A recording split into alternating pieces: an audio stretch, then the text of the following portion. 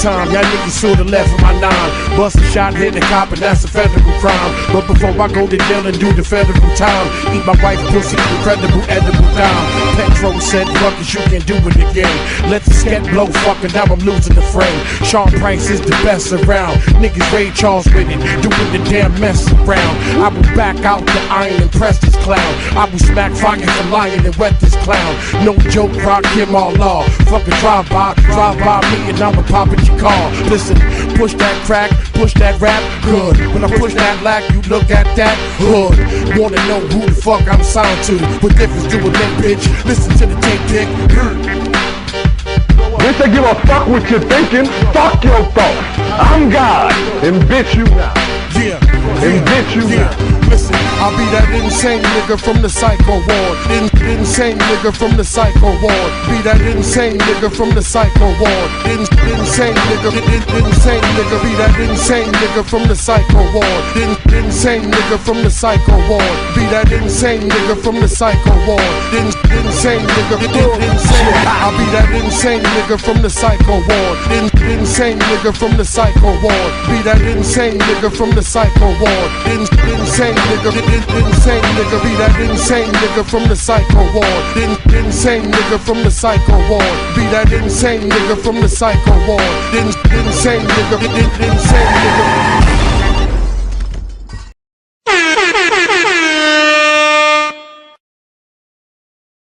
TikTok, you don't stop, stop to the TikTok, you don't stop, stop to the TikTok, you don't stop, stop to the TikTok, you don't stop, stop to the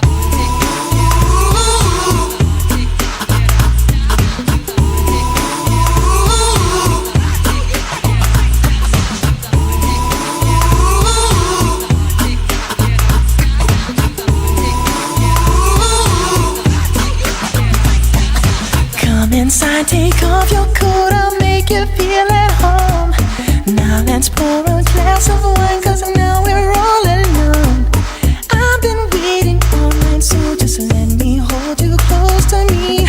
Cause I've been dying for you, girl, to make love to me. Girl, you make me feel real good. We can do it till we both wake up. Girl, you know I'm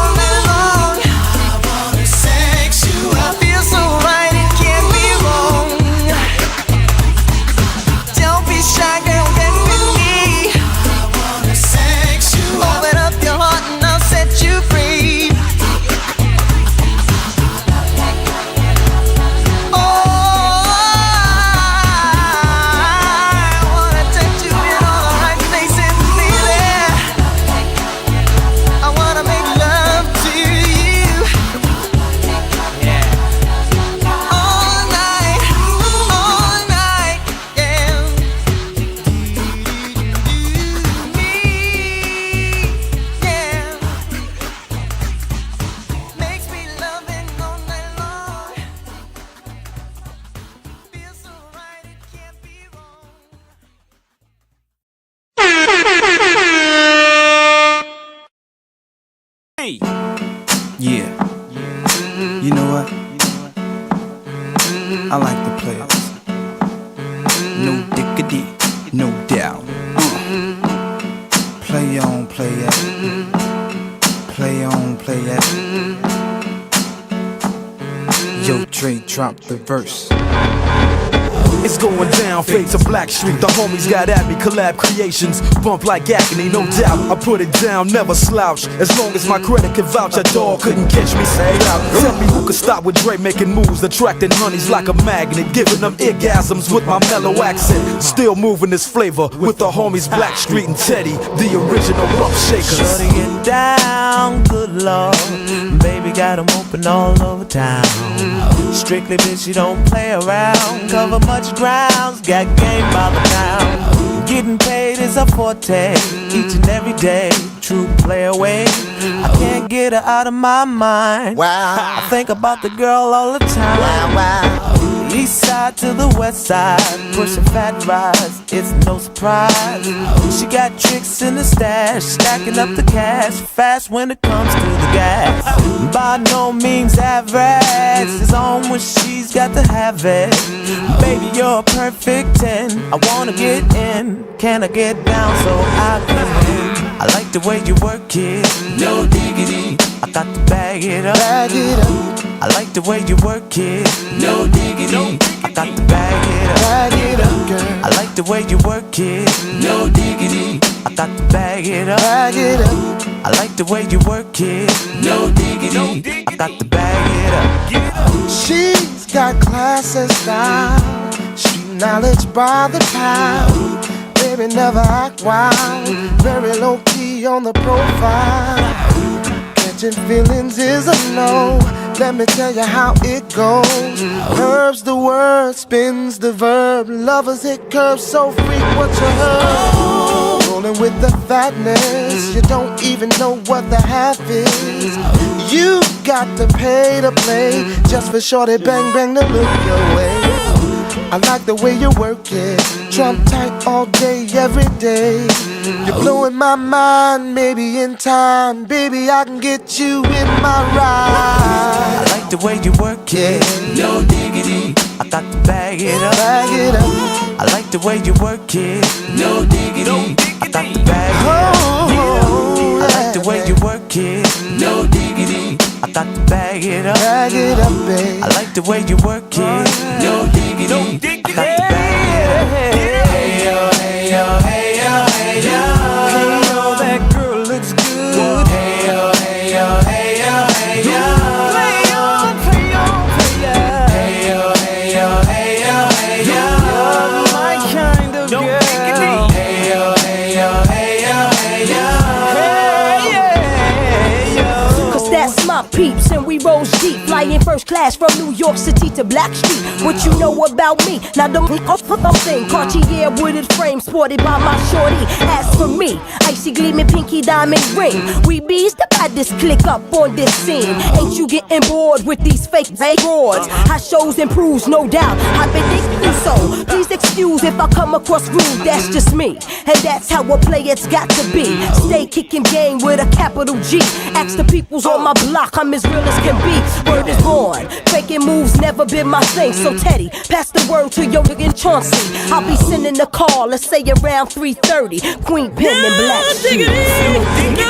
I like the way you work it, no diggity. I got to bag it up. Get it going on. I like the way you work it, no diggity. I got to bag it up. I like the way you work it, no diggity. I got to bag it up. I like the way you work it, no diggity. I got to bag it up.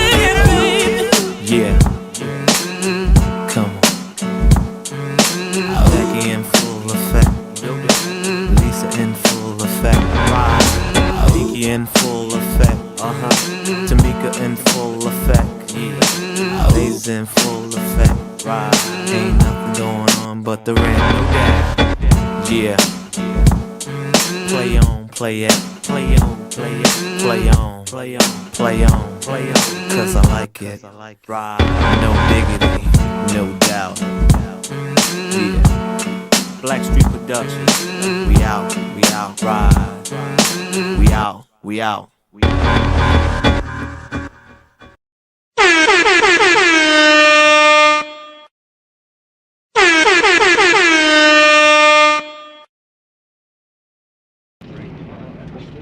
We should control the politics and the politician in the community where we live. We should control the businesses and create employment opportunities for ourselves.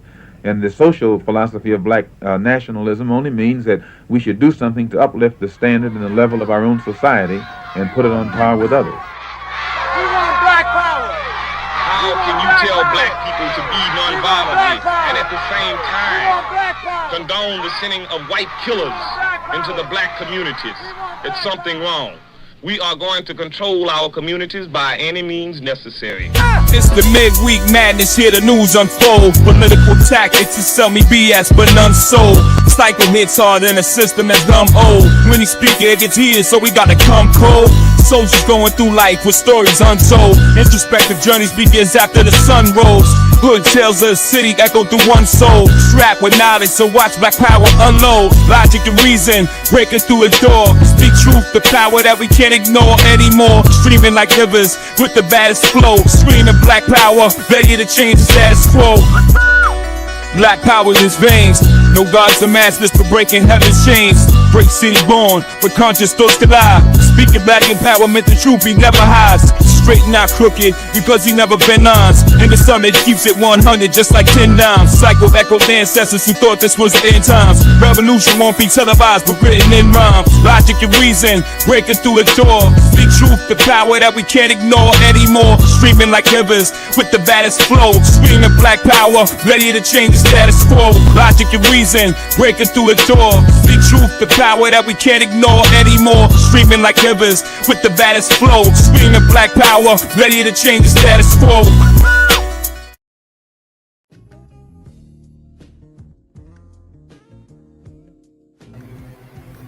Aight. Peace and black power, family. It's your boy Psychopath Black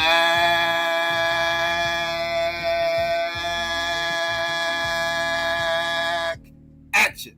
You know what I mean? With another midweek madness. What's really hood out there, family? Let me get some ones out there. Let's make sure everybody can hear me clearly before I get into this. Pause. You know what I mean? Let me get some shout outs while I'm waiting. Let me see. Shout out to B1 for Life. What's up with you? Let's see. Shout out to New Kim. What's going on? Elaine is super early. What's up with her? Let's see. L Little Indian Pigeon Feather Bay was good. Shout out to you. Let's see. Let's see. Let me see. Jay Haru was going on. Miss Yum Yum was good with you, sis. Let's see. 764 roll up was the hold up. You already. Stephanie was good. Regular Joe, you already know. Cynical one was good with you, sis. Judah was good. Marquise was going on. Who else came up in here? Sirius B was good with you.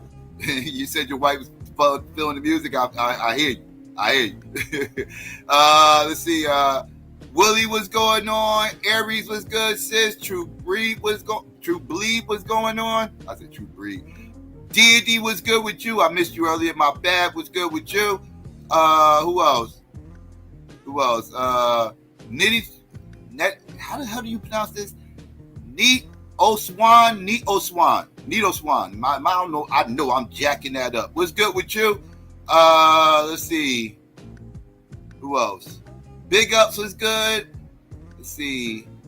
Hola was going on. Derek was good. William was going on with you. Who else? Who else up in here? Who else? Lou, what it do? Is Cardio Queen was good. By Any Means was going on. Let me see. Who else came up in here? Who else? Kurt was good with you. Anonymous was going on. Let's see. Did I get everybody? And let me give a shout out, special shout out to Marley. Shout out to you, Marley. Appreciate the Cash App. Shout out to you. Donations. Donations. Donations. Donations. Donations. Donations. Gifts. Gifts. Gifts. More gifts. More gifts. All right, shout out to Marley. Appreciate that. And yeah, family. What's good, family? Family. Oh man, last night, the internet, at least the Chitlin circuit, right, was blowing the fuck up. Pause.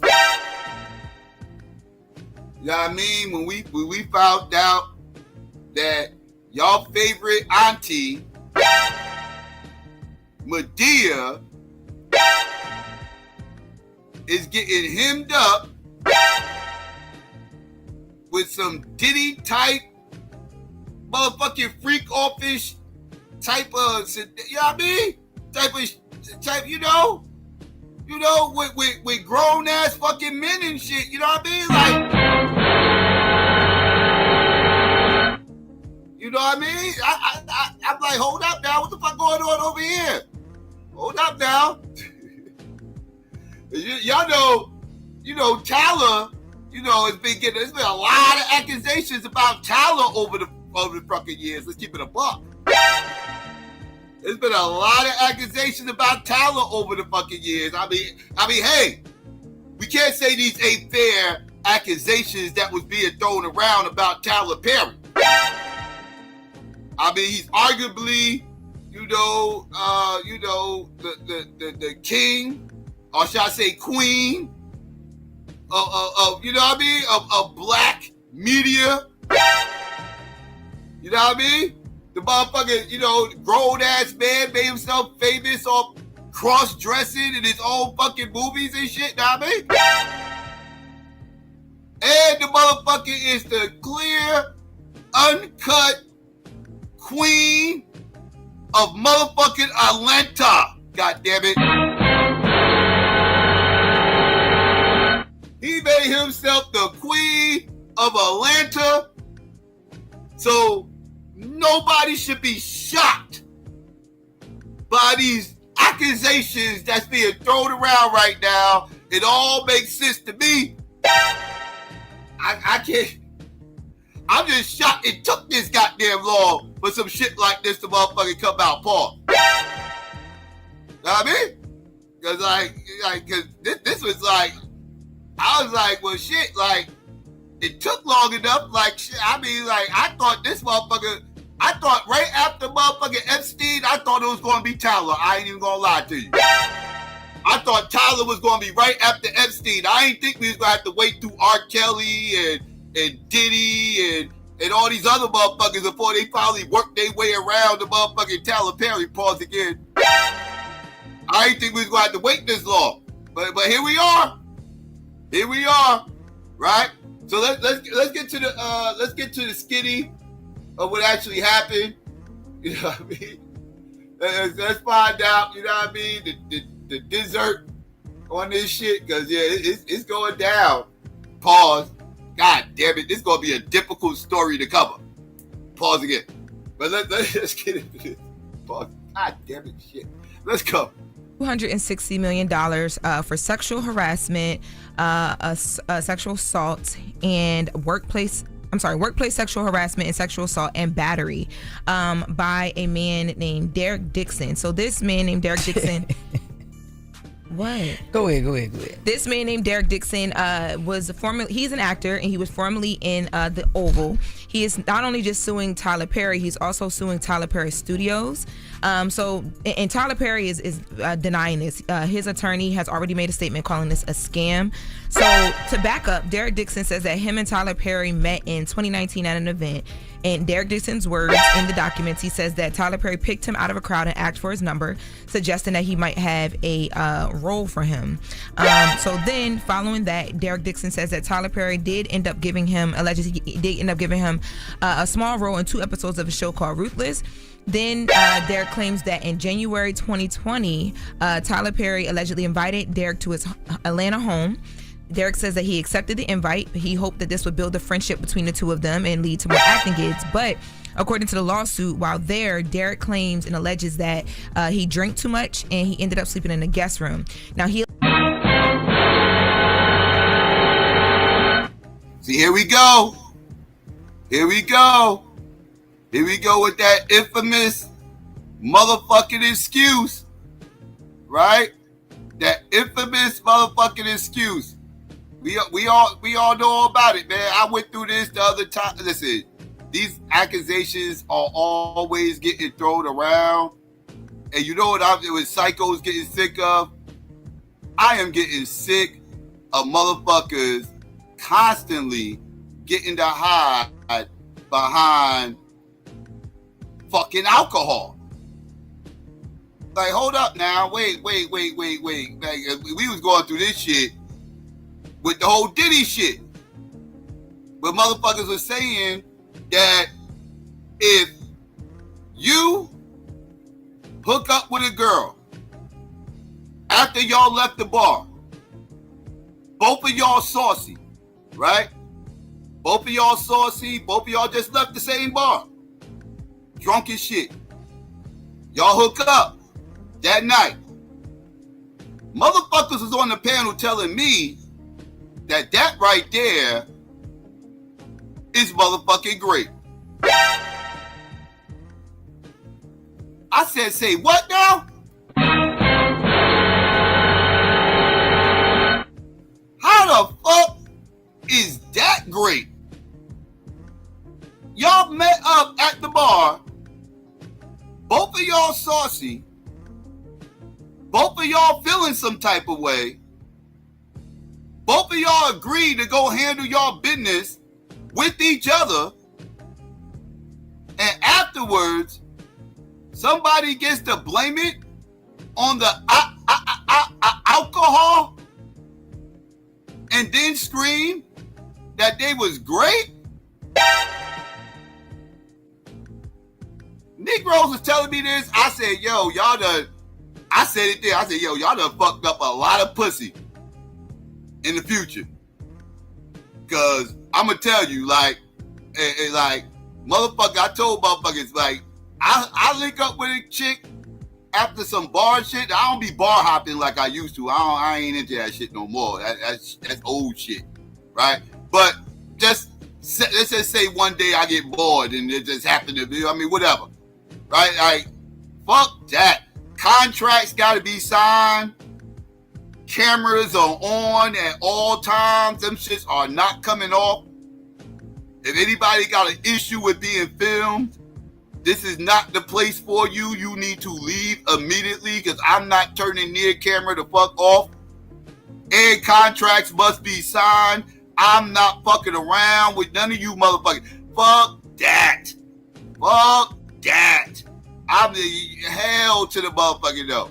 You ain't going to wake up the next morning with buyer's remorse, wanting a mulligan, wanting to, you know what I mean, wanting a do-over, and then get to scream, somebody grate me because I was drunk off the alcohol.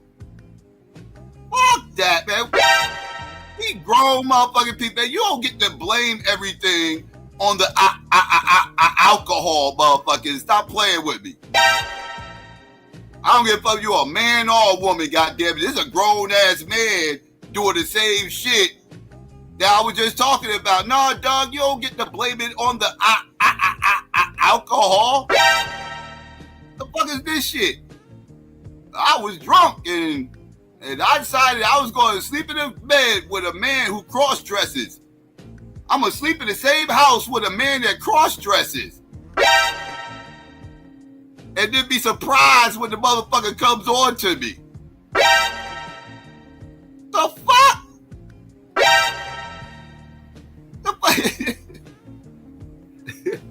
What are we talking about here? Derek to his Atlanta home.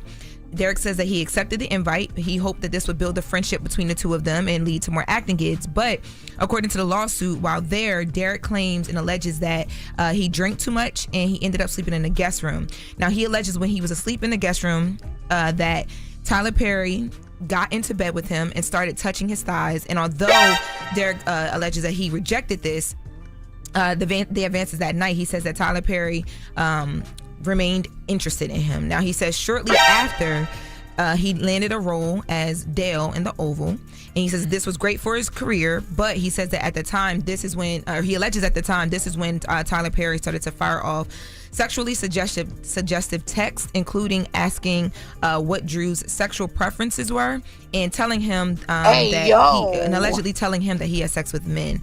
Now, Derek also points out in this lawsuit that the character Dale that he played was written as a gay, homeless, and desperate store clerk who had to sleep with other characters for a place to stay.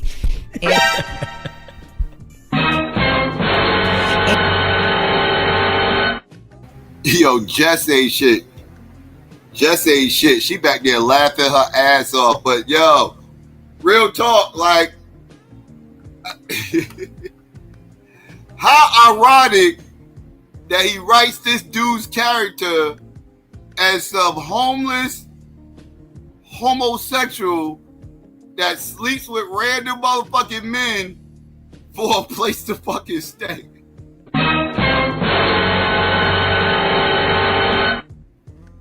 Oh, the irony. And why the fuck do y'all got this big ass banner behind y'all with this love is love shit in the background and shit? Like, what's up with the Breakfast Club promoting all this fruity shit? I mean, they got a huge ass banner back here. This shit is distracting. Talk about some fucking love is love and shit. Like, what is that? What is this indoctrination? What is this? Like, this is promotion, right? Like, what? Like, this is sponsorship. Who is sponsoring this? Right? Like, people, y'all motherfuckers put shit in the background to sponsor shit. You know, like Charlamagne the God's motherfucking social media handle and all his books and shit and everything else all lined up perfectly for promotion and shit. And right under that shit, what are y'all promoting? Love is love with that fucking rainbow shit? What the fuck is... What kind of fruity ass shit am I watching? This is crazy. As a gay, homeless, and desperate store clerk who had to sleep with other characters for a place to stay. And Derek claims that Derek alleges that this is exactly what Tyler Perry told him he was looking for in a real-life sexual partner, someone who would be loyal and dependent upon him. Derek is also alleging that he feared that his career would be derailed if he said no to Tyler Perry. So instead, he told him he just wasn't the sexual type, allegedly. But he was always terrified he'd lose his job if he...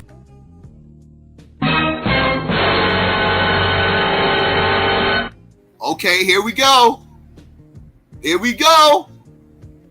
I told you motherfuckers, y'all motherfuckers who was pro, you know, y'all had the tiki torches up with Diddy, and y'all was making all these wild ass arguments and shit to try to prove that Diddy was doing shit wrong because these motherfuckers was in fear of losing their fucking jobs.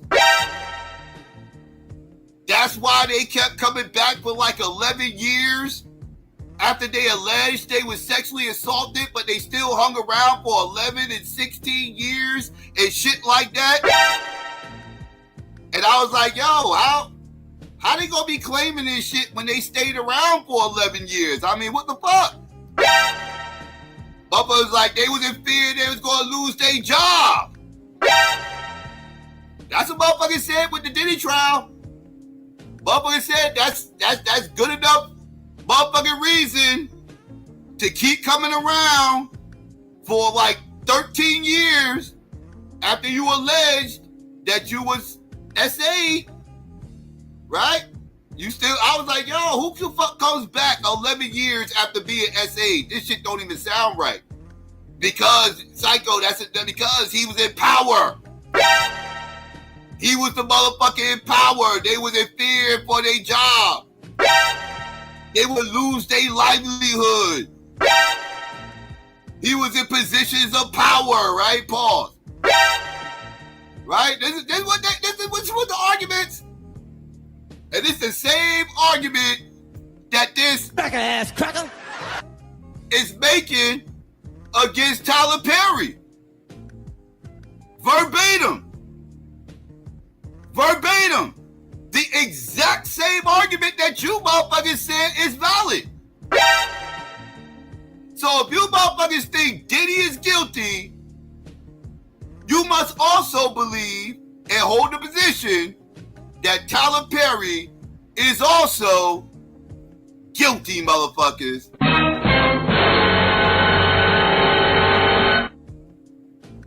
What's good for the gander is also good for the goose, motherfuckers. Let's keep it a fucking buck. Let's keep it a fucking buck. If that dumbass motherfucking reasoning works over here, then it must work over here as well. Right? We doing equal rights around this motherfucker. Ain't that what the fuck motherfuckers always crying about? Y'all, this is what happens when y'all use stupid logic to try to condemn somebody you don't like.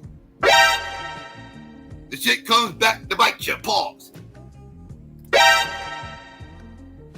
But this was going on. This is a boomerang dagger. Boomerang dagger. Because a lot of motherfuckers who's against Diddy love motherfucking Tyler Perry. So now we got a conflict of interest. Right? If Diddy's guilty, so is Tyler. Because they're using the same reasoning to get at both of them. Paul.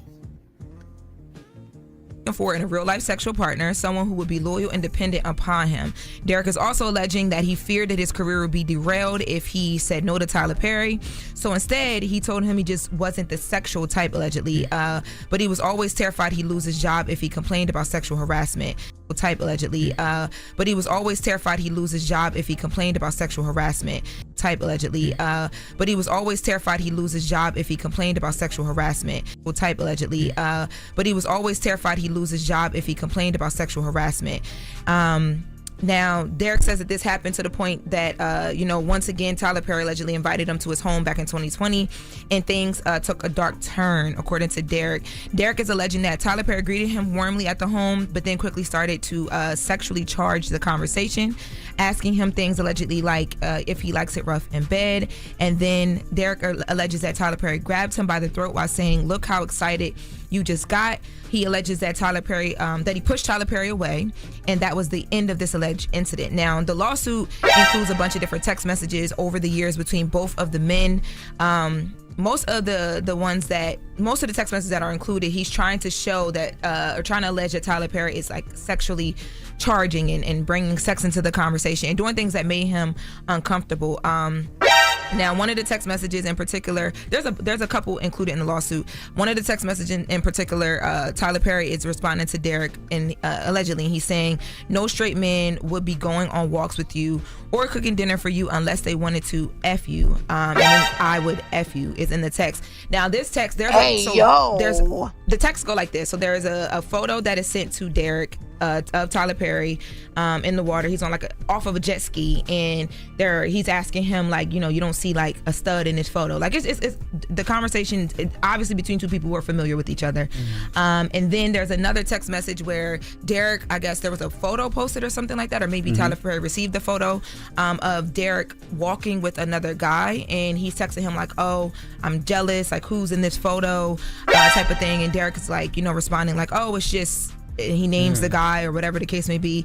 There's another text message conversation where Tyler Perry is having a conversation allegedly with Derek about when are you going to be able to have sex without any guilt. And then there's like a whole religious guilt conversation that they have as well. Yeah. But again, so who's the lawyer? So Tyler Perry's attorney is a man named Matthew Boyd. No. Tyler Perry's attorney. The other guy. The other guy's attorney is. I mean, because this just it definitely sounds like something that we've heard. over and over. I really honestly feel like maybe they was dealing with each other. Yo got mad over something, and then now he want to come out with, I need $260 million. But like, everything sounds consensual. Everything sound like they were talking.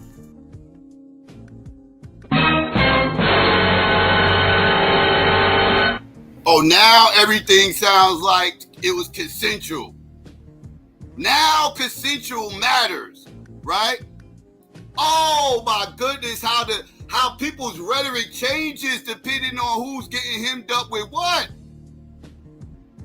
When did being consensual matter in these type of situations? When? Somebody tell me when. Because that's what I was talking about the entire time with the Diddy shit. I'm like, yo, everything I'm hearing, all this shit sounds consensual. And all motherfuckers kept telling me was, none of that shit fucking matters, psycho. They told me being consensual matters not. None of that shit matters. They was on the alcohol. They was drunk on baby oil and E-pills. That was great for 13 years. It wasn't nothing. Why are we talking about consensual? He was the one in power. He was the one with all the monies. He was the boss man. They was scared they was going to lose their job. This was all the shit I heard. This was all. Don't make me go back and pull up the footage. I still got those live streams. Don't make me pull up the footage of all these niggas and niggeresses telling me that consensual mattered not. None of that shit matters. Because Diddy was in a position of power.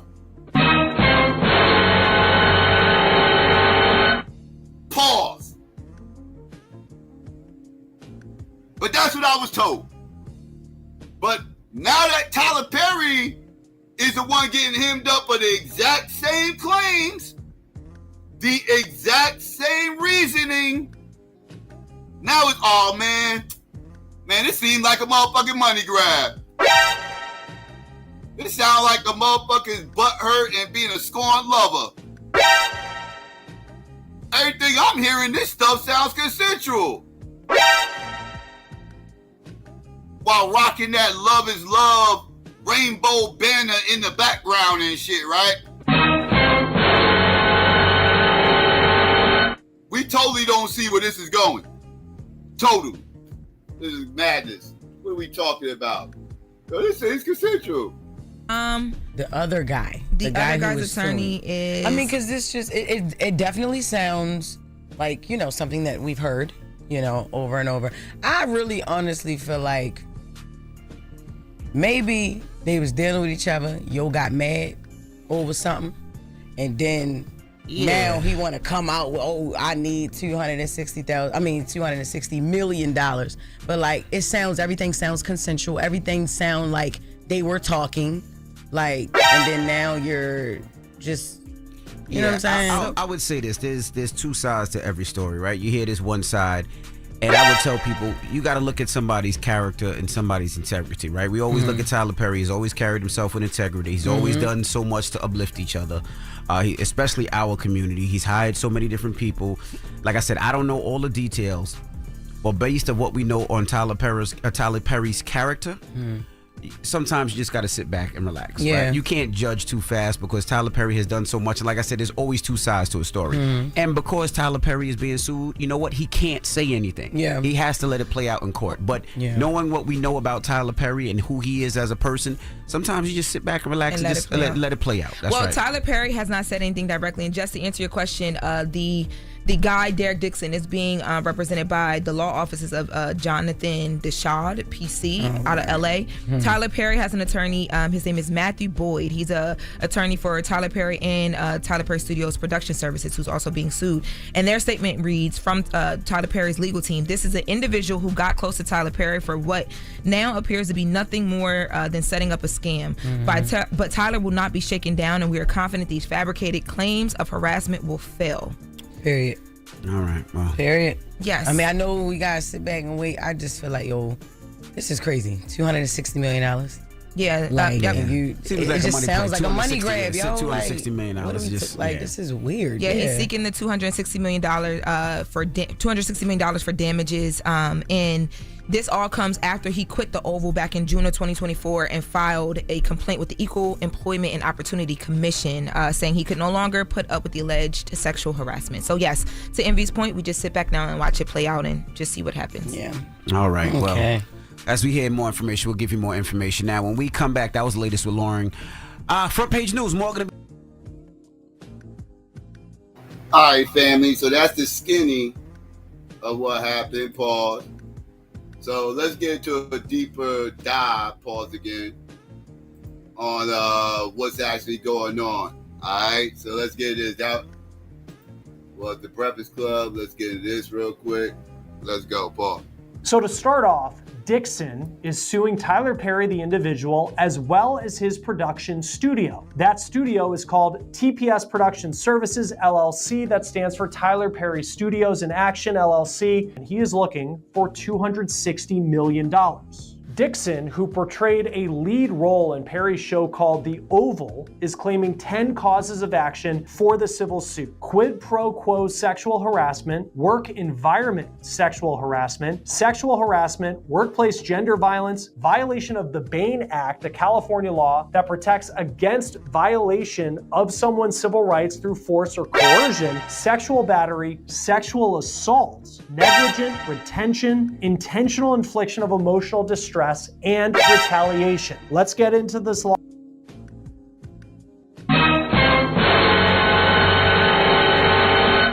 Damn, he got hit up with a lot of shit. Pause. I ain't know he got hit up with all that. Pause again. That was crazy. Y'all heard all that? Shit, they gonna fuck around and come after Tyler Perry on a RICO case, ain't they?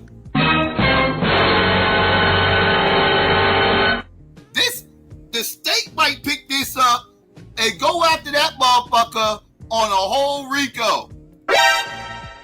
Cause he already had accusations. Well, don't make the motherfucking feds go motherfucking pull up subpoenas on fucking Monique. Right? Monique can get up there and tell it all, motherfuckers, tell it all.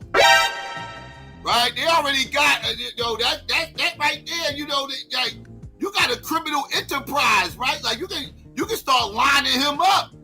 Pause. Same way they did Diddy and shit. Be like, yo, this motherfucker got a whole Black Hollywood criminal enterprise and a casting couch, right?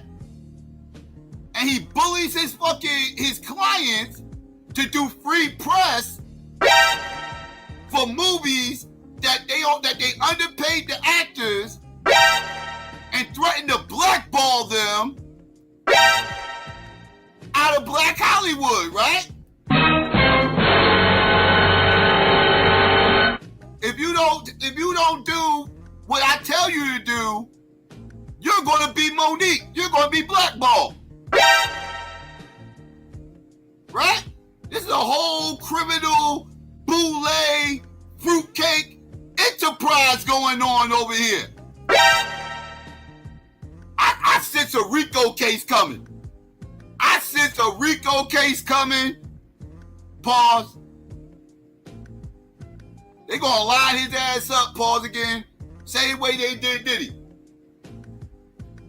quid pro quo sexual harassment, work environment sexual harassment, workplace gender violence, violation of the Bain Act, a California law that protects against violation of someone's civil rights through force or coercion, sexual battery, sexual assault, negligent retention, intentional infliction of emotional distress, and retaliation. Let's get into this lawsuit. The complaint starts off by saying, quote, "This case arises from a sustained pattern of workplace sexual harassment, assault, and retaliation perpetrated by Tyler Perry, a powerful media mogul, against plaintiff Derek Dixon, a professional actor and screenwriter. Mr. Perry is an American actor, filmmaker, and playwright who has built one of the most successful careers in the film and television industry. Mr. Perry took his success and power and used his considerable influence in the entertainment industry to create a coercive, sexually exploitive dynamic with Mr. Dixon, initially promising him career advancement and creative opportunities, such as producing his pilot and casting him in his show, only to subject him to escalating sexual harassment, assault, and battery, and professional retaliation when Mr. Dixon did not reciprocate Mr. Perry's unwanted advances. These events occurred while Mr. Dixon was employed as a series regular on the Tyler Perry show, The Oval, and while Mr. Perry held direct control over his employment, compensation, and creative opportunities. This lawsuit even compares Perry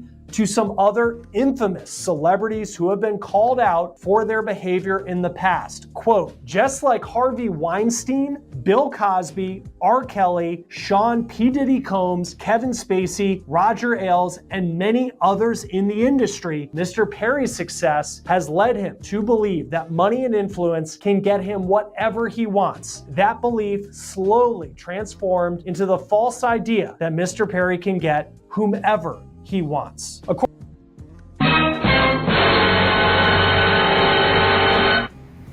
Y'all heard that, right? Yeah, they going after this motherfucker. This ain't gonna be just a civil case.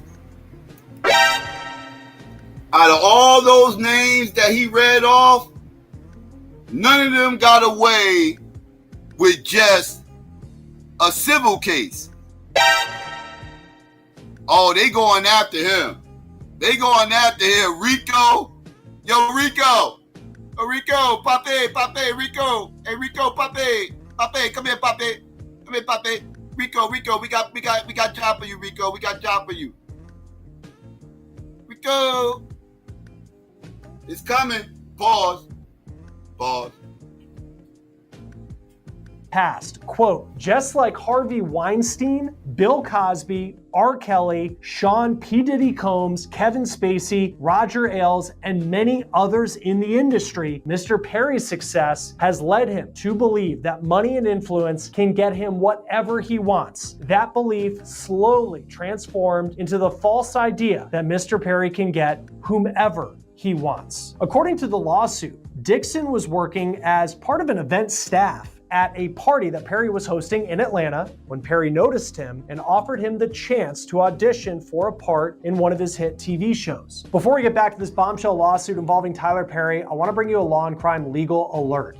If you received a Depo-Provera birth control, you can claim it like the called Ruthless. Then he returned to his event staff job, through which he was hired to work at Perry's parties in places like Los Angeles and Jackson Hole, Wyoming. As Dixon spent more time with Perry, he says that Perry would flirt with him through text messages and his advances became more aggressive. Dixon claims that he was invited to Perry's Georgia home where he and Perry drank together. When Perry told him he was too drunk to drive and offered him his guest bedroom, Dixon says he accepted. But then he claims that while he was asleep, Perry climbed into bed with him and tried to initiate sex. Dixon says he tried to distance himself from Perry, but he was offered a role on Perry's show, The Oval. The lawsuit then reads, Dixon did his best to tiptoe around Tyler Perry's sexual aggression while keeping on Mr. Perry's good side. Mr. Perry made it clear to Dixon that if Dixon ignored Perry or failed to engage with the sexual innuendos, Dixon's character would die in the next season. Indeed, Dixon's character Dale was shot.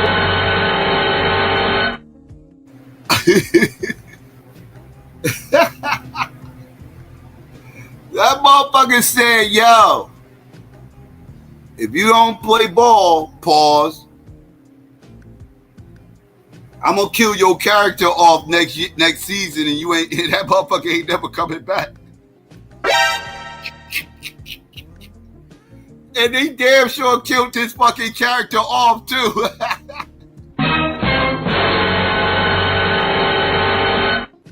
Oh yeah, Rico, here we come. Rico coming, boy.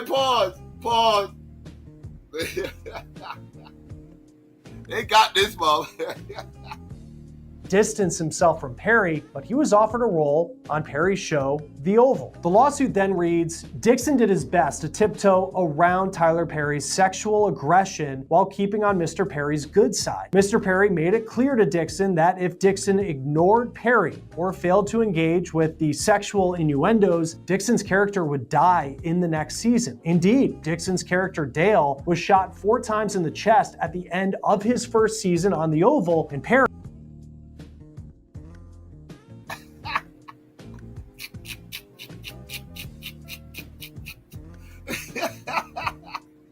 Yo, that shit is funny as hell. I'm sorry, that shit funny.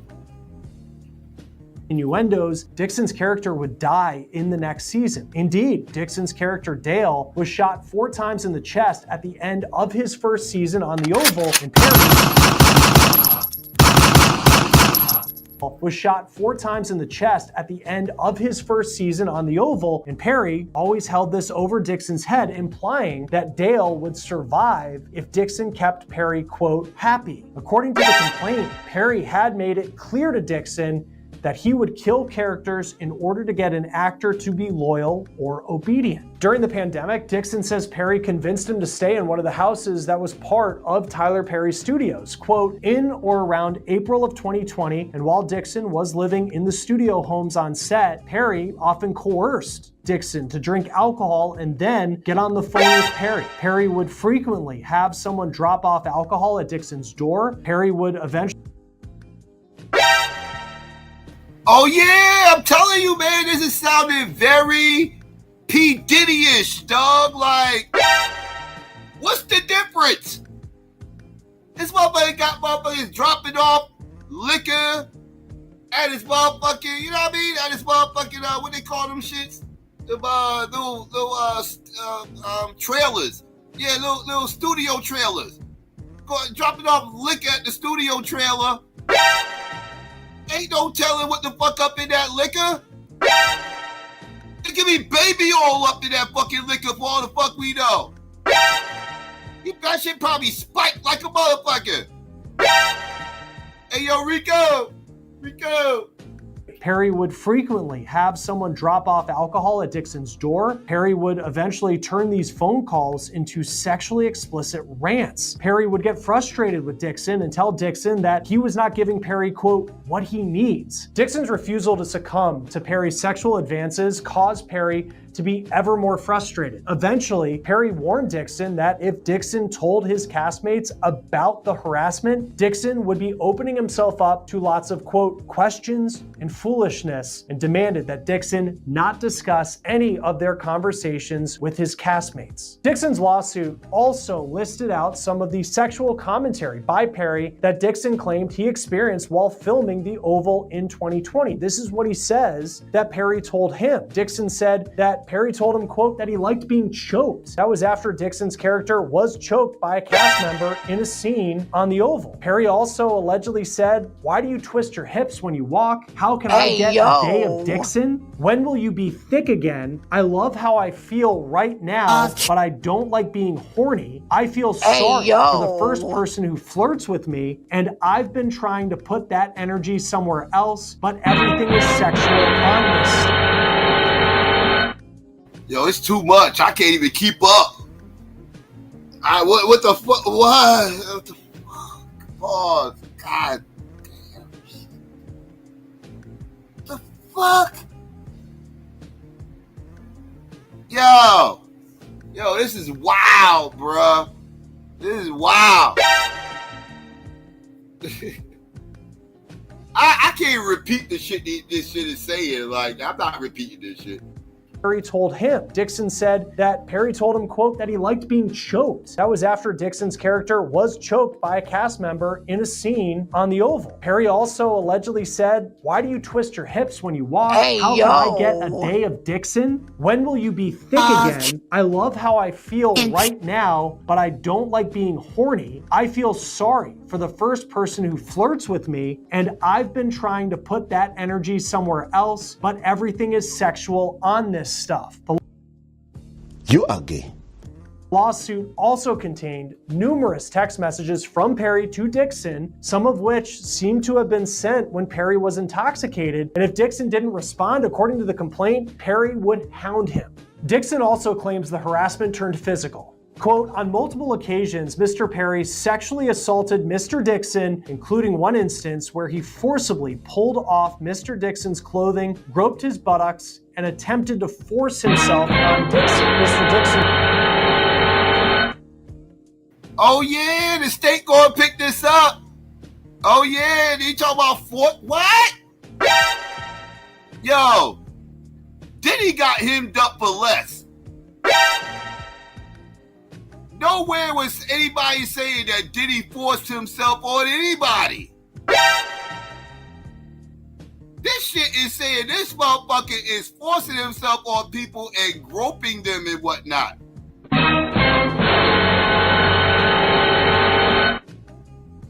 So if Diddy got hit up with a RICO case, what the fuck are they gonna hit him up with? You tell me.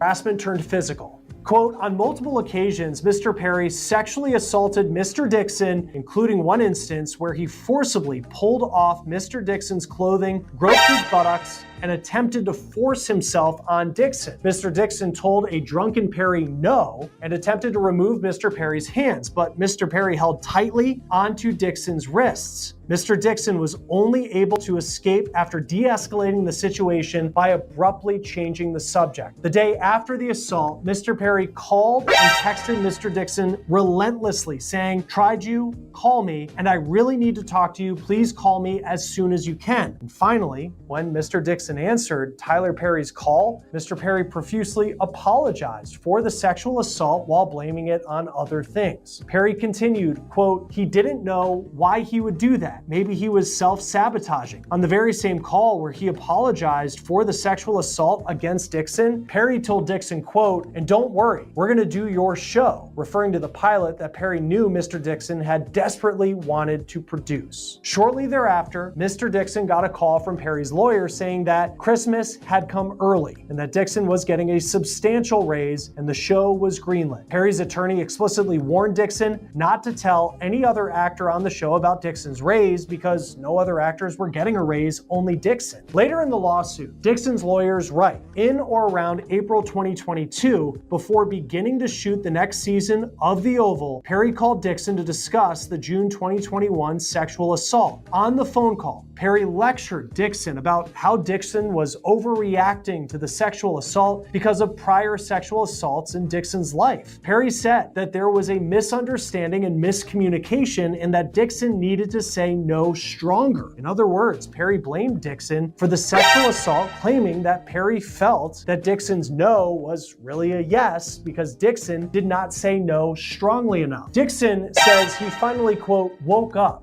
to the fact that Perry was allegedly stringing him along about working with him on his own show to keep him around to be sexually harassed. In 2024, Dixon reported Perry's alleged conduct to the EEOC, the Equal Employment Opportunity Commission. According to the lawsuit, after reporting the sexual harassment, defendants, which is Perry and his studio, did not make any investigation into the complaint and did not take any steps to prevent further harassment from occurring. Because defendants took no action to prevent further assault or harassment, Dixon had to quit his job working on the last season of The Oval. Dixon did so even though he was under contract to finish filming and stood to make close to $400,000. Dixon did not want to be sexually harassed or be placed in danger of a sexual assault again. Defendant then retaliated against Dixon. Defendant told Dixon if he quits and told the other actors why he quit, he would be in breach of his contract. Defendant defendants told Dixon that the only way out was to portray his departure from the show as a medical leave due to the emotional distress caused by the sexual harassment. Instead, defendant made the leave of absence unpaid and therefore terminated plaintiff's employment, causing Dixon additional loss of income and insult. But Tyler Perry is fighting back.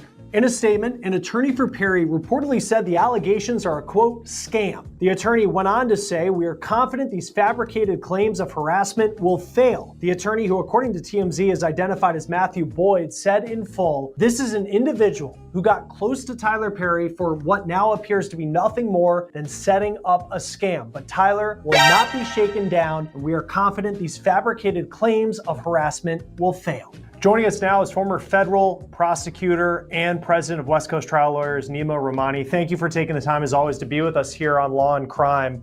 I know we're still gathering information about exactly what Derek Dixon is accusing Tyler Perry of, but from what we know right now, how strong of a case does it seem that he has?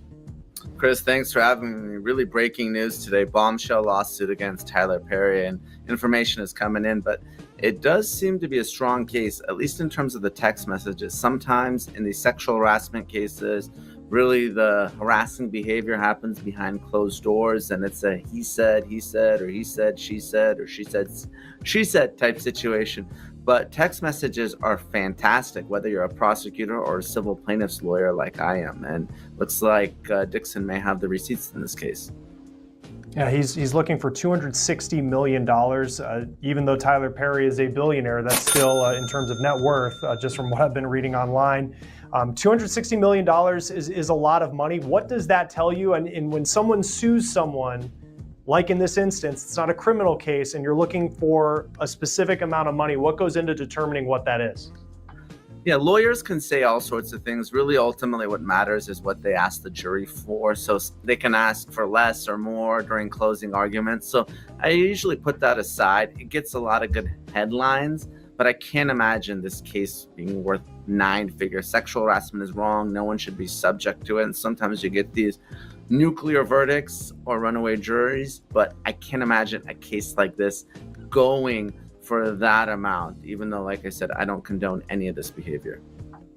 No, and Derek Dixon, he has some text messages that that very much show. I mean, if Tyler Perry was someone who was supposed to be professionally his boss, that was going to open up career opportunities, it's not something that a boss would be allowed to say to an employee if that was their relationship. When it comes to this case, what's the bar that Derek Dixon would have to prove in court to get money from Tyler Perry? So there's a few different claims, and they're all very serious. I'm not trying to downplay any of this. There's a sexual assault, right? Grabbing his buttocks, pulling his underwear down. That's pretty serious stuff. And then you have sexual harassment. What I say is really the worst kind of sexual harassment, which is the quid pro quo. That means, hey, if you perform sexually, I will help your career. And if you don't, I'm going to retaliate. And the argument here is that Dixon was going to be written off the show if he didn't comply with these sexual demands. So, when you go to law school or really study employment law, that is the textbook quid pro quo sexual harassment. This for that. You give me something, you get a benefit. And if you don't, you're going to be punished. And Tyler Perry, I mean, he is an institution in Hollywood. He's not the type of person, if you were an actor, that you would want, you wouldn't want to be on his bad list. Their relationship started around 2019. The most serious incident, according to what we know thus far, is that incident where he was said he was only having, Derek Dixon said he was staying at Tyler Perry's guest house in Atlanta. He was only wearing underwear, and Tyler Perry apparently pulled his underwear down. That was back in 2021. It's now 2025. What do you make of the timeline that it took for Derek Dixon to come forward with these allegations, if they're true? Well, that's one of the arguments the defense always makes, right? Is, well, if you were sexually assaulted or harassed, why did you stay? Why didn't you report it right away? What I love as a plaintiff's lawyer is a contemporaneous report. So hopefully they have that.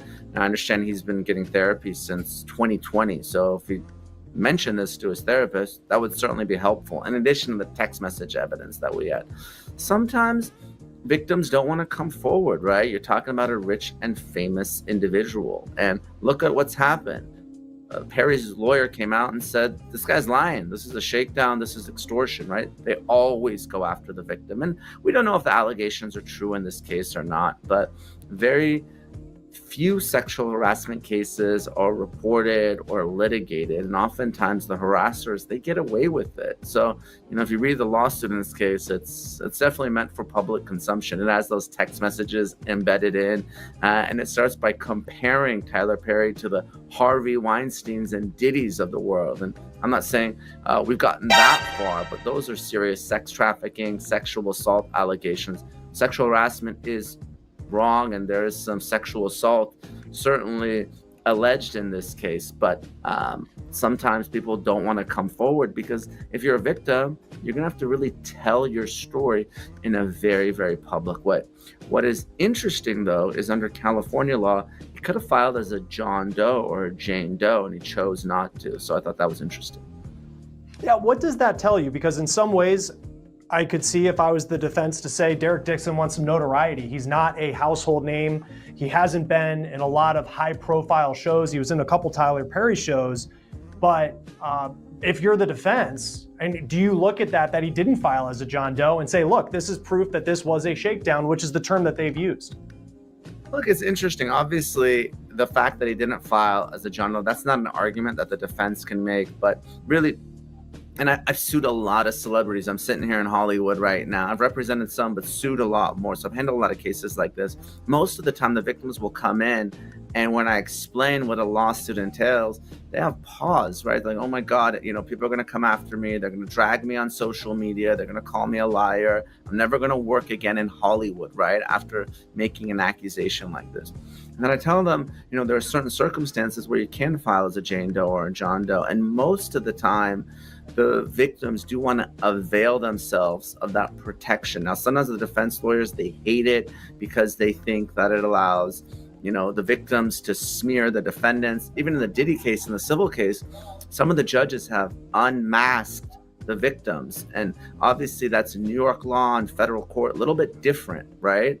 But in California, the protection is pretty broad, and most of the time the victims do want to proceed anonymously to at least protect themselves and their families. When it comes to, and as someone who has represented people who have been in the seat that Derek Dixon sits right now, where they say they have been through something traumatic and they are going after a very strong and powerful person, you look at that $260 million number, the timing of this coming out. I mean, Tyler Perry has this show, it's a movie, Straw. It's the most popular Netflix movie of 2025 thus far, 50 million views in its second week. And then here's this lawsuit that comes out.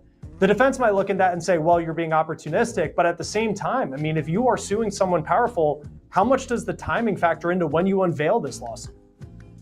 There is a PR component as well. Litigation is about leverage, and I would be lying if I didn't consider that. I've come on Law and Crime and I've talked about lawsuits, I filed against Kanye or Lizzo or any number of celebrities, right? Because it can put pressure on them to settle. Now, sometimes they dig in their heels, and that's what judges and juries are for. But if you are trying to advocate on behalf of your client, whether it's a confidential settlement demand, a mediation, or litigating it in the court of public opinion, it matters, right? I mean, you're looking at the Justin Baldoni, Blake Lively case. That case is almost as much outside the courtroom as it actually is in the courtroom, because everyone cares about the reputation in Hollywood, and whether it's cancel culture or just bad press, it can force a defendant to settle. So that's a tool that you have to use if you're a plaintiff's attorney representing victims like this. How likely is it that the plaintiff's attorneys had spoken with Tyler Perry's representation ahead of this news coming out today? I think it's very likely. There's two types of lawyers, and I don't know this particular lawyer personally, but I could tell you that most of the time, a lawyer will send a demand, right? They'll send a demand, they'll enter into negotiations, they'll break down, and that's what will happen. I mean, in Cassie's case, there were, filing negotiations with Diddy's team, and they ran out of time. I personally don't like doing that. For me, if I'm going to take a case, I'm taking it because I believe that it's a righteous case and I'm going to file a lawsuit. I don't like to bark if I'm going to bite. But again, it's a personal preference that I have. There's all sorts of problems with the pre-litigation demand. They say that this is a shakedown, this is extortion, this isn't about justice. So personally, I like to file my lawsuit. I don't ask for a specific number. I say, you know what? I'm going to talk to the jury when the time is right, because that helps, avoid the defense's argument that this person's asking for $200 million and, he's never made, more than $200,000 in his entire life. I think he's saying the loss of earnings here is $400,000. Where you're getting at this number, it's astronomical. So, you avoid some of that bad press and that backlash by just filing your lawsuit and moving the case forward. And with that, considering Dixon he's not a millionaire, he's certainly not in the same financial category as Tyler Perry. How much money does it cost him to keep this going if Tyler Perry wants to fight back? Well, these cases, we handle at our firm on a contingency fee basis, which means we're not getting paid hourly. We get a percentage. So if we take a case, we believe that we can win and we can collect. So most lawyers who handle these cases work on that basis. Some of them will charge hourly. The reason we do this is that way we sort of have skin in the game and we're working side by side with our client, because you're right, it can be very, very expensive to pay lawyers. So again, talking about other cases that are happening right now, my estimate for Diddy's daily burn, to litigate his case, it's probably $100,000 a day, somewhere in that number or close to it. So it can be very, very expensive to try a case. That's why, unless you have significant financial means, many of the victims, they do decide, you know what, let me hire a lawyer, let me pay them a percentage. That way I'm not out of pocket in this case. Because then I think, and I was thinking about Diddy because he is facing all those civil lawsuits as well. And even if some of those lawsuits don't hold up, it still costs money to have an attorney argue on your behalf in court. On Tyler Perry's side, and I'm sure he has a team, he probably has an entire law firm at his disposal with the money he has. But financially, from his side of this, what does the cost look like in pushing back? And you also wonder, and I don't know this for sure, but if this is, if there's more lawsuits that come forward and you have people who say that there were these types of allegations, that hasn't happened. But I think in Diddy's case, you saw one after another come forward. Financially for Tyler Perry, what could this look like? Well, it can look bad. So obviously, like you said, Chris, I expect that Tyler Perry has a small army of lawyers on retainer. And there's going to be individuals that have experience handling employment cases, employment defense lawyers. This is what they do all day, every day. They're going to handle the case. And I expect them to be part of some big firm here in Los Angeles or in Georgia, where Tyler Perry lives, even though the lawsuit's been filed here. So, when you're talking about other victims, though, that is a real concern. And again, I'm not saying these allegations are true, but if they are, Chris, oftentimes abusers abuse more than one victim, right? Obviously in the Diddy case, right? Everyone came out, almost 100 victims. But even in Weinstein, right? That's what Me Too is all about. It's not just me. There's other people that were affected and were harassed. So if the allegations are true and I were Tyler Perry, I would have big concerns that, other people are going to come forward and it might be a snowball type effect. And just reading through the text messages that we have just read within the last hour of recording this, I mean, they're pretty damning. Even if the allegations aren't true, to see what Tyler Perry was texting someone who he had promised jobs to, like, it changes the way someone may view Tyler Perry if you're a fan of his work. What type of conversations would his legal team have if it comes to settling this case or continuing forward and fighting it, knowing that more text messages potentially could come out? I would have serious concerns if Tyler Perry is indeed sending text messages talking about wanting to expletive, people that are subordinates, right? That is what you are not supposed to do. And everyone's supposed to go through sexual harassment training in California. But as someone that has done defense work in the past, I would cringe as a plaintiff's lawyer, victim's lawyer. I'm like, wow, this is smoking gun evidence.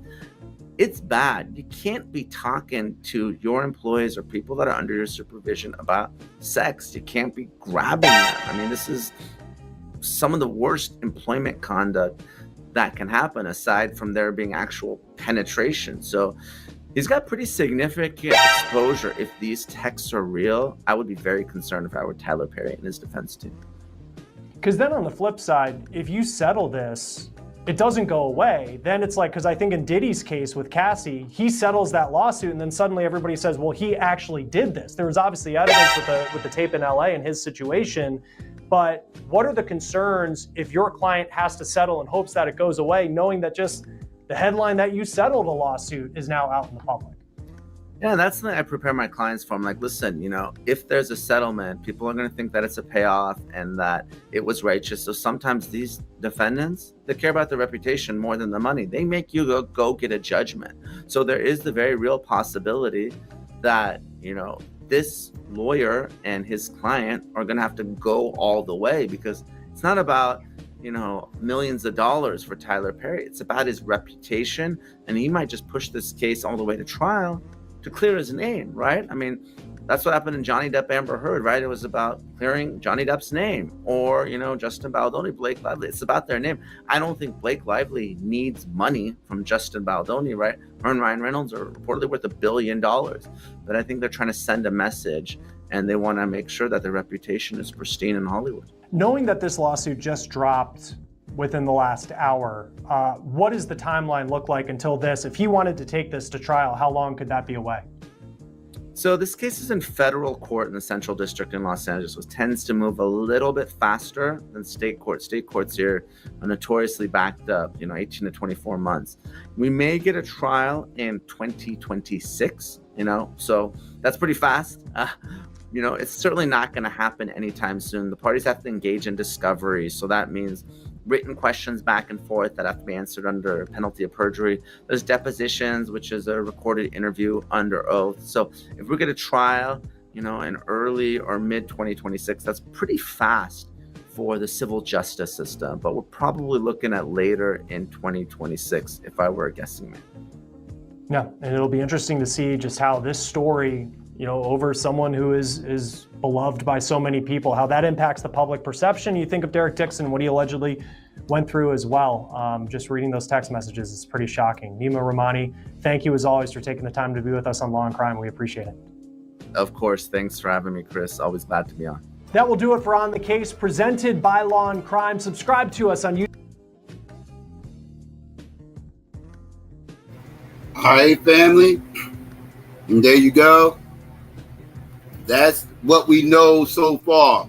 What's going on with y'all Auntie Madea. So Auntie Madea is going through it right now. Madea's, Madea got to go through this case first. And then Madea got to hope that the feds don't pick up this motherfucking case and drop that RICO. You know what I mean? Because that's usually what's been going on as of late. And if y'all supported Diddy getting hit with the RICO, y'all should be all on board with this. Y'all should have y'all pom-poms out, ready for this shit to happen, because it's going to happen. It's going to happen. They doing this for a reason.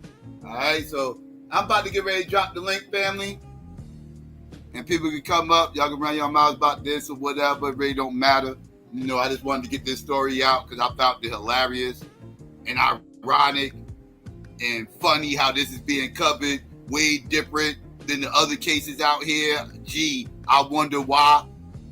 I wonder why this one ain't getting the same coverage, getting the same vitriol. I wonder, what's so different about this case and that case? Okay, yeah, I got you. All right, so, yeah, I'm about to get ready to drop the play this commercial, drop the link, and y'all come up. Y'all already know what time it is, so let me go drop this commercial. I'll be right back. I'm probably a psycho.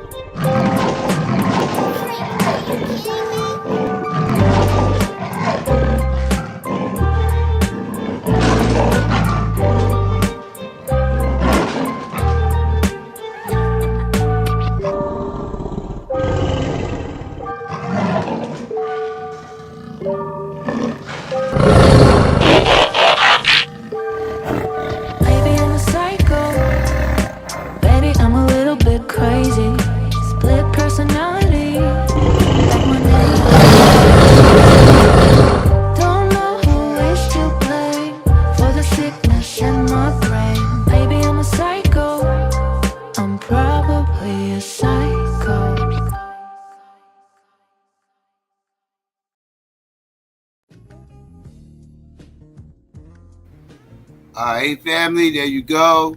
Links out there. Come one, come all. First come, first serve. You already know how we do. Let me know what's on y'all mind.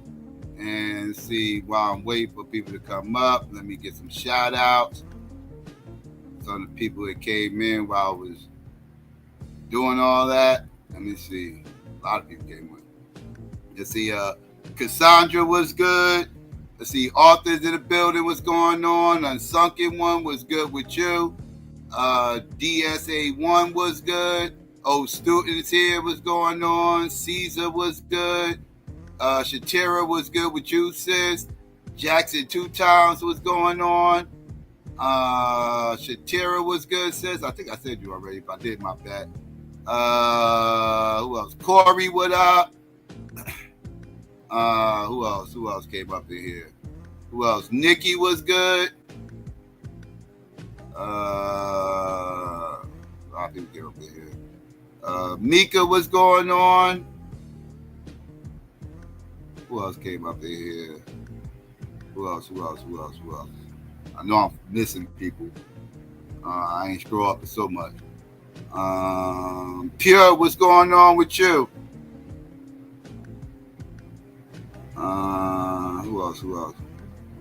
Who else?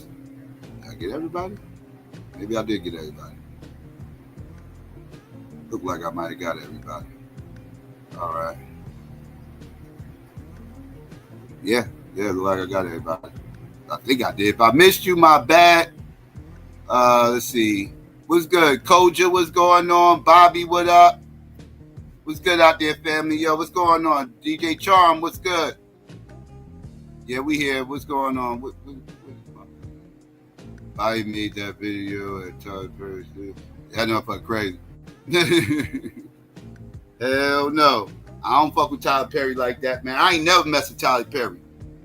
I am a proud member of the I ain't never seen a motherfucking Tyler Perry movie in my motherfucking life. I'm a proud member of the I never seen a motherfucking Tyler Perry movie in my motherfucking life club. I am a proud card member. I have never watched none of that fruity shit. And once I saw it was a grown-ass black man running around here cross-dressing, making movies for church grandmas and little children, I was like, oh, hell no. The fuck is this madness? Right? Like, you know, like church grandmas like Tyler Perry, right? Church grandmas like Tyler Perry and little kids like Tyler Perry, right? He like MC Hammer. That motherfucker like MC Hammer, right?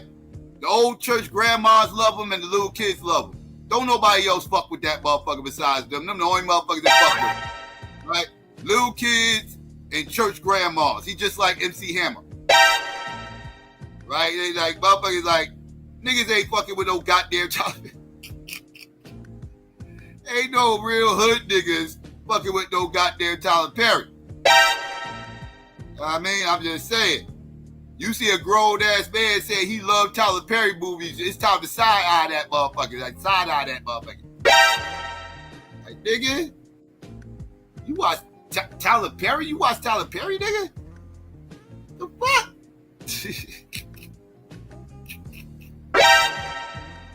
I ain't fucking around. I don't watch that shit, dog. Hell motherfucking no. Hell no. If I ever got caught watching a Tyler Perry movie, I am somewhere I probably should not be. I ain't got no access to the remote and can't turn the channel, and I'm probably stuck where I'm at because I can't leave. But I am not watching that under my own recognizance. That shit ain't happening. I don't watch no motherfucking Tyler Perry movies. I don't do that. I couldn't name one. All I know is all them shits is called like Medea Strikes Back. You know, Medea of the Lost Ark. You know what I mean? Shit like that. You know what I mean? Just weird shit. You know, Medea 2, Electric Boogaloo. Dumb shit like that. You know, like you just get some silly ass type titles and shit. You know. Medea in London and shit. You know what I mean? Stupid shit. I don't even know them titles, like whatever that shit called, whatever. Plays and shit and all that other shit. I ain't watching no goddamn movie plays and shit. Hold up, he ain't do Dreamgirls, did he? I don't think he did Dreamgirls. I was forced to watch Dreamgirls once. That was depressing. Messing around, boy. Messing around these goddamn girls that had you watching some shit you would never fucking watch in your normal time. I was sitting up there watching this Dreamgirl shit. I hate movies that are centered around plays, right? When motherfuckers just bust out with a musical in the first 5 minutes of the fucking movie, and then you get another musical scene like 10 minutes later, and then another musical and all. I don't like that shit, dog. I don't want no musical movies and shit, right? I don't want music videos telling a story in the middle of my motherfucking movies and shit. I'm cool on that. I'm cool on music video movies and shit. Like, I like music videos. I like music videos, but I like movies, but I do not like movies and music videos together in one, right? Like, I don't want to be watching a movie and then just have random ass music video in the middle of my shit. Like, what the fuck this guy do with the story? Absolutely nothing. What is this? So I don't fuck with Tyler Perry. That ain't my type of content. That ain't my type. That's not my type of entertainment, motherfucker. I'd rather watch the fucking basketball game, motherfucker. I'd rather watch the basketball game. That's just me. That's just me. You know, I'm just saying. Each his own.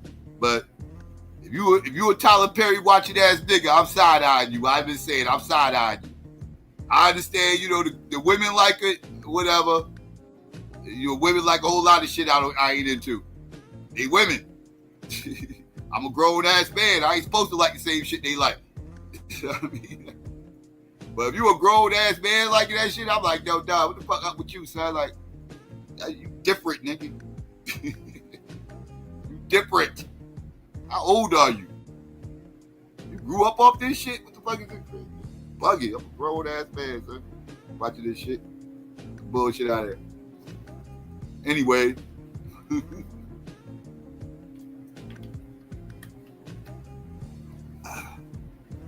That shit out here. Alright.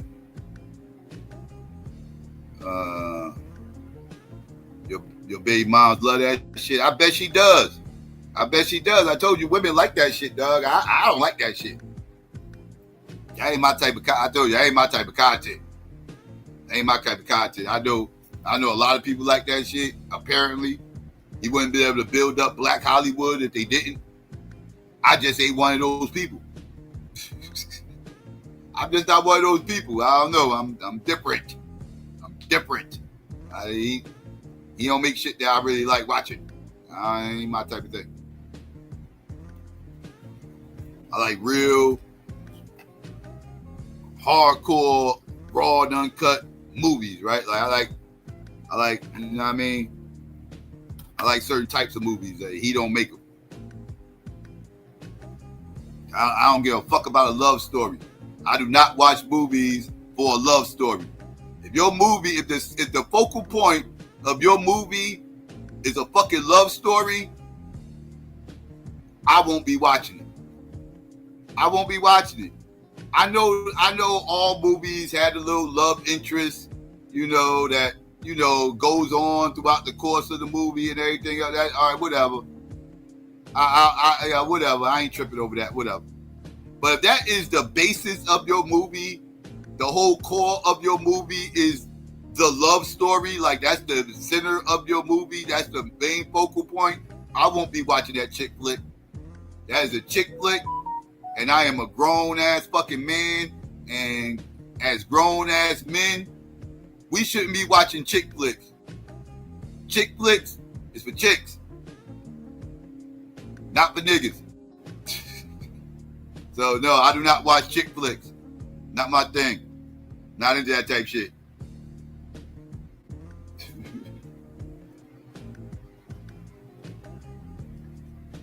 Man.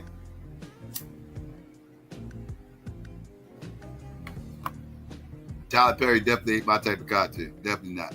I talk smack about his content all goddamn time over here. I ripped Tyler Perry on this channel for many years. Many years. Pushing narratives I don't fuck with. Like, yeah, whatever. That dude's kind of weird. Kind of weird. But yeah, we got Black Charm up here. What's going on, Black Charm? How you? Yo. What's the word, son? How you? Oh man, I'm cool in it, man. Saying I knew you weren't gonna let that shit pass with this bullshit propaganda. You know what? I ain't gonna even call it no bullshit. I just say, buddy, grown as hell. Everything Tyler Perry did with him, that was some of that he was with it type shit. I ain't, a woman. On the other hand, if you invite a woman to your house and you get in her bed, everything she accused you of, that's some bullshit. But you're a grown ass man, bro. And you went on with them damn roles and shit. Now, the other part you making funny of and stuff like that, as far as watching it, I don't watch them shits. I don't watch Tyler Perry. I watch goddamn Martin Lawrence, and especially the Shanae shit was funny. The Jamie Foxx and the Wanda shit was funny. Jim Carrey and the Elvira, whatever the fuck that character was, that was funny. And definitely Eddie Murphy, that shit was funny. So if niggas in the audience, if they sitting there kicking that shit cause you said something, then you know these niggas some, you know what I'm saying, some damn shit, man. Cause in reality, we all, you know what I'm saying, especially comedy man, because that's, you know what I'm saying, even all the way back to my uncle in time watching Flip Wilson and all that. That shit was always put in front of us, you know what I'm saying? And it would make me fun. And then, like, shit, I ain't gonna even lie, I laughed at that shit. You know what I'm saying? Now on the flip side, from Flip Wilson all the way to Tyler Perry, I did, you know what I'm saying? Even though I know niggas personally, I did call them some transformers, you know what I'm saying? That I call them, you know what I'm saying? Like, I don't know these niggas, you know what I'm saying? But not even that shit, even with the R&B singer from goddamn Gregory Hine and Luther Vandross, something wrong with y'all niggas, you know what I'm saying? Gospel singers from let me say this. Kurt Franklin to let me say this, Charles. Let me say this real quick. I feel like Luther Vandross is the greatest male voice of my lifetime, right? Now, with that being said, if Luther Vandross he got one of the ones. I wouldn't have been listening to Luther. If he was cross-dressing while he was singing, I wouldn't have been listening to Luther. That nigga was wearing down. He wasn't cross-dressing. He was fruity, but he wasn't cross-dressing though. Yeah. Nah, he wasn't cross. Nah, he just had them down. He just had the choir lead, tambourine player mannerisms. You know what I'm saying? That's what I say about him. Like I say, like me and you, we don't know these personally, but we know the mannerisms that they put in front of us. You know what I'm saying? And what they put in front of us is not manly. You know what I'm saying? Like all the way to the young niggas. Like how the young niggas, I don't know if you ever peeped the game with the young niggas wearing the bonnets and the pimple poppers and stuff. They star shaped and shit. You know what I'm saying? Like, nah, nigga, you expose your pimples, and if your hair nappy, you let the hair be nappy. You a boy. You know what I'm saying? So we grew up we grew up in a whole nother type of perspective on that kind of shit. But that fruity stuff, you know what I'm saying? It'll seep in real quick. I tell you one thing that I do respect a lot is Dave Chappelle, because when it came to his doorsteps, you know what I'm saying? You know, he went with that shit. Now, some people say some bullshit about Bernie Mac, right? When it was time for Bernie Mac to take that picture, that family picture, you know, like your TV family and stuff, and they could have let the little girl, baby girl, sit in his lap, but the director kept on trying to make the bus in his lap, and Bernie Mac was like, "Oh hell no!" I'm like, "Nah, that's a real nigga right there." You know what I'm saying? That's a, you know, like y'all ain't finna push that agenda on me, especially not on, you know. Well, years later, people can come out and say, "See, Bernie Mac was touching them children." You know what I'm saying? And now, like with Tyler Perry, you know, it's like, man, I don't know. Like, he can't kick none of them Bible quotes to me, and I just be blind eye to it. I know I look to the hills and I know my help come from. Well, all of us who believers in the spirit realm, we all look to the hills and feel like, you know, God gonna pull us through any troubled time. But that still don't How he gonna be talking stop. all this? As the Bible say, how you gonna be talking all this Bible shit and biblical chasing, stuff, right? And you chasing peace yeah, and shit. What the fuck is that? right. What it say? And what's in the dark shall come to light. You in all everything that you did, you try. You know what I'm saying? Gonna come to light. Now, Buddy, on the other hand, Buddy with all that $260 million and what he doing need to stop. He on some Harvey Weinstein. Man, get your ass on, man. That man been like that ever since he was down. So first of all, for people who only caught up to Tyler Perry from the movies and stuff, Tyler Perry was doing his improv shows in Midtown. If y'all ever been to Atlanta, don't know about it. You niggas don't hang in Midtown. You know what I'm saying? Like, my mom rest in peace, my aunt rest in peace. They went to see some of his plays and stuff like that. You know, but nobody didn't really until they got big and was able to be put on at Fox. That's in downtown Atlanta. Nobody wasn't going to them improv shows because of the type of crowd. I mean, unless you was an actor, one of them type people. You feel what I'm saying, Psycho? Unless you was one of them kind of folk. But even in that space right there of being an actor and all that old stuff, you know what type of company that's around. And Home been like that. That my dear character didn't just pop up on the big screen. He was doing plays acting like that. You know what I'm saying? That's night in and night out. Night in and night out. What up, Psycho? What up, John? Peace. Dog, but I'm just saying, what I just heard from you, though, is you give props to a bunch of other men that dress up as women, though, right? No, Dave Chappelle ain't dressed up like no woman. No, I'm saying when Dave Chappelle ain't did no shit like that. No, I'm saying when you were talking about Jim Carrey and Martin and Jamie Foxx and all of them. I didn't give him props. I said I watched that shit and it was funny to me. But at the same time, while it was funny to me, I still said something was wrong with them. You didn't hear everything. I don't know if you just hopped up here to be in controversy or whatever, but you should have heard everything I said. No, I heard. What I said was, I still look at them as something wrong with them. You know what I'm saying? Now that could be just, you know, like peep game now, Bobby. Now some folks say, you know, and I don't know how long you've been dealing with conscious people or whatever. You know what I'm saying? But I ain't the one that say you got to tap into your feminine side or somebody hating on somebody that now something wrong with you if, you know what I'm saying? Now, as a person, as a human being, you supposed to wash your face and clean your hands and fingernails and toes and all, because you're a human and you down with the health part. But when it go beyond that, like the mannerisms of women, something wrong with you. Something's clearly wrong with you. Now, you know, I don't know you personally, so I can't say what's wrong with you, but the stuff you put on that big screen and how you sashay across the in public, something wrong with you. Now it could be. Listen, just like I say that, somebody could be like, something wrong with you. How you look at that man and say that man gay because he act like a woman? Because he acting like a woman. And last time I checked, I thought that what that shit meant. If that ain't what it mean, then maybe something is wrong with me. I'm be real. I always thought that motherfucker was gay. And people used to be like, no, he's not gay. He's married to this person and this, that, everything else. I'm like, I hear you. I don't know. Like I just had a hard time believing that was a straight man. Yeah, man, I'm with you there because I think the nigga fruity too.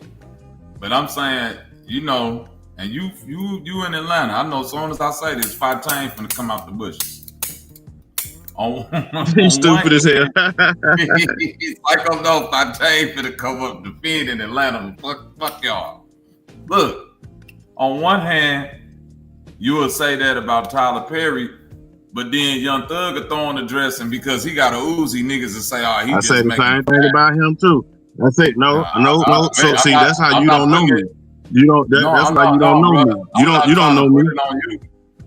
Oh man, why you? Oh, I thought you said. I thought you were saying you. I thought you were talking about me specifically. Yeah, I thought you were talking about me. My fault. I thought you were talking about me specifically. You couldn't know what I'm talking about because you didn't let me finish. Shit, but go ahead. You said you used the word. You used the word you. You said on one hand you, and on, you know what I'm saying. So I thought you were talking to me directly. Speaking about Atlanta, bro. I said you niggas speaking about Atlanta, gang. So I'm gonna leave it alone. But for anybody that do shit like that, Bobby, Young Thug, it don't give a damn if it Young Thug, somebody from, and that's the young nigga era, somebody bring out, y'all niggas used to listen to Biggie and y'all heard what he said in the such and such song, and no, I ain't agree with that shit when I heard it in that song, and I damn sure don't agree with Young Thug when. I damn sure didn't agree with Young Thug doing that shit. I remember when Kanye put on that fucking kilt, I was like, that shit gay as hell. I was like, oh, that ain't gay. That's yeah, fashion. I remember that shit. The fashion, and that's a kilt. It's not a skirt. It's not a skirt. It's a kilt. Motherfucking. But after he put that bitch on, huh? I say after he put that bitch on, like 100 other rappers. 3000 War One. Yeah, right. Andre 3000. All that niggas put that bitch on. There's a bunch of them niggas did that crazy ass shit. Listen, I'm the same nigga. Yeah, well, y'all ain't know me back then, but I was the same nigga back in 2000 that was clowning niggas out here for wearing pink because Dipset said that shit was cool. Dipset thought that shit was cool to be running around here grown ass men with pink, and I'm like, yo, y'all motherfuckers is nutty. My pop, man, listen, my pops told me when I was a little ass motherfucking kid, girls wear pink. Boys don't wear pink. I grew up believing like this shit is instilled in me. Like I still look at motherfuckers crazy if I see a grown ass man wearing pink. That shit just don't resonate with me. Like no, niggas ain't supposed to wear no damn pink. The hell we doing? And so I rejected that shit in 2000. I was calling motherfuckers out here wearing that shit. Like nah, bro, that shit ain't cool. I reject that shit so long, man. The wearing the pink, but I tell you, so when my I had from breast cancer, and then my sister was diagnosed with it, you know, and then they was passing out shirts and stuff. I you know what I'm saying, and supported them. I did wear the shit, you know what I'm saying, like I did. I ain't gonna need to sit here and be like, man, I look gay in this shit. I'm like, I don't give a fuck what no nigga say. I know what I'm supporting when I put this fucking shirt on and who it's for. You know what I'm saying? It's for their whole little walk. Now, me wearing a whole pink suit, like pink pants, putting in my car, and hell nah, man, ain't doing that because they're gay.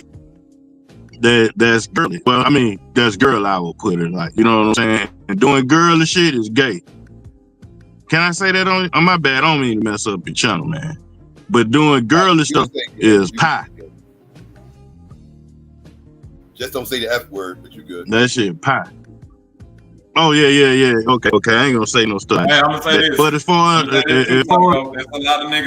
Atlanta, Bobby. My bad. Go ahead, my bad, bro.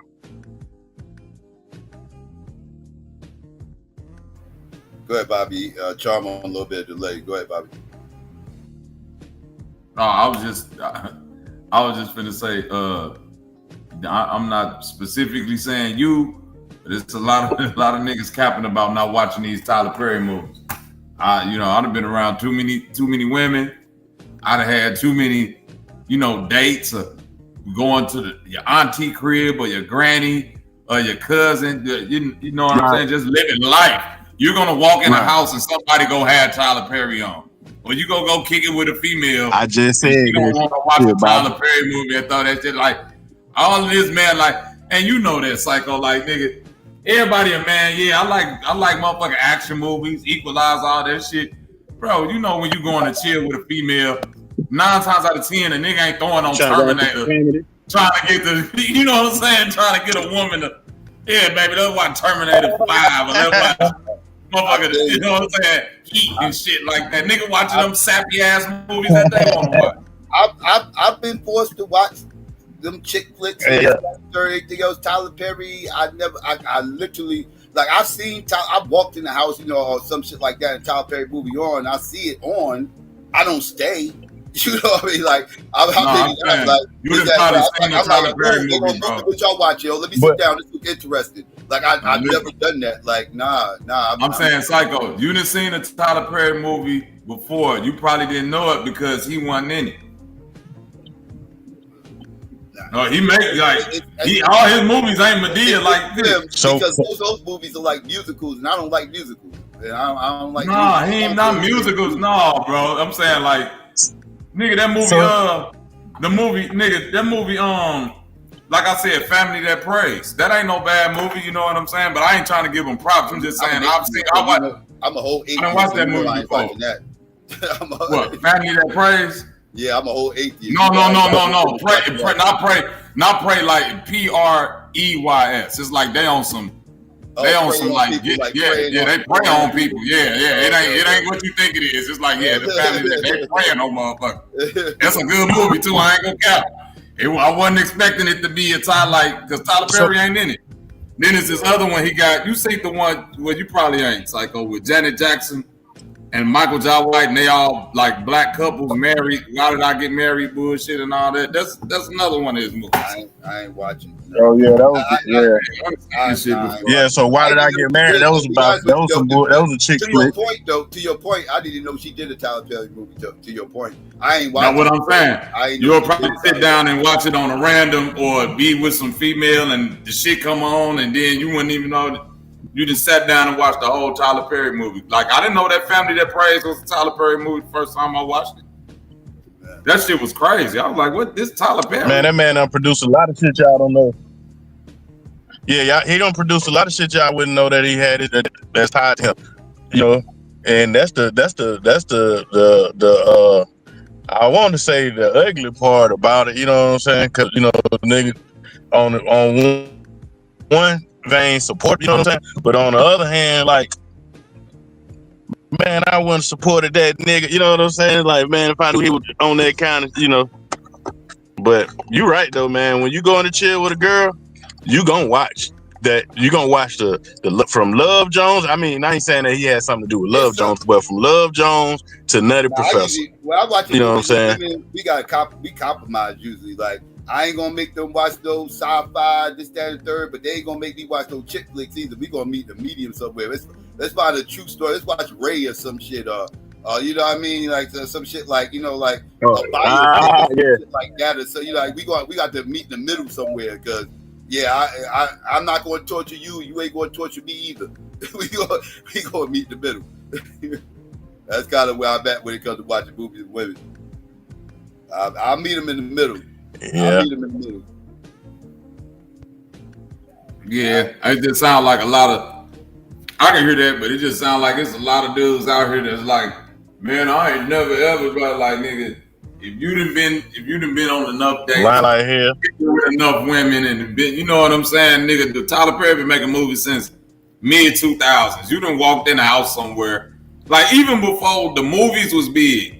I would go over women's houses and then have them stupid ass plays playing. I'd be like, what the fuck is this shit y'all up here watching? I can't sit there and watch that shit.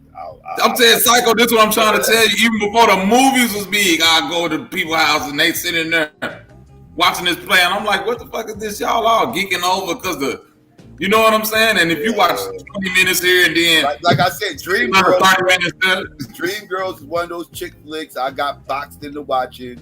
It took me about 15 years to watch Love Jones. Somebody finally boxed me into watching that.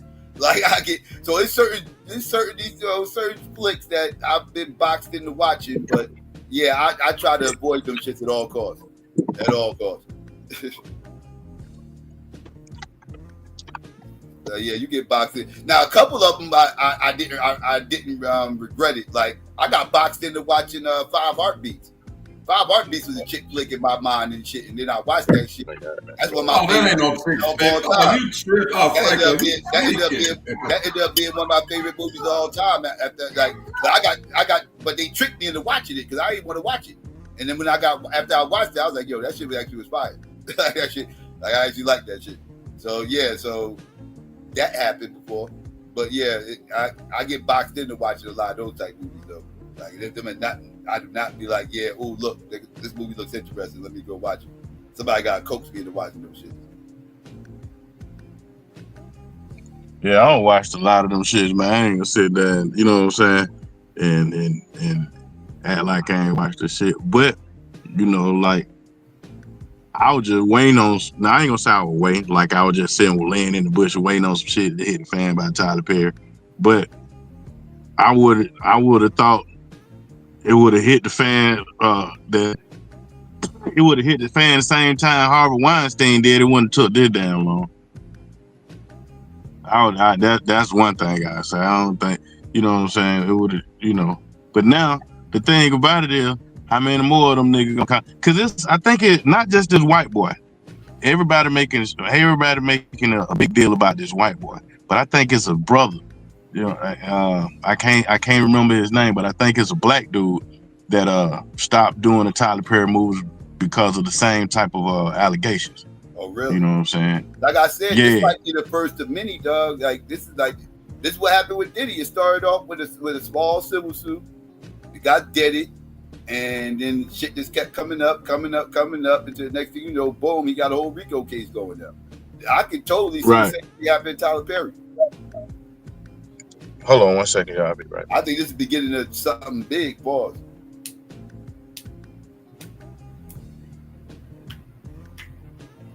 This dude using the same reasoning that the women were using with Diddy. I felt forced into doing this because he was my boss, and it felt like if I didn't do it, then he wouldn't do this, that, and the third. And he got text messages to back that shit kind of up, which is more those women had with Diddy. The only thing those women got with Diddy is a testimony that what they felt like. They felt like if they didn't do it, then they might lose their job. Diddy never said that, but they felt that way, and that was enough to hem him up. He literally got they literally got messages of this motherfucker saying this type shit, literally saying your character off. Your character will be killed off and not come back, and this, that, and the third. They got him saying it. Like this ain't based off how he feels. No, they say they read off the text messages of him saying it. He definitely on some Harvey Weinstein stuff. They ain't gonna hit him with the Diddy charge because ain't no state line prostitution. No, that's why Diddy shit. We don't know yet. But well, with this case, I don't think it's. You know what I'm saying? From what we know, we don't know that. Yeah, but shit might be coming out. Yeah, shit might come out. That's good. I don't think, like I said, I don't think it's going to be the only case. I think how this gets handled is going to determine what's going to happen next. If Tyler Perry settles, shit is about to hit the fan. Because it's going to be about 2 or 3 more of these motherfuckers just popping up. Next thing you know, the feds are going to come in. Well, how his lawyers talking like it's London, they kicking it like some Jay-Z shit. You know what I'm saying? Like how Jay-Z went at that lady. Yeah. I don't see dudes settling, and these rumors about dude have been on a while though. You know what I'm saying, Psycho? This ain't nothing new. If you know what I'm saying, if you live in certain places or be around, certain circles, this shit right here is like damn near known information. Just like how that Harvey Weinstein shit was known for decades before they actually caught up to him. And the dude you was talking about, Charm, that nigga name, light-skinned nigga that was always in Tyler Perry shit. He came out and said, yeah, that's what I'm talking about. Yeah, there was a couple niggas. Christian, his name Christian something. Christian Keys, there you go. What the hell is Christian Keys. Okay, Christian Keys, yeah. He came out and said, Tyler Perry. Yeah, I was like, he wasn't with that shit, man. Yeah, he said that's why he had to get away from him. Nigga kept approaching him on some weirdo time. Mm-hmm. But there's like, you know what I'm saying? If you like, I put it like this, like coming here to Atlanta, trying to fuck with the music or the movie type of scene, man. This is the crazy thing about this city, man, is you either gonna be fucking with them sissies, fucking with them gangsters, fucking with them drug dealers, or fucking with them damn dope heads. You know what I'm saying? Or I mean, You can do it without dealing with those people, but if you're trying to jump the gun and be ahead of stuff and be in all the, you know what I'm saying, and all the videos and the part and getting backstage, you gonna fuck with one of them kind of people. That's the sad part about it, and that's why they say this is a new Hollywood, because this shit, the same thing go on in Hollywood. You know, I mean, it was like that in Broadway, but shit, Broadway 1970s. You know what I'm saying? The 80s, that shit over with. It ain't over with because them plays still, them motherfuckers still getting millions of dollars if you make it to Broadway. So, but to be able to make it there, you know what I'm saying? You have to go through Hollywood, California. You have to go through Atlanta, Georgia to even make it to New York Broadway. You know. Yeah. And by the time you get there, how many goddamn things attached to you? Man, that shit's sad, man. You know what I'm saying? But it ain't sad for Buddy though. I don't want nobody to get that wrong. It ain't sad for that grown ass man talking about Tyler Perry invited him to his house. He spent the night and Tyler Perry came and got in the bed with him. Oh, you ain't whoop Tyler Perry ass and say, man, I'll walk to the airport. I'm out there, bitch. Yeah, that's it definitely like, but again, being consensual don't matter in these cases. That's what I was told. It don't matter if it was consensual or not. But he didn't file no what like Cassie did though, Psychos. Cassie had got a employment lawyer, you know, like for sexual harassment type thing. That's how she won her, but it ain't did that. But it going another direction. But it want that. What that nigga name from the Bronx? He want that kind of sympathy. That high con camel sympathy. I was told, especially when liquor's involved, it don't matter if it's consensual or not. That's still great. That's what I was told. That's what I was told. Right? Yeah. That is the narrative of the law. American law. You know what I'm saying? That's motherfucker. It go both ways too, male and female. Motherfucker, you can't. Right. You can't be held. It's like stress and duress. You can't be held to what you do under the influence and all of that shit, because it's like you can't make proper decisions.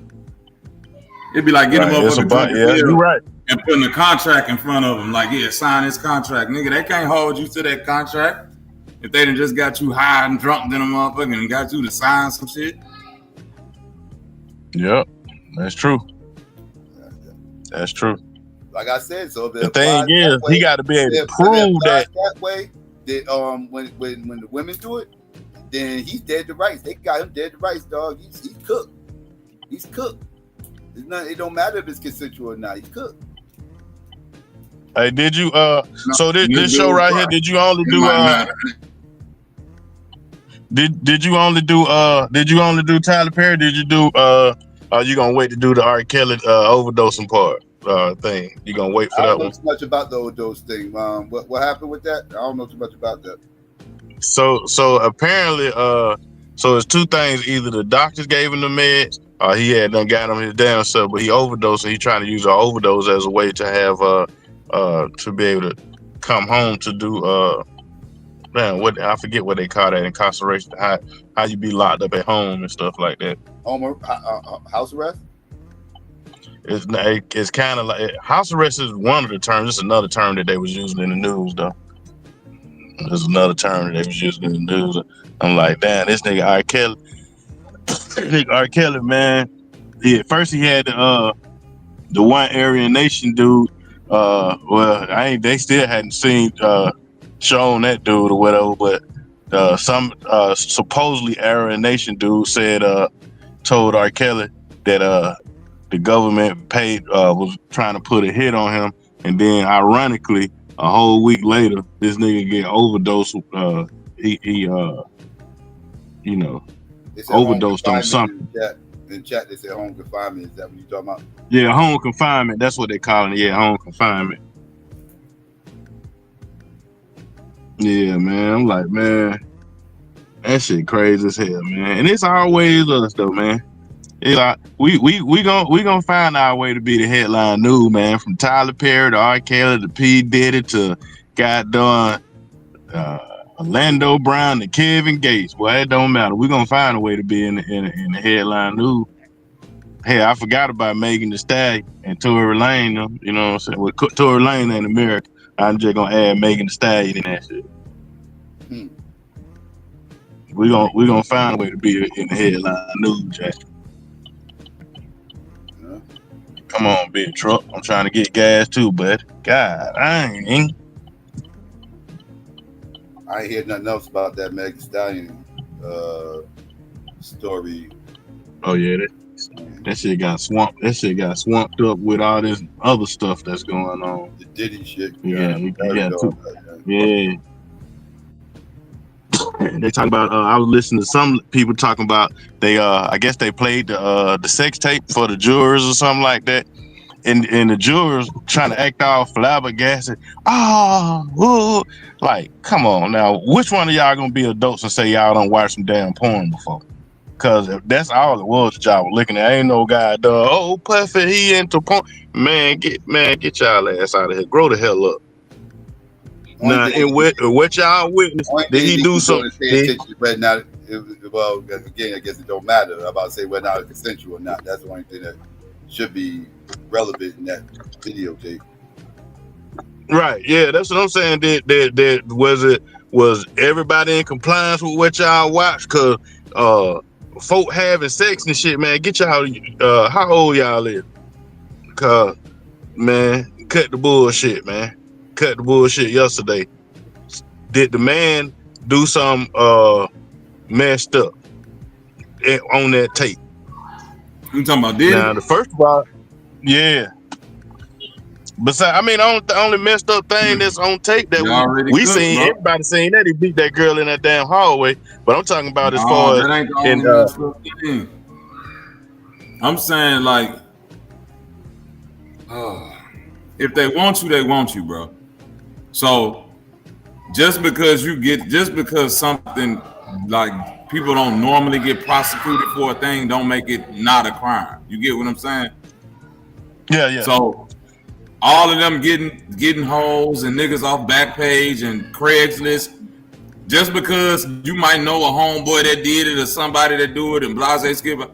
Once your ass become puffy and you doing it on a regular, and it become coined as a freak off and all that, bro, that's the whole case right there.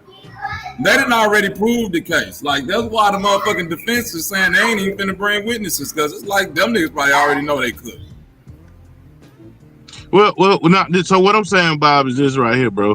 Like, on that tape, they supposed to have been showing that, you know what I'm saying, like, I guess the bullying, the coercion, the making them do, you know what I'm saying? Not you know, all that old kind of stuff. And the only thing that, you know, like the reporter saying it was just them people having sex and him sitting in the room watching. Like, that shit ain't nothing, man. Y'all get y'all ass on with that, man. That shit weak. Like, if he ain't got no pistol on them, making them do shit in that video, then that's not that nigga just man.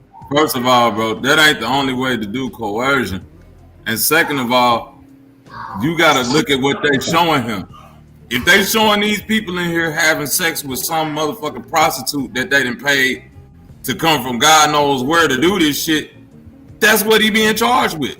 Yeah, that's what he being charged with. So that's what I'm saying.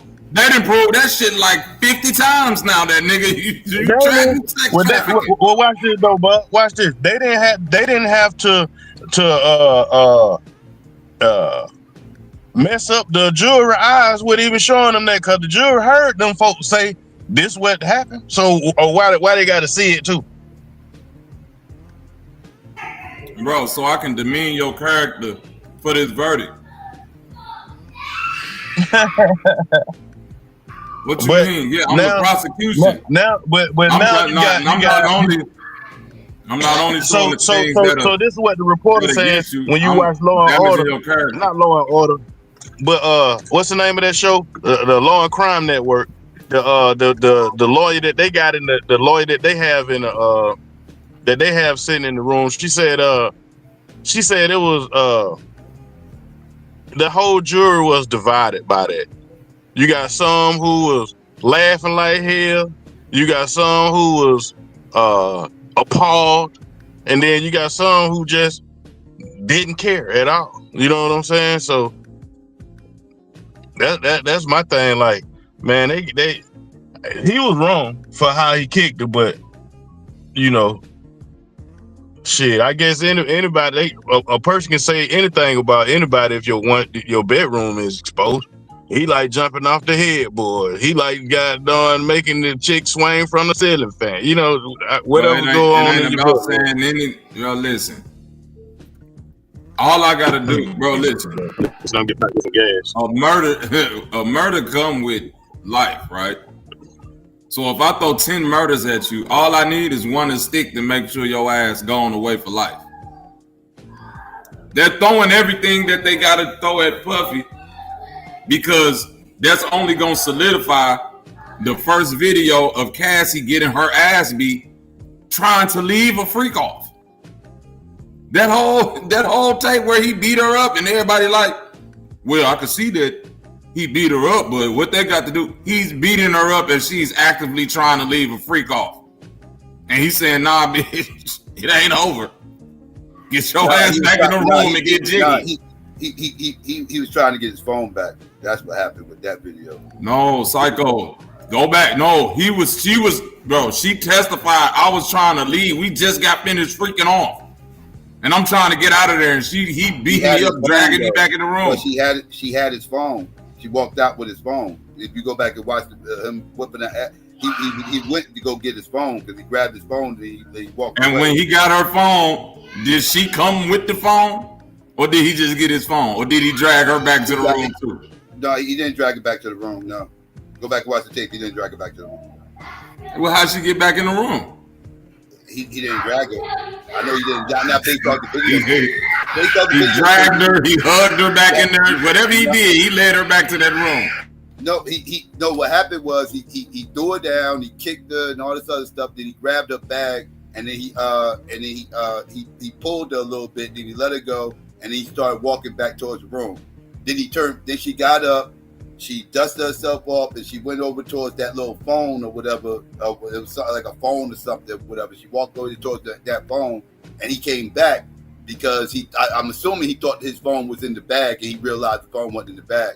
And he went up to her and he started grabbing at something and he was grabbing at his phone. And he didn't even grab the phone that she was calling on somebody on. He was grabbing at his cell phone. And then he went and grabbed his cell phone and then he started walking back, turned around, started cursing her out. And everything else is that third, and then he walked away. Go back and watch the tape. Everything I just said just happened exactly just like that. He wanted his cell phone.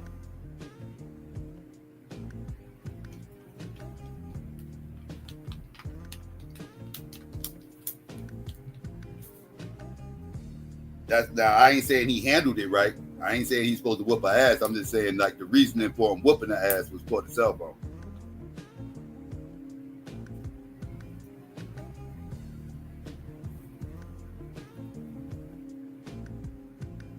You go back and watch it, you'll see he was looking for something, and there was a cell phone. Okay, and I'm saying that ain't what she got up there and testified. That's what's from that might be from the piece of the video y'all got, but when she got on the stand and said and they asked her what's to this video, she said I was trying to leave the freak off. He came out the room beating me and trying to pull me back into the room. I don't think that's what I don't think she really put it that way, but I know he said and Cassie Ventura. I know he said in the video kind of backs it up that he was after his cell phone in that video. And if you watch the video makes it say right here. It say Cassie in her testimony regarding the alleged abuse by Sean Combs described the incident where she was assaulted by Combs while attempting to leave a freak-off session. This incident occurred at the Los Angeles Hotel. 2016 was captured on surveillance video and showed Combs chasing, hitting, kicking Ventura, attempting to drag her back to their room.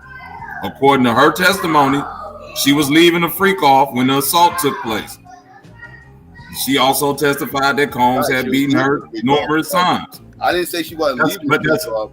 I'm saying like he didn't whoop her ass because the freak off ain't over. You got some more fucking to do. Like it wasn't that type of shit going on. That's what she said though. I'm saying if he's saying something different, that's what I'm saying. That's what he said on the stand. Well, not what he said on the stand. Excuse me. That's what the lawyer said happened because he didn't get on the stand. But that's what the lawyer said. Right, but that ain't what Cassie said. I'm trying to leave from a freak off. That's what I'm saying. It's two different. It's two sides. I'm not saying she ain't saying that. I'm not saying that when she left, it wasn't a freak off that was going on, and then she left after the freak off. What I'm saying is, he wasn't trying like when he went there when he whipped the ass and this that and third. Like he wasn't trying to he wasn't whipping the ass like bitch. The freak off ain't over. Get your ass. That's because you going off of that. You're going off of what his lawyer's saying. I'm saying in the same trial, Cassie said, I left because I was done freaking off, and he came and chased me because he said it wasn't done freaking off. That's what she said. She didn't say nothing about because this nigga wanted a cell phone and all. She said, "Nigga, this nigga wanted me back in that room." But he didn't drag her back into the room though.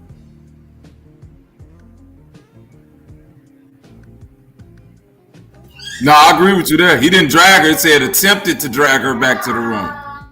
No, he dragged her a little bit, but he didn't really drag her into the. You can tell he didn't try to drag. He dragged her and then let her go, and then started walking away with the bag in his hand because he was looking for his phone. I think he thought his phone was in the bag, but it was in her pocket.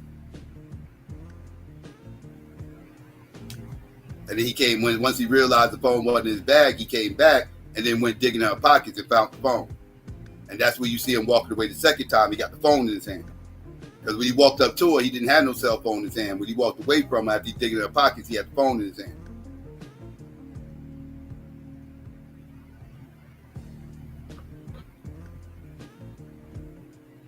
I say it makes sense. Look, when you look at the video, it makes sense. He was looking for his phone.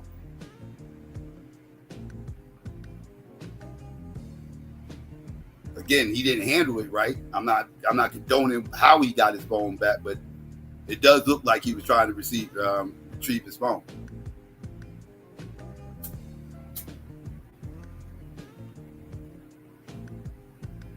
Because he didn't even stop her from making a phone call when she was on the other phone, when she was on the hotel phone. He didn't even try to stop her from doing that. He just wanted his phone back, it looked like.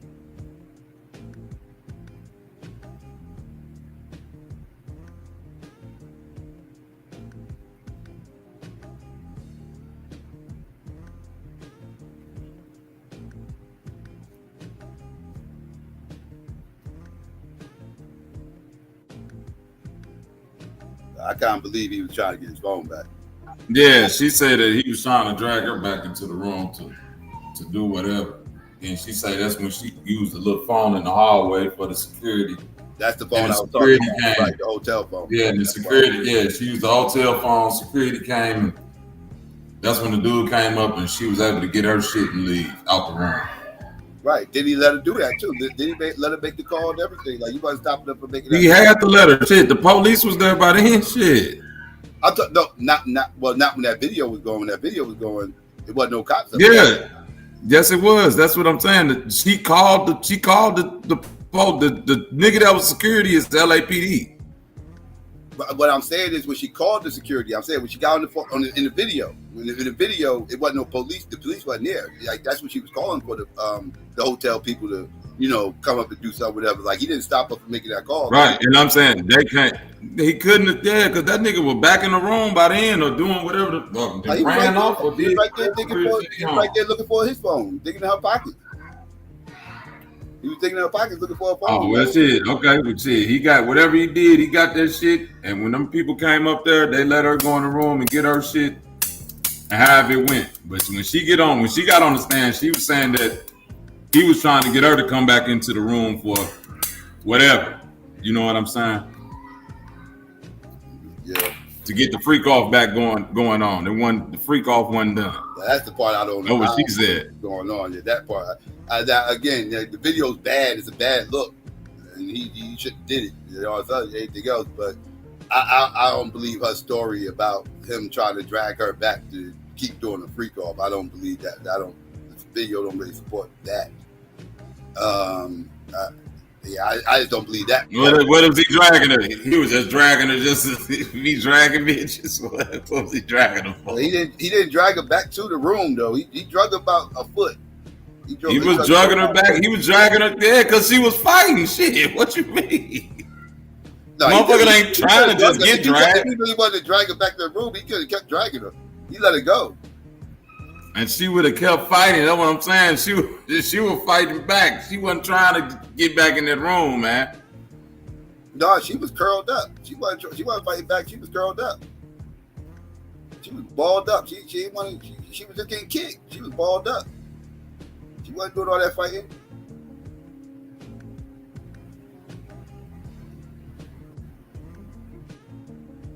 She didn't want to get hit no more.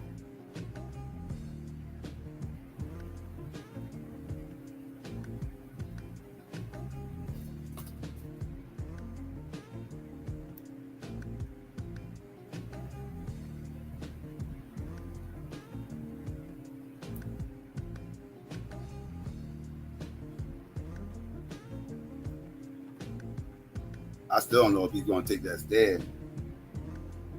I don't know. I'm not sure. Nigga say I would never be selected for the jury the way I think. Nigga, the way you niggas think, I would never want you niggas to be none of my jury. That's why I always opt for the judge. The one time I've ever been in that situation, I said, fuck a jury trial. Give me a judge trial. I don't trust no goofy ass niggas like these niggas in the chat. I'd rather take my chances with the judge.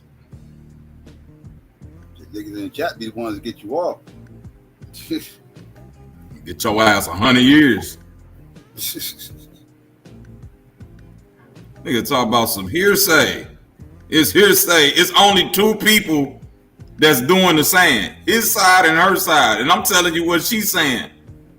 Niggas out there, no, he was just trying to get a phone. He had to beat her to get it and drag her and shit. Shut up. Nigga, that don't even make sense.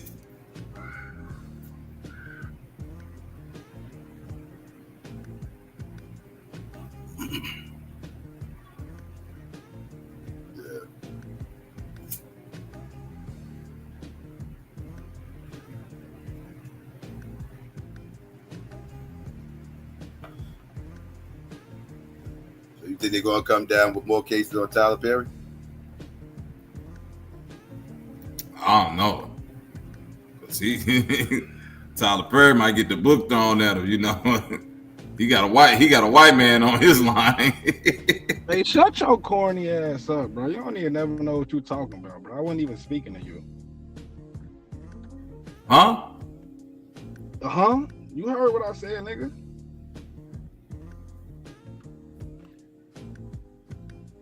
Okay.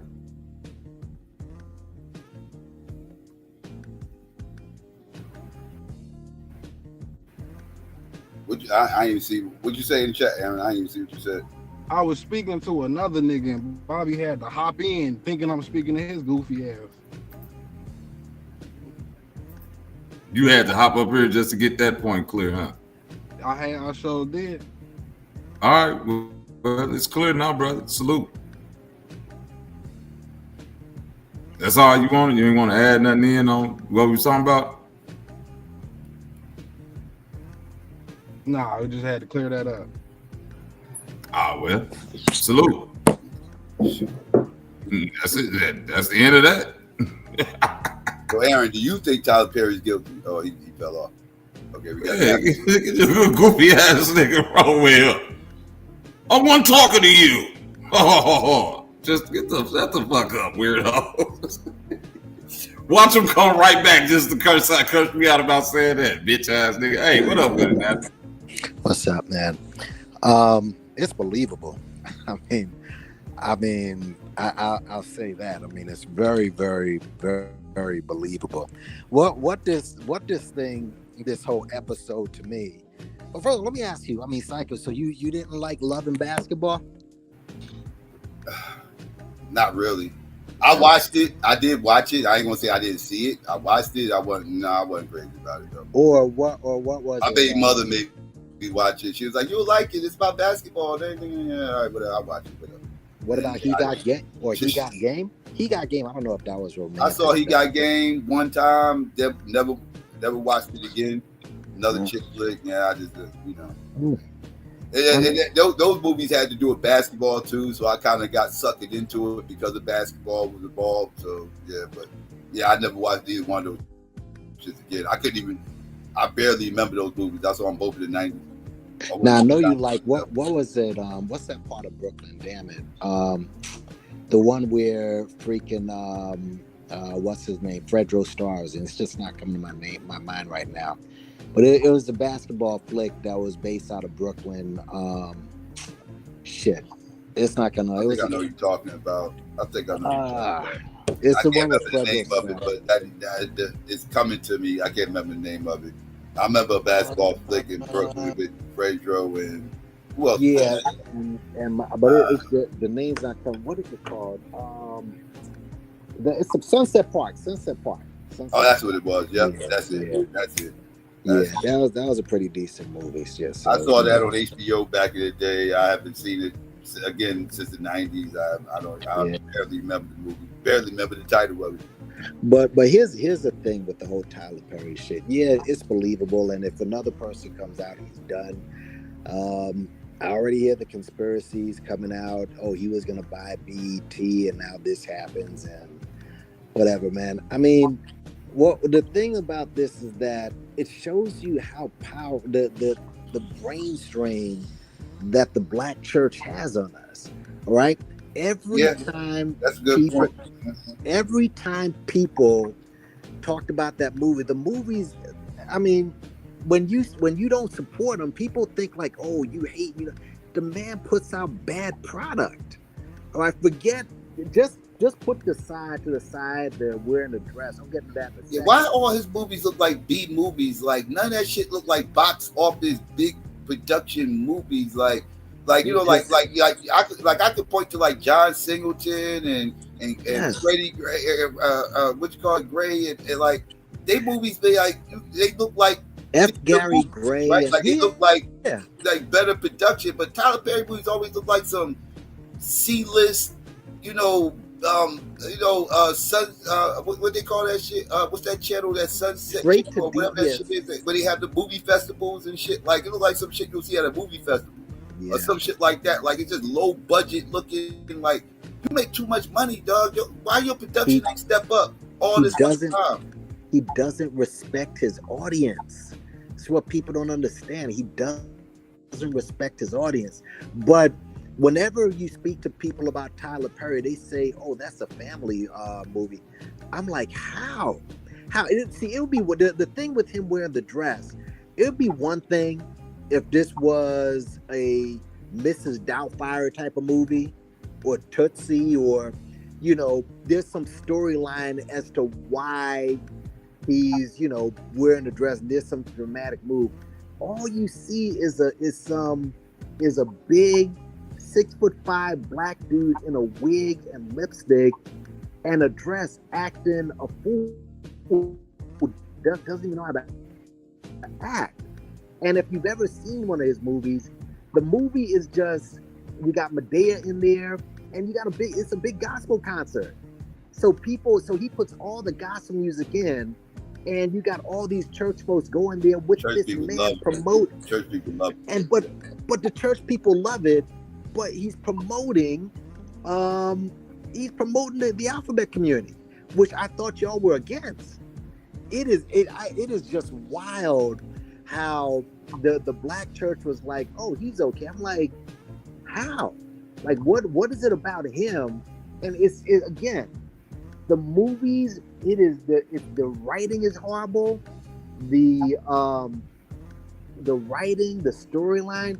Look, he had one of the last movies he had. Tyler Perry got the best motherfucking model when it comes for movie making, and I totally disagree. Whether if I like his movies or not, I totally disagree with the premise that he underselling his audience. I know. He's literally, you know what I'm saying? Because he's giving them what they want. Right.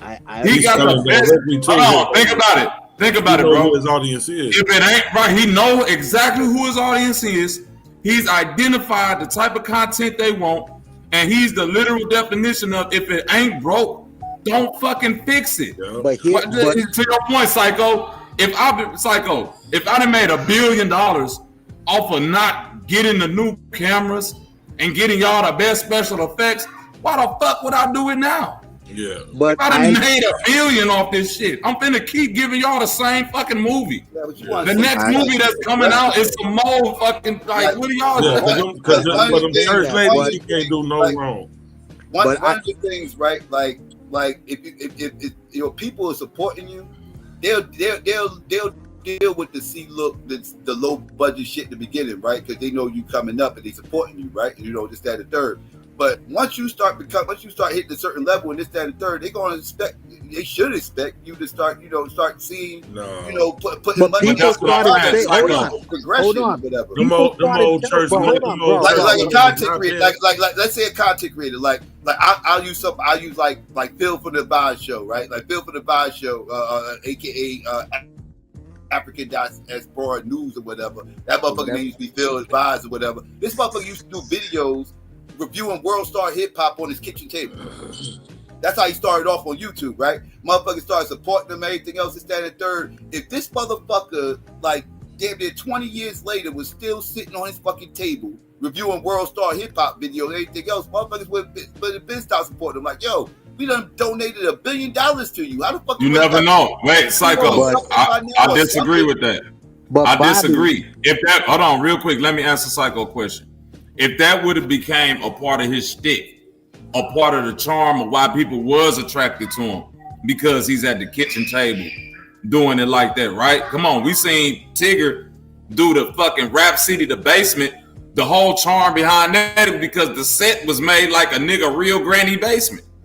You see what I'm saying? Once you make the shit look all nice and presentable, then you lose something. So I'm saying, right? So I'm saying that Tyler Perry didn't, bro. Tyler Perry has done a big budget movie where this nigga tried to do an action star.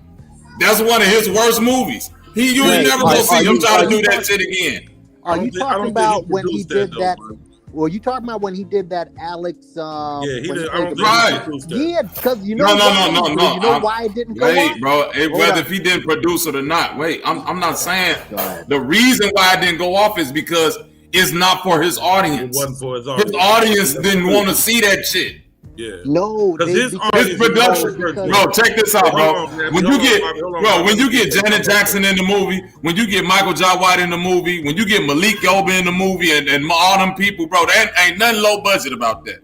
Yeah, but nothing low budget about that movie because he don't got to really pay them shit. But that's besides the point, though. The reason that Nappy. Hold on, let me just say something right quick, bro. Them old church women, Psycho, don't give a fuck about 1080p, 1080i, 4K. They don't give a fuck about them cameras, bro. As long as he got them gospel women on them or whoever singing and shit, that shit gonna sell.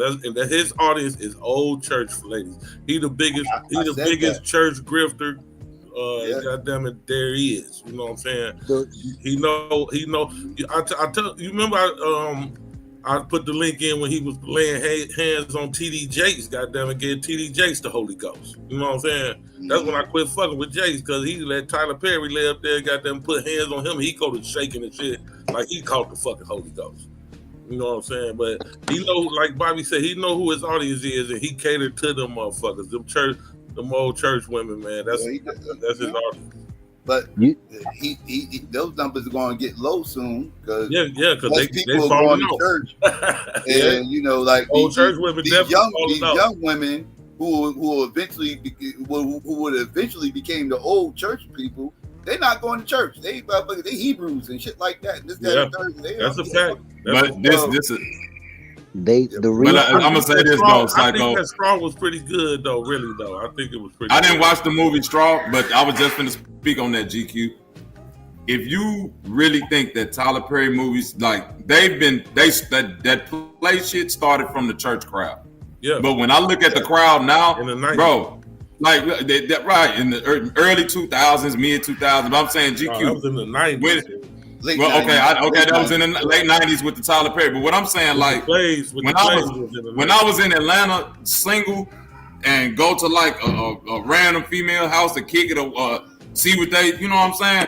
They in there watching Tyler Perry movies in college. The hood chicks is into Tyler Perry. Like, this is a part of their upbringing now. You see what I'm saying? When that Straw movie came out, all across Facebook wasn't nothing but black women from 18 all the way up to 62 talking about some, ooh, this movie spoke to my soul. I remember he's like, come on, bro, the Diary of a Mad Black Woman. All of them Tyler Perry. Old church women got daughters and granddaughters. And they that's what I'm trying to tell you. And then here go the other part, GQ. Tyler Perry has pulled off a great, you call it a grift, because what he's done is fundamentally he didn't put this church foundation around a bunch of shit that ain't got nothing to do with the church.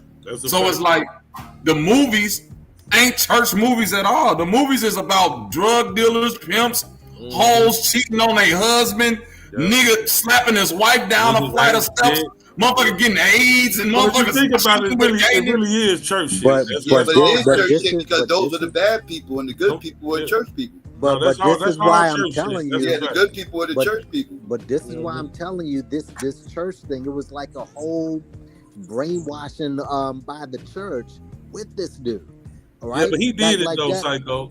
That last and by the way, that Alex Cross thing didn't come off is because you see this guy in nothing but a dress and lipstick. Now you're gonna play an alpha male hero. That's gonna be that. Of course, that shit didn't come off. It's not that he did something different. It's just that this is Medea trying to play the alpha male in the Alex Cross let me movie. tell you something. That's why that didn't come off. Nappy, let me tell you something. At one point, Medea was the biggest female actor in Hollywood, bro. The early 2000s, wasn't no female in Hollywood. That motherfucker Medea was the number one motherfucking actor in Hollywood for about 5 years, 6 years. Number one black female actor was Medea at one point. Well, okay, let me ask you something. You weren't offended? Wait, hold on. Let me ask you fucked up, but that's when the truth. you saw that, you weren't offended? I mean, when I saw that, I was like, okay. Hell yeah, I was offended. That's how I was able to pinpoint about what? That's why I was able to pinpoint it. Like, yeah, this motherfucker, the biggest actor in Hollywood, female actor in Hollywood, and it ain't even a woman. But I was like, saying, wait a minute, no, you can't be offended by that. Wait, hold on. I was offended by the Hollywood promoting that motherfucker over all the other black women that was in Hollywood. You know what I'm saying? Because outside of them plays, he was self-made. Don't get me wrong, but outside of them plays, Hollywood did hype that motherfucker up. But this what I'm trying to say, GQ. I'm not saying I agree with Tyler Perry. I'm saying that if we know the industry of Hollywood, though, Bobby, not to. Hold on, wait. No, I'm not. I don't think it's offense to nobody because I'm saying if Hollywood has shown black people that, for one, this medium is motherfucking predatory. We don't really care about nobody, white or black, and it's get how you live, right? Okay, the minstrel show. So look at it like this, GQ. Every prominent black actor or comedian, you could probably say 9 times out of 10 or 90% of them get put on a dress or played a woman to boost their career, correct? Yeah. Okay, so hold on, bro. Okay, so I'm saying yes, and I'm saying you can't, bro. You finna name probably. You said 90%, and I said 90%, and you only gonna name a few who did it, and I'm dealing. So GQ, check this out. So if Tyler Perry is coming along and seeing that, and he's saying, well, shit, I'm just gonna throw the dress on and never take it off. Because it worked for Jamie Foxx, it worked for Flip Wilson, it worked for Martin Lawrence, it worked for Will Smith, it worked for the list go on and on. Wesley Snipes. What nigga ain't put a dress on and made a movie? Here's the difference. You people you just named have talent. All right. It don't matter. That's no matter. Oh wow, this nigga crazy. Hold on. Wait. Jamie Foxx needed a dress in order to get big. Yes. Will Smith. Yes. It elevated him. Wait, how? Yes, I'm saying this. Nappy, he said he didn't need the dress, but he needed it. When did Will Smith put on a dress? When he was in 6 Degrees of Separation. Yeah, Will Smith definitely had the dress on. He was a whole that's it. Yeah, he did. Hold on, bro. Listen to me. Will Smith has wore dress and then got undressed for a man on camera before. So either way you want to put it, he didn't did the full weirdo makeover. Listen, Bill done did a whole bunch of weird shit. Listen, the Tyler Perry thing, that is totally different, man. That's no, it's not. A dress is a dress, bro. Same shit. So putting on the dress, you saying Tyler just being a career out of it. That's the only difference. Thank you. That's all I'm saying, Psycho. Tyler Perry, the one who said, I'm not taking it off. Right. I'm just going, this is the character. I'm running. Thank you. I'm going full black. I'm Shanae 24/7, nigga. Right. If Martin would have took the Shanae character and ran with it, he didn't pay an actor to do this shit. He said, "I'm going to play this motherfucker." Yeah, that was his alter ego. Hey, Dave Chappelle put on a dress before too, Nappy. By the way, I'm sorry to break your heart. So Della Reese didn't need to work.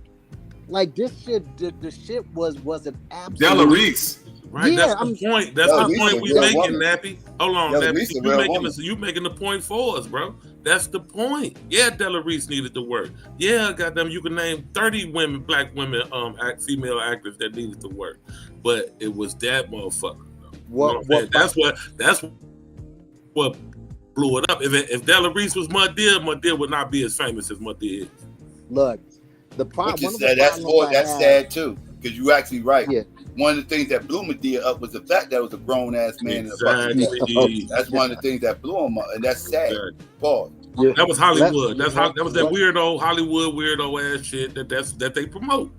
Listen, he promoted his own shit though. We can't really put that on Hollywood. Yeah, he got his own shit in the beginning, it was him, bro. But they brought him. They lifted that motherfucker up, man. We know who run Hollywood. They lifted that motherfucker up to a whole nother level, bro. The plays, that was Tyler Perry. But when he crossed over to Hollywood, bro, they lifted him up. He got a big push up because he was putting that dress on. What's bothersome is that whenever you do any type of critique towards Tyler Perry, and I'm gonna keep throwing in the church because he tends to be shielded whenever someone throws up that this shit is bullshit, the acting, the writing, you're shamed for it. It's almost like, oh, why are you hating on this? Like there are no other black actors or black or this, and he's like. Because he do the church tours, Nappy. See, he go to all the big churches and sit up there and donate big money to the big churches. He go to all of them. He go to he what was the one that was the other one in Atlanta that was messing with the boys and shit? Tyler Perry. Eddie Long. Eddie Long. Look, Tyler Perry donated big money to him. He did TD Jakes, Creflo, all the big stadiums when Tyler Perry. It's that whole church. Tyler Perry is like the Master P of film. All right, like Master P, he did some great marketing and he was a great businessman. He was a horrible rapper. And if you say, Master P's horrible, why you hating? No, like, okay, he's a great marketer and he's a great the man sucked as a rapper. And if you critique these dudes, but 90% of the shit is business though. 90% of the shit is business, Nappy. That's what you gotta understand. I know, but you can at least be again back to respect of your audience and say, listen, can you put out better product? All right. Now, like No, Nappy. What you need to do is ask yourself, not if they could put out better product, if the product is even for you to begin with. That's the whole point I'm saying. Right. It isn't for me, you're right. It's not for, wait. So then, once you understand it ain't for you, you can only judge it from the perspective of the people that's consuming it by the millions. It's for them, bro. And but understand something. But Bobby, understand something. There was a time just recently when his audience started saying, okay, you got to stop putting out this bullshit.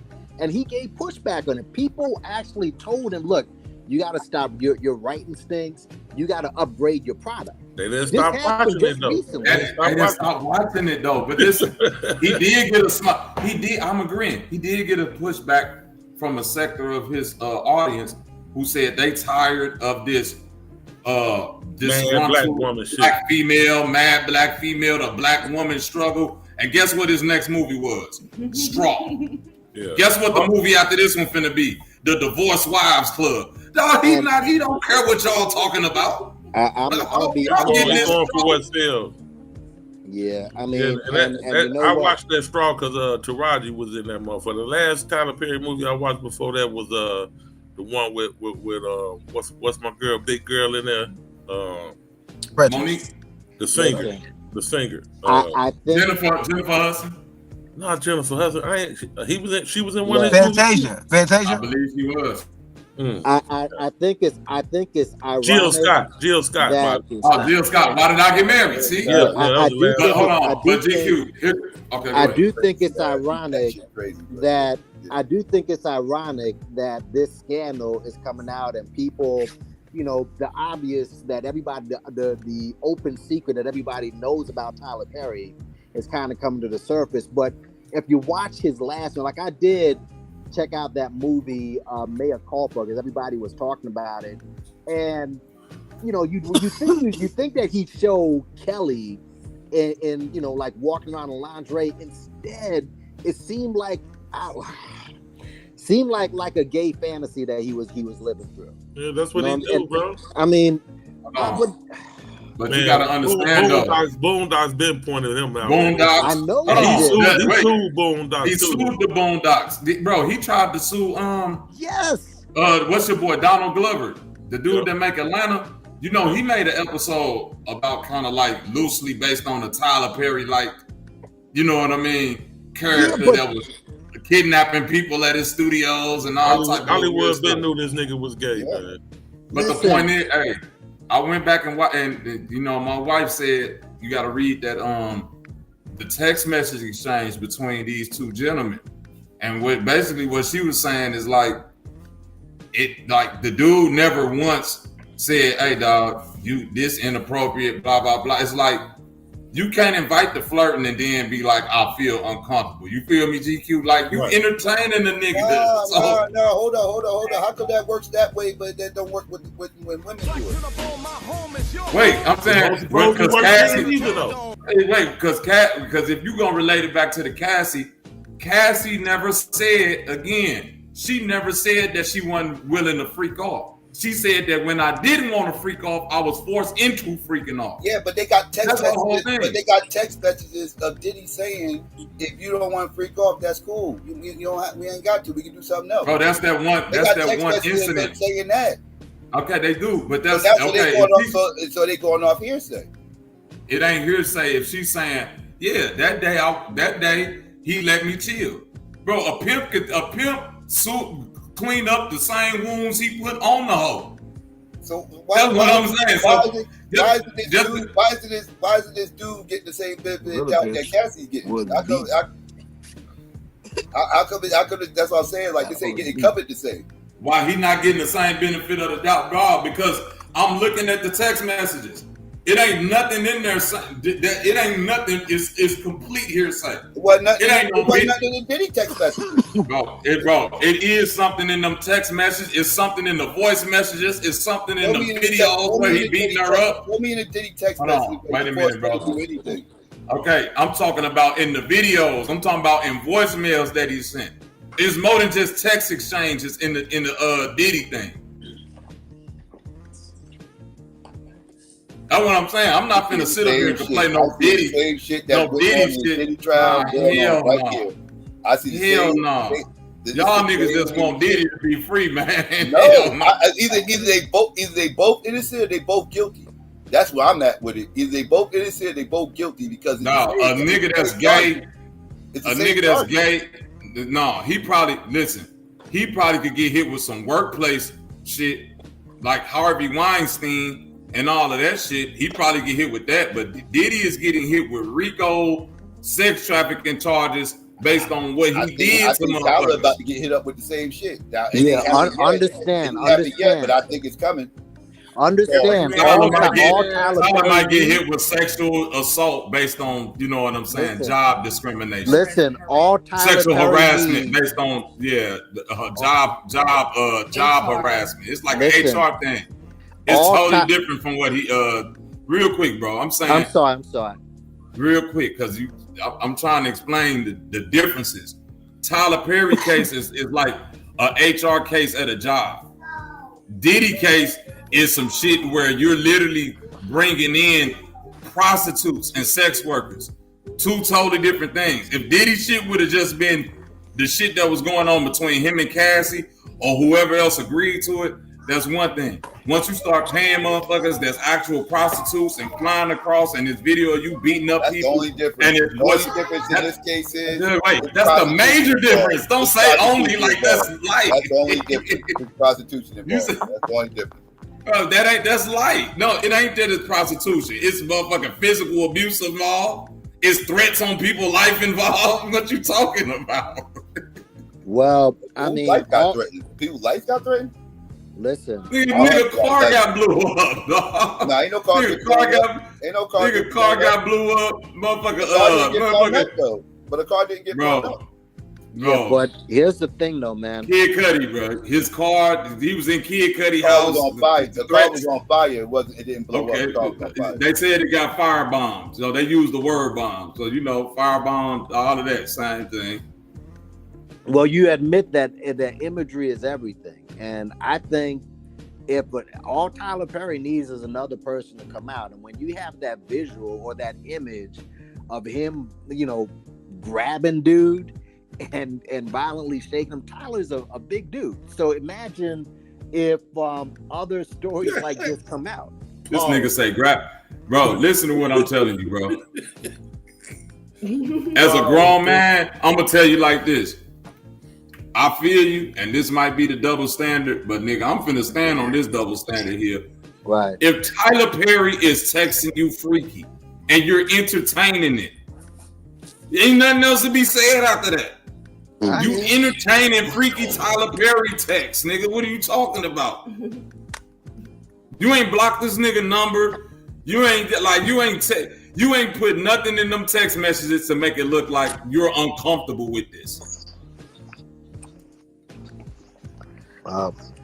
It's been a day since this come out. We're gonna what's gonna be a telltale sign if by the end of this week will he settle? All right. If he doesn't settle, then he's pretty good. If he does settle, then listen, bro. Floodgates I think we need to do this, bro. We need to go and set the record straight. Men in Hollywood, in my opinion, they're weaker than the women in Hollywood because the men in Hollywood definitely ain't finna come out and say what's been done to them, and they go allow it to be done. Bro, we just seen GQ. Remember when big ass Terry Crews was at that party and he said the white man walked up on him and did what? Grabbed his shit in front of his wife. What'd he do? Yeah, cried like a bitch. Cried like a little bitch. He ain't go to the police. He ain't do no. That nigga ain't. And I'm saying go upside his motherfucking head. That nigga ain't did shit that a nigga keep on talking about what a nigga gonna do if one of these motherfuckers do some shit to him. No, that's when somebody do some shit to these niggas. That's what usually happen. Them niggas be quiet. Them niggas be like, oh, I ain't trying to fuck up my job and all of that. Hey, nah, man, that's why I get Cassie props. Because she spoke up. And none of these weak ass niggas gonna speak up. Go ahead. She spoke up 30 years later. But look, Bobby, every motherfucker who been in a Tyler Perry movie is suspect, bro. Every nigga that been in a Tyler Perry movie, they suspect like a motherfucker, bro. Every single one of them. What? You talking about it? No, I don't think Idris is. Idris suspect, bro. Nigga suspect, bro. Nigga suspect, bro. Every motherfucker. If you been in a Tyler Perry movie, you had to be on that casting couch, guys. Michael Jai White was a good dude until he was in that Tyler Perry movie. Then them high kicks started getting too high. I couldn't watch them no more. Your leg wasn't going that high before. Cause my nigga in Hollywood say And like he always say, he can't never get no series or blow up or be big because he won't do what the rest of these niggas doing in Hollywood. He said, if you got see to talk about Corey Holcomb. You know who I'm talking about. He said, if you see a motherfucker on the front row at these award shows, goddamn it, you know why they on the front row. I mean, he's had a Corey Holcomb say all these niggas got boo-booic blood, bro. They all got blood, bro. boo-booic blood, my nigga. Yeah, he say these niggas get these big shows and these Netflix specials and shit. It's a reason, goddamn. And Psycho, don't associate him with Hammer. I mean, Hammer. There was. I understand the music he put out, but there was some realness to Hammer, as far as the real Stanley. MC Hammer was real. MC Hammer, because I was talking about the people that like Tyler Perry movies are the same type of people that listen to Hammer. Oh yeah. That's cap, nigga. I was young listening to Hammer. Nigga. Hammer was hard. Like I said, church people and little kids. That's who fuck with Hammer. Church I wasn't into this. Yeah, Hammer was slamming back in the day. Because Hammer, but Stanley Burrell was a pretty real dude. But as far as the Hammer character, yeah, I agree. Yeah, same base. That's the base Hammer went for. Yeah. A lot of money there. Oh yeah. I mean, a lot of dudes kind of, they started off street, they jumped. Tyler Perry went straight to the struggle. I think we keep on. I get that he attacked the church crowd first, but that was like the plays and stuff. If we talking about Tyler Perry, the billionaire that stands today, that's because he related straight to the Black women project struggle, which ain't got nothing like you could. That's throwing in the church women, that's throwing in the hoes. That's throwing in the girl that's the single mom that's just trying to make it. That's throwing every Black female, whether they in the church or not, has a story told through Tyler Perry. And he is giving them the shit that they need. But one thing for sure, if he did kind of play this right in that if this does kind of explode, he's got the church behind him. All right, he's got the mafia behind him, so the church mafia behind him. So it'll unlike Diddy, it'll take a while to really puncture his armor, because that Black church, like, he's gonna have if you've ever been to Atlanta and you've seen those churches, I mean, those churches are massive and they're powerful. Not only that, bro. Let's be real. Let's be real. Tyler Perry is worth like $1.5 billion, right? Yeah. So even if he got to pay the money, it's not gonna put a dent in what he's doing. Yeah. First of all. Second of all, if we're looking at what the fuck, bro, I'm saying, look at what he mean for the economy of Atlanta. Yeah. I used to live in Atlanta. That old Air Force or Army military base that he bought and converted it into a movie studio. Bro, do you know what that's doing for the economy of Atlanta? Do you think the politicians, the niggas that work security down there, the police officers, the motherfuckers that like write tickets, like, bro, it's people, the whole life can change because of this shit that popped off with Tyler Perry. Motherfuckers down there is not trying to see that fail. They don't give a fuck what, unless Cuz did something strictly heinous, like all the way heinous. I'm telling you. Folks down there is talking about Atlanta. So right, come on, GQ. They is not caring that Tyler Perry flirted with some random white dude on the set. They've been knowing he get down like that. They don't care. No, they don't give a fuck. They definitely don't give a fuck. Christian Keys. They didn't. He didn't say. That's what I'm saying. He can come on out the closet now and goddamn it, just go and get him a boyfriend and walk around with. GQ. Christian Keys was the light-skinned Black dude who came out years ago and said this about Tyler. Can we keep it a buck? The church don't care about that shit no motherfucker. No, hell no, they don't no more. That's these motherfuckers. They never did. Thank you. They never did. They running all up and down the aisle, barefooted, hollering and screaming and shit. I mean, hold on. Y'all them all the choir directors and everything. Y'all remember Bobby Jones, didn't you? Bobby Jones hour at BET. You never ever thought like once that this dude, was. I never really watched the nigga. Huh? I never watched it. He was on BET. He was a big. I remember the Bobby Jones on, but I never watched that shit though. Yeah, but they really never cared about that. And again, just watching the movies and watching him in these movies and these church people saying, "Yeah, this is family shit." I'm like, what? So yeah, but we'll see. We'll see if he settles. We'll see if another person comes out, which may be. All right, but we'll see, man. We'll see how bad it gets. But all this did is just an open secret is now kind of come to the surface. Most of them motherfuckers don't want to know that they don't want nobody to know that they gay. Dude don't give a fuck. But most of them other actors that he done did that too, they ain't gonna come out. Let's see, man. Shamar Moore and all them motherfuckers, they ain't gonna come out and tell how he gave it to him. Pause. But damn, didn't he put out a historical piece just recently? I mean, from what I understand, he was at the BET Awards just reminding everybody I did all this stuff and I employed all these black folks, blah, blah, blah. Maybe he kind of knew this was coming around the corner. Gotta be prepared. That nigga a piece of shit. Telling you, man, they're gonna line his ass up. They're gonna go back to all those Monique videos and stream all that, all these other accusations motherfuckers made on him. They're gonna line his ass up. Make Black Hollywood a whole crime syndicate. Well, to his advantage, his was with them men that want to probably kind of stay men, so they probably ain't gonna come out and tell what the fuck he did. Burnt a lot of bridges, man. He like Tyler Perry didn't burn a lot of bridges. The women now, you know the women will jump out there quick on his ass and lawsuit him up. Mm-hmm. The men that he was doing that shit to, like Idris Elba and all that, the motherfuckers ain't finna tell that they got that little. Yeah, we gotta. It takes one more man to come out with a sexual allegation.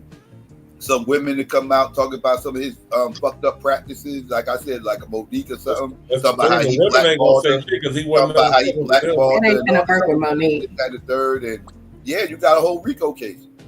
He wasn't never fucking with none of them women, so he ain't got to worry about that. Exactly. Damn, you fucking me up, man. You like Stringer Bell on the casting couch and shit. Like, yeah, Stringer Bell on that motherfucker. All the motherfucking niggas. I mean, I refuse to believe until there's proof, you know? But they was already doing all of them was already doing the shit. He just got in on it. You know what I'm saying? Because that was his preference. So he just got in. All the motherfuckers been on other motherfucking niggas cast the couch. White men cast the couch. You know what I'm saying? So yeah, you know, this shit ain't no new shit. Holly weird, for real. It's really weird. It's really, really weird. Yeah, but y'all picked the two most masculine men that you know were. That's why he ain't got to worry about them coming out with no lawsuit. You know what I'm saying? That's to his advantage. Yeah. But he was groping them motherfuckers. Hold on, I need you to stand like this.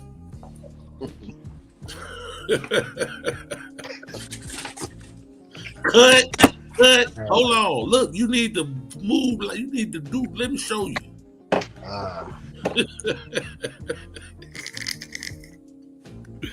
Goddamn, my dear, man. I'm sorry, that's funny. But I understand why it would make sense for him to try with the like sex appeal black guys compared to like a basic nigga, because like you know how like it'll just damage your career if an Idris Elba came out like, oh my god, you know, something happened with, you know what I'm saying? Like that's so weird. That's what I was saying, yeah. Shamar Moore, what's his name? Shamar Moore and all the lady loves. Exactly. Yeah, like the desirable. Fuck their career up and talk about how they was dating Tyler Perry. That's going completely to the grave with them. Exactly. So that's to his advantage. So he'll get away with. It's only this one cracker that he tried the wrong side. You know, the cracker don't give a fuck. Give me the money, nigga. Yeah, we was fucking around. We did it. But I was thinking like that might be the thing that'll make it stick is because he's a white man. Mm-hmm. I'll tell you what though. You notice that he probably gonna end up paying him. That's for sure. It shows that no matter what your sexual orientation or whatever, it's always like a white person that's gonna bring them down, whether they're gay or straight. You know, it's like yeah. It's like you can fuck with all you could do that to all them other niggas, but don't come over here to us, you know. Mm-hmm. And yes, this is Bobby's wife. How y'all doing? All right, no, but see, he said the white boy set him up in the first place. It was all a setup for his dumb ass. He didn't even see it coming. He's stupid like that. You know, you get the big head, you get all of $1.5 million, and then you start thinking you really somebody, and you let the white boy trick you. You should have just kept on fucking with them niggas that you know ain't gonna tell nothing. You can go over there fucking with them. Now you want to fuck with this cracker, and they ain't the motherfucker jump out the bag on your ass. That's how it usually go, even with the white women. Shit. That's what happened to my boy. What's his name? That played in the Marvel movie and shit, and on the Rocky movie and shit. Can't think of his name. That was running from the white bitch. Still, you talking about? Oh, you talk about Jonathan Majors. Exactly. You know what I'm saying? Fucking with them white bitches, man. There's one thing Dr. Umar got right. Leave the snow bunnies alone. It's Trevor. Billy Bob's alone too. Trevor.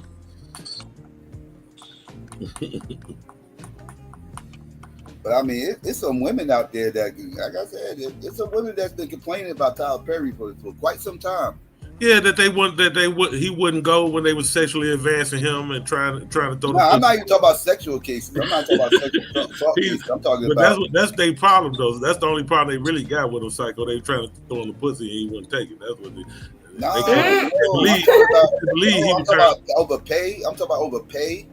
Oh yeah, Monique was going. Like I said, Taji P. Henson, Monique. Yeah. Like No. Taraji was not complaining about what Tyler did. It was Monique who was complaining about what Tyler did. You basically wanted me to do free promotion and not be paid for it. Obviously, it's free promotion. And how much they got paid? They didn't get paid nothing for Precious either. Right. She got like, a quarter of what was actually made from the movie. What he did was use Taraji, because she was really the upcoming, black actress. She was, supposed to be under Angela Bassett or whatever. But he took her as the example, like, oh, well, you're not getting paid what these white people want you to make in these films, so I'm gonna make something else for you, and I'm gonna pay you what you wanted to be paid working with these white folks. And put you on the front row, put you exactly. Make you're gonna be somebody on these motherfuckers. But the whole thing is, you get what you signed for, the contract for, not what you think you make. You know what I'm saying? You supposed to be getting mad at your agent, your manager. Don't get mad at them motherfuckers, because if you ain't asked for no points in the beginning, I don't give a fuck if it was 2 points. Give me 2 points off this motherfucker. Then you got something. You know what I'm saying? But you sit up there and sign for $150,000, then the movie make $150 million. You can't come back to about, man, this motherfucker made $150 million. No, motherfucker, you signed for $150,000. Shut the fuck up. That's why they be tripping me out at, like, motherfucker, especially motherfucker like Monique been in the business this long. Better get your contract right. Ask for some points. Fuck it, you ain't got to pay me shit. Make sure I'm put me up in the hotel. Give me 3 points off this 3% off this motherfucking movie. You know what I'm saying? Now I'm betting on myself. You know what I'm saying? Just put me in the hotel, make sure I can eat and shit. You ain't got to give me no money, motherfucker. Give me 3%, 5% off this movie. You know what I'm saying? Now you working with something. This motherfucker make $200 million, you getting 5% of that. But you sit up there and ask for the money up front and then get mad because the movie take off and do way better than y'all thought it was going to do, which it was a garbage ass movie any motherfucking way, but hey, it took off. Precious, I'm speaking of.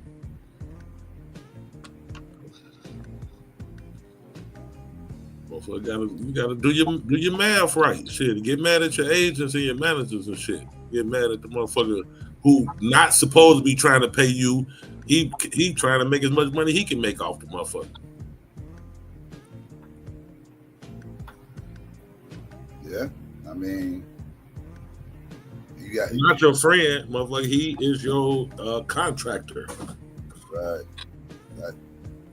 I feel you. But it's Hollywood as a whole that's not paying them. You feel me, GQ?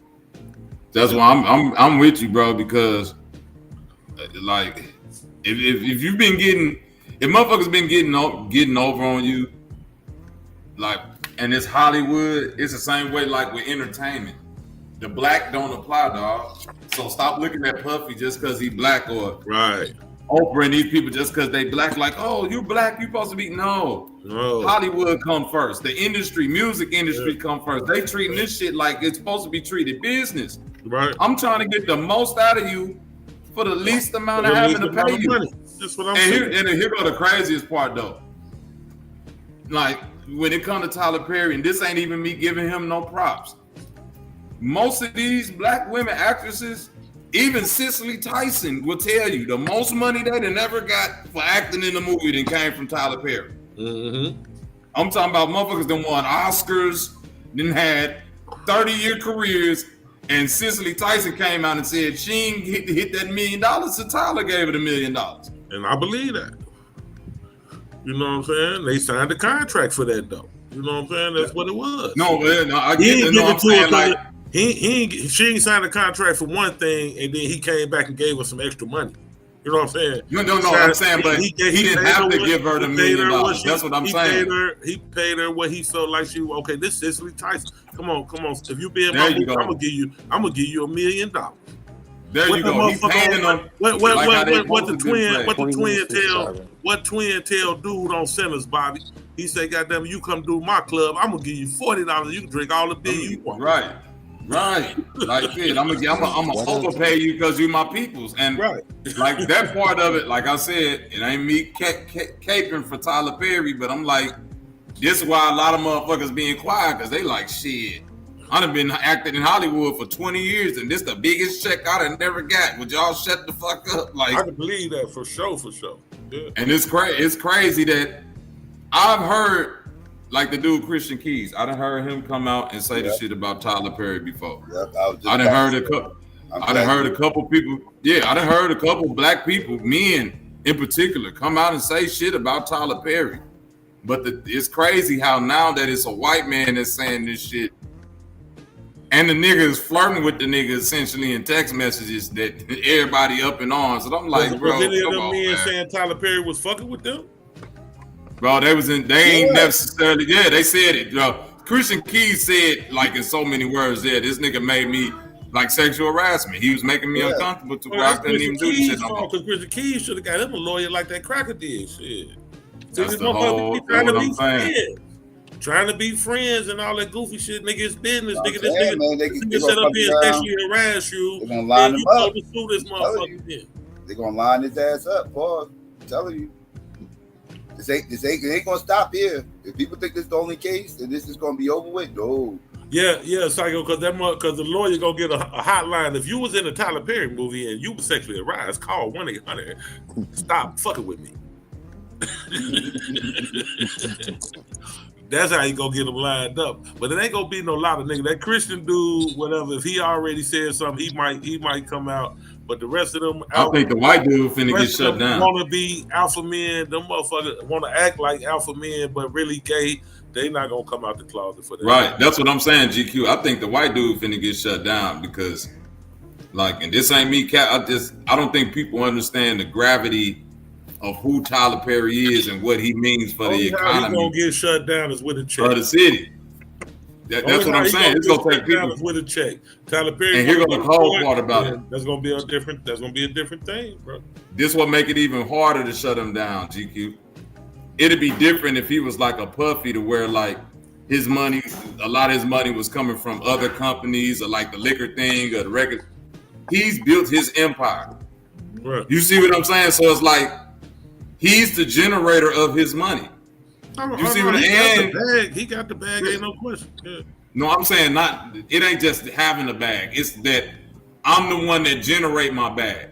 So It's like Puffy had the bag, but once them liquor company people said, "Nigga, we could shut your water off." I understand exactly what you're coming from. You see what I'm saying? Like, Buffy had the bag, but he ain't got the Tyler Perry bag. He ain't got the bro. Tyler I'm Perry saying he Tyler ain't Perry got that power. Tyler Perry Right. Studios got that. Right, that's what I'm saying. You can't shut his water off. Like if Tyler Perry come out tomorrow and say, "I want to shoot a movie based about niggas."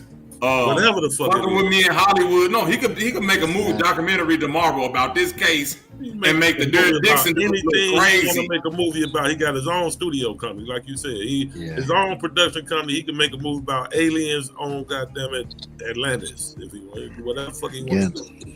It's not the money. He is a boss. I get what you're saying, Bobby. He a real boss. He not just got some money. He a motherfucking boss. It's the Jackson. The closet is beyond open. This walk-in closets, Jackson. These closet these niggas is in is like niggas 1-bedroom apartments, dog. These ain't regular closets, my nigga. It's bathrooms in these closets. Man, there's so many of them motherfucking gay ass motherfuckers in Hollywood, bro, that we think is somebody. Them motherfuckers is straight up gumps.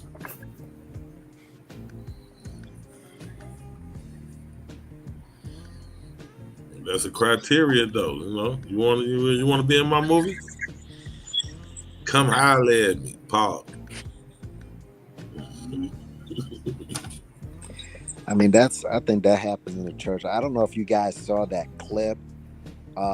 Cam Newton and what's his name, Jamal Bryant.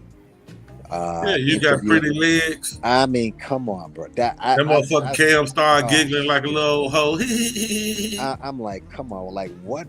Cam supposed to end the interview right there. Hold on, man, get the fuck up. What you say? I got what? I mean, tell you what these niggas at with it, man. Yeah, it's got really pretty legs. That's not no fucking compliment, nigga. That's an insult, nigga. Yeah, like, and the way they were talking to you like you was a bra. Nigga literally just sit up there and talk to you like you was a bitch, nigga. Yeah, and with all this coming out, man, and they're in Atlanta and everything. That's what I'm saying. I mean, I think this is a whole like gay church mafia, man. It's not his money. It's the church. I've been to Atlanta. I've seen these churches. Freaking Jamal Bryant's church. They got a football field in the back of their church, man. Just to give you an idea, these churches are massive and powerful.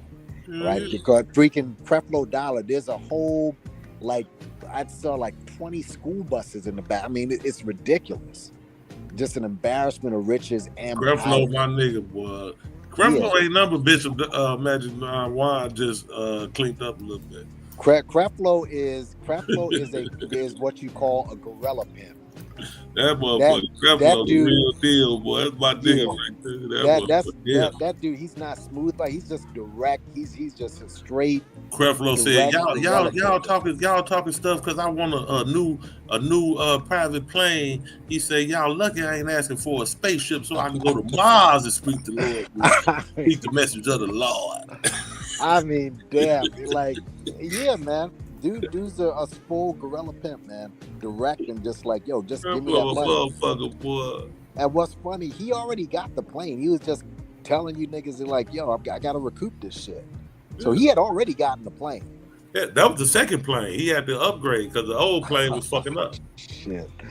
I'm telling you, man. But yeah, Tyler Perry got that place down locked. But it's gonna. I believe the Psycho is right. I think there's gonna be more. And I don't think this is the end, man. Tyler Perry helped Creflo get the plane. He donated a lot of money to Creflo. He donated to all the mega churches, bro. He go up there, he go up on stage, he do a big speech. Scamming ass motherfucker. Yeah, he support them. He hit them all with a bankroll because they gonna make their whole congregation to go. They gonna get church buses to go. That's money for him. That's an investment. That's money for him. Yeah, because they're gonna take buses. Come on, we got the Tyler. We going to see the new Tyler. The bus will be meeting at in the church parking lot on Friday at 6:00, and shut the whole theater down with none but church folks. Yeah, crazy. I think at some point, this is what we gotta admit, dog. I don't think that shit gonna go far with this white dude because he gonna hit him with about 30 million, and he gonna go sit the fuck down. That nigga is finna hit that nigga with a hitman at best. Dude is finna go sit down some fucking where. 30 mil, bro. He gonna go sit his ass. Nigga ain't finna get $30, bro. I'm telling you. Like, now, I bet money he gets some money.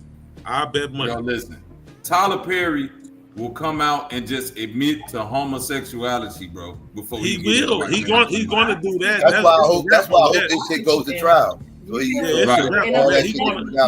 don't even think it's gonna make it to trial. The only way it won't let going to trial. I think Tyler gonna give him a bag and he gonna get him out the way, and he gonna come out the trial. I think he gonna do that just to get dude out the way, and he gonna. Man, listen. Coming out the closet, this is my opinion. out the way. But that's what I'm saying. I'm looking at the. I'm only going off of like the little text things that the white dude put out and the little information that we got now, and I'm trying to figure out like how in this shit do you feel harassed if you see what I'm saying? If you're entertaining it at some point. Your entertaining of it makes it a non-harassment. And I get it. It's a power dynamic there by him being your quote-unquote boss or whatever. But here go the thing, though. Y'all have too long of a text thread history. You feel me, GQ? Yeah. But like, it's a nigga. All right, 3 weeks in and you want to go somewhere? No, I know. He's still the boss. But at some point, you can't just say I was trying to keep my job, and you're not giving no goddamn reason to why you was dealing with this person like this, or not trying to distance yourself or nothing. Like, you entertaining this shit. You could have been thinking doing it like this was go help move me up the ladder. And I get it. That's the part of the shit that ain't spoken on. Like, you got people that's harassed in Hollywood and harassed in the music industry, but then GQ, we don't never speak about the other majority of people that's like, bro, willing to go in there and do the shit just so they can move ahead. Like, men and women that's willing to go fuck whoever they need to fuck in order to move up that ladder, whatever that ladder is. Mm-hmm. That part ain't never spoken on. A lot of these niggas, like, whether y'all want to say they gay, yeah, the nigga's gay, but nobody forced him into that. That nigga thought doing this shit was gonna push him into being a star of the next Tyler Perry movie. That's the reason why he did it. He wasn't harassed into doing that shit. That motherfucker, if he was harassed, it didn't take a lot of harassment. Mm-hmm. Never do. That nigga wasn't these niggas ain't getting beat on like Cassie and drugged through no hotel hallways. Like, the gay mafia ain't busting out of hotel doors and 4 niggas wrestling the motherfucker to the ground. Like, what we talking about?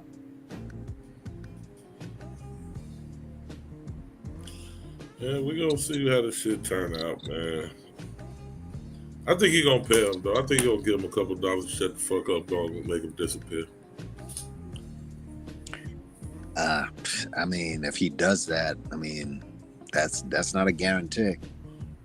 Not a guarantee that people aren't gonna come out. I mean, like if most of the motherfuckers ain't coming out, bro. That's right. So I keep telling y'all, most of them motherfuckers is not gonna say nothing, bro. Yeah, peep this real quick. A lot of stuff that's on today is coonery and buffoonery. Yep. I know it's making a lot of money, breaking records, but we could do better. I will punch the hell out of you. Say something else. That is my answer to Spike Lee. Go to hell. People love it. Why in the hell would I sit here worried about Spike Lee? I finished Mea Culpa, and all I can say is Tyler Perry, count your days. Another Tyler Perry movie, another flop, not even an endorsement from Beyonce. For me, just imagery is trouble. Spike Lee, the Oscar-winning director, producer, and screenwriter, is renowned for his movies and documentaries that explore race relations, issues within the Black community, urban crime and poverty, and other important social and political issues. Tyler Perry, on the other hand, is known for creating and profiting off of his alter ego, Medea, a character widely regarded as a demeaning Black stereotype. But this is just scratching the surface of how problematic Tyler Perry is. He's also been accused of rubbing shoulders with some shady characters like certain prosperity preachers, writers, while also facing lawsuits over unfair labor practices. Tyler is also notorious for refusing to hire writers. In fact, he often brags about writing all his work himself and being able to churn out a new script in a matter of weeks. Yeah, we can tell. And again, this is just scratching the surface of everything Tyler Perry has been accused of. Here is a new blind item about 7 alleged male victims of Tyler Perry's who are ready to come forward. At least 7 men are ready to talk about the bullying and coercion inflicted upon them by this movie-making mogul who likes to dress up. Many kept records and are ready to go public. Pay attention to the men in his movies, and you will see that he has a type. Let's see. When Spike Lee tried to... You heard that? This video is over a year old. So like I said, be prepared. I heard this lining him up. But that motherfucker down in Houston said he had over 200 stars. Right. Yeah, we ain't. I'm gotta happen. I'm letting you know they lining him up, bro. Like this, he better be ready because this ain't the only one. I promise. And Spike Lee got a lot of nerve to be talking about some coonery buffoonery after that XyayX movie. He should shut the fuck up. Yeah, he was both. I mean, but here's the thing, though. I mean, he ain't make nobody dress up in a dress, though. No, Nate. I don't know. Spike Lee have had niggas dressed up in dresses in his movie before. Let's not do that. Let me ask you a question. Which one?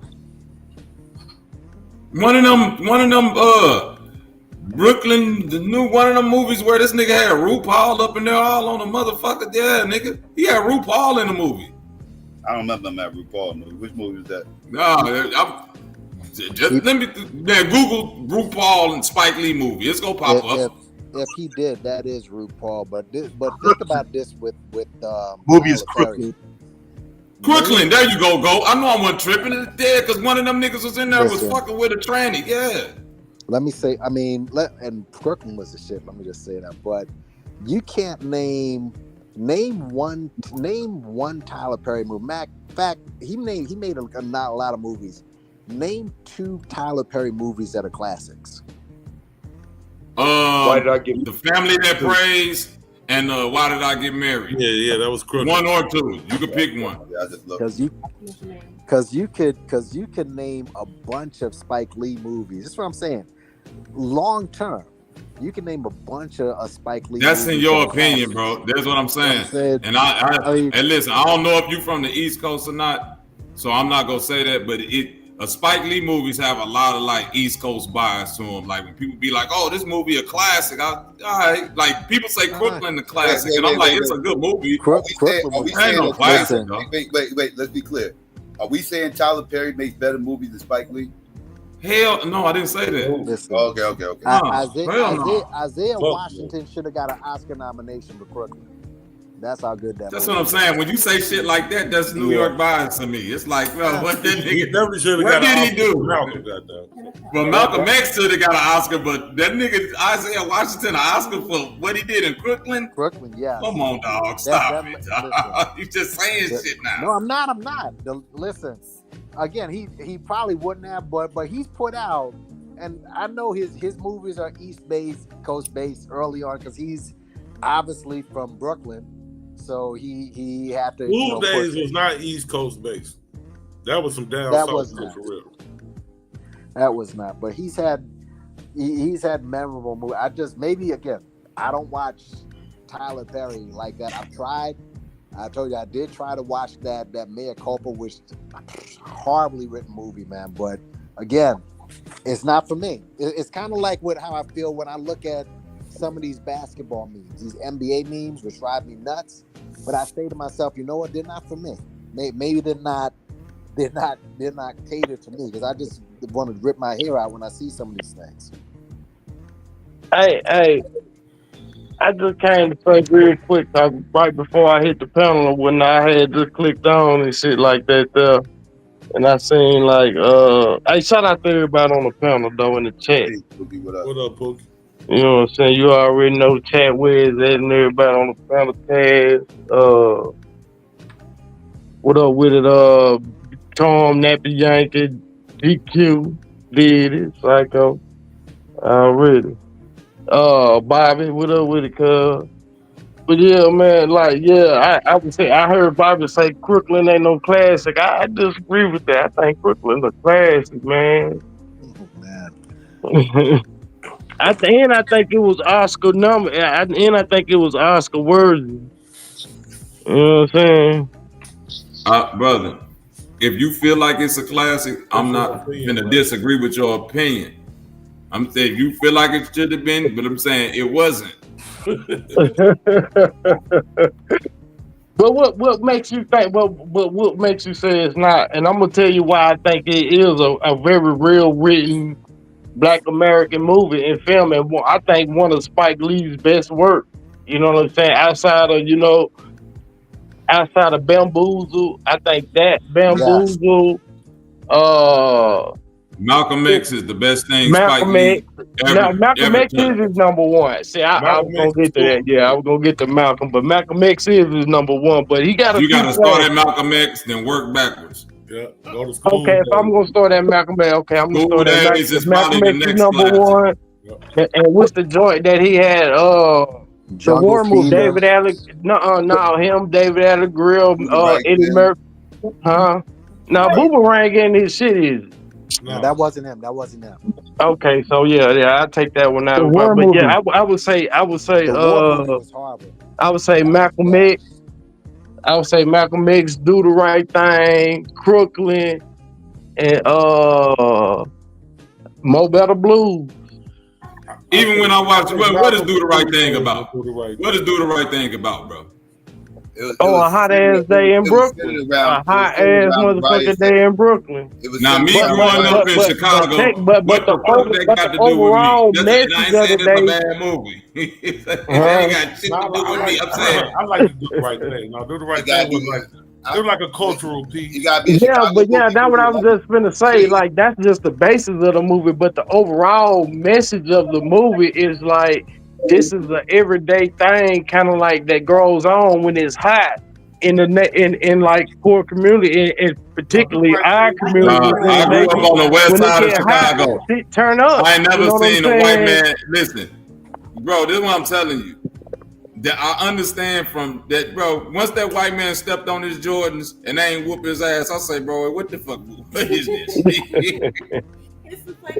Y'all ain't like Miracle. Y'all didn't like Miracle at St. Anna? Nah, man. Blue. It's horrible. Blue, you been with a group of niggas and a white man stepped on your Jordans before, and all y'all did was go, yo, Holmes. Oh no, You stepping on my brand new J's for, man. If you don't get this Shakespearean nigger shit out of here. Bro, some real shit though. I don't think any of those movies that came out in the 90s have more of a cultural impact than Malcolm X though. None of that shit. That's a fact. Not a cultural impact. Malcolm X but, is the one. But I want to hear Bobby answer why he don't like Crooklyn though. But we all know that Malcolm X have a bigger cultural impact than Crooklyn. But I don't think. But I think Crooklyn is every bit as good as Malcolm X in its own way. No, it's not. No, it ain't even close. Crooklyn is a great movie. It's good, but when you get to throwing classic and like, it's just. Yeah, bro. Once I like Malcolm X, and Malcolm X come on right now on BET, bro. I might sit down all 3-4 hours and watch that shit. That's how good of a movie that is. Just on a random Friday. But if you well studied the history, especially the history of Malcolm X, you can see the inaccuracies in that movie. Am I correct? It's a movie, bro. It's a movie. Understandably so. So is Crooklyn, but you still haven't explained to me what is the reason that Crooklyn isn't held in the same esteem as a Malcolm X when it's made by the same person and every bit is just good. I gave you my opinion. I said because of most of, I said because it wasn't as good as Malcolm X, and I said because of most of Spike Lee movies have a certain East Coast bias to them. That's all I was saying. Ain't nothing wrong with the movies, but I'm saying they're not classics to me because I only relate to. What do you mean by East Coast? I thought about the East Coast bias. All right, can I say what I'm because saying? The movie is called Brooklyn. Hey, okay, listen. It's supposed to be about Brooklyn. Listen to what I understand it, but every movie he make ain't supposed to be about Brooklyn. First of all, like Bobby, let me say this. Brooklyn though. Like, get on but the bus. the movie is named Brooklyn. Okay, get on the bus was a trash Brooklyn. movie. It was a trash movie. It was a trash. Get on the bus was trash. And yeah, get on the bus was it horrible. was gay niggas up in there kissing in that movie too. Get on the bus. Yeah, get on the bus was horrible. That shit was trash. Bobby, let me just say this. Hey, I agree with that nigga on that shit. Get on the bus was horrible. That's weird because I don't look at Friday as like, oh, that's a West Coast movie. It's just a hood movie. Yeah, exactly. Exactly. That's like, how I look at Friday. Ice Cube, like he got a West Coast bias, even though most of his movies take place in the West Coast. I don't look at him and be like, oh, I don't like Ice Cube. Most of his movies don't take place in the West Coast. Barbershop was Chicago. Yeah, Bobby, let me. He showed that he knew nothing about Chicago with that. Yeah, that's what I'm saying. Like Spike Lee know everything about New York. That's what I'm saying. New York bias, Psycho. Not that it's bad, but I'm saying most of his movies are framed in an understanding. Hold on, let me finish it. Let me finish saying what I'm saying. Most of his movies are framed in a East Coast centric point of view, where certain nuances you can enjoy the movie, but certain things. Let me finish saying what I'm saying. Go ahead, I'm saying you can enjoy the movie, but certain aspects of the movie, unless you grew up in New York, this is my opinion, you just not go relate to or understand or feel like that. So certain things in his movies, like, yeah, they be good, and then it get to a point where I'm like, I don't even know what's going on right now. This something that'll probably only happen in the East Coast, because I don't even understand this part of the movie.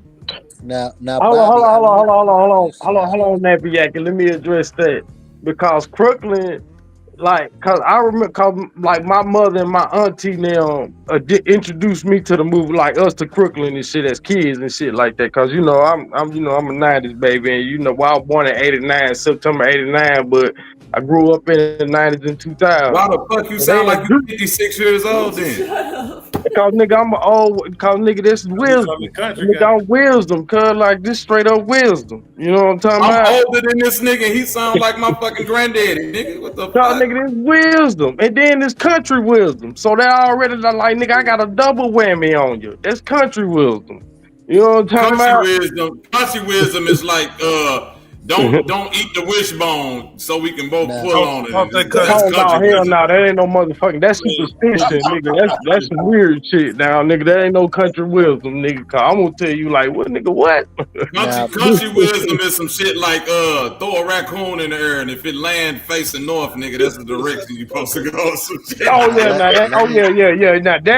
you right on that one. Now, okay, you got me on that one. Okay, yeah, you got me on that one. All right, okay, that's good. Hey, TQ, right. If a snake look you in the eye when it come out the bush, it mean there's water near. That's country wisdom. Hey, but look though, the reason why I had to push back against that, because and I said all that to say is though, like, you remember in the beginning of the movie they was playing hopscotch, double dutch, and the games that the kids was playing in the streets and shit like that there. I remember like my first time watching that movie and shit like that, my parents, with my mom and her sister and them telling like those were the games that they used to play growing up in the neighborhood that they growed up in the streets. You know what I'm saying? Like they was having like nostalgic moments from seeing shit that was going on in the 70s, and even the activities the kids was playing, even when they was playing those little games, like, you know what I'm saying? I'm gonna tell you right now. Yelling out or some shit, but it was some shit that we ain't even played when we was growing up. We played. I'm gonna tell you, Spike Lee. I'm gonna tell you, Spike Lee. My favorite movie from Spike. One of my favorite movies from Spike Lee that was totally relatable, and even though it was still had the East Coast bias to it, I understood it because the situations wasn't just East Coast situationally. Clockers.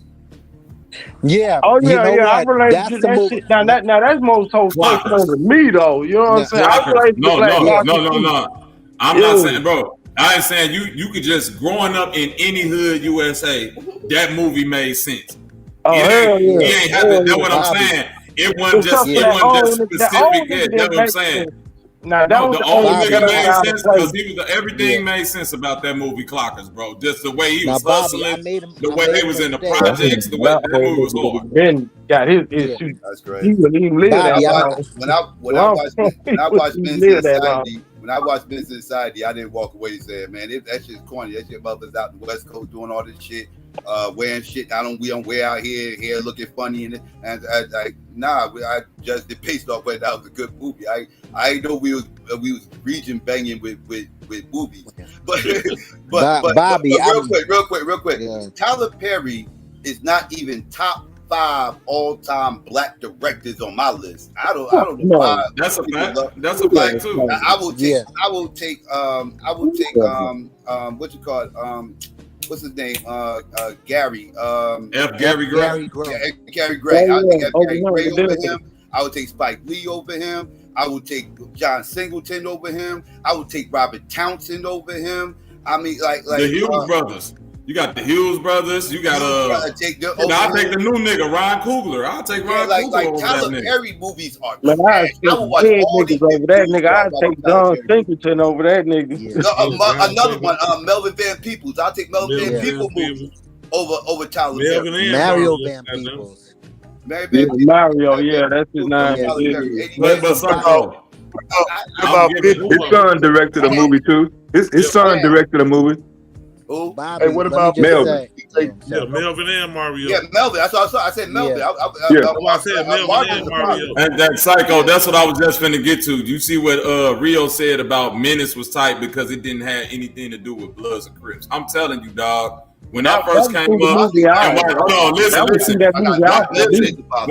on, real quick, bro. When I first seen the movie Colors, and I'm a little bit younger than a couple of these guys, but it's like Colors is good, but it's like that's a West Coast spot. It's like, nigga, I don't even get what these niggas really. Colors I'm saying it's good, but it ain't like I'm saying the same way how Psycho saying East Coast vibes. I'm saying because Menace to Society wasn't all blood and Crip and like, hey homie, what's up on my bit? Like all that old weird ass shit. It was like, all right, cool, I can relate. It's just regular shit in the hood. You see what I'm saying? Just like Crooklyn. Hold on, not Crooklyn, just like Clockers. Clockers was the East Coast version. Clockers to me was like East Coast Menace to Society where like I can relate to this story. This just niggas in New York living out. It ain't just like certain certain Spike Lee movies was just like it was like a Ghostface Killer rap. It's like, bro, I gotta be from New York to understand some of this shit. You see what I'm saying? Versus just enjoy the shit. Bobby, let me just like some of them West Coast movies, like you gotta be from out west to understand that some of that shit. Yeah, I made a mistake. I mixed up Clockers and Crooklyn. That's the movie that Isaiah Washington. There we go. Okay. I mixed up. That's Isaiah Washington. But he was in that movie. When he played the crazy brother. Now, if you talking about Clockers, he should have got an Oscar. Yes, he killed that role. In Clockers, he should have gotten a nomination. All right. So that's the movie, Clockers. I got the movies mixed up. Y'all forgot when y'all were naming those directors. Y'all forgot the movie Young Nigga too. And go ahead, Taz. Go ahead. No, I was asking, do y'all got 50 over Tyler Perry? That's somebody to hear y'all name. No, I put them in the same box. I put them in the same. They got a tie. None of niggas make the same trash ass movies. If I was watching my guide on cable and I saw a 50 Cent movie was on and a Tyler Perry movie is on, I would definitely click on the 50 movie before I click on Tyler. I just rather not watch TV. I don't even know what movie 50 Cent got. I'm talking about the series. I don't know, but I would take a shot at it before I watch a shot at Tyler's movie. No, I'm telling you this. I've seen it. 50 trash. Like his writing. I'm gonna be honest with you. 50 Cent ain't got this. Hey, this might be get me crucified, but 50 Cent don't got better movies than Tyler Perry. I don't even know what movie 50 Cent got. Now we talking about series. He definitely got better series. The TV series, yeah, but you just say a movie. Man, that nigga I don't know a 50 Cent movie that's good at all, nigga. All his movies trash. I ain't even gonna stunt you. I don't even watch 50. What movie do 50 I don't watch all Tyler movies. I'm just saying if I had to take a chance on one, I would take a chance on 50. Man, I remember I tried to once 50 Cent lost all that weight and played that cancer, that nigga that had cancer. This When they nigga talking about over produced, they talking about the movies he produced. Bobby. No, I'm saying he was in the movie. Yeah, the movies he produced, all them shits. Like this nigga 50 being Expendables and like weak ass cop shoot 'em up movies and shit. This shit just be trash. Yeah, they just inserted in this. This nigga 50 Cent probably got like 30 movies with Bruce Willis and all of them garbage. Yeah, I don't want to watch none of that nigga shit. I mean, it's entertaining, but even in Power, I mean, Power good. Power is just, it's entertaining, but it's just cartoonish. It like, hold on, all right. I don't claim to be from the block, but the first Power was a shit until they spent it all. But that's 50 Cent produced. That's 50 Cent name attached to it. 50 Cent ain't right Power. He ain't right Power. He didn't cast Power. He didn't do right. He nothing. was smart. He was smart enough not to write it. He was smart enough to hire motherfuckers that can know how to write. And that's what I'm saying. He did Den of Thieves. Man, that shit. I don't see how y'all like that shit. Like, Well, let me ask you this: like in Power, and like I said, it's kind of cartoon and some of the it's entertaining, but in the hood, I mean, is there some white in any hood? Is there a white shooter? No. You know what I'm saying? No, nigga. You don't have to be from the hood and be like, okay, there's this white shooter that everybody. He gonna make himself a trophy, and he gonna get up, and anybody that's a trophy gonna get up out of here early and quick and fast.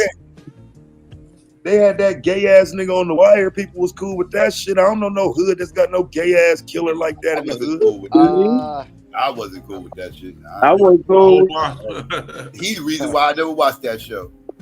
Once I saw that. It was gay killers in the hood. Hey, you're talking about Omar? Yeah. You better look up. Taz, you need to look up. Hold on, real quick, Pookie. You need to look up some of them DC hood stories. All that Wayne Perry, Rayful Edmonds shit. All them niggas was gay as hell. All them niggas. Most of the DC gangsters is and I'm sorry, DC. Y'all can be mad. All them niggas was gay. It is. And they all part of the feds known for their people. They part is known for the feds for being fucking gay and doing that type of shit. Just ask anybody you know where you from been in the feds and ask them about the DC card. They'll tell you. I mean, see, one of the reasons why I don't like doing that shit now, I mean, if that's what y'all gonna do, that's what y'all gonna do. But for real, some real shit, I get tired of black men that's not gay being put into that fucking box. When you got a bunch of niggas that's around gay, like it's easy to start throwing niggas in that box. And I really think it's kind of fucked up because niggas will start throwing anybody in that box because that box has been created. I feel like we need to watch who we saying is gay. If a nigga ain't gay, he ain't gay. Niggas like Tyler Perry running around wearing a fucking dress for years and years and years could have been past that roll off. Yeah, that's suspect. But when we start talking about just blind groups of niggas, bro, I don't know no gay ass niggas that was killing shit like that. Never heard no stories like that. But that when I'm telling you, Taz, that come. Go back and watch them DC niggas. I'm telling you, that what they was saying about them niggas like on them DVDs. This where the information come from. Like, yo, them niggas, Wayne Perry and all them niggas was the gay gangsters. Nah, but Taz, they're like, man, but Taz, like, you know niggas that done been in the feds, though, where you from? Ask them niggas. That they say was gay too, that's real popular. Damn, what was his name? What's that nigga name? They say that nigga was gay too, though. He was running with them. I think he was running with Alpo now. Wayne Perry. Yeah, so Wayne Perry. Yeah, they talking about Wayne Perry was Wayne Perry. They saying Alpo, they talking about Wayne Perry because that's when he got with the DC dude. But that's what I'm saying, Taz. All that come from some form of truth that they report from real life. Yeah, niggas though, bro. Like, that's crazy. Like, we talking about a whole era of y'all naming like 3 gay ass niggas, bro. Yeah, that's real. You know what I'm saying? I get tired of motherfuckers doing that to black people, but that's, you know what I'm saying, that's becoming the norm. And then when black women do it, I think niggas hear it. I think that's the only time you notice it. If a black woman was sitting there and she'd have just threw all niggas in a gay ass box, you'd have heard it then. You know what I'm saying? That's crazy. Well, the only reason I'm speaking because I got you know, like the brother just said, you know what I'm saying? One of my OGs was in the feds. He was in XyayX, then was in some federal facility, I think close to DC. And it's like, if you got homies that have been in jail or been out in the streets and all of that, it's like, motherfuckers that like, I heard this before. Yeah, that's some gay. Yeah, the DP card is gay. As far as my family and my people told me. A gay ass nigga running through the hood, murking shit. People scared of him. Blah, blah, blah. Yeah, I ain't never seen it. I ain't never seen it in my real life. I've never seen it in real life, but the first time I even saw the Omar character on The Wire back in the day, they like the first person they was relating this nigga to was Wayne Perry. Like that's who damn near people was trying to say that's who the character was based off. Wayne Perry. Off of. Yeah, he's based off Wayne Perry. Yeah, except for Wayne Perry was more so on the drug dealing side, but he was just a killer. Period. You know what I'm saying? Because you know, but now I've seen niggas that where they only profession is to be a hitman and killers and shit or shooters and shit like that, but be gay too on top of it and wear on their sleeve. I ain't never seen that shit. They said Omar was based off this guy named Donnie Andrews. Omar Little was based. He's was based off a real person named Donnie Andrews in Baltimore. Probably so. I don't know, but him and Wayne Perry got a lot of talking about. Wayne Perry and man, that's what and he pause in both ways. Let me put it like that. Pause. No, they say Rio, and they said Harlem, big gangster from Harlem, the killer. Right, the preacher dude. And Rio, they said Wayne Perry was like that on the streets. Him and Rayful Edmond. They say Rayful, like y'all don't remember like them DVDs back in the day that came out. They say Rayful Edmond was paying for niggas to get sex changes to like turn into women so they can transport the drugs and shit easier and all of that shit. Man, let me just put it like this. I've heard from just people from all over the country and people I done grown up with and done been in the feds, family members done been in the feds. DC different. Put it like that. Wow. That DMV area period is different. Well, one thing you finding out there'd probably be more of a chance of a gay killer in the hood than I had seen a video not too long ago. Bobby Brown was talking about preacher being gay and shit. Well, I think he was. I think what's happening is that now that it's like a couple decades removed from that era, and a lot of these niggas that either died off or got these consecutive life sentences, that people that was around them is more comfortable. Like, look at all the shit Ray J coming out saying now about Suge and the shit he was doing to niggas. And you feel me, GQ? Like, people just like, hey man, this was Suge. Like, he coming out saying Suge was out here taking advantage of men and doing like wild shit to niggas and all of that. Like, so that's what we're doing now. We take the credit off the motherfucker in Hollywood. Said that he was fucking. He was. Hold on, what you said? My fault. No, I understand. Who the fuck is Ray J? Like, when did Ray J get some pull for credibility for any fucking thing? Yeah, Ray J. He been around too long. He been around. Ray J been in the when mix have you for too seen long. Ray J name into something that was good, yo? Like straight up. That's why it don't matter if it was good. It's the fact that he's in the mix, and it's just like this. Ray J came out years ago and said, "Bro, I didn't put no sex tape out. That was the mama doing this shit," and they laughed at Ray J. Right or wrong, GQ. When all that shit first happened with that Kim Kardashian shit, they was saying Ray J, that's conspiracy. He ain't do that shit, blah, blah, blah. Then it came out to be true.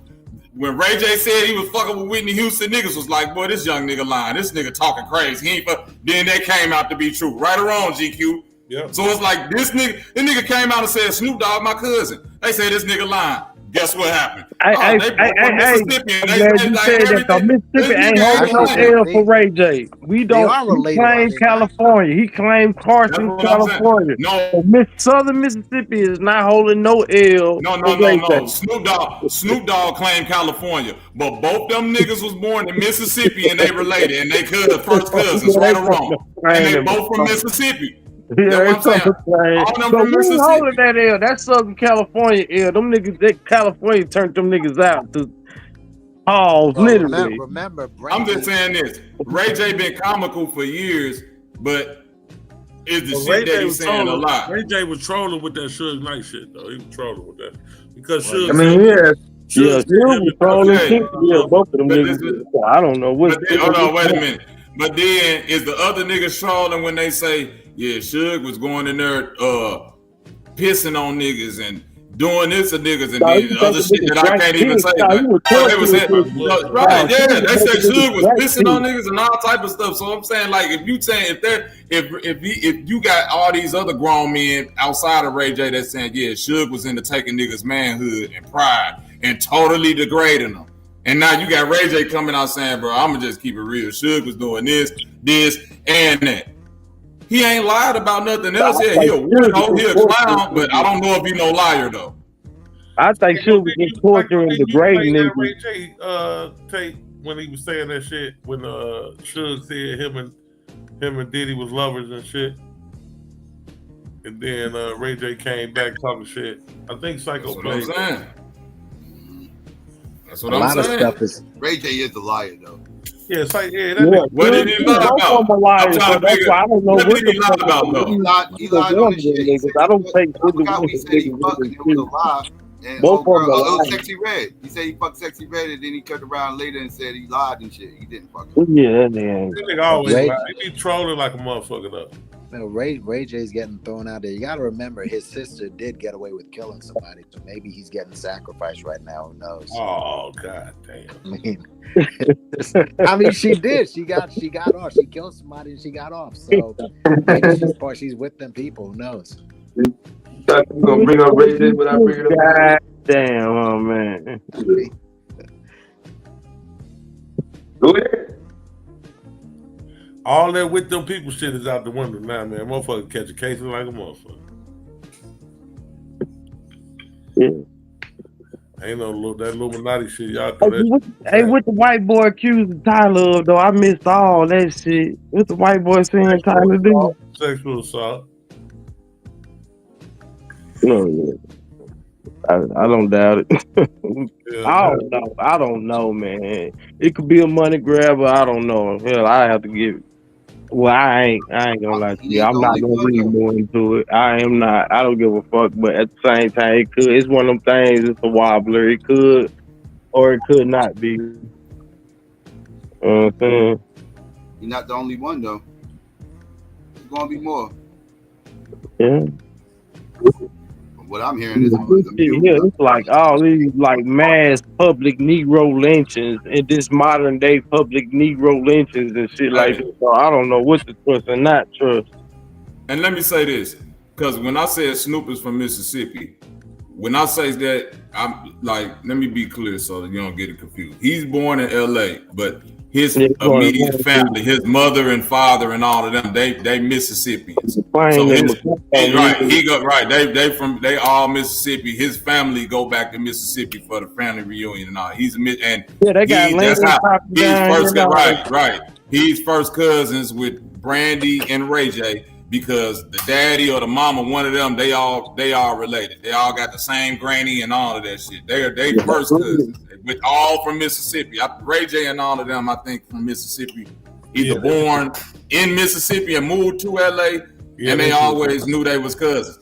Hold on, GQ, it's the same thing when I be telling motherfuckers like, oh yeah, you know Kendrick from Chicago, and they be like, nigga, Kendrick born in LA. I'm like, bro, but his family and all of them, like, I know the Duckworths. That name ring off in Chicago. Like, you go find, it's probably Duckworths in LA, but nigga, you go to Chicago, all that nigga family is up there. Mm-hmm. They left Chicago, had him in LA, but the rest of the Duckworths is in Chicago, spread out. Yeah, I know Duckworth down here. I went to school with Duckworth.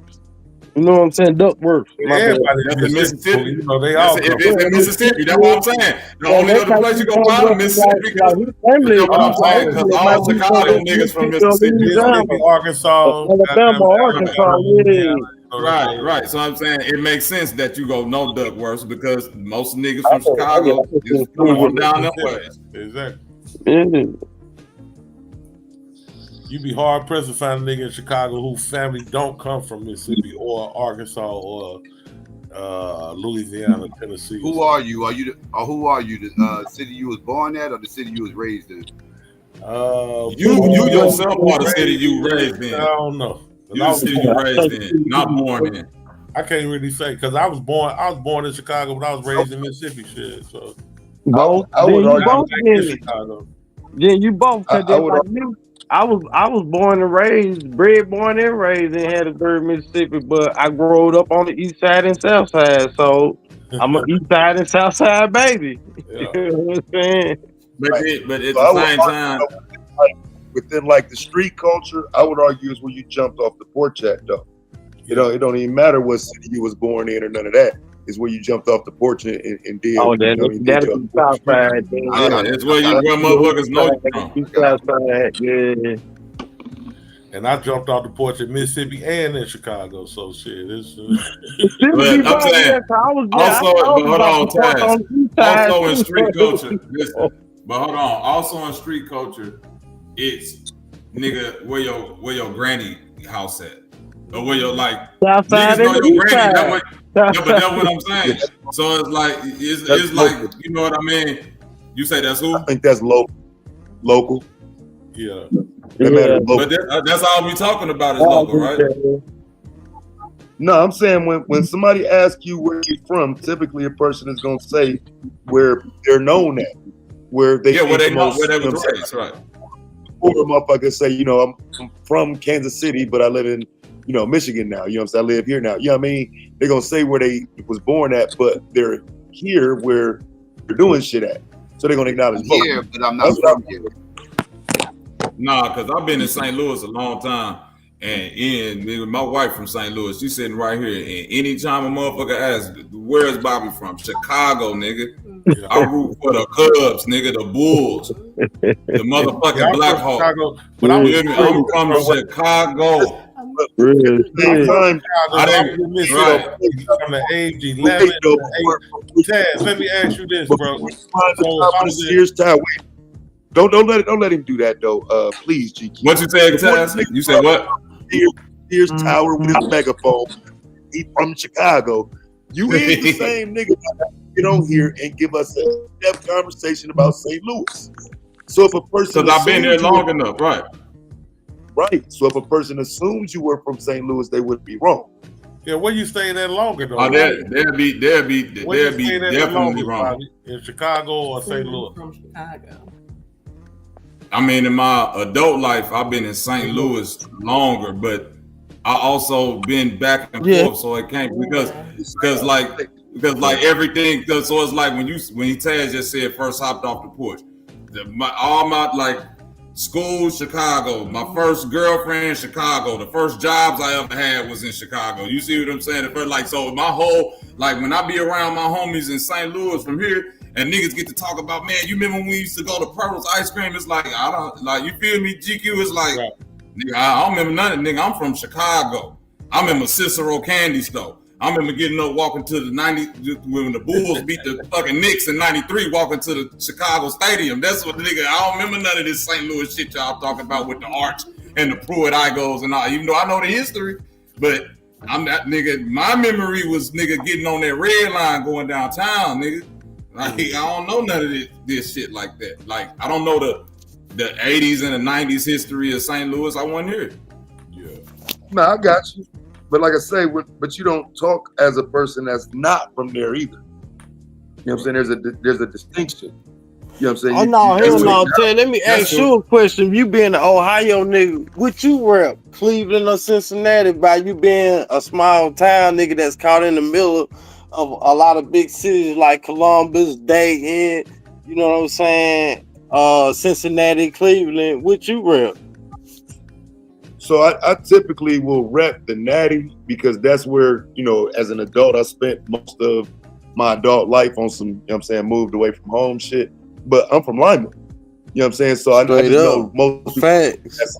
They don't know where that's at. So, you know what I'm saying? If, you know, we just doing quick conversation or whatever, I'm from Cincinnati, you know what I'm saying, some shit like that. But I'm from Lima, and I will always rep a little city. But niggas don't know where that's at. Now, when somebody come on here from Detroit Toledo, it was a nigga on here from Toledo before. Like when I'm talking to niggas that's from the Midwest, then yeah, I say Lima, Ohio, for sure. You know what I'm saying? But yeah, most know where that's at. So I would say Cincinnati. But and to your point, Taz, if somebody was to say, like the dude say, nigga, you from St. Louis, it wouldn't offend me. Like, you see what I'm saying? Just like if somebody say, if like I would assume somebody say you from Vegas, you wouldn't be all bent out of shape. Like, no, nigga, I'm a Cincinnati nigga. Okay, I would. I wouldn't be bent out of shape. Taz, I correct you on that. I don't know how long you've been in Vegas. Hey, somebody in the chat said, Aaron in the chat said, bro, Cleveland 3 hours from here, man. Hey, I don't know that, man. I don't know that. I'm from, I ain't never been to Ohio at all. Well, Taz, I represent Mississippi and Chicago, but I went to Mississippi when I was 11, and I stayed down until I was 18, but I was back and forth to Chicago even then. And then when I moved back to Chicago, I still go back and forth to Mississippi now. Oh, so you got a baby mama down here then, don't you? Yeah, definitely. No, Choctaw County. My fault, man. I'm sorry, but Choctaw County, Pookie, Ackerman. That boy say the church said a Choctaw caught that nigga, huh? Boy, you go. You Aboriginal, man. Hey, that's why I say, and she psycho. That's why I say we are the same people. You know what I'm saying? Cause like at the end of the day, we just migrated to different parts of the country. You know what I'm saying? And that's one reason why the gangs was able to spread the way the gangs was able to spread. The drugs was able to spread the way it was able to spread. You know what I'm saying? It's because we come from the same people. Who live in Chicago, they from Mississippi any motherfucking way. So that's why we represent both of them. Here go a question, because that's interesting that you said that, GQ. Psycho, you from Jersey, right? Yeah. And I would assume you probably got what southern states is your family from? South Carolina. How often? They more East Coast.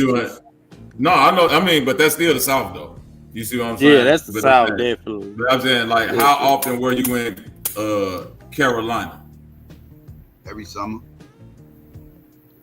So the shit, it's just like, so it's like you got the same experience as like a nigga growing up in Chicago or a motherfucker growing up in Carolina. I was on like vice versa, to where they would go to like the city every summer or some shit like that. Like, right? You feel me? Because once I moved from Chicago, it was like I didn't even have no friends here in St. Louis, because every summer, every holiday, every birthday, I wasn't even celebrating my own birthday here. I was going back to Chicago where my friends was at.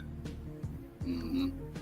Yeah, that's what it was every Yeah, summer. like I know a lot of people that's from that I grew up with, and just Mississippi in general. You know what I'm saying? That had family in Chicago, Detroit, or on the East Coast or on the West Coast, and they would go I would go vacation in New Orleans with my family every summer and shit like that.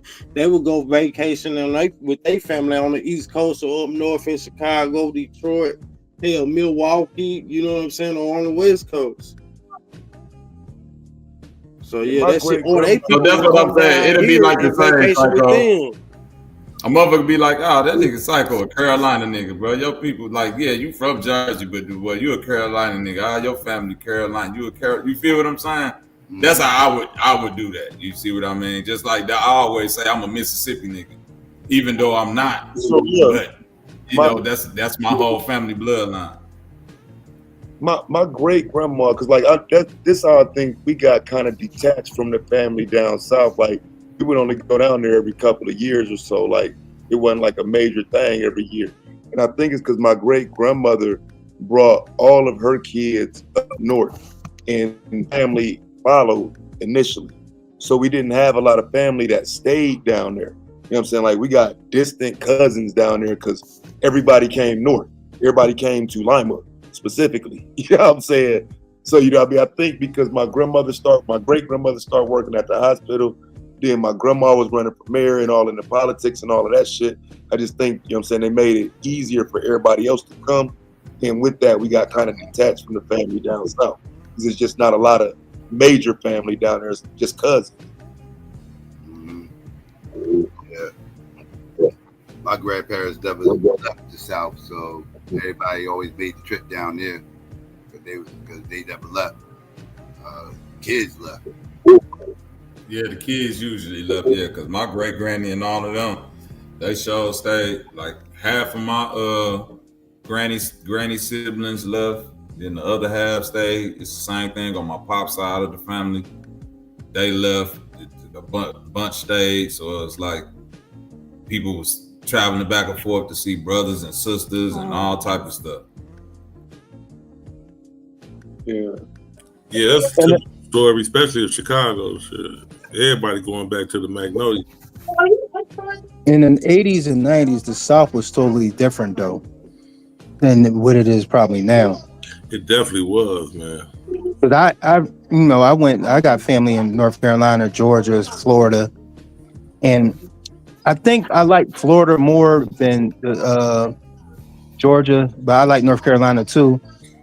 It was just different from up north. You know what I'm saying? Everything was faster up north. It was different. But so now it's probably all even. Aunties and grandmas and shit, them great grandmas that passed away. That's why it's so different down there. Now, man, I don't have the same feeling when I go back home. I still go back down there, but it definitely ain't the same. Ain't them homemade biscuits and all that shit ain't jumping off no more. Now motherfuckers. You got to catch your chicken and really actually killing. Yeah, it was different. It was different back in them days, man. Now, you go down south, you get some. I don't want to preservatives, the real preservative jars. Go up in there, get some strawberry preservatives out of there. Shit, yeah, you ain't get that shit cracking no more like it used to. Peach preserves and shit. It ain't the same amount of hospitality either, man. The new generation that's been took over, they ain't hospitable like the old. They still a little bit better than the North, though. They still a little bit. Definitely still better. Shit. As far as hospitality, shit, hell yeah. That's cap. I'm gonna call cap on that. Well, only because only because my people from Jackson. So, GQ. You got ain't nothing. Little Chicago. They used to call that Little Chicago. Do you hear me, GQ? Them niggas is GDs. Yeah, Jackson. Wow. Yeah, Jackson. Shout out to Jackson. Jackson. That's Little Chicago. I love Jackson. I remember I went down there one summer to kick it with my uncle. Now that nigga was like, "Hey, don't be going to that mall now." You know them niggas be. I'm like, boy, man. I'm like, this shit might as well be Chicago. All these niggas is GDs and shit down there. They straight GDs and Vice Lord, and you got a few peace songs, but it's straight GDs and Vice Lords and a few peace songs. They've been like that a long time in Jackson. But I love Jackson though. Jackson, a long time ago. You know, Southern hospitality never existed. Southern hospitality definitely existed. But no, Jackson different. But when you talk about the rest of Mississippi, them all them small, like where I come from, no, that Southern hospitality is there. But it ain't as much as it was in the 90s and prior to the 90s, but it's still there for sure. I tell you what, them hotels different down there, bro. I definitely see the difference in quote unquote Southern hospitality, bro. I felt so wonderful at what the fuck was that in Mississippi, bro? It was a hotel, bro. What was that hotel in Mississippi that we stayed in? Yeah, out of shit. Fam, that shit was it's like damn near like $100 experience, bro. And it was like a $50 hotel. Yeah, so regular night, bro. You did good spending $100 in one of them little country town hotels and shit. Oh yeah, nigga, that's like a suite in the city. Like nigga, that's like spending $1,000 on a suite in the city. Yep. In Natchez, Daisy and Natchez. If you ever over that way, check that motherfucker look nice and everything. And like I say, it's a breakfast at that motherfucker. Laid out. And they gonna feed you. Oh, Natchez ain't far. Yeah, that ain't far from where I come up. Natchez ain't that far for real. The Natchez Trace, goddamn it, right up the street. Oh yeah, Natchez the shit too. Natchez got so much historical shit. Natchez the shit. I fuck with Natchez. Yeah, hell yeah. Natchez, Mississippi. That's where Nas pops from. But that's what I'm saying. You tell that's like a Natchez, 5-star. Vicksburg, That's and all that shit. a 5-star experience at whatever point in time you was down there at that time. So of course they was treating you like that, man. That was you, bro. You say what? 2022 or 21, just a couple years ago. Yeah. Whenever I did that, Mississippi. That's 5-star hotel down there, boy. That Days Inn and all that shit. That's 5-star. Yeah, you spend $150 on a hotel down here, nigga. You got a hot tub and good everything for $100 for that day. Hot tub and everything. Oh, that shit. That real talk.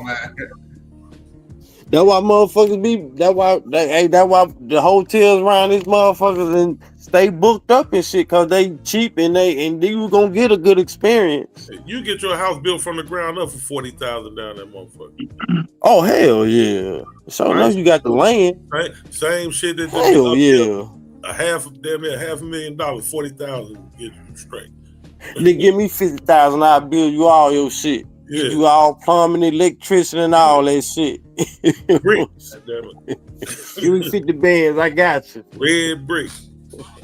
Yeah, I got you. And you gonna be up the cold. Come on, Fontaine. It ain't Southern hospitality no more. Now you just capping. Dude, I fuck with you, Fontaine, but nah, man. No, that's Southern hospitality. That's a myth, man. It's not a myth. Bro, listen. Wherever, bro, no, listen. it ain't. What you talking about, Bobby? He talking this crazy. hospitality. You can't go off of them motherfucking Jackson, Mississippi for some motherfuckers that brought some shit that's not from there and say that's all in the South. Most people don't live in the city in the South, yo. Most black people. Yeah, they. But that's the point that I'm trying to. But that's the point that I'm trying to make.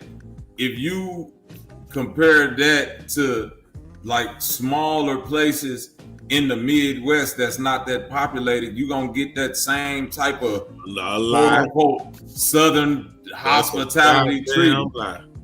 Where at in the South that you talking about, where it's a bunch of Southern hospitality? Southern hospitality. All through that. All of Louisiana. Exclude Jackson. Yeah, everywhere. Yeah. Anywhere else you go in Mississippi, goddamn, you gonna get New Orleans is Southern hospitality. Yeah, I ain't talking about New Orleans. They got Southern hospitality. Yeah, they Southern hospitality down there too. Yeah, Louisiana. All of Louisiana, actually. Yeah. I'm talking about Louisville. But I think Bobby just didn't. I think Bobby just ain't saying it right. But like, I'm talking about motherfucker. Yeah, it is. That Southern hospitality shit is fake as a motherfucker. That shit is a facade. You know what I'm saying? I just think Bobby just wasn't explaining it right or coming like, yeah, that shit fake as a motherfucker.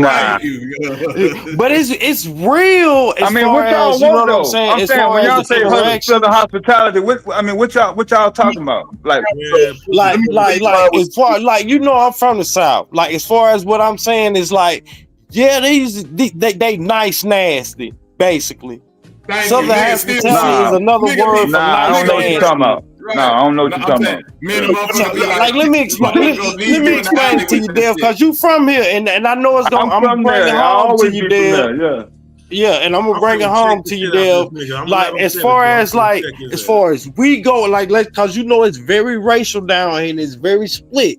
So as far as we go as black people, we just have a natural hospitality to us just because of the culture and the society in the South that we're raised up under.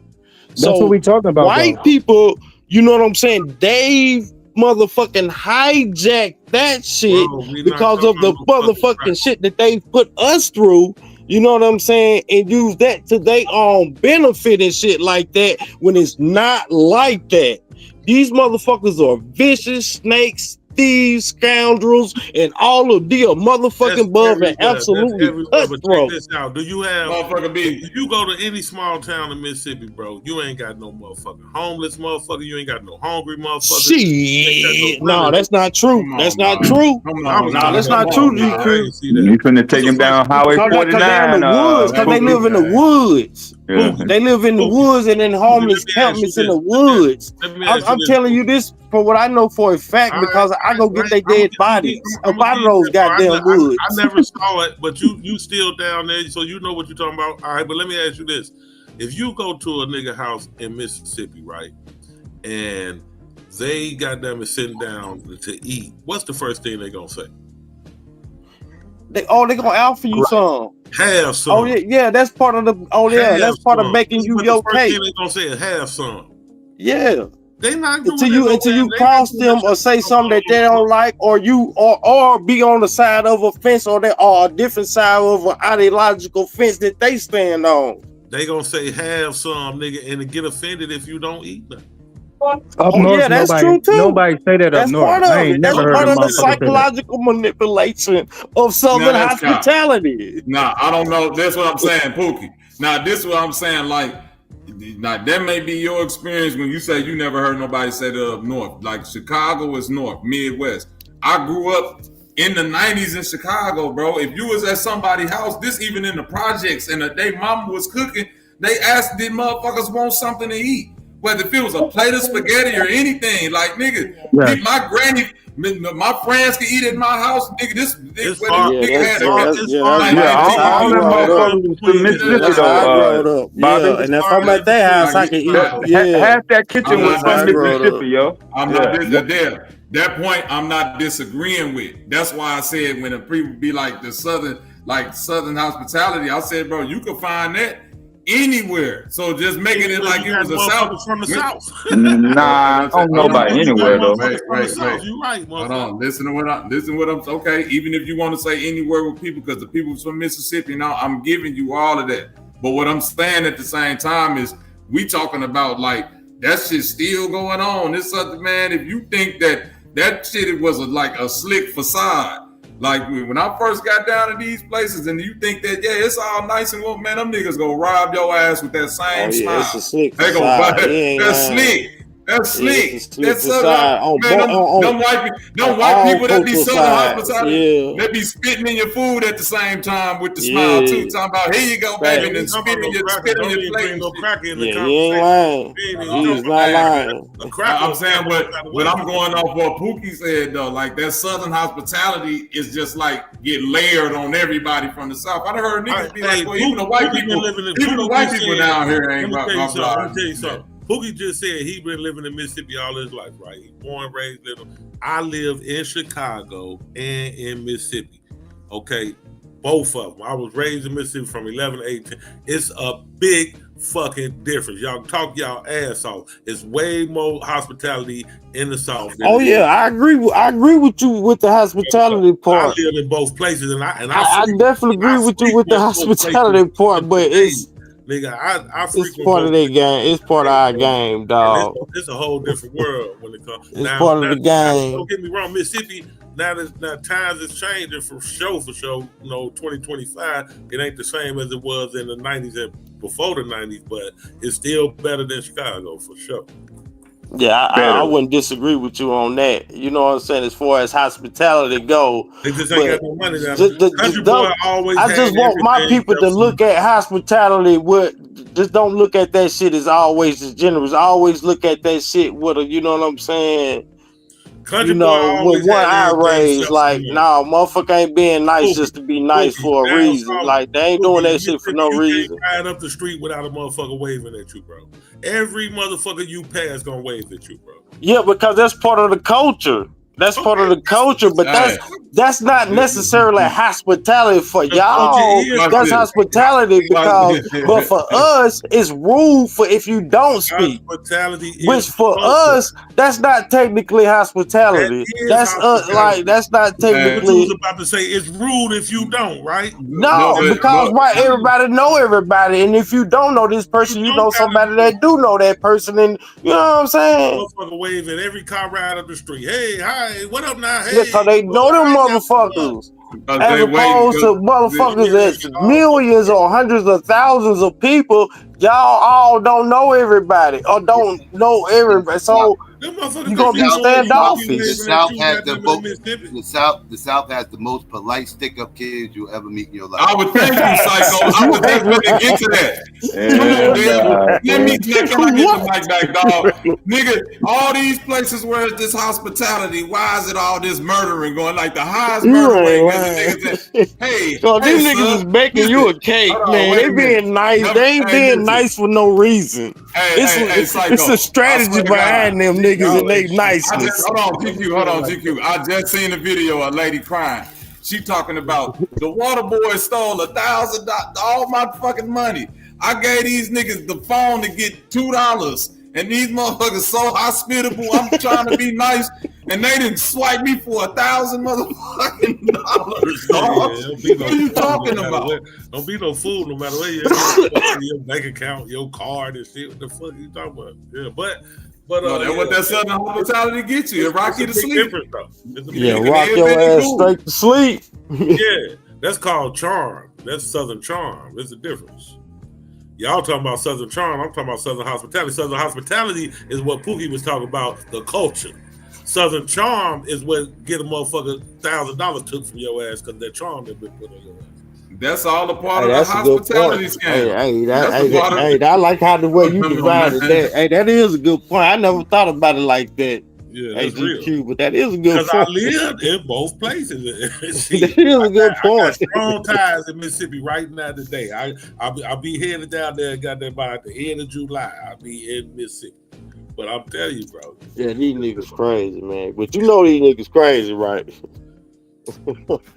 I mean, how can two things be true though? Because even when when motherfuckers after I lived in Atlanta for a while, I was like, these niggas ain't hospitable. This shit a front. These niggas getting over. Atlanta is Hollywood, nigga. That's black Hollywood. I don't consider. Oh man, I'm telling you. Atlanta is the South, but you saying it's black Hollywood? I'm telling you. It's the South, bro. When I first got to Atlanta, bro, this early 2000s, man. Yeah, all of that Southern Southern hospitality, all of that, yeah, brother. We all good. You could just come down here and hustle, long as you don't step on nobody's toes. Niggas, man, them niggas getting over on niggas, man. Country city niggas. I got a question for my Tennessee people. Where the fuck is Nutbush? That shit that has got to be the most countryest town in Tennessee. Where the hell is that shit at? No, where is that Tennessee? That ain't that bad. Nigga, like you heard of these little small towns? Like that ain't that bad. Like nigga, some of these small town names just be like, what the fuck? That shit sound country as hell. That shit way worse than that, bro. Man, we got a whole town called Red Dirt. I'm gonna tell you this. It's nothing but red dirt roads in Red Dirt. Nashville, we got a town called Hot Coffee, Mississippi. Nashville's a place to visit. Atlanta. Yes, Hot Coffee, Mississippi. It exists. Type it up. Google it. It's Hot Coffee, Mississippi. Yeah, that's country as fuck. That's what I'm saying. So you can't be mad at Nutbush. Nutbush is just one of them. That's just another country ass, weird ass town, I guess. Name. Nah, go to Macon, Georgia. Go to Macon, Georgia, and see if you. Where's that, Deb? I know you know where it's at. Where that shit at? Yeah, it's the over the mountain ridge in northeast Memphis. So you put a dot on Memphis and then go directly northeast. So There's a lot of black people there? Is there a lot of black people? No, I mean not now, no. That's going towards it's a town called fucking Pennsylvania. Right there. Hey, y'all ever heard of fucking Pennsylvania? Like FUCKING Pennsylvania? Fucking Pennsylvania. Hell no. I mean, I don't know if it's still that name or not today, but I read that somewhere in the book one time. I heard they got a place. It was a real town when I Googled it. They got a place. They got a state park in Maryland called Tuckahoe. Tuckahoe. Oh, no. I'm saying, have y'all ever been out west? And they got Truth or Consequences, New Mexico. I had drove through that little town, I was like, boy, we need to hurry up, get up out of here. Truth or Consequences? Truth or Consequences, nigga. You know Truth or Consequences, New Mexico. Off of Highway 25, yeah. Right off of 25. Damn, you already, because I was we was driving out to Tucson. We was driving out to Tucson, and we drove by that little place. I was like, what that song say? Yeah. Look at it again, that just said Truth or Consequences. A At whole the town, center. you can see or you can see the town from the highway. It looked like some shit you don't want to stop. Yeah, don't blink now. Yeah. You blink, you gonna miss it. Shit, they got a Brooklyn, motherfucking Minnesota. Brooklyn Park, Minnesota. It's a Brooklyn, Illinois. And one of the first black cities in America. An interesting thing about Brooklyn Park, Minnesota is all the police, none of the police in Brooklyn Park, Minnesota live in Brooklyn Park, Minnesota. Nope. All white motherfuckers from another town coming to that town to police the niggas. right. It was originally developed for motherfuckers that was coming up overflow from Chicago. They done ran out of motherfucking vouchers in Milwaukee. Yeah. So the motherfuckers up in I take that back. Fucking York, Pennsylvania Clare, don't and exist no more. LaCrosse, They Wisconsin, changed and all them motherfucking cheese places up in Wisconsin. They didn't want to put them up there, so Minnesota was the next place to go that had the capacity to get them. And so Brooklyn Park was kind of designated for that back in the late 80s, early 90s. Yeah. They got a fucked up history in Brooklyn Park. Y'all look that up, man. How they done railroaded and mass incarcerated niggas in that motherfucking school to prison pipeline. And don't none of the crack ass police that police the town even live in the motherfucker. I was like, damn.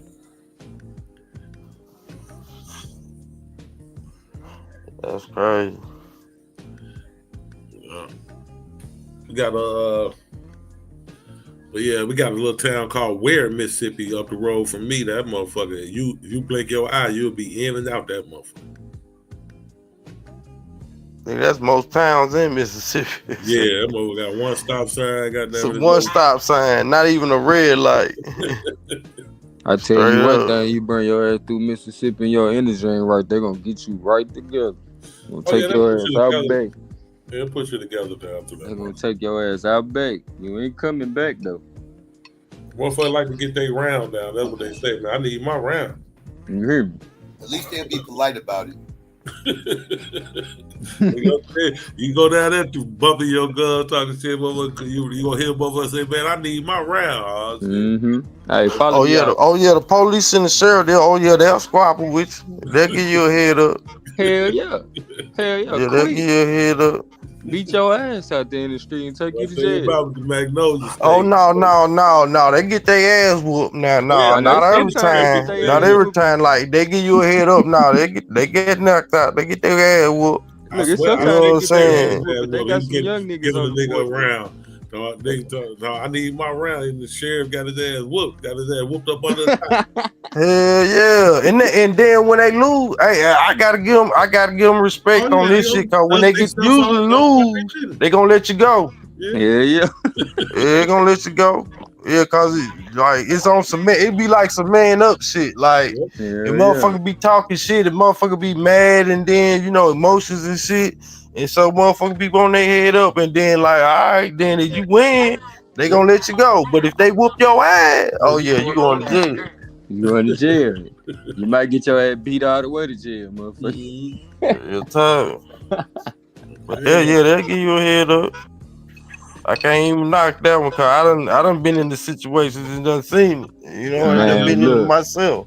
Look, I seen racism reverse like a mud. It was like 2022. Man, the white boy called himself trying to start some shit with me, and I do door-to-door type shit. So the police already know who I am. Whenever I hear any town in Mississippi, I gotta go talk to him first. So, long story short, man, dude called himself calling the police on me.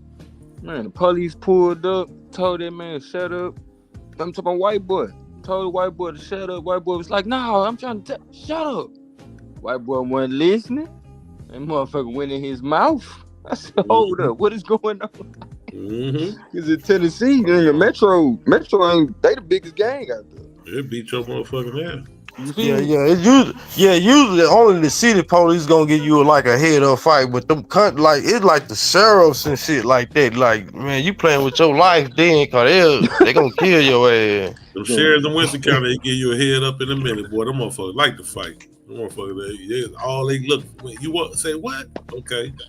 It seems like that's how you make it for us. Motherfucking sheriff in Louisville, Mississippi, you want around. Oh yeah, Louisville, they don't get that shit. Oh yeah, Louisville don't play that shit. Don't try that shit in Ferguson. That's up north. Yeah, they don't play that shit.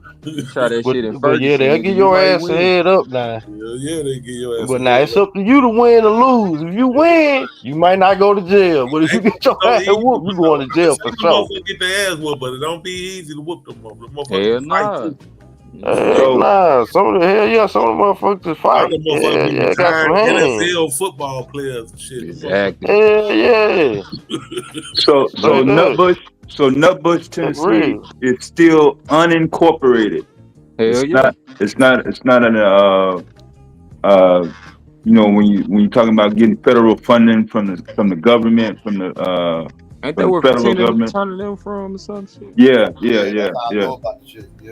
So some slave owners actually had their own slaves on the East Coast, and they actually traveled out there, and they literally had the slaves, build up their fucking town. So they had, the population was like, it stayed around like 100, 200, for a long period of time. Like, I mean, they got it like 300 now, but it ain't never been more than 100 motherfuckers in the whole town. So even to this day, the churches, one of the plantations, that shit's still standing. So they're not subject to, getting federal funding to fix their roads and shit. Everything is pretty much community based. They have to find some way to fund this shit. So, yeah, one of them times. But it's got a deep slave history. If anybody looking to dive into it. I tell you what, Pookie, don't burn your ass through Ferguson trying to fight nobody.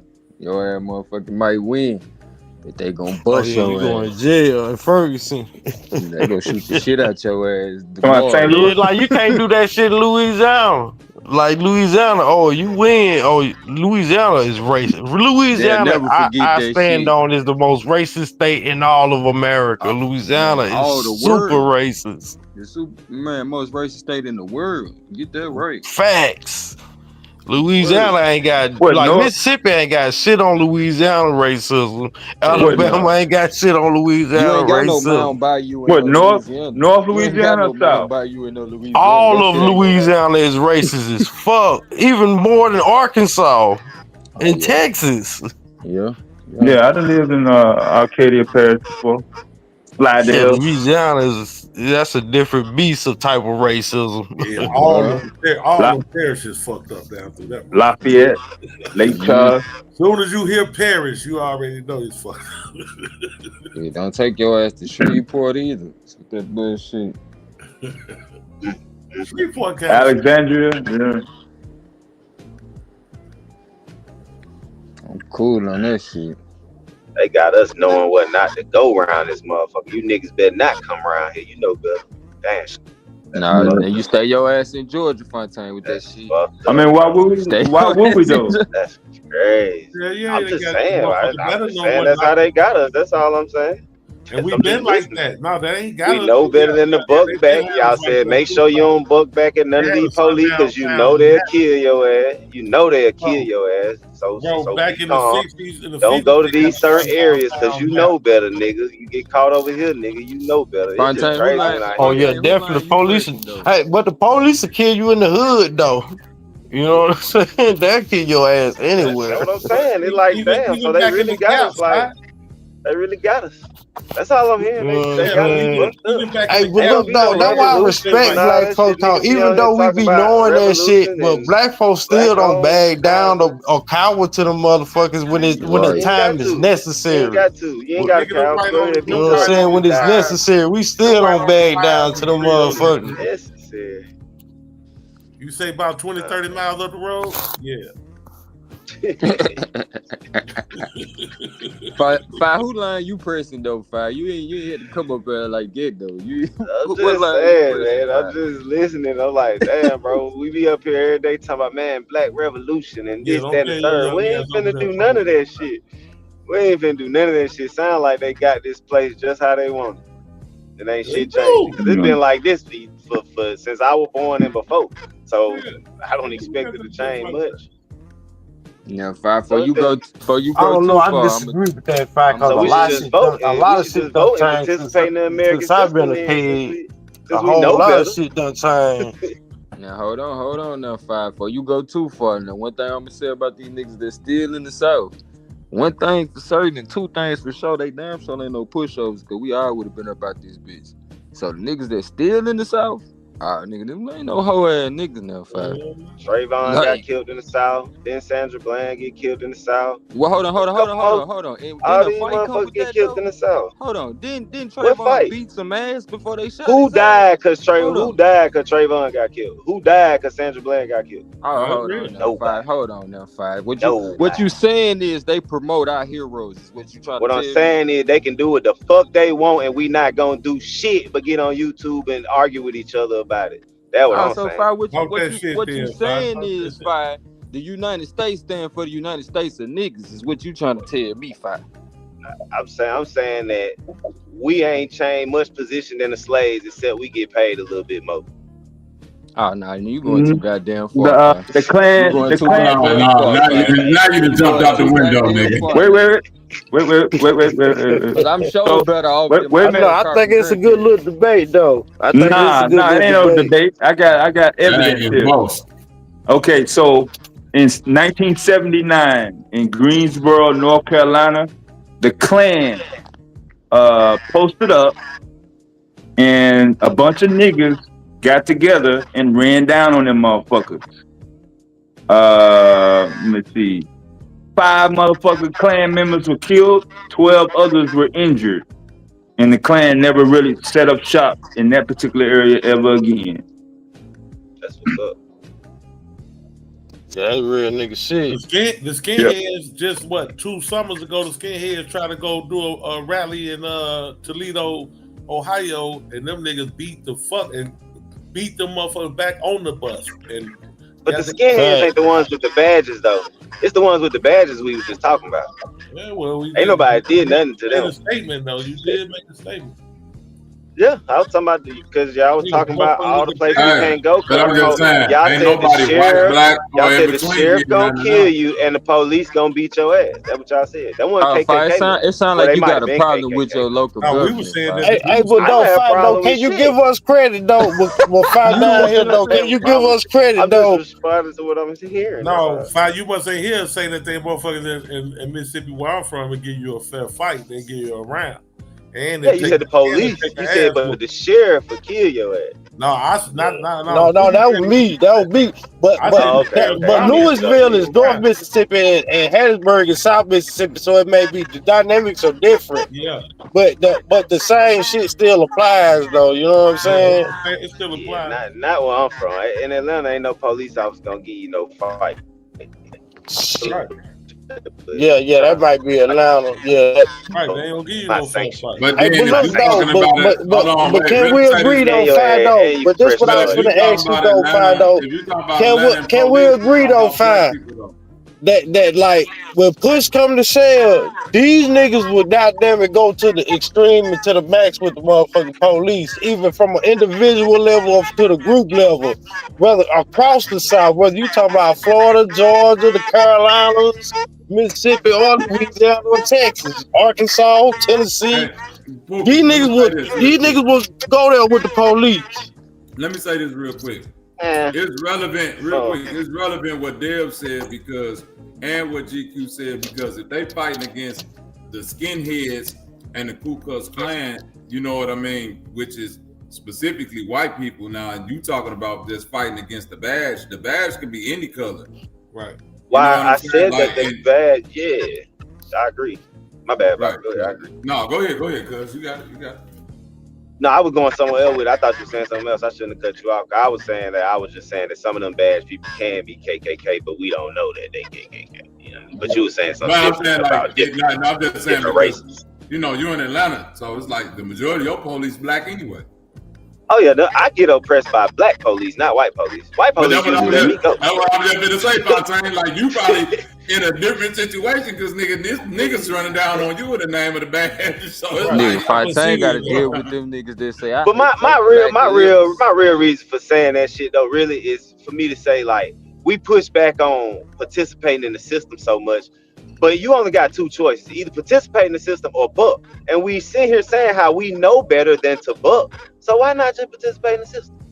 You know what I'm saying? Why we fight so hard against participating in the system when we scared to buck against the system? We're not gonna buck. We know better. The hell with you? I'm a buck, nigga. You're not gonna buck. You're not gonna jeopardize all your properties, all your grandbabies, and all that shit to buck on the system when you know your community not gonna buck with you. So you doing that shit in vain. Let's be honest. No, I'm telling you, 100% of the motherfuckers. Goddamn, I'm telling you that self-defense is key. No, 100% of the motherfuckers that say buck the system, they're not talking about the entire system. It's only a portion of the system that they have had conflict with, or they didn't, they came out on the small end of it. They not necessarily saying, anything that's dealing with local government, state government, or federal government. I mean, they can't be. They still rely on currency. They still rely on the FDIC in some form of commerce to put dollars in their goddamn pocket. So they ain't on no total, anything that's associated with the system. Let's go against it. They ain't never been on that. No. They'll come out their mouth, they say it, but that's not really what they mean. I'm just telling you. Go ahead. No, I'm gonna ask you this, Dib, and anybody else who want to answer. Fuck the pig. Let me ask y'all something. Let me ask y'all one question. Everybody can answer. Would black people ever have done January 6th? Fuck no. Hold on. Because we ain't finna book. The white folk, you can't oppress white folk. We wouldn't. We'd have got slaughtered, and we wouldn't have done it. Knowing, basing it on the fact that feeling like that we would have got slaughtered. So no, we would have never did it. They got but we done already been up in the state capital of California with guns though. That's what I'm saying. Like, what is y'all talking about? It was 1960. Y'all gotta be talking about like 1967 or something. Fontaine, even though I agree, you know what I'm saying? Even though I agree that black people wouldn't do it, I don't think we would do it because of the fear. Is because most niggas got more common sense than that. It's like, in order to get niggas to buck, it got to be a specific outcome you looking for. Niggas ain't just running up in there to just sit on motherfuckers' desk and demand them to like, hey, sign especially to take a shit. That's white. Take a shit. So, but this is what I'm saying. No white person got murdered that provoked them to do that. Not one white person got beat, murdered, hit, hung, or even cussed at that provoked them to do that. They did that shit to stand on something. That lady get shot? Hold on. Did y'all listen to what I said? So y'all telling me a white person got killed, that's what made them run in that building? No. Listen to what I'm saying. I thought you were saying that a white person got killed. Hold on. No, I said that wasn't the cause. The reason they ran up in there. Listen to what I'm saying to y'all. I'm saying we've had people die, get murdered, killed. And we sit here in march. We sit here in protest. We sit here and say these things. But we ain't running up in nobody's capital. We ain't running up in nobody's police station. We're not doing that shit that they doing, bro. And they ain't even getting nobody murdered. In the Home Depot and Walmart. Right, hold on. You act like niggas don't be getting killed just for accidentally pulling up to the damn White House. And what about the black lady that got her ass popped? I'm gonna be honest with you. She was drunk or something, and she pulled up to the White House and got her ass shot. Like, and then on top of that, we talking about a group of people, like you said, we don't got no leader. You defeating your point with what you brought up.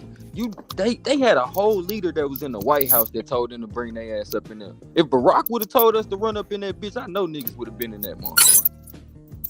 Because niggas thought it was the Super Bowl just the fact that he got elected. So if because he would have been like, man, look, I ain't leaving office, niggas come on, I would have been in that bitch and still been in that bitch right now. For Barack Obama? No, I'm saying if we had a black leader. Like, you seen how niggas was celebrating when Barack got elected? Y'all ain't gonna do that shit after the fact. I get it. After the fact, we done got contests and shit. But when Barack was getting elected, niggas act like we won the Super Bowl. Now, hey, let me say this though, Fontaine. Hey, run y'all ass up in here because I ain't leaving office.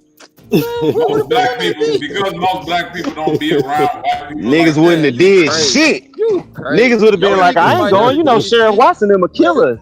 You know, Sheriff Watson them a killer. We ain't gonna do shit, man. Come on, we gotta the White House stop that day. The pro-blackness in me would have just jumped out and and if I got a pistol on me or a gun on me, my mind would have been like, spray the crowd, shoot everybody in the crowd. It did no goddamn. The one nigga that did was there that I seen that had a pistol. His bitch ass took off running. They gotta spray the fucking crowd. This gonna sound like crazy. Straight up. And that's when you got to write up. Y'all get them. Shoot all of them. I've seen white people here in this city rally and do all of this shit because of, you know, what they feel like is a wrongful death of another white person by the hands of the police. And I'm saying it'll amaze you how often that shit happened on the white side of the fence, and they feel like they ain't getting no justice for that shit. So that's why it wouldn't amaze me because I do know that, Bobby. It wouldn't amaze me. Right, so that's what I'm trying to get you. Like, so if you know that, Fontaine. But Bobby,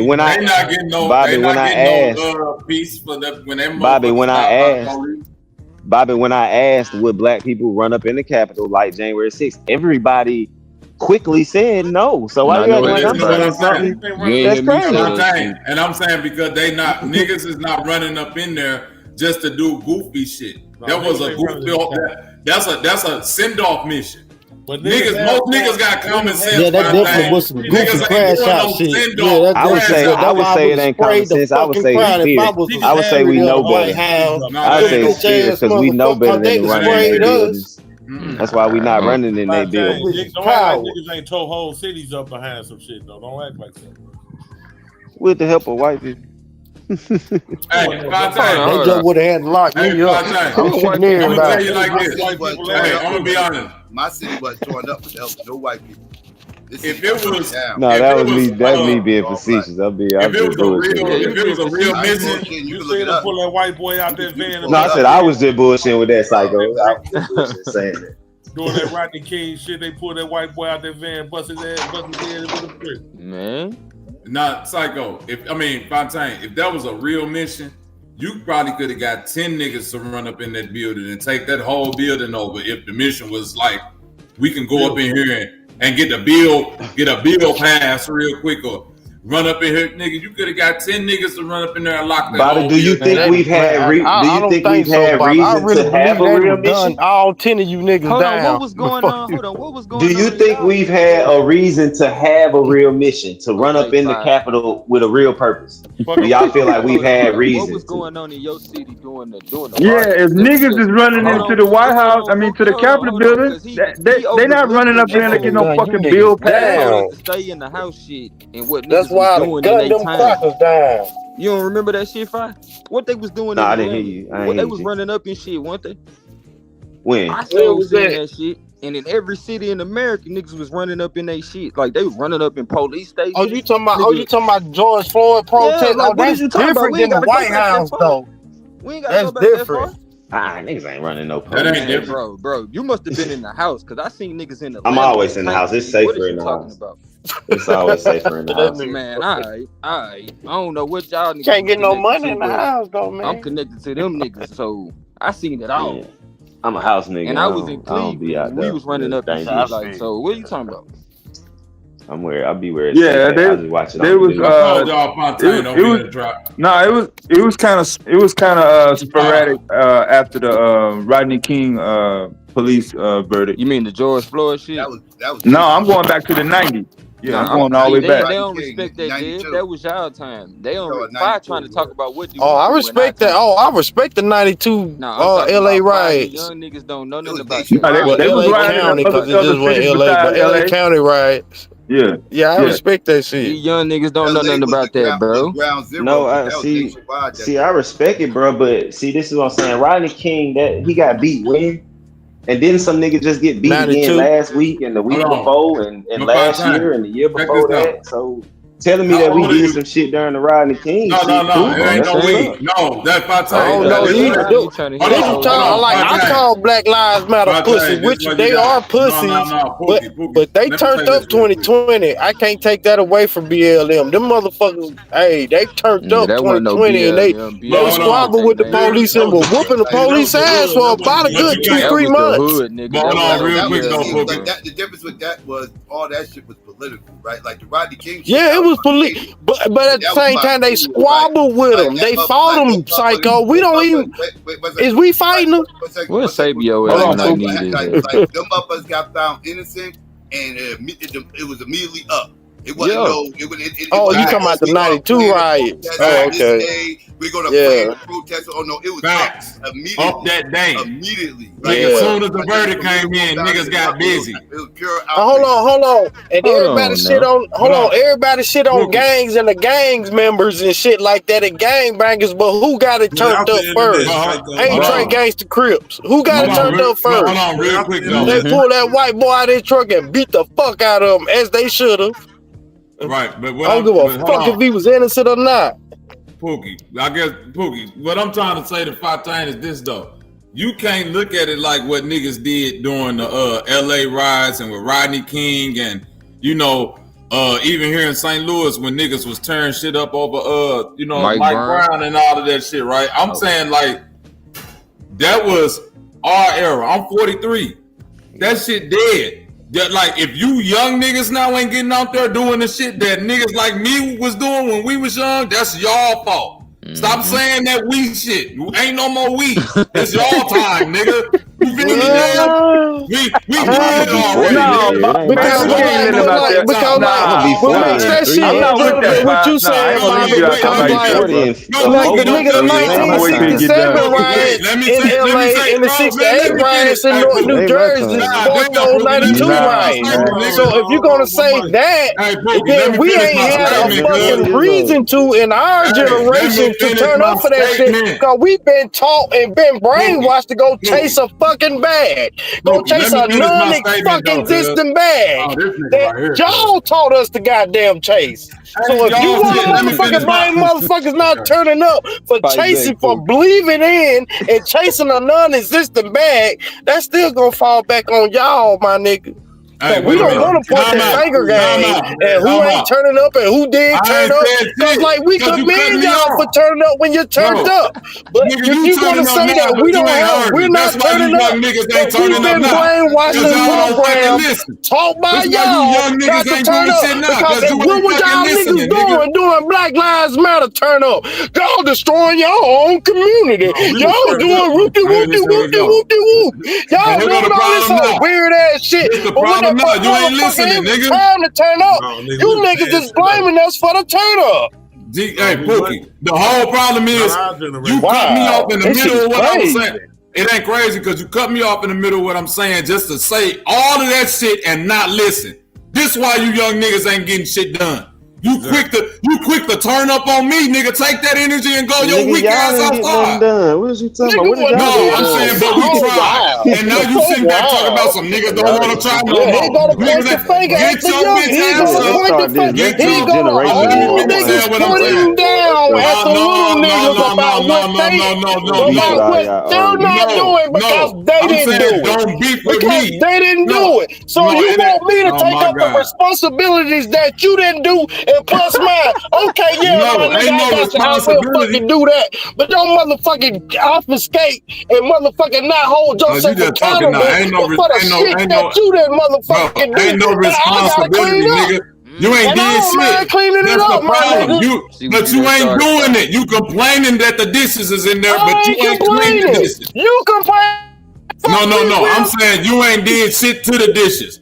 I done already washed 3 motherfucking piles of dishes. And here your ass come talk about some, damn, all that dishwashing you done did is still a lot of dishes. Yes, bitch ass nigga. When you go pick up a pot and a motherfucking rag and get the washing? Cause my hands wrinkled now. I don't want to wash no more. And your hands don't look like they done touched some That's because motherfucking you dish at weren't all. washing them good. You barely was washing them dishes. Okay. You was rinsing And you them ain't off and just washing them throwing them at in the all. thing. Now And we that's the gotta problem. rewash dishes that And you here go didn't the even wash problem. all the No, way. and that's the You problem. didn't even wash the dishes all the way. Nigga. You was half-assed. You ain't started doing Yeah, shit. That's the half-assed. problem.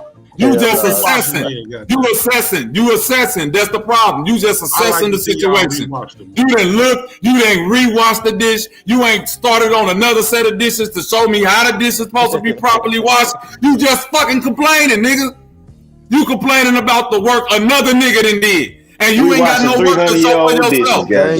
But you ain't got no work to show for yourself. Exactly. And that's the work that they did. And can't nobody see none of your work today. A bunch of complaining ass niggas. Still complaining. Look what they did then. Look what they did 10 years ago ain't work. Nigga, what y'all doing today? Complaining, and guess what we gonna say 10 years from now? That complaining shit ain't work. That complaining today. That's what we doing. We building. Y'all building a We bunch building. of boxes to put complaint slips in. We That's what building. you niggas build today. Boxes We to put building complaint today. slips in. Y'all the niggas That's at the it, man. job that say, hey, if it's a problem, put it in the complaint box. And y'all just made a bigger box for the complaints to go in. Bitches ain't never gonna get read. Just keep throwing them in there. You rant well, but we building today. That's what we doing. That's what's up, 5B. Y'all keep building, brother. I ain't gonna go off on my warrior class like that. Y'all build some shit, man. Make sure y'all get some structure behind y'all shit. Nah, one of the main reasons why Fi's saying that because Farrakhan got them niggas together in '95 and didn't come out to that shit. Not a damn thing. Not a damn thing. Now to flip, in terms of getting shit done, there were a few bills passed. I mean, I think body cams may be the most prevalent if you want to try to pin one particular result that's seen across the when it comes to law enforcement. But law enforcement was made priority from the George Floyd situation. Jobs, housing, education, those things were not pretty much elevated on the list. I mean, I think police brutality kind of like was put at the top over those other two. But I don't know, based on how it went down, those other issues never did really receive the attention. So I think that's where it's coming from. But no, we ain't gonna throw the younger generation, out in the streets and not be. No, we still out there. Yeah. You need us to run up into something, just let us know. Shit. Yeah, I'm trying to tell you, for real. No, I like my argument is we might as I think the generations these days are using the system. They going with the system and gonna use the system to change. They trying to change the system. I'm just saying that all that bucking niggas claiming they gonna do, they never did. And they always saying this is what we need to do, this is what we need to do, and they fight against using the system. To Bobby's point, it's y'all turn. Y'all got the It's your turn. That's all I'm saying. And we using the system. But when we say, hey man, we need y'all to when we say go ahead, my bad. I thought you were done. But to their point, nigga, we got y'all back because y'all, you know what I'm saying? Y'all the motherfucking leaders now. The Panthers were 20-year-olds. You know what I'm saying? Them wasn't no old heads. Them wasn't no 48, 49-year-old niggas. Them was y'all younger than y'all. But so that's not true today because a lot of these old niggas won't get the fuck out the way. Shut the fuck up. All right, you right. I'm gonna shut the fuck up. You goddamn right. Yeah, don't listen at me because you right. What I'm trying to explain is, man, y'all are the leaders. Goddamn it! Now, whatever y'all want to blame us for not doing, goddamn it, like Dale said, goddamn it, we got y'all back and y'all turn. You know but we trying to do it, and we telling y'all to not vote for niggas like Trump, and y'all telling us, nah, we need niggas like Trump.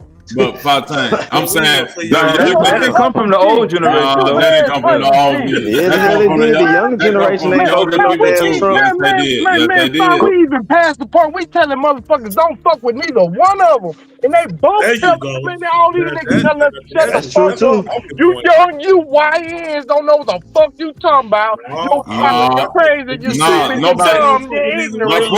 All I'm this saying old this, bro. dumbass shit. I'm gonna say that young brother know exactly what the fuck he talking about.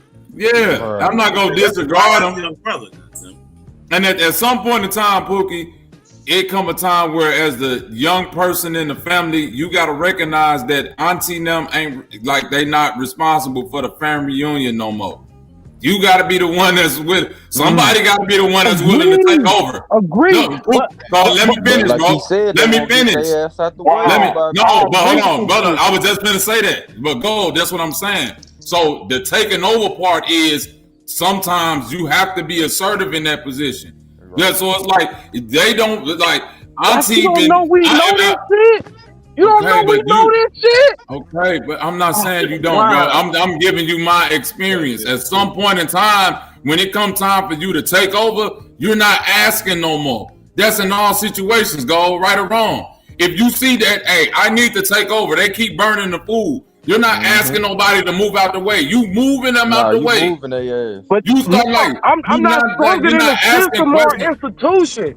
We young, I'm talking about we're starting people, we're in not your own stronger than community. these institutions. I'm talking about starting in your family and your own community. You moving to somewhere else. They bring us to heal, nigga. That's a different argument. I'm not saying that. I'm not saying that, bro. I'm not saying that, Pookie. Don't yell, bro. I'm saying that it start in your family and community first. It start with your own endeavors and your own. If you ain't got no backbone, local situation first, right? If you can't tell auntie, hey, give me the paper so I can call the family and get everybody's sizes, because you ain't been getting this shit right the last.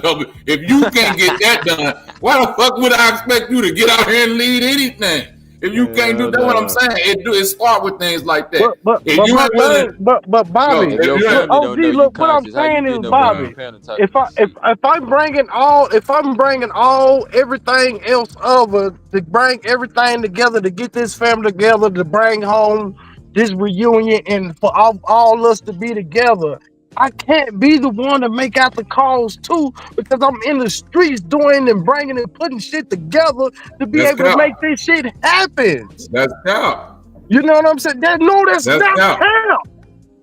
You gotta be the one. You have to be the one. You gotta be. You want to know why? Because auntie was doing all that shit before your ass came here and claimed you want to control. So if you can't do what she was doing or he was doing before you, then you shouldn't be trying to take over that position. No, we'll find a motherfucker to help you complete that job, though, Pookie. That's what we're saying. Even if we can't do it ourselves, you like, okay, he need help taking care of so and so. Okay, boom, we gonna find a motherfucker. It ain't necessarily. That's what I'm saying is cap. You can make it work. If you just keep on saying it can't work, then nigga, you need to move out the way. And somebody who know what they doing, get up in there. I agree. Yeah, y'all right on that shit. And I bring it big facts. Y'all right on that shit. You can make that shit. Yeah, ain't no excuses. Rock with the ones that is rocking with you. Let them motherfuckers die off. You know what I'm saying? Like the ones that ain't fucking with it, let them die off. But rock with the ones that you can reach. You know what I'm saying? No, y'all ain't got enough time to be waiting on the motherfucker to turn around and be convinced. Y'all don't have the time. When we tried to do that when we was coming up, waiting to see, motherfucker may change his mind next year. Shit, the motherfucker's dead. Yo, happy Juneteenth to everybody. All my brothers sisters. All my brothers on the panel, B. Hey, yo. What up with it, Marlon? Happy Juneteenth to my fam, to the people, man. Happy Juneteenth. What up with it, Marlon? Man, happy day to happy Nat Turner Day for y'all niggas. Yo, I just humbug, nigga. Humbug. Yo, GQ, I just bagged something nice up inside of sugar cane just now, bro. Hey, you better chill out, Lila, in the chat, bro. You hear me more? You stupid. They be on my nigga Molly Mark though. That nigga Marley. My homeboy from the Navy, he just drove up. He just came up from he live in Georgia, but he working in the MetLife Stadium, working on the equipment for the World Cup next year. Okay. So I took him out. They get that shit ready already, huh? Yeah, he wanted to go to Brooklyn. He wanted to see what Brooklyn looked like. So I was just showing him around and shit. Hey Marley, what you not gonna do is sit over here and put the damn fire out. Now back to that bullshit Fontaine was talking. No. Hey, go. You supposed to be my nigga. Nah, you already know. He did type it in chat first, though. Boy, he let it know motherfucker was coming up. Fontaine got niggas ready to jump ship. You feel me? Ready to get with the No, bullshit. I'm with it. Shit. That's cool. Y'all just up here on your kumbaya shit. It's something I'm gonna point out that Fire is alluding to too. Like a lot of the young brothers got on this scamming shit. Like, yeah, they using the system, but they using it to their advantage. And a lot of old heads were snitching on these niggas. Ain't backing them up. You know what I'm saying? Leaving them out to dry. I'm like, wait a minute, go. Hey, go. man, hold on, really? Wait a minute, go. Hey, yeah, you got to come to crack at Man, I fully support scamming. Hey, go. Check this out. No, if we that nigga said white man stand for jelly. Huh? What you say, Bob? You breaking up? I'm saying that even if you're getting into that, go. Even if you're getting into that, go. If we're talking about the underworld being any type of help for the black community, right? Yep. The biggest disappointment is the adults of the crack 80s, because now we're literally dealing with people getting snitched on with hundreds and hundreds. I mean, not just no scamming, nigga. Do you see what I'm saying? Right. Like we talking about mama is giving up the son who got a $200 million operation damn near going out the projects. You see what I'm saying? The crack 80s was literally had the police looking like, man, if these niggas weren't dope dealers, they could be running Fortune 500 companies. The way they got that shit set up. That shit. Right? They literally was saying that. They were saying, no, I'm saying this is what they were saying, like, yo, these niggas could be CEOs of companies. They ain't saying that about the scammers, because a scammer is a scammer. Bobby, it wasn't a lot of them motherfuckers around, though, man, like that. Hold on now. There wasn't a lot of what? What you talking about? Bobby, you wrong about that shit though. Because a lot of niggas that came up doing the PPP shit, they got legit businesses now. I'm talking about these niggas done took off. No. I'm not saying that. I'm saying it wasn't a lot of niggas at the ultimate like 300, 200 million, all of that right there. But I'm saying even growing up, it was a lot of niggas who touched hundreds of thousands of probably a meal ticket. There was a lot of niggas touched. Man, I'm talking about in the 80s numbers that was touching like I'm going all the way back to 400,000, nigga, $1 million. Rain, Chicago. Yeah, I was between Chicago and South Cali and North Cali, niggas. And I'm saying them motherfuckers still in the projects, Dave. He 22, he don't even know. Hey, but let's be real, Bobby. Any nigga that touched 400,000 in the 80 ain't got that shit now today. He spent all that shit up. Yeah, he spent all that shit up, though. He ain't know what to do with it. He was a young nigga. That's what I'm saying. Like, when you look at them niggas back then, even like what GQ was saying about the Black Panthers and all of that, like if you get to the $200 million niggas and all that, man, them niggas probably was what, 22, 23? We still talking about young niggas. It's 16-year-old millionaires running around in the 80s and 90s. Well, shit, you know the niggas that blew up from the hoods in these days, they became rappers and flipped that shit. I disagree with that. Shit, you crazy. How many millionaire rappers you see out here, bro? You tripping. And to the point, the old not a lot. It's like the old head niggas is like, how is they making that much money off of music? Disagree. It ain't a lot of millionaire rappers. It ain't a lot of millionaire. That's facts. It's not a lot. It's a lot more than it used to be. That's not cap, nigga. I think that's not cap, bro. Old head rappers coming back.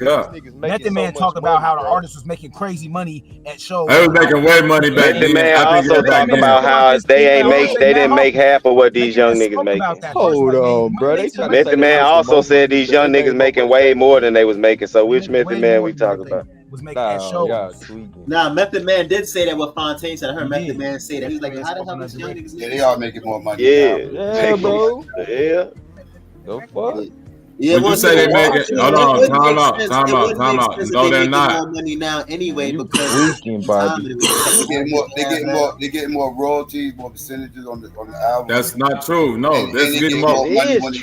No, I'm telling you. No, they're not getting more. No, listen. This is okay. But I'm saying, you know how the industry was already set up, man. Ain't no way a motherfucker was gonna come in with a brand new genre in the '80s and then be at the same level as R&B and pop motherfucker. I'm not speaking to that. I'm speaking to the to the '90s era and that early 2000s era. When you look at more money than them, bro. That was no, they're not. And I'm saying back then, you on top of touring, you didn't have this 360 deal thing going on. You have physical copies that you can actually keep track of. Nowadays, you got streaming. You got everybody that's like your touring wasn't a part of your deal. Now, hold on. Nowadays, every deal is a 360 deal, meaning that everything that the artists get, even down to the fucking endorsements, is attached to your record deal. Everybody ain't getting no 360, Bobby. No, that's a standard. The standard, bro. Listen, I've been doing this shit for too long. The reason why they got Master P The standard successful like these young niggas. Contract is a 360. The streaming and all that is different, bro. The standard contract. No, listen. The standard contract for damn near 99% of new artists is a 360 deal. Once you unless you talk about Drake and niggas up there in the top, Future and all them niggas, then yeah. But other than that, everybody else got 360s. Dog. Man, hey Bobby, ain't even got Bobby, today and age, Goldminer, you can probably attest to this. Today, you can be nobody in your city, right? And be making money streaming overseas, my nigga. Texas, you can't. Texas, Texas. If you a Texas it's rappers that's millionaires that ain't even known like that in America. That's always existed. That's always existed. Probably not as far as the American side, but that same model you talking about existed back then, except they was known within their city. It was a bigger local scene. So I'm talking about the streaming factor. That, bro. These motherfuckers, you don't have to have a following, bro, to get money. You're right, and I'm telling you that when y'all bro, and I'm telling when y'all throw streaming out there, listen. The people that you give me when you throw streaming out there, unless you giving me NBA YoungBoy, Drake, and them names, you feel me? Young Do you know what? Do you know Dolph? You got to give me names like that when it comes to streaming, bro. Do you know the number cap that you got to reach? And even them niggas ain't making these millions of dollars off their stream. Drake ain't even making this amount. Do you know how many streams that you got to hit? YouTube, Spotify's why in order to even get to $1 million?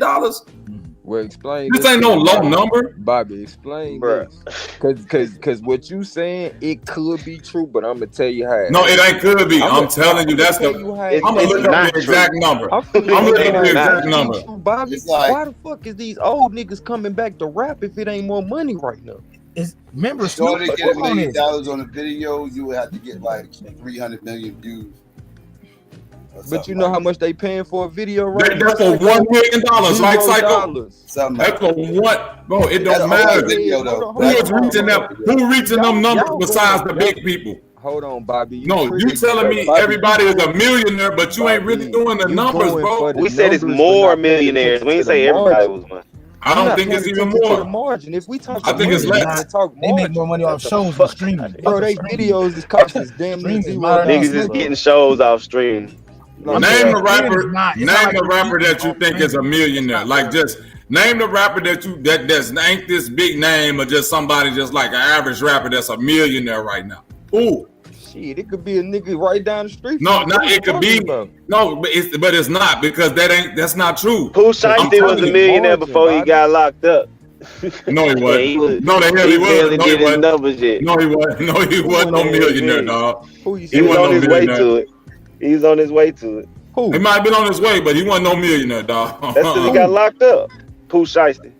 Oh man, you tweaking if you think he wasn't getting bread. What are you talking about, Bobby? I'm not saying he wasn't getting bread. I'm saying that these niggas gotta give this rapper lifestyle out like it's all these millions of dollars attached to it today. And I'm saying it's not, bro. I didn't seen the numbers. I'm not basing it off no lifestyle. You know how they say like the amount of money that people was making at a certain time period would be the equivalent of XYZ in this time? You leaving out margin, Bobby. The amount of money used to cost rappers to even put their product out, these niggas don't even got, bro. They don't even need no budget to get bread.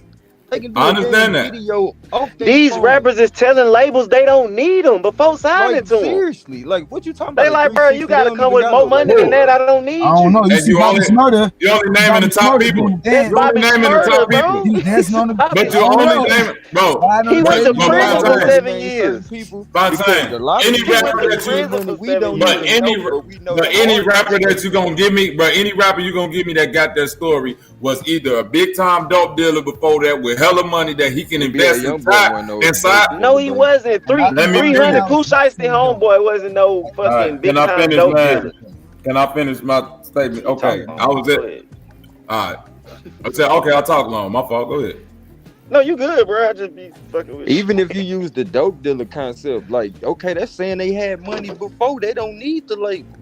Niggas was dope That was dealers just- back then too. That was just. I mean, y'all like to take one point. That was. I had a couple other points to go. If you gonna stab yourself, I'm gonna help you. You know what I'm saying? Like, so. But no, I can't even get the point out because once I say one thing, y'all just gonna say, "Oh, he said dope boy." So what about this dope boy? What? No, I said either they had hella money from dope, or they had hella interest within their own city in order to generate a buzz already.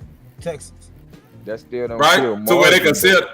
Oh, no, you missing my point, brother. So I'm saying you're giving me the biggest names when you saying that. Oh, this person here, this person can stream like this. Who is this regular person or this average artist that's just jumping out the window like that, streaming and getting all these millions of views? Now, who is these people? Okay, we're gonna deal with that then. Let's say this then, Bobby. Your local artist is making more money than the older artist was making back in the day, bro.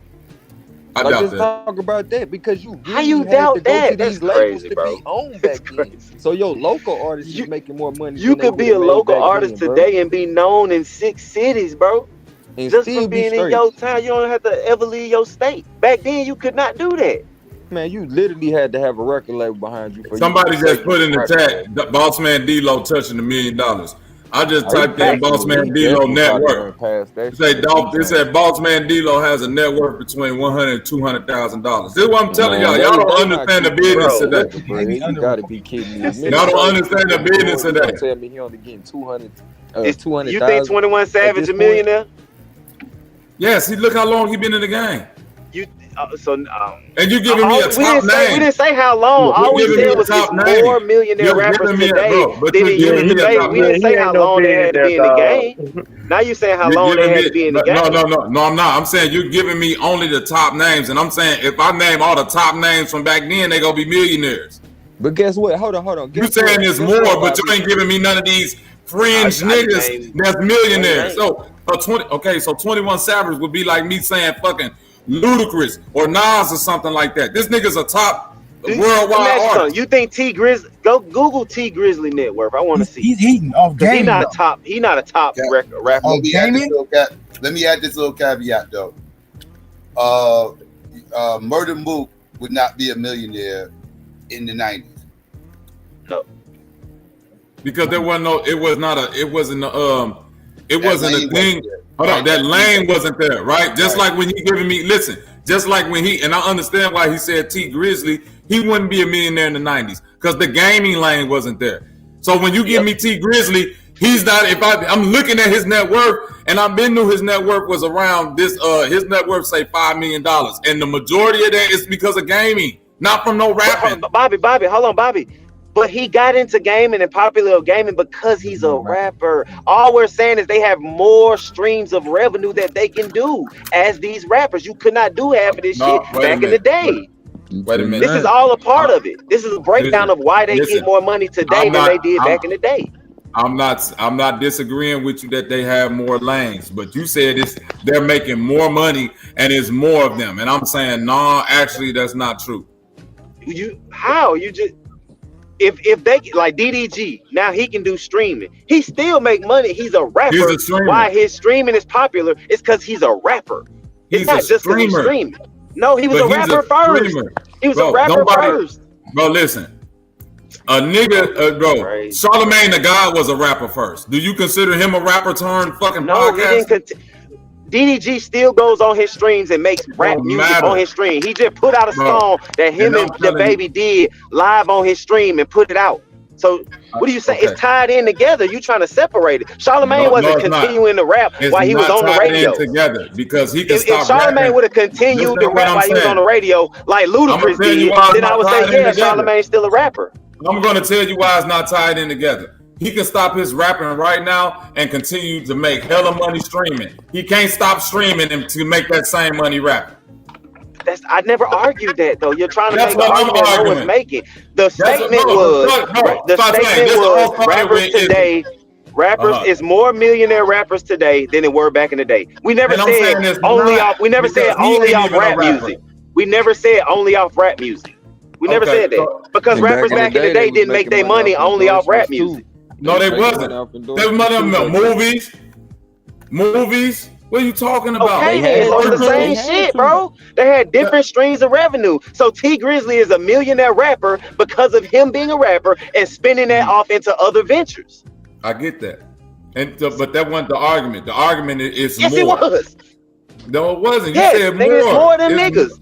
T Grizzly is not a big name rapper. He's a millionaire. DDG is not a big name rapper. He's a millionaire. Tech 9 ain't a big name rapper. Millionaire. He's a millionaire.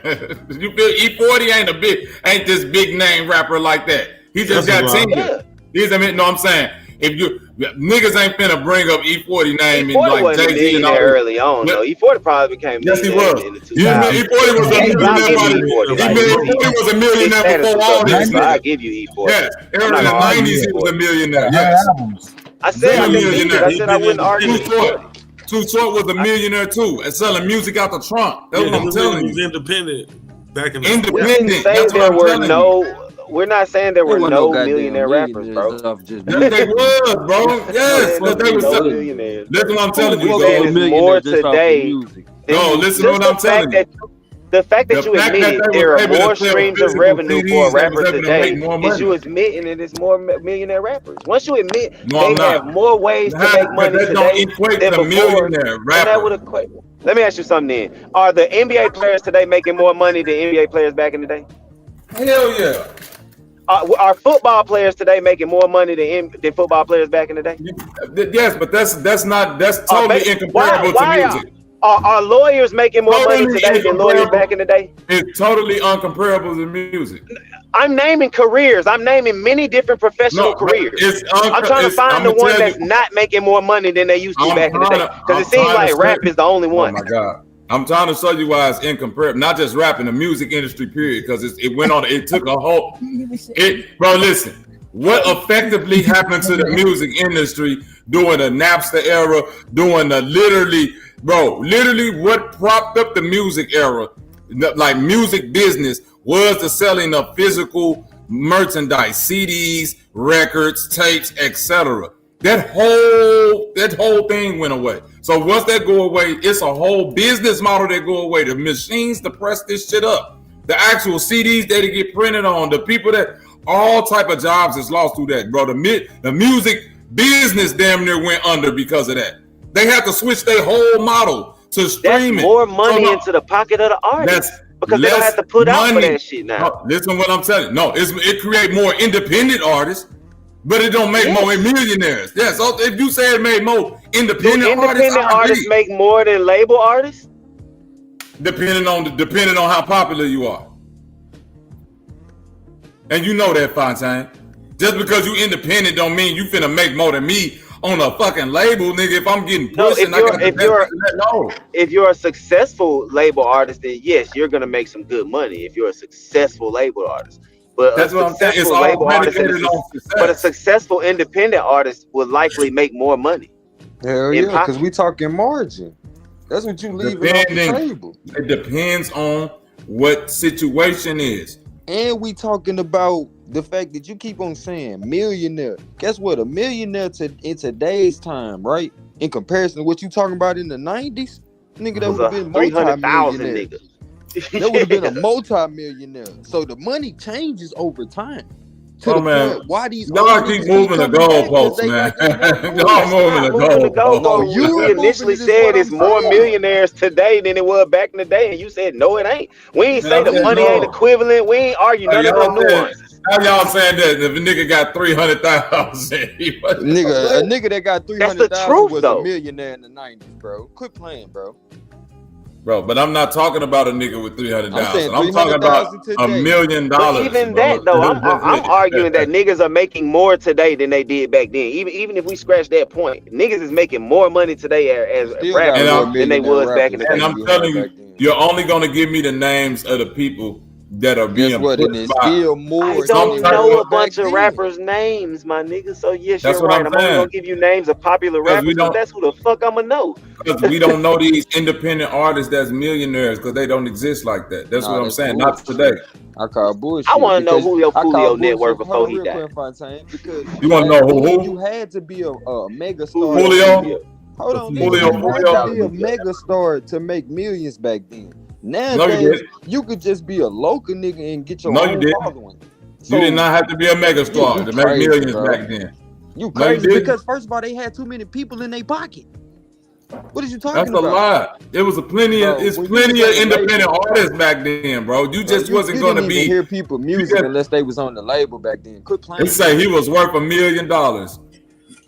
I said you didn't even hear artists' music in the 90s. Julio was worth $1 million. He didn't even have a song on the radio, did he? Exactly. That's what you had to do back then. You had to be on the radio. Bro, it's a lot of shit that. Hold on, wait a minute. Wu-Tang. Most of Wu-Tang songs wasn't on no radio, bro. Nigga, hold on. First of all, name one. Most of Wu-Tang we compare Julio to Wu-Tang. Nah, fuck that. No, I'm just saying. That was a millionaire. Name one of them. Aside from all them niggas, all them niggas millionaires. You fucking lying, bro. What's Julio op name? All the niggas from Wu-Tang is millionaires, dog. That's a lie, bro. That's a. So who you want me to? They might be millionaires now. They wasn't no millionaires during that. They showed they run. You say what? Them niggas was still living on Staten Island. There was not no millionaires doing them times, bro. No, RZA got the most money. RZA didn't dick nobody. He didn't screw nobody over. He just put. He did. No, he didn't, bro. Yes, no, he did, bro. I hate when niggas do that. No, he didn't. I can't name you a nigga that didn't. No, he didn't. Bro, they had to back then. It was a Ponzi scheme. What are you talking about? It wasn't no scheme, bro. No, RZA. Bro, you trying to tell me you bring a nigga in, you don't get paid off of him? No, bro. If I'm making the beats, take RZA side. If I'm making the beats for all that, because that's the facts, nigga. Because I make beats. As hell, though. Like, it don't matter, nigga. Them beats, if niggas rapping to these bitches, and I got 9 niggas that need 9 hours worth of beat. I got 9 different streams of income. Don't go down there. That's a fact.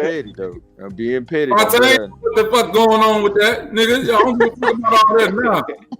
But guess what? I'm looking up the Wu-Tang network. I ain't seen the nigga who got less than $1 million yet. Nigga, I said during that time they were no fucking millionaires. And you trying to question if these young niggas millionaires during their time. And we naming young niggas that's millionaires right now.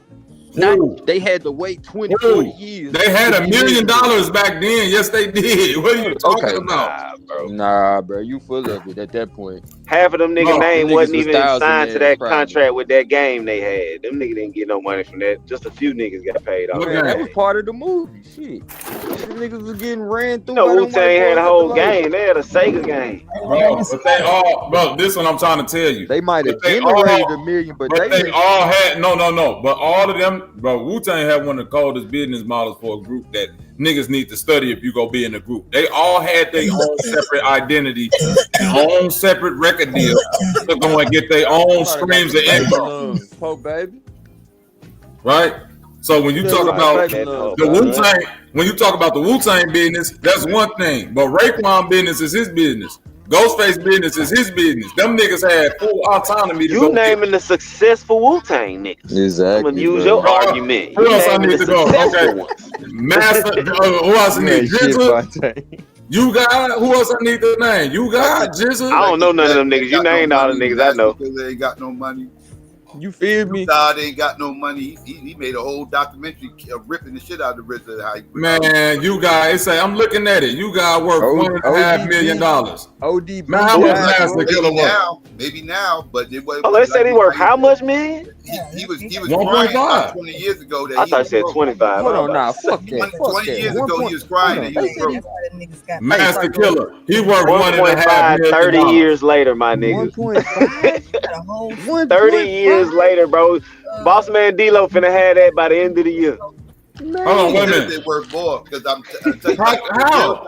They was getting 1.5? How? He didn't even go. You didn't make no beats.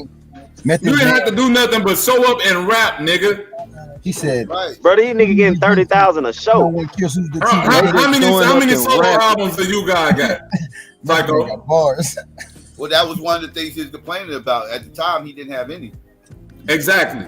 So that's my whole point. His name was Oh, wait a minute. And you exactly. And you guys was always the one that niggas said, bro, them niggas is 9 different personalities. I can't just make the album for you or come sit down like all the other niggas who wanted to rap and got out there on their own. They did that.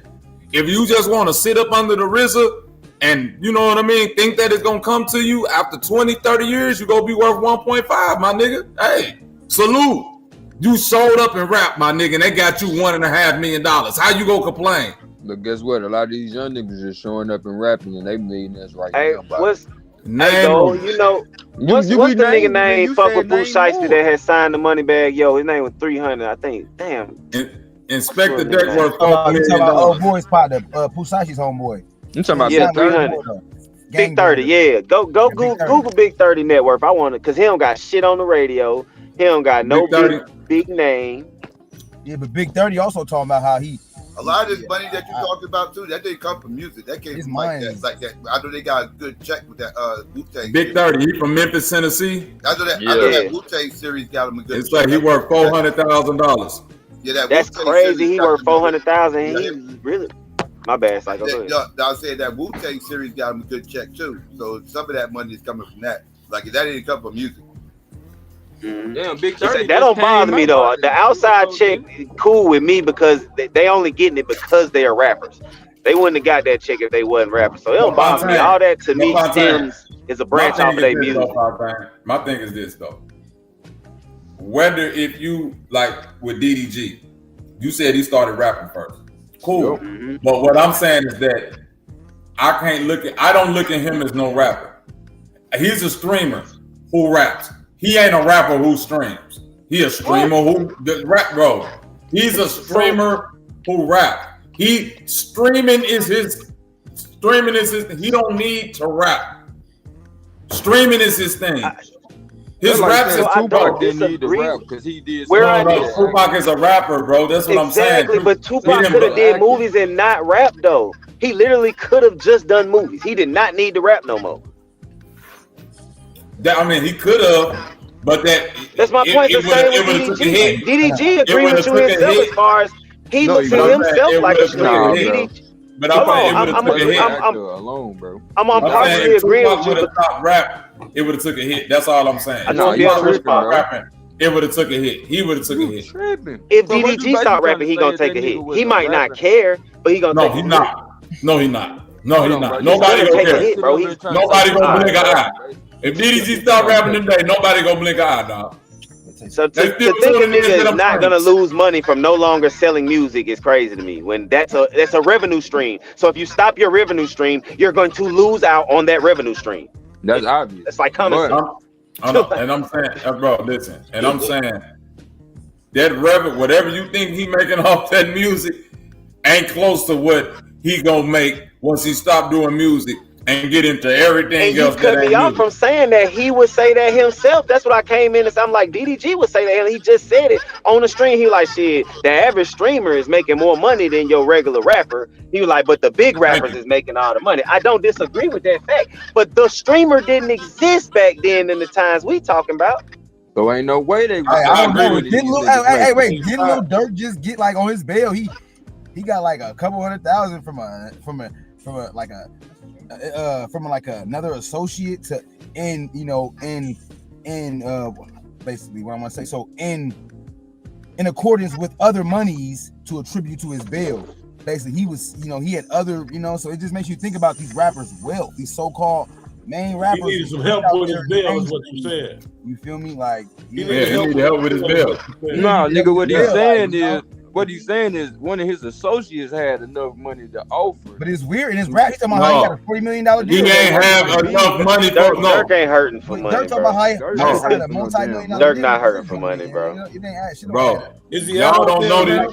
No, he ain't the out judge right ain't now. finna let him out. The judge said, "I don't give a damn how much money you give, nigga. You know what kind of charges you got." Yeah, they was literally trying to say they'll give more bail. Watch this. They was like, we'll give more bail. I'm glad we're talking about this. They trying to do the Diddy Watch move. this. Watch this, though. This how I feel. God, what was the rapper Dirk name? ain't hurting for no money, man. Dirk. Watch this. No. Wait. This how I am. What was Look. that rapper that said, my baby mama tripping, don't want to let me see my son? Oh, my boy from Fujiano. Fujiano. That's my name. I used to like that song. He fell off like Hey, that. that's my nigga, bro. So look, y'all, look. He locked up too. Oh, he locked up too? Hell yeah, he's still locked up. He got like 5, I think. Dang. That nigga pop somebody ass, but he good if he only got 5 years. Yeah, I think he only got like 5 though. I don't think he got like a 10 in there.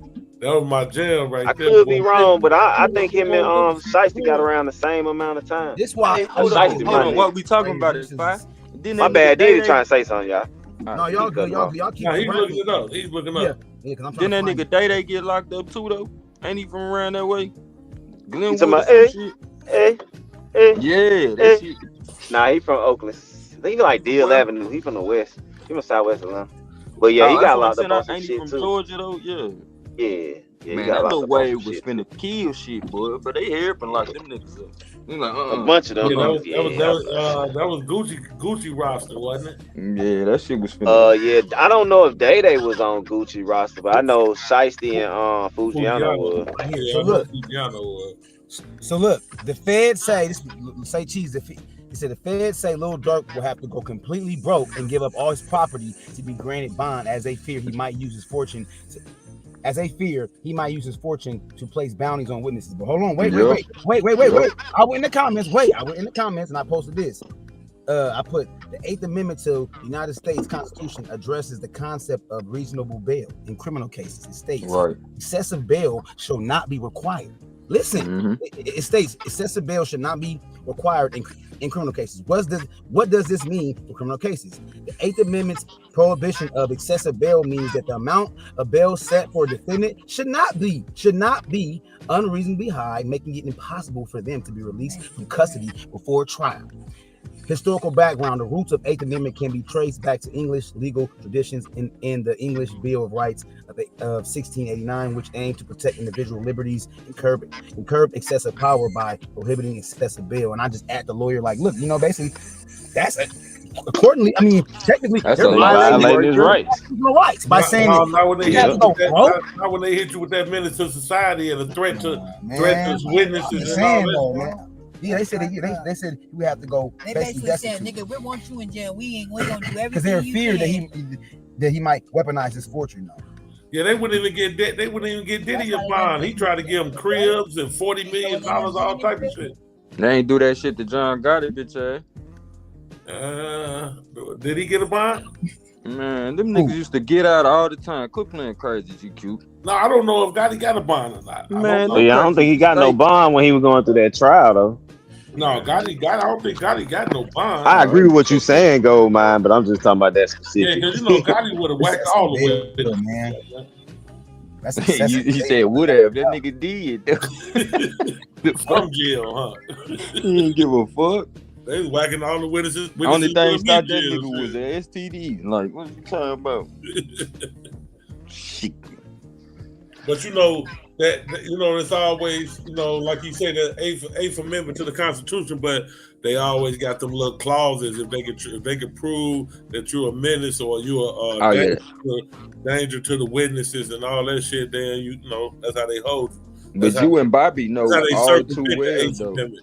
But it's good to have that Constitution though, to know that motherfucker, so you can know what you supposed to have, but you know, it's a nigga rule and it's a white motherfucker. That's what I was just gonna say. TP, GQ. You know they set the stage for Dirk long time ago. Yeah, remember they stopped letting him do shows back before he even blew, cause they said he was a menace. They wouldn't let him do shows in Chicago because they said that's what I'm saying. Yeah, so they said presumption. They wouldn't even let Chief Keef do shows in Chicago because they said he was a danger to I'm supposed to be innocent until proven guilty, and you're already predisposing me to be this criminal based off me using my wealth to somehow get rid of take care of my people. They're already no. They're saying he's gonna use his wealth if he was to be out. He's going to use his wealth to pretty much. That's because that's a part of what they charging you with. So I get it, but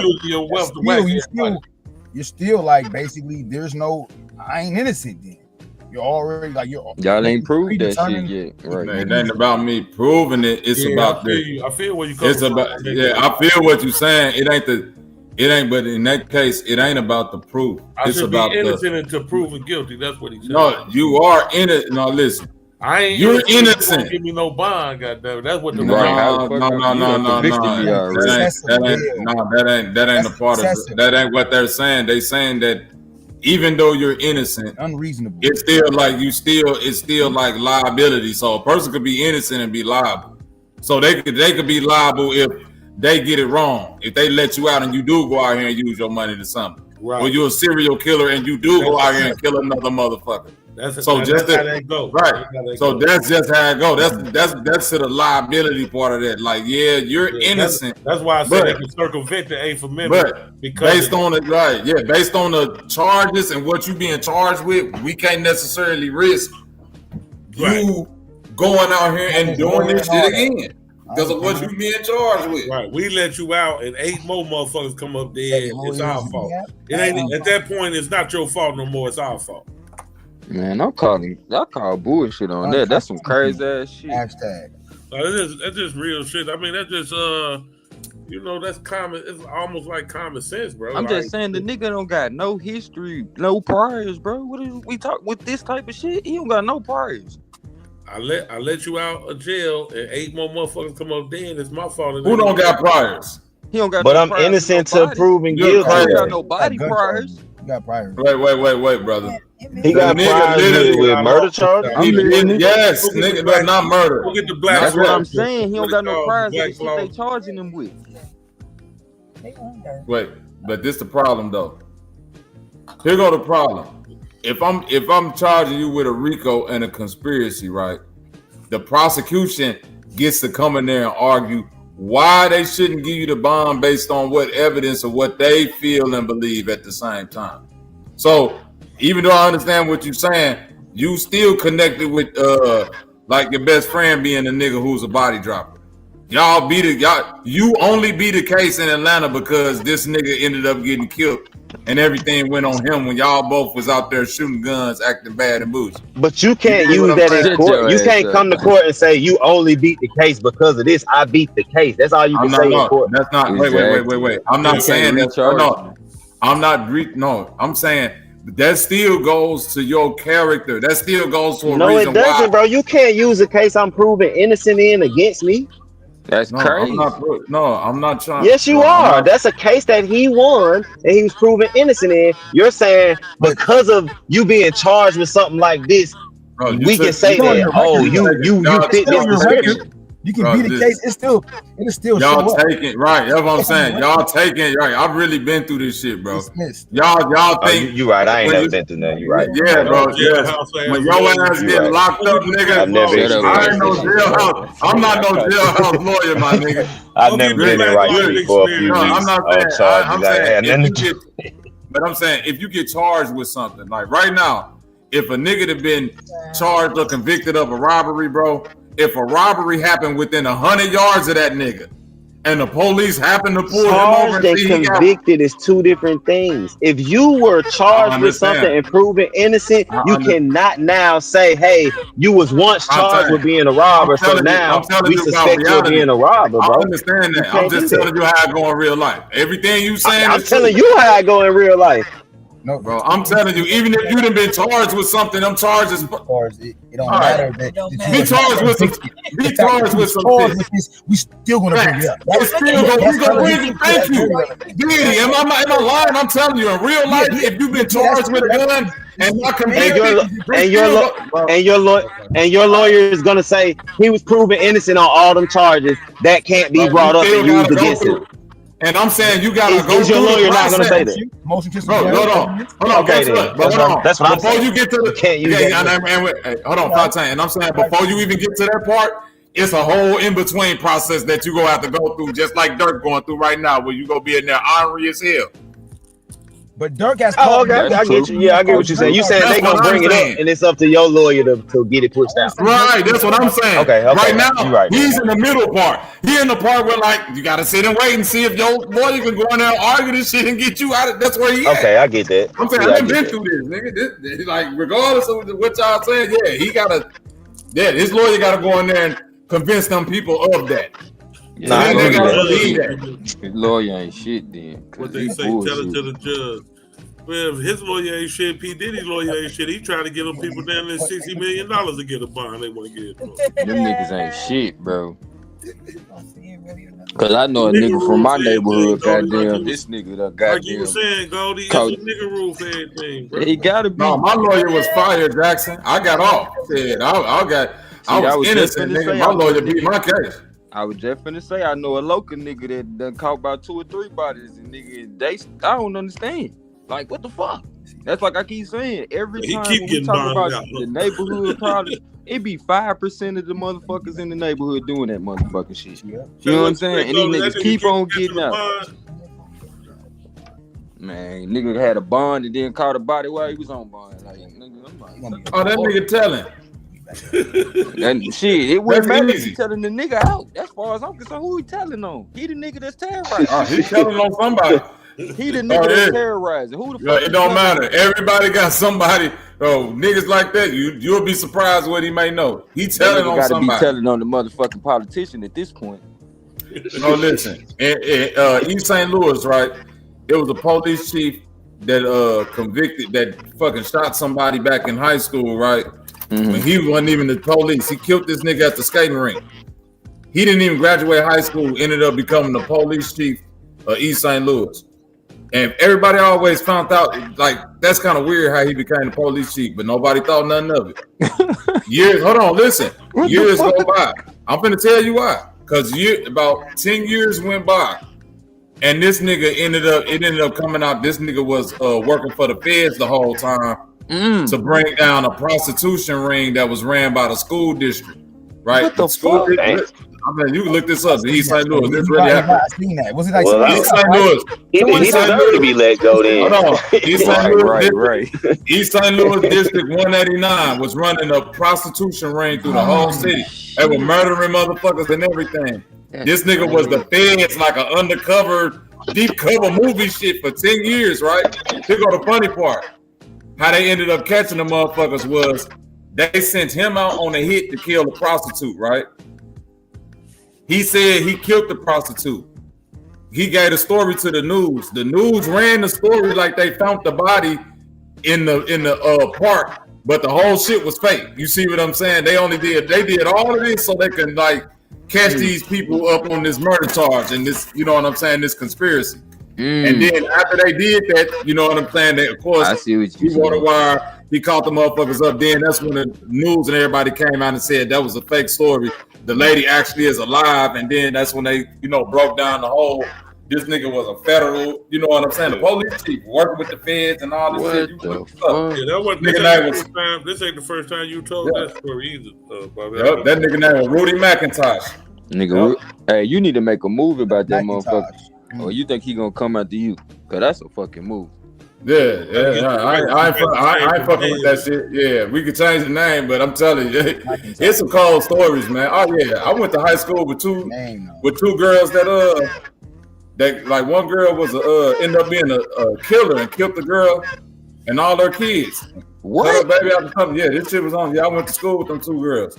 That was on national news too. Hell yeah, that's sick ass. It was her best friend. She couldn't have babies. and her best friend had hella kids. So she had 5 kids. She had 4 and was pregnant with one. She killed 4 of them and stuffed them in the washing machine. She stuffed them all in the washing machine, and then she took the baby out of the girl that she killed, which is her best friend, and took it to the hospital like it was hers, like she had a miscarriage or something. Had a funeral for the baby and everything. Man, And they end up finding out that fuck is going on. That's crazy than a mother. And I'm telling you, they was best friends all through high school. GQ. And you said that was back in the day, right? This was early 2000. Yeah, this was early 2000. You right, Donnie. That's crazy work. Like what? Yeah, that was early 2000s. Yep. But I went to high school. I heard that story before. Y'all seen?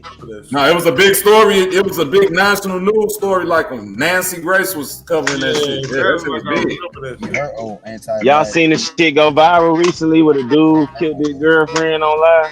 The black dude. Yeah, I seen that. Yeah, that was sad, boy. He cooked her? Yeah. What happened? He killed her. He killed her. Then he killed himself.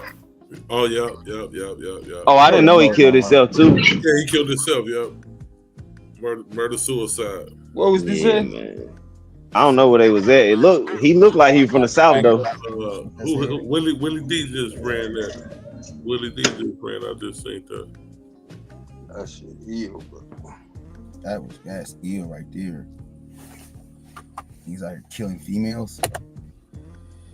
Yeah, she killed herself. Yeah, she was antagonizing him though. No, that nigga was crazy. No excuse to kill nobody, but like we gotta learn to leave folk the fuck alone too.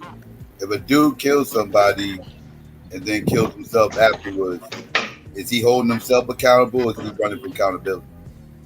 Maybe both. Yeah, a little bit of both. A little bit of both. No, man. You got that speak to mindset, so we don't know what the state of mind was at the time. Shit. It sounds like a little bit of both though, because for you to carry that shit out to kill yourself, like you got a certain level of guilt. Like I tell you, some remorse there. That's premeditated. Like that. Like a person don't to kill yourself. Like that's not. It's not. A person don't just. You don't just. You know, like as far as like the act of that, the person don't just wake up and decide to kill themselves. Like that's typically like a person like it's like a. But it depends though. If he just, it depends on how he felt about that lady. Out of the blue, oh, I'm gonna kill myself. Or do you think it's like no? It's like if you just murdered your girlfriend, I don't know. Yeah, that's what I'm saying. After you just murdered your girl, he probably felt like, oh well, I don't want to deal with the responsibility of this, and also I'm finna just go on check out too. I'm talking about suicide. Yeah. So you think I'll be running from the responsibility? Yeah, I would think, and that, in my opinion, would be is more of like, don't want to deal with it neither. It's like I'm done too. Shit, I did this and now I'm done. I'm saying suicide in of itself is not a spontaneous. It's typically a methodic. Like there's a this person they build up. Yeah, build up. They ain't just it's a build up. It's like a it's a build up. Like that whole concept of the erroneous and the erroneous and misapplied when they say black man. When they say we are like the black boy that was found hanging in Seattle. They said he did that.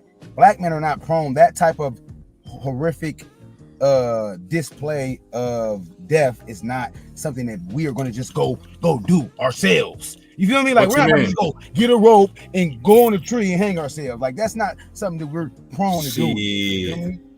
Like niggas gonna kill. Nigga hang themselves in jail all the time, boy. You'll be surprised. Now I agree that suicide. Your point about suicide not normally being just. In that fashion, spontaneous. Fashion, it's not spontaneous as much. It's something you done thought about before. I would imagine because I ain't never contemplated suicide. So, but yeah, I ain't one of them people. That's based off studies, as far as the studies. But I done talked to a lot of people who have. So, sadly, that mental health in our community need to be discussed like a motherfucker. Real mental health. We got the mental health man right up under you. Marley G, bestow upon me. You got some work to do, Marley. Upon me. Yeah. Nah, Marley, don't get quiet now. We need you. That's how Marley be getting them women. That nigga be come up on the panel. free consultations on the meetup. D-Bowen. Hey, man, I need to, get up on this joint. Half these motherfuckers be schizophrenic like a motherfucker. That's what it is. Yeah. That nigga psycho meet a woman instantly be like, baby, I think you got slight bipolarism, a smidgen of schizophrenia. You talking about Marley? yeah, that nigga get the instantly. They be like, oh, this nigga know what he's talking about. He know me so well. Emotions and shit. Right. Nah, Marley be tricking them hoes out they draws with that psychology shit. That's what I'm saying. He be tricking them like a motherfucker. What? Be like, yeah, it's some trauma I see behind those eyes. Something that might have started in your childhood. You want to talk about it?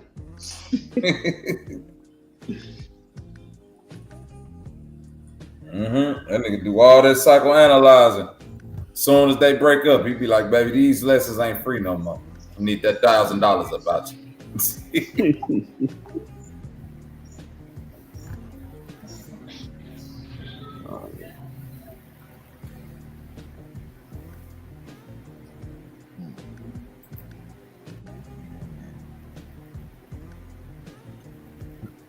Yeah, like I was saying, 4 Tyler Perry movies are trash. Oh yeah, that's why I came up here too. Tell y'all that Tyler Perry the GOAT. Tyler Perry over Spike Lee. Y'all tripping too. Them Spike Lee movies is fucking overrated, bro. You did. Tyler Perry. Oh wow, come on, cuz now you going too far. I knew Fire like Tyler Perry. Hey, I don't even watch Tyler Perry movies. That was funny, GQ, but I fuck with him as who he is. But I don't really watch the movie. But I mess with him outside of. I wanted to tell you that title is wild as fuck. Tyler Perry likes Dixon with the question mark. When I first seen that title, I was like, it's like a crazy one. That's funny fuck. I agree, Diddy. I like Tyler Perry outside of his movies and shit. I like the person, like the shit he does. I fuck with Tyler Perry. Like the black lady, he came to when them goddamn corporate devils was trying to impeach and breach upon her land she's been having since post Civil War. The black lady, and there's been a series of other causes that he's That's why I don't understand why we hate on him so much. Okay, he make movies that y'all think suck. Okay, he make the little Medea shit. Y'all don't like it. But other than that, who he is as a person, what do he do that's fucked up? Especially for black people. He do what? He gay. That's so he fucking up the black community by being personally gay? He ain't even openly gay with it. Like, that's what I'm saying. What does he do that's really negative for the black community? We should be championing him, bro. We don't really care much for gay motherfuckers. Right? Wiley voice. That nigga gay. But he's not even openly gay, GQ. So we sit here faulting the nigga. We really don't know if he gay. We just kind of know he gay. I thought I ain't gonna lie. He said he got abused when he was young. That's the only thing I know for him to admit it to. It makes even more sense why he's gay. But so let me ask y'all, if a person is doing everything for the black community that's positive, but personally they like having sex with the same sex, are they not for the black community? No, he good. If he's doing everything for a person can't be for the black community. I don't like motherfucking movies. I don't like what his like. I don't like the fact that he messes with those prosperity gospel motherfuckers and shit. I don't like that. That shit's all a scam. I ain't cool with that.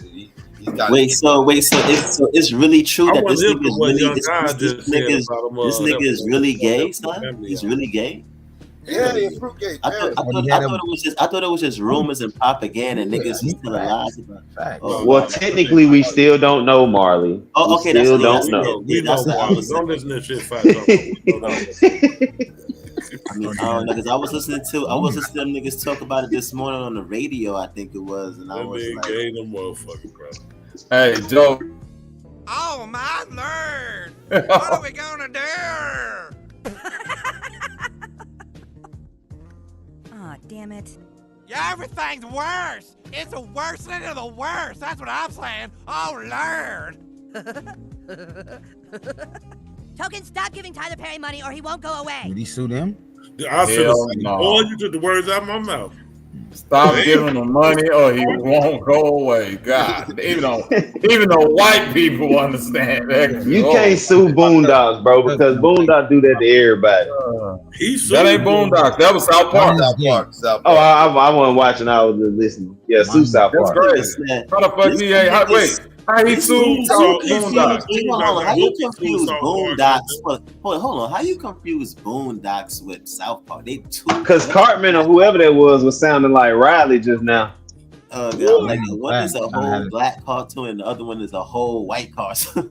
Well, no, I'm not looking. I'm walking around this account, so I'm on my Bluetooth. Yeah. South Park got the token. Huh? I said South Park got Chef, yeah. Oh no, they got the token black boy. I forgot. But it's predominantly black. It's predominantly white though. Ain't no token white boy on Boondocks. But it's a white boy on there. Oh yeah, it is. It's two of them. Yeah. The son. Oh, you know what? Yeah, it was. Yeah, the Oncelers. The Oncelers, nigga. Yeah, the Oncelers. Them niggas was gone. But that white boy was crazy. The motherfucker Charlie Murphy played the hell. Both of them, Charlie Murphy and Samuel Jackson. It was two of them. Charlie Murphy's a man. Rest in peace. Charlie Murphy, bad man. Who was the other one, Bobby? Samuel L. Jackson.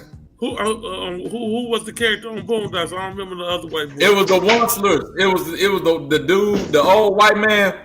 That was like the tycoon. Yeah, his sons. It was his son. His son was the one came home from war that Charlie Murphy played. Right, and his son had a best friend that was Samuel L. Jackson. Not the father. The son it was the son and his friend. It was two white boys, the Wexlers. Yeah. It was Samuel L. Jackson and Charlie Murphy. They was together. The son and his friend. Yeah, it was the son and the friend. Yeah. But they was getting into shootouts and robbing banks and all type of crazy shit. Yeah, that white boy, the banker's son, white boy, that motherfucker was nuts. That's the motherfucker told Riley to shoot him. He shot his ass out the window. Remember? Yep. Oh shit. Who's your favorite character in Boondocks? As far as who's your favorite character? Man, Uncle Ruckus and motherfucking Stink Meaner. Uncle Ruckus is the coldest cartoon character ever created.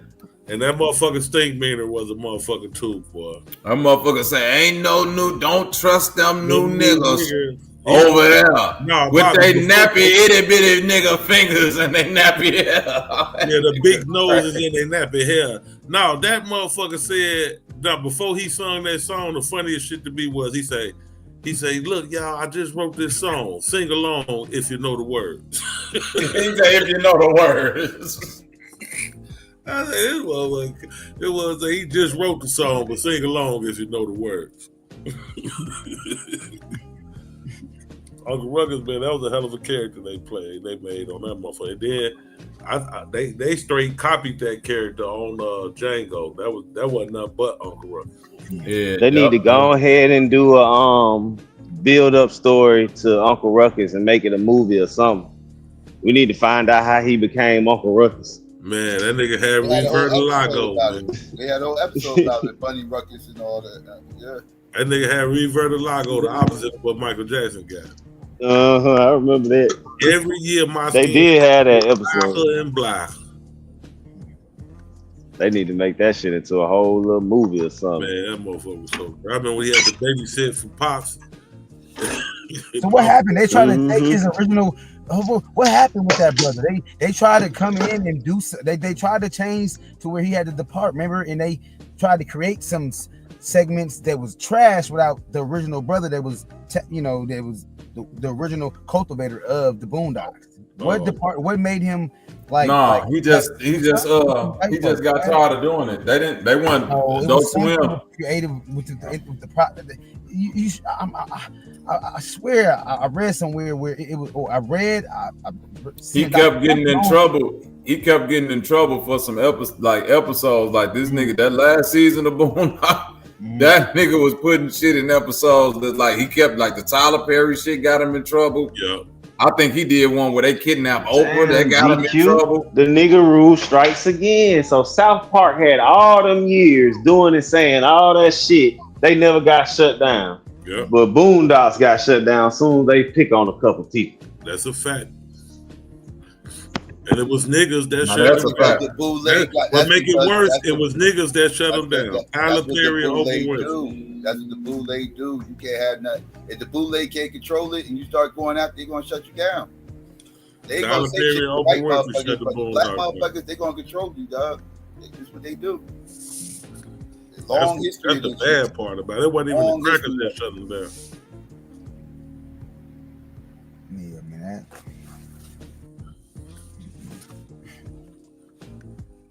Shut down blaxploitation because they allegedly didn't like the imagery behind it and everything else, which I'm calling cap. Niggas was too clean on that motherfucking They was mad because the blaxploitation movies was making more money than the movies that they ass was making. They couldn't put shit out. Niggas going to see all the black movies. And them niggas was sharp than a motherfucker on the blaxploitation. That movie Sounder came out by Cicely Tyson in '72, and it came out. It didn't come out the same weekend as Superfly, but Superfly came out like 3 weeks earlier or something, but it was still making a lot of money. And Superfly outsold Cicely Tyson's movie first weekend, and that movie was out for damn near a month, and it's still outsold. So they was pissed. Ever since then, the motherfuckers, that's when NAACP and all the motherfuckers started getting in attack mode. That's when they coined the whole term blaxploitation and everything else, saying that, these movies is this and that, and, make us look bad and blah, blah, blah, blah, blah. They shut that whole It down. made us look bad. Then y'all come with all the gangster movies and all the other kind of crazy shit. That's crazy.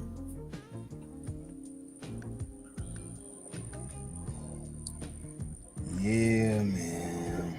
That's what they do.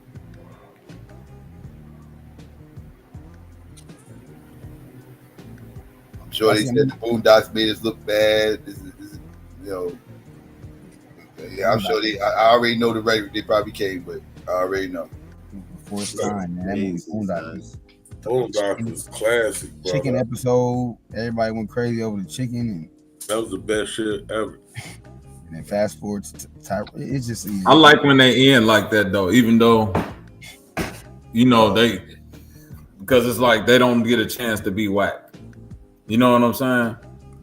Like South Park, they've been on so long, like I ain't even into that shit because it's like it just seems like it's whack. It's like it's whack. You see what I'm saying? Like the Chappelle show, it's like it lasted the right amount of seasons to where like it's nothing whack about it. Even though it's like you want more of it, it's so good to where you can just restart it from the beginning, right? And then it's just still be funny, just like the Boondocks. They got the right amount of seasons. Yeah, they touched on the right social topics and everything to where like it's like nigga, all the shit. What can they? Even if it come back, it'll be like if they do it again and it don't hit the same, it'd be like damn, they ain't even have to bring this shit back, man, because it ain't even. Now they just trying to do the shit. John Witherspoon gone. Now it's just some nigga trying to play his voice out and shit. Like yeah, it's over with.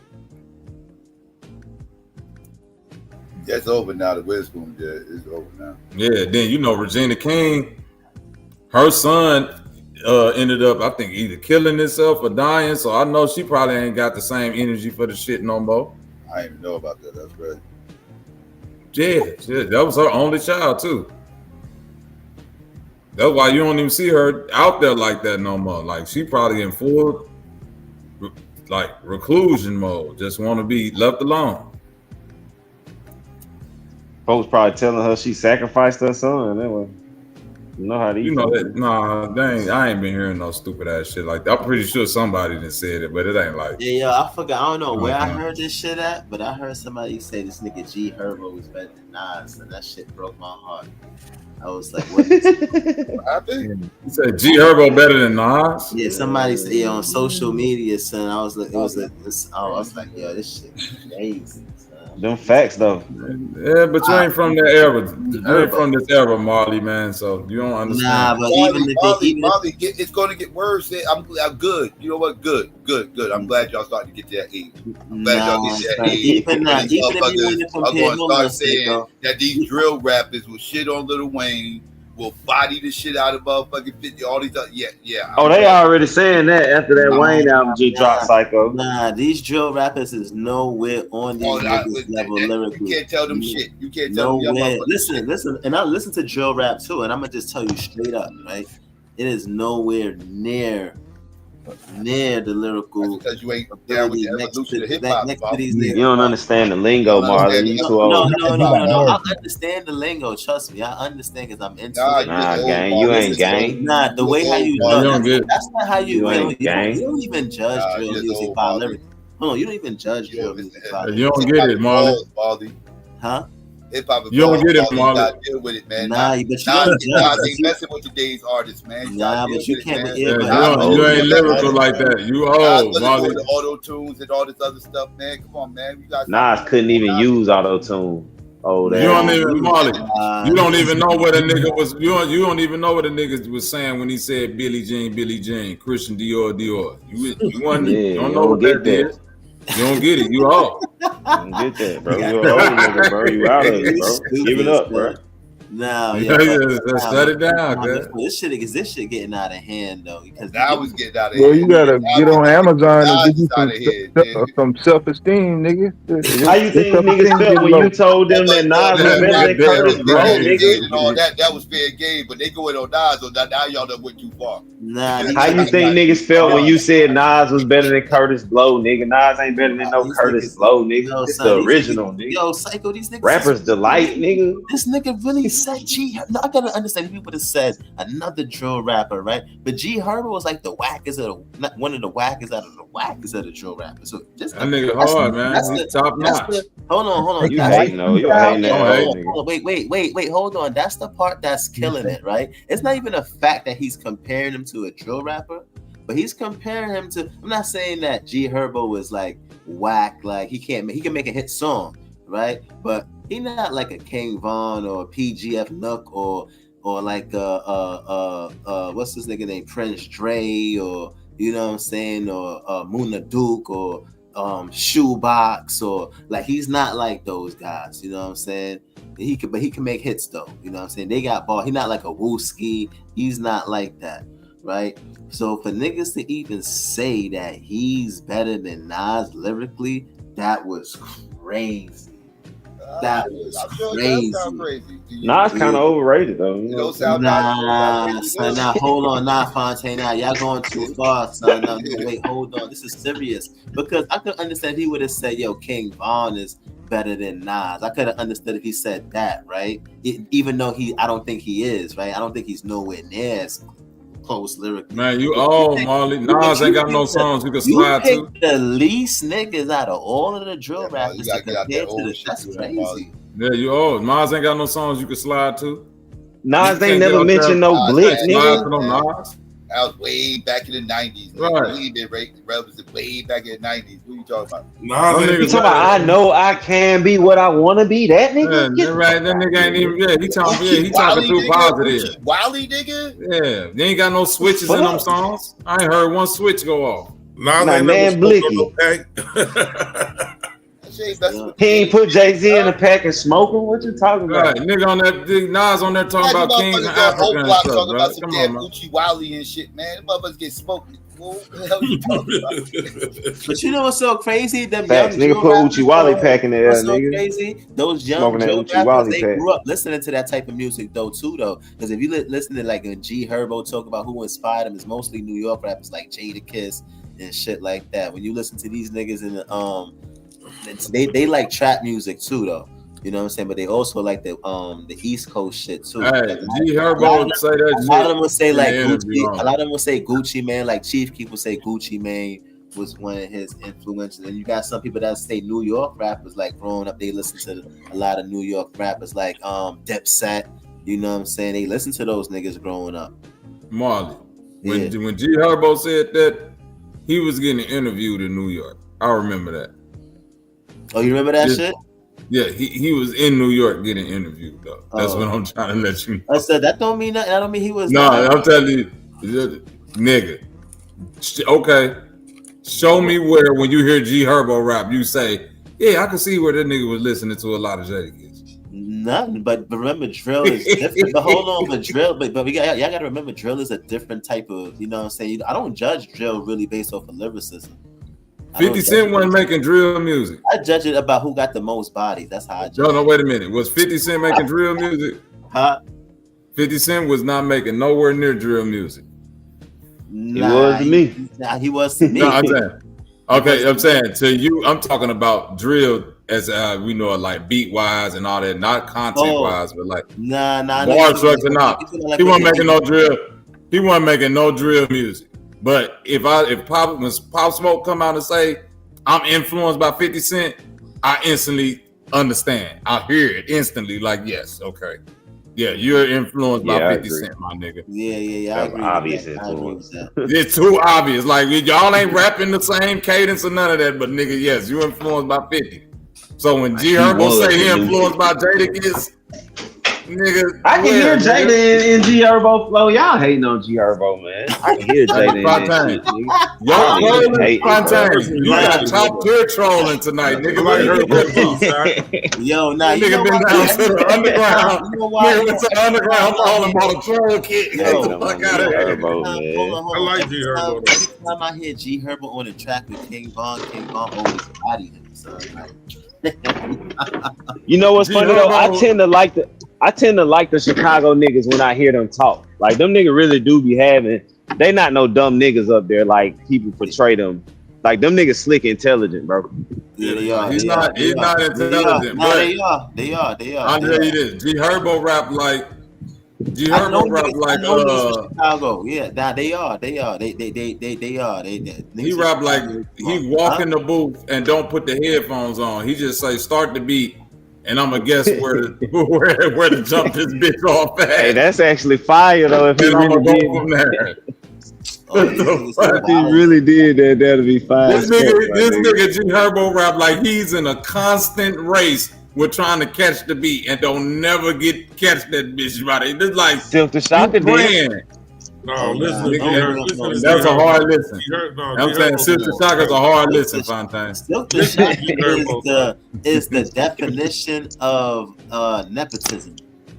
You say Silk? Yeah, hell yeah. He wasn't supposed to. He was supposed Silk the Shocker is a hard listen, but I'm talking about that's why they stayed putting him on songs when they was charging to the game was one of the hardest albums ever, bro. It was hard because of all the features, nigga. Somebody needs to chop his ears off. He can't write no more. He sold millions of records, though, didn't he? Yes, bro. Hell yeah, he did. He's successful, bro. He's successful as some niggas' favorite artist, bro. He was trash. He went platinum every Tuesday, everything they dropped. Yeah. Master P had the motherfucking game on lock with nigga. If you bought one CD and flip to the back of the fucking insert, it's telling you who CD finna come out next week. And you went right to the motherfucker. Hey, Master, the No Limit covers alone was big. Yeah. Old girl that never come out though. What was her name? The one with the body on Mercedes. Mercedes ain't never. I'm gonna tell you. You want to know why? Hey, you want to know how I knew who you was instantly talking about? GQ. Yeah. I was working when I first got my record deal in Detroit. I was up there working with Mercedes, cuz. I swear, I knew exactly who you was. On my mama, I was. He just even bad in real life. I ain't gonna count. No, yeah, I know. He wasn't trying to make a beat. He was just trying to beat. With that cover, that was I knew exactly who you was talking about because I was like, nigga. Niggas was losing their mind off Mercedes in Detroit. You know, I was up there with BG, Soldier Slim, Hakeem, all them niggas. I always like BG though. BG. Oh yeah, BG that nigga, bro. Yeah. I like BG. Molly, get ready. I was up there fucking with BG. These drill rappers about to be shitting on Jada. Get ready. Oh nah, they already shitting on Jada already. Now they question his gangster. They already overrated. No, hold on, Psycho. They're already doing it now, Psycho, on social media.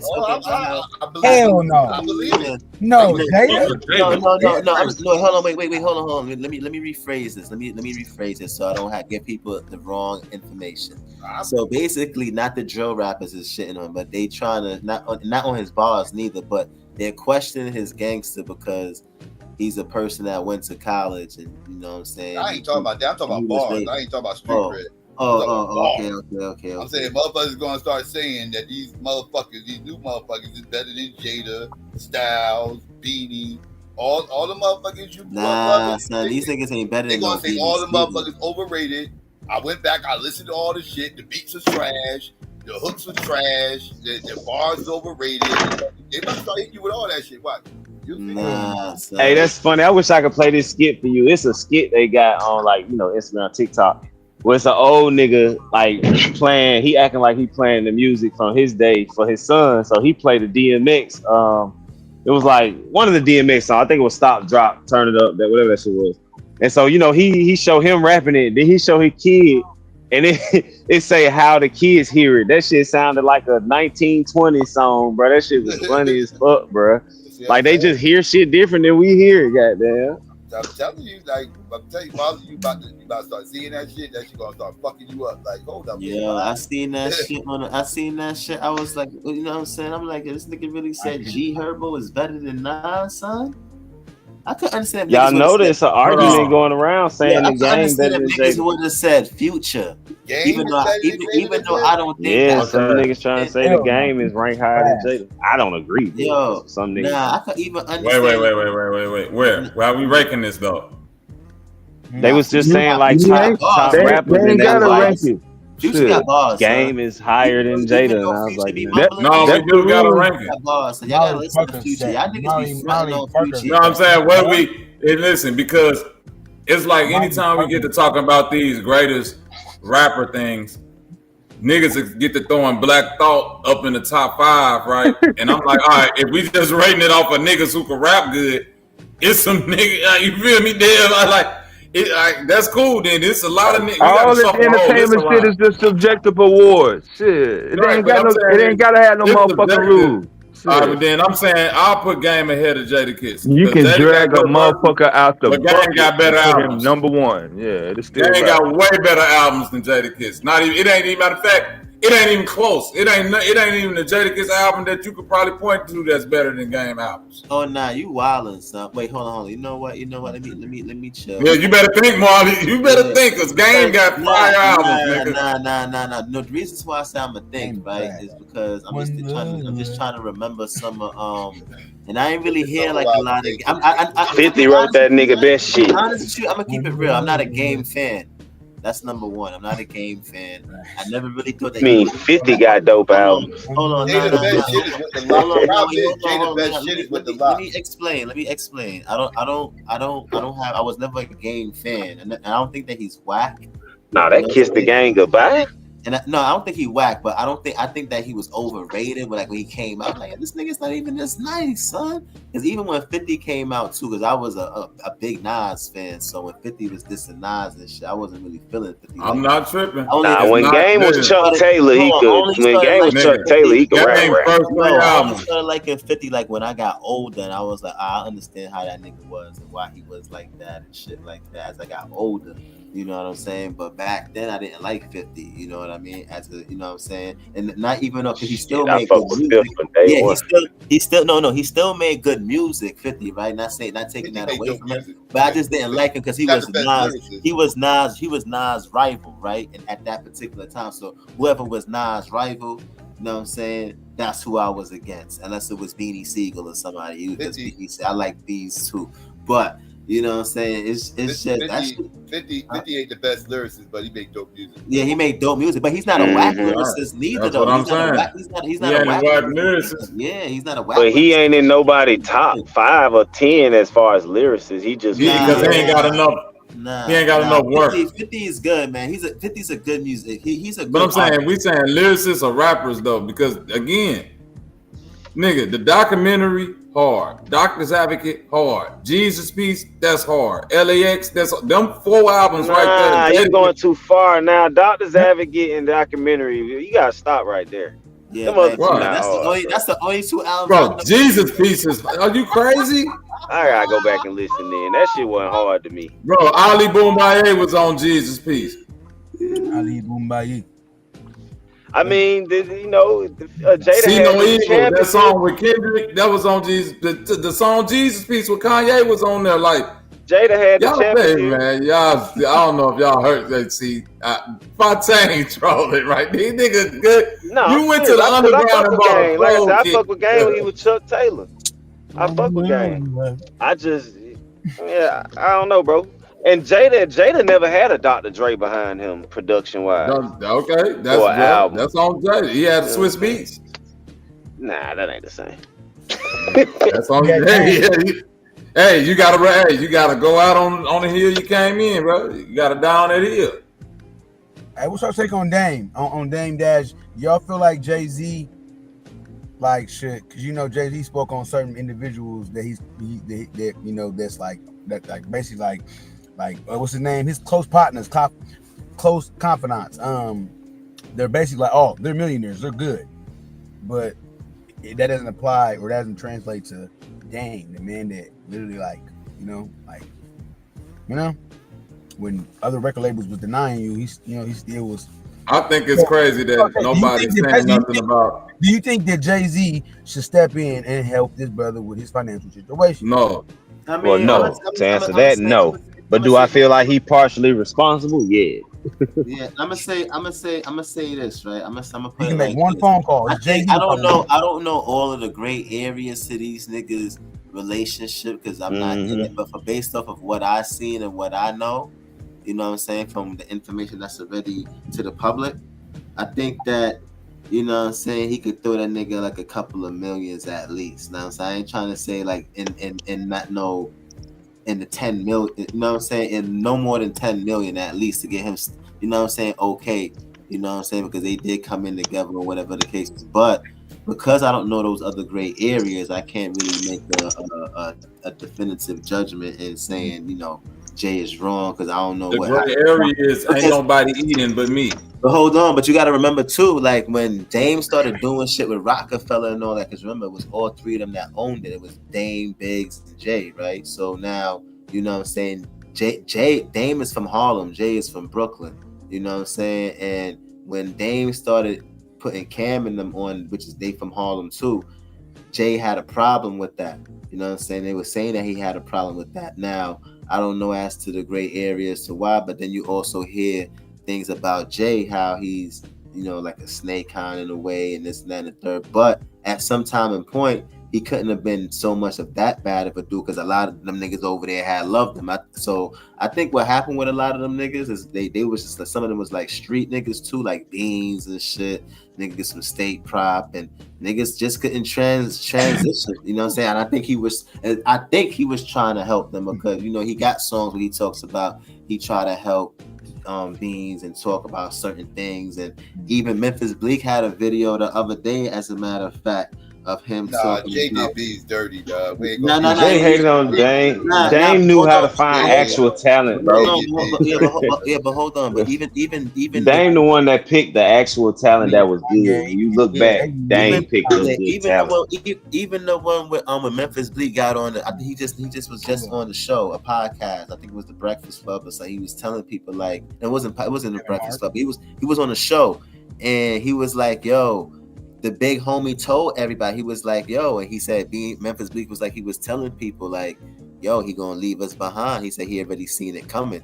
He said, and he was asking him, so what about Beans? Why didn't Beans look at it the same way how you looked at it? And he was saying basically when niggas put those reality pills on the table and they really take them instead of, like lying to themselves, like they will come to a realization like, yeah, you gotta hold yourself accountable. You know what I'm saying? He was talking about himself included because he said Jay was telling him if niggas don't get up on their shit that he was gonna leave. And because he even left Memphis Bleak behind, nigga.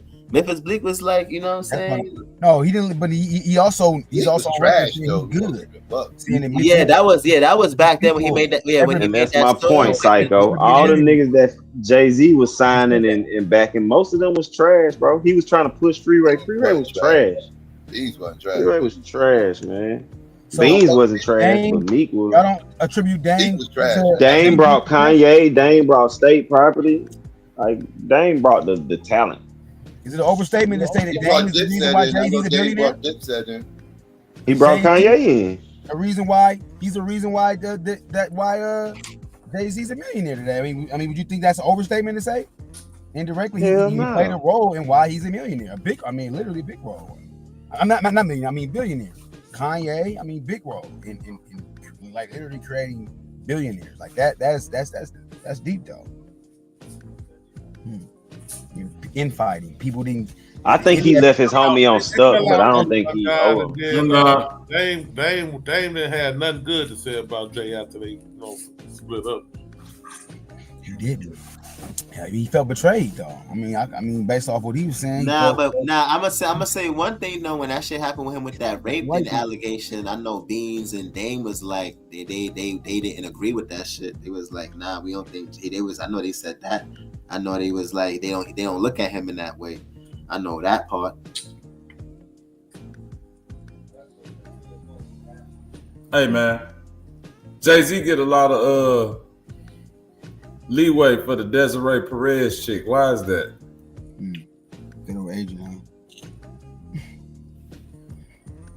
No, like niggas don't never want to answer that question when it come to all this black first and what black people being around here. This nigga literally got a motherfucking snitch on the page. That's what Dame been saying all these years. I can't stand next to this. Dame been saying that since they first broke up. I don't go around Jay-Z no more because he over there with snitches. That nigga said that damn near 15 years ago, and we've been trying to figure out who the hell he talking about. And then it come out that the lady that run the whole fucking Rock Nation then took down 2 fucking cartels.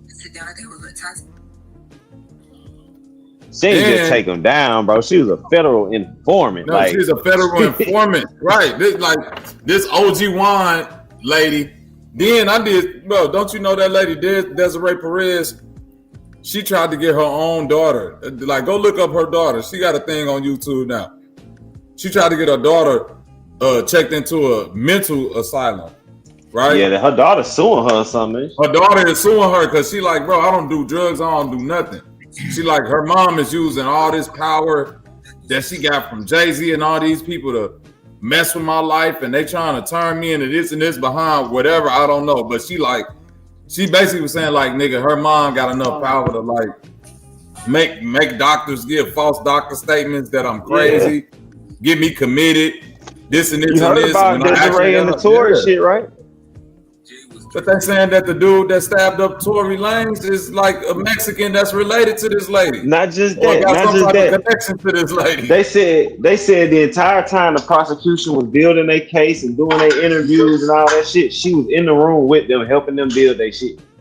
Yeah, yo, Memphis Bleak even spoke about how with State Property clothing line when he told Beanie Seal, he was like, yo, he said he looked at his clothing line and who makes it, and he was like, yo, Rockefeller makes is part of making your clothes, right? He was like, he actually he knew about it, and because he was like, because Rockaway don't even make their own clothes. That's what he was telling him.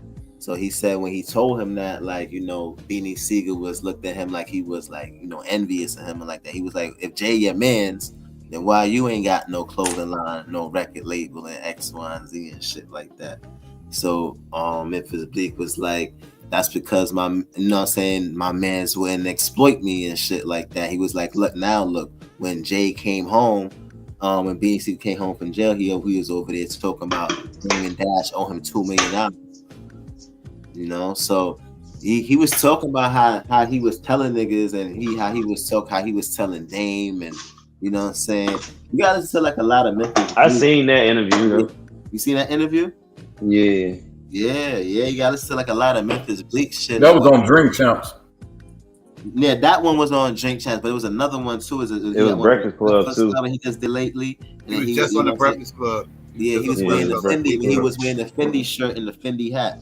Yeah. Oh, that's the Breakfast Club. So I gotta watch those because he talks about though. That's when he talks about Jay-Z. That's when I was like, oh, Jay-Z left Memphis Bleak behind too. Cause I thought he was with him.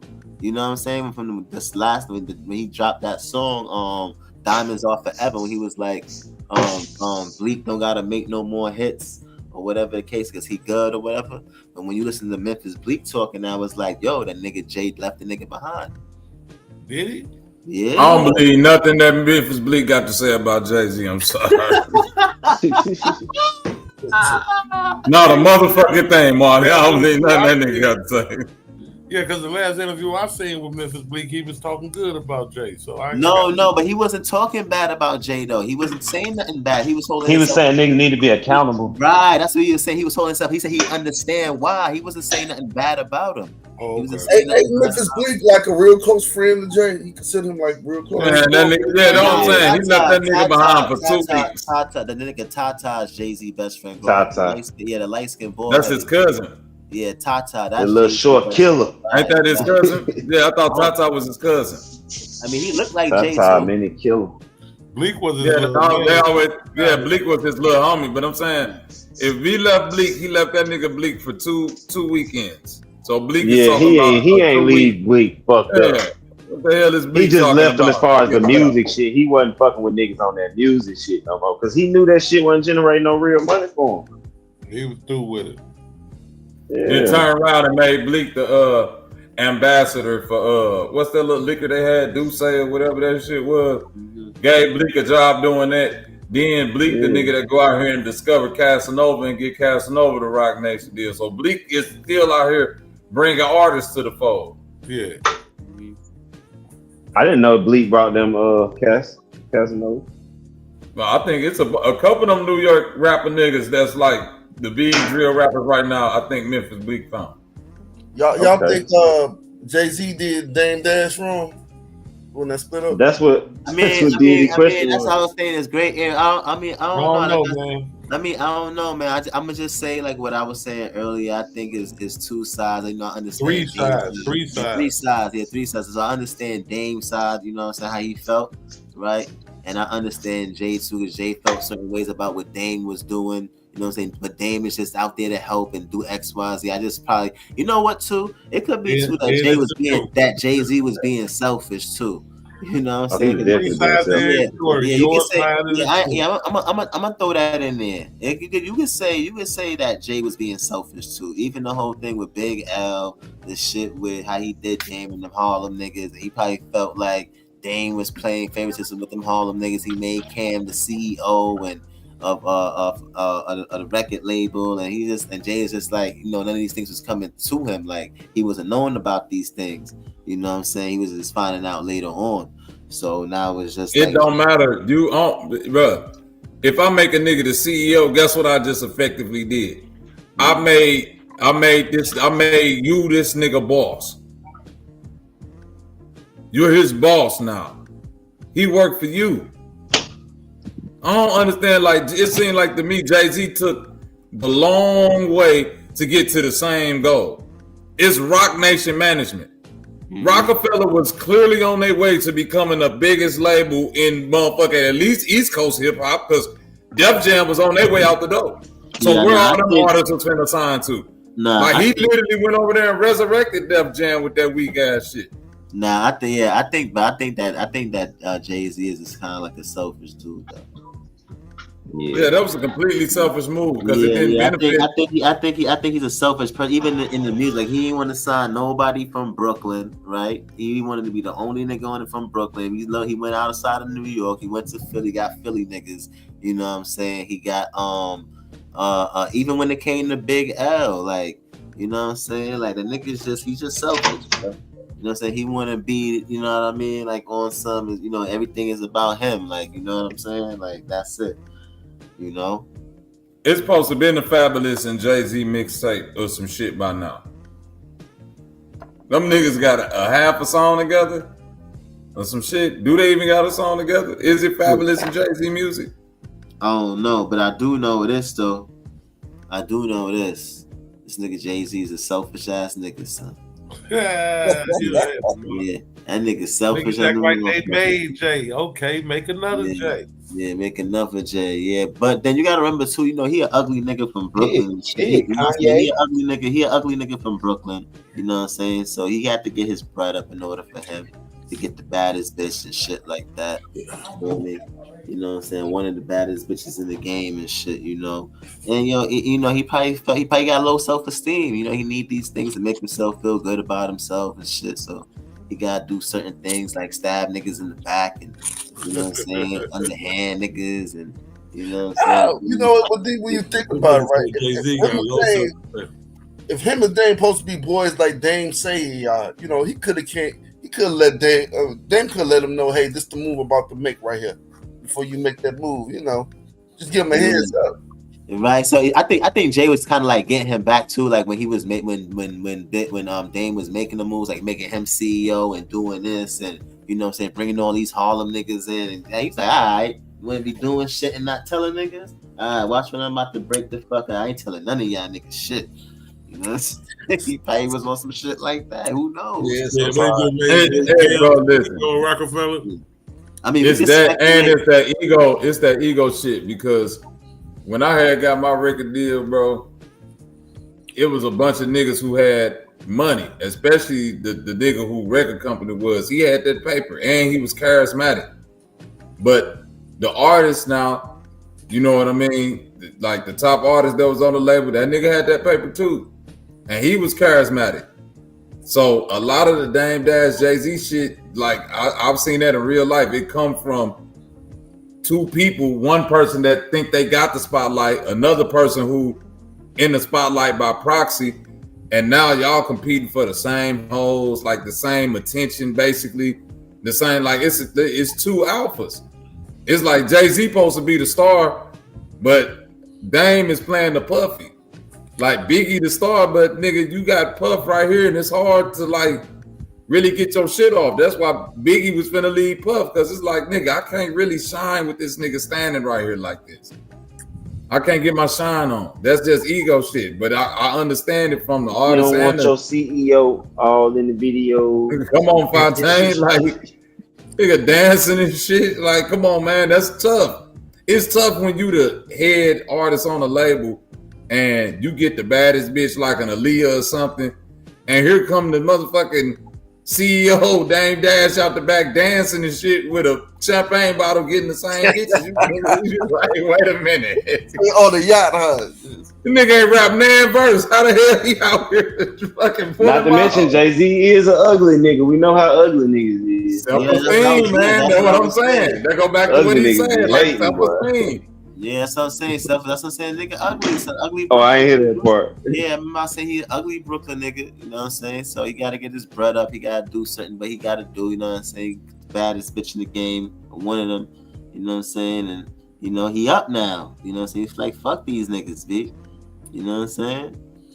Yeah, son. Like, you know, he. You gotta look at it. He wasn't only the artist. He was already half owner of Rockefeller. So right. He was part owner. It was three ways. It was him, Dame, but he did how he did them deals and he did that shit. Right? He did that shit. How he did that shit behind their back and all that. And yeah, that was crazy work. That was crazy work. They thought he was just a rapping nigga. Nigga outsmart. Now Beans was stupid, even though Jay did him dirty. So Beans got to hold himself accountable. Beans, I think Beanie Siegler's a good dude in general. But at the same time, though, you niggas be putting themselves out there for certain niggas that they not supposed to be doing shit for. But however, I guess he probably felt like too. In that situation, yeah, I'll say that he kind of, in certain ways, but at the same time, Beans was a loose cannon too, and he was a liability. You know what I'm saying? At the same time, yeah, he was wilding, son. He was out there. Go back and watch the backstage tour and all of that when he fucking up the niggas on the bus driver beating them up. Like he was wilding. You know what I'm saying? Going to the parties and shit, fighting. The nigga nickname was the Broad Street Bully. That nigga was a liability. Like, let's keep it 100. but Jay-Z also benefited from his street career. Right, though. he did. No, I'm not saying no to that, right? He did what was, that's what makes Jay-Z smart. He benefited what he could, you know what I'm saying? He had the street cred, but at the same time, I felt like Bean should have listened to some things that he was telling, because he was trying to tell a nigga too. It's not like he was not trying to tell a nigga. So if you trying to tell niggas something, and these niggas ain't trying to, but you see another way and you got a different vision, and you like, I'm trying to get ahead, but these niggas are still stuck in the hood on this, and you on a different type of timing. You know what they say about those people. You gotta leave this particular group and go hang out and be with niggas just like you. So he growing, and these niggas are staying on the same level. Like, these niggas gotta level up. These niggas want to stay in the hood, but unfortunately, you know what I'm saying, everyone has different drives and different motives, you know what I'm saying? And, you know, whatever level of education that they got, whether if it's informal or formal, I'm going to say informal in this situation, because I don't know if these niggas had degrees and shit. So I don't know if Jay was reading some other types of books, you know what I'm saying, getting other type of information on business or whatever the case is. He was enlightening himself. I don't know. But he's able to talk with them white folks. You know what I'm saying? He able to do that. These niggas can't talk to white folks. You know what I'm saying? The BBC can't be in a room with these crackers. You know what I'm saying? What you think will happen? Jay got on that casting couch. Right? Like Jay is just smart, bro. Like, he's smart. Like, he got street smarts and he got book smarts. You know what I'm saying? And not only he could adapt to his environment. Industry smart. I don't even think it's books. Yeah, Jay can adapt. Like, he knows he can adapt. These niggas can't adapt. VDCO can't adapt in other places. These niggas can't adapt. I mean, I'm a nigga, but Marvin, I'm the one that said marketing that. power. Huh? I said one thing about Jay, he could rap his ass off, but he had marketing power like a motherfucker. Yeah, he had marketing power, and he's a smart dude. You just watch nigga, he's smart, and he doesn't seem intimidating neither. Like, he doesn't seem like that intimidating black guy, right? But I'm the one that said that Jay-Z always been this person. Yeah, he doesn't seem like intimidating. So, you know, them white folks feel comfortable around him and shit. You know what I'm saying? Niggas like Beanie Siegel, Memphis Bleak, and all these other niggas is not going to feel comfortable around these guys. You know what I'm saying? Well, I've always stood on this hill that Jay-Z, for the most of his career, has wore the mask of any of the artists that he's been around. He's used them by proxy in order to steal their essence, or, you know what I'm saying, whatever it is that they doing to make themselves hot, and kind of jump on that wave so he can make it to the next wave, so he can ultimately do what he came in the game doing, wearing suits and shit. Like, but Jay, he's a smart dude. You know, he just went, but you know, in the business world, you know, shit get grimy. That's why business is not. That's why business is not for every and anybody, right? In order for you gotta do some type of dirt, be grimy, some cutthroat in the business world. That's how a lot of these niggas become successful. Let's keep it 100. Yeah, you know I always thought like Jay-Z was like business minded, you know, even how he checked in the game. Right, exactly. So the way how he's looking, so the way how we looking at it from a virtuous and moral standpoint, based off of that, them niggas is not looking at that shit like that. A lot of them niggas. Think about it, like, no, that ain't business at all. That's what I'm saying. That's why I'm saying, like, people, when I hear niggas talk about Jay-Z, just like when I said to Desiree Perez, they never attach snitch or grimy nigga, none of that. They'll just be like, oh, he just do, like, that's the business world and all that, instead of just saying, like, nigga, yeah, we understand that it's grimy business, but when a nigga do grimy business, that's what we call it. We don't just say, oh, man, that's just good business, man. He's a good bit. He ain't no good business, man. He's snaking niggas ain't good business. Yeah, but I tell you one thing though. I tell you one thing about it. Like as a black man, you know what I'm saying, in America, you know what I'm saying, and trying to get some inspiration, and you seeing another black man's success. And I say people like men like LeBron James, Jay-Z, you know what I'm saying, and a couple of other. Let me say this. if you ain't stepping on people's neck and all this stuff, you ain't gonna be successful in a capitalistic world. Right, that's what I'm saying. That's what I'm that's what I'm telling you. Nobody makes especially not in the music industry. Yeah, that's the nature of capitalism. Right. Yeah, that's the business model for the music industry. That's why I said like business. That's why Red from the Five Heartbeats hanging niggas out the windows and shit. Shit been going on. Right. And like in this world, son, like people have different views and moral things and how they feel like shit in order for them. That's why people do certain things. You be looking like, yo, how the fuck? Nah, the niggas got their own shit going on. So the way how Jay's looking at it, the way how Jay's looking at it, he not looking at it this way how we would look at it on some morality. Now he looking at it like, nah, I gotta make these moves and I gotta do what's best for me and my family, X, Y, and Z. That nigga not looking at it like that. But that's what I'm saying. Hold on. But I get that. But I'm saying when a person get to saying like, oh, black, I look at black excellent and not from, I'm saying me personally, I can't look at that from Jay-Z because he's only gotten over on black people, in my opinion. And I can't put him in the same breath as a LeBron James, who's only ever put on black people towards the bit, like from what I can see, like the homies and all of that. You see, it's like the polar opposite of a Jay-Z.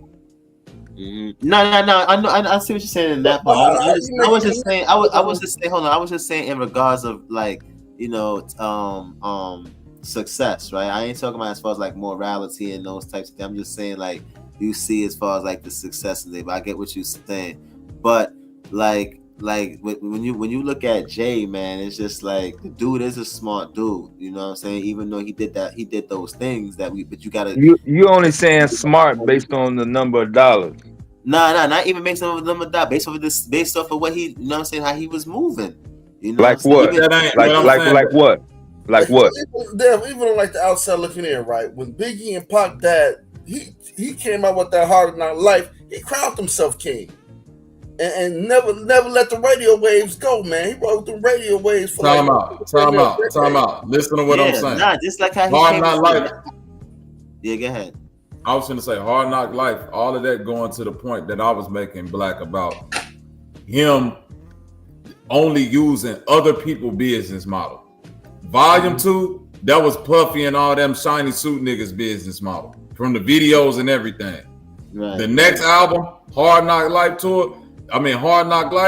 when you look at the way he was dressing and all of that shit, even with the bandana, the throwback, that's DMX, dog.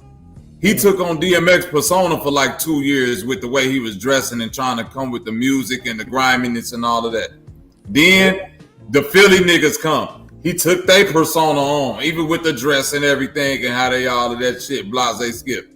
Then shit kind of go away. He come with. He tried to sneak in who he really was with the stupid ass button up. That shit, niggas is like, get that shit was the nasty era. Then we back to, and you know it was, Marley. You know it was nasty during his era. Nah, niggas was rocking button-ups. I didn't say they wasn't rocking it, but you don't see a lot of niggas posting them pictures from motherfucking the button-up era when I was out here fly in a big-ass Rockefeller button-up. No, I don't see them pictures floating the internet like that. Anyway, then you get to Kanye West. He took on his persona for like 2-3 years. Then he found J. Cole. He took his persona on but he still got J. Cole persona. You say this motherfucker shapeshifter. I say all right. You know what? Yo, y'all out of town is not gonna talk shit about I say all them niggas because I'm from Brooklyn. That nigga, what Cam said, I'm not a writer, I'm a biter. Watch out weak ass R. Kelly's and you know what I'm saying? Come on, son. R. Kelly is a musical. Hey, R. Kelly is the musical genius, Molly. Don't do that. Over here peeing on people's nieces and amongst other things. Jay-Z was in the studio with him when he was pissing. I see why Jay-Z did R. Kelly. They made an album together. That's right. They had a whole album. You don't think Jay-Z knew that nigga was pissing on people? Four together too before Tata stabbed Mason. He violated him in New York at the Garden and shit like that. Because he told him, I'm finna tell that you was pissing on people too. Yeah, nah.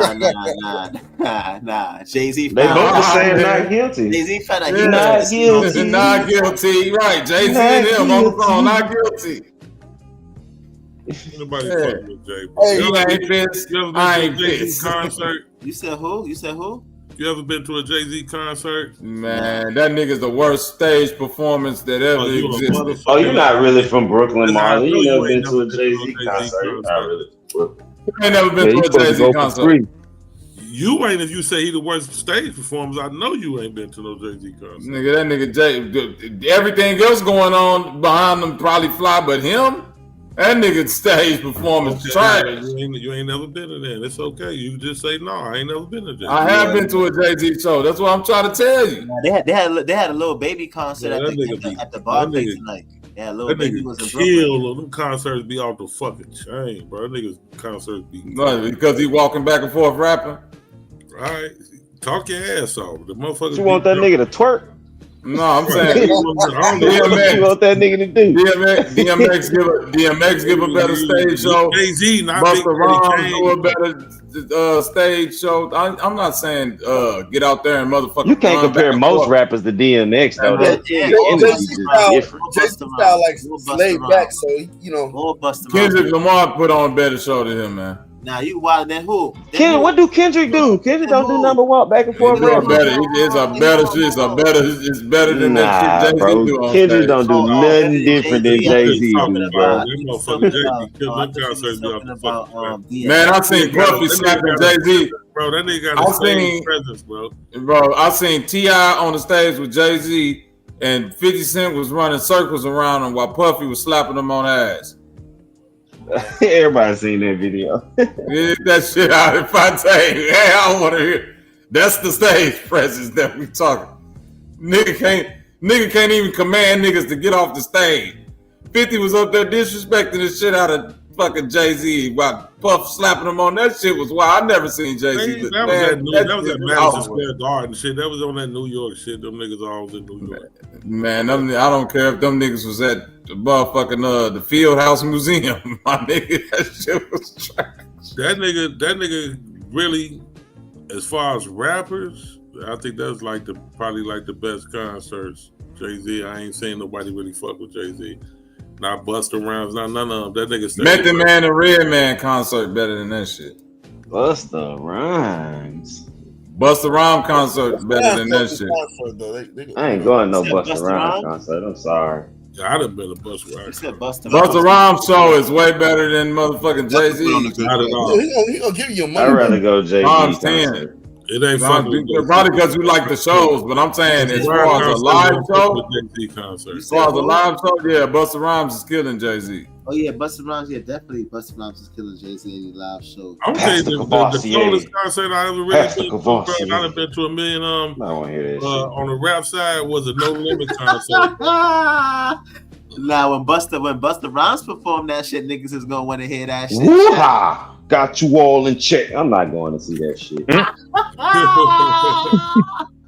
the fuck out. Man, I thought you was Busta Rhymes, That No Limit concert don't used to be off the chain too. That motherfucker used that. Cause it'd be a million of them motherfuckers. Yeah, that was my shit right there though. Got you on. I hate no Busta because he one of the old niggas that get on my nerves. That's all. That was my shit, Busta really was one of them niggas performing. I'm just hating. Busta songs hit different when you watch them live. Mm-hmm. Yeah. That's why I say I'm really just hating. Busta concert better change. Jay-Z concert hit different when you watch the movie. That's what I'm saying. That motherfucker concert be off the chain. The first time I ever seen Jay-Z perform, GQ, and I've seen him perform later in life, but the first time I ever seen him perform was directly before Busta Rhymes. It was a Puff Daddy No Way Out tour. Mm-hmm. He came out with Dame Dash. Them niggas had on white t-shirts and bulletproof vests. And the DJ. He had on with him and Dame Dash had on bulletproof vests. This is before 50 Cent was doing this shit. Them niggas had on this 97, 96 or some shit like that. Yeah, nigga had them bulletproof vests on. Dev, what y'all talking about with the Earth's temperature, bro? I just started looking in the chat. That shit was weak. They I talk tried about to the get around this goddamn motherfucker- subjective food ain't ass gonna grow no- entertainment topic. I read that link you put I in there already know you. about that food that we our children ain't gonna have half as much food as we got. Ain't gonna be growing around here and shit. Yeah, I started noticing that shit when I started driving trucks. What motherfuckers was eating, and it was really kind of different from when I was coming up. I was like, damn. I don't know if they got choices, but yeah, it's all fucked up, man. Yeah, I read that, boy. That global warming from the fossil fuels and shit. Yeah, that shit it's an issue like a motherfucker. Motherfucker ain't gonna be able to eat. Goddamn, we think motherfucker got problems now. All that fertilizer too. Think about it. All that. Oh, they go eat my nigga. You Dev, you seen that movie Soylent Green before? Motherfucker, go find a food source, baby. That's an old movie too, boy. So maybe that's the reason they trying to find these alternative food production and shit like that, because they know food is getting scarce out in this motherfucker. Hey, Diddy. That motherfucker Okie doke hit different, don't it? Yeah, it do hit different, for real. That nigga eat real Chicago food. What you get this shit shipped to you? No, he in the shot. He in the shot, bro. Oh, you back home? Oh, salute. Oh, no wonder. Yeah, you got on the Farrakhan hat today. So yeah, now I know you back in Chicago. Shout out to Fard Muhammad and them niggas. Oh, they probably be having me rolling, man. Crazy, yo, it's crazy. Hey, Fontaine, that's that shit, motherfucking crazy. Fard Muhammad put that shit on and told niggas they was Fard Muhammad is funny. That name alone made me laugh. That brother was out here too. 19 Keys was out here just recently too. Yeah, I missed that. He was out here last weekend or something. With the Unity boys, I know them boys too. I be fucking with them. Damn, man, you gotta stop. Get off that, man. You throw alley hoops all in the air, man. Nigga, hey, look, boy, you sure got on that 19 Keys collection, boy. And that's what I've been trying to pinpoint it, DT. You got all your shit from the 19 Keys boutique, niggas, on my mama. Where the hell you order them shit from, man? What the fuck? Moving around like Malcolm, www.negusinternational.com. And that's Negus, Negus. You know exactly. Earlier, boy, I thought straight about truth with the dandyism, boy. That nigga had this nigga dandy with the big collars on that motherfucker. I thought Unc had some new hats coming, hat line in, you know, on his web. That nigga deity be getting superpowers and shit when he put that headband on. This nigga look like a conscious dope dealer from the 90s, boy. You look like yes, nigga's a conscious dope dealer. This nigga drive a Saab. Be clear. Hey Marty, this nigga drive a Saab or some shit. You know he got a Saab. He ain't got no. This nigga look like a black vampire in Chicago and shit like that. Looking for his next. I thought he went to the Wabi the website and shit. Vampires in the shy is crazy. Young guy had on early. That's with the big butterfly collars on that motherfucker. Word. Deity, my nigga. Yeah, that's it. That's our boy, man. We fuck with Deity. That nigga did. He look like he'll still pull a long ass knife out, a walking stick or some shit, boy. Like, nigga, don't mean. This nigga pulled a knife out the cane, back y'all young ass up, motherfucker. He on there looking like a Wabi and Pip and shit. Nigga said he look like an old young nigga. I'm telling you, that nigga, that's how Delroy Lindo was dressing in Clockers. That's why I like that little outfit you got on. He was coming just like that to check them young niggas. You do look like you just left a Keith Sweat concert and shit. You know what I'm saying? The shirt open and shit. Your ass just was playing Make It Laugh Forever, boy. Your ass crazy. Oh shit, y'all motherfucking crazy, man. This nigga laying out his outfit for Founders Day, boy. You real, boy. I ain't gonna lie to you. Juneteenth around this bitch. Y'all doing something for Juneteenth? Yep, barbecuing. I haven't really thought about regular nigga shit. Sticking up white folks. Going to the north side. Yeah, I'm down with that storm the Capitol shit, Fontaine. What's up? Let's get it, bro. This is a perfect day to storm that motherfucker. Gotta get there first. I'm on my way up to Philly. That ain't too far. All right. Well, you get to the front door, let me know. Nah, see, that ain't how they did it. They all went at the same time, nigga. Nah, hell no. Well, we black. I'm going by myself. That's how y'all niggas, that's how niggas do. You know how niggas do it. Niggas just be like, hey, let me know how many niggas done. Yeah, to let me know when you get there. I'm gonna pull up. And when you call him, when you call Bobby, be like, I'm right around the corner. Shit. The whole premise. I'm still laying in the bed like a motherfucker. Go on in there. I'm on my way, bro. I'm down the street. Go ahead and start. The whole premise behind Juneteenth is pseudo. Hell yeah, it is. So I What believe you mean? that. But what actual day does That was not the last day that the slaves are free. Niggas got that extra day off work tomorrow. They ain't trying to hear none of that shit. So Juneteenth actually starts on the Wednesday. What day does it actually start? Tomorrow, nigga. It's officially the 19th. Oh, okay. See, I wanted a week off. I say we should have fought for a week You don't off. know what day Juneteenth on? Shit, Hundreds of years, you know what I'm saying? I think we deserve a week off. He started on the 10th. I don't see that one the day, so I was like, fuck, you know. I don't know. Niggas deserve at least 100 years of summers off because our ancestors worked in the hot ass heat picking cotton. 100 years of summer off. At least Bruh, that. Bobby, I be thinking about that shit. I be out in At this heat. least I be that. like, bro, I don't know how these niggas did this Come on, shit, bro. GQ, because nigga, I done did some shit out there landscaping in the heat. Well, I was like, boy, if a nigga just had to do this. And you whipped me while I was doing it? You know how mad I'm gonna be when that whip hit me in this heat? I've been ready to crash out. It was shit but 90 degrees in this bitch yesterday, and I was out there putting the AC compressor on. I was like, what the fuck? I was burning up out there, bitch.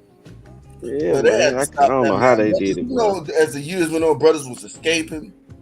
You know what I'm saying? Riding. You know, just trying to get out, man. You know what I'm saying? Like I gotta leave this. I ain't saying that. Yeah, escaping is one thing, but I'm saying like, Escaping was just as scary. Can you imagine running through the Georgia or Mississippi woods, nigga? And it's still back hot. then, nigga. Well, I might just deal with this white man tomorrow. Fuck these woods, nigga. But you know what? A lot of people in Louisiana, they was going in them. You know what I'm saying? They was going in those swamps. They was skipping in those swamps. Yes, alligators and shit. You know what? I just deal with Massa. Fuck this.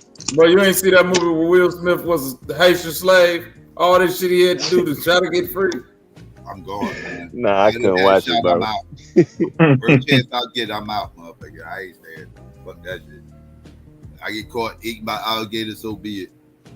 I think some niggas went back. I ain't gonna lie. I think it was some niggas that left and then was like, yeah, hell nah, fuck that. I'm going back. Man, you might well not go back. What you think they gonna do to you, man? They just gonna chop a foot. It's just a foot. Shit. I'm crashing on the spot, bro. I'm crashing on the spot. I'm saying fuck it. Fuck Master and fuck anybody else that's up in this bitch. I'm taking out Master and whoever else I get my hands on until they take me out. You might as well just get the noose and just do what you gotta do, cause I'm going. Yeah, I ain't running. I'm not running. Yeah, because I'm not supposed to be hopping around this motherfucker. Yeah, because that first day it get hot. I ain't going back alive. That's for damn sure. I ain't running. The first day it get hot, I'm just saying, fuck. I fuck around and pour gas on my body and just walk into Master House and set shit on fire. Fucking nigga, I don't even care no more. Burn all this shit up. Django style. I think that probably happened more than people give credit for, but they can't give us the history of like 1,700, 1,600 crash outs, slave crash outs. Yeah, it was some crash outs, man. You feel me? It was some niggas who said, nigga, fuck this. I am not running and I ain't picking no more cotton, nigga. I'm killing the first niggas who I'm just gonna take niggas out till they kill me. Especially when you hearing stories of motherfuckers escaping. Yeah, oh yeah, he used to be down here. Yeah, that motherfucker left out like 5 years ago, man. We ain't seen him, but after a while, you're gonna be like, man, shit, man. I want to get the fuck out of here. It's a lot of that shit that went was a little bit more prevalent. Well, not prevalent. It happened more in the Caribbean, Central and South America, and Brazil. Mm-hmm. I don't know the Caribbean niggas. Because it was more of them. Nation's fault. Yeah, it was way more of them.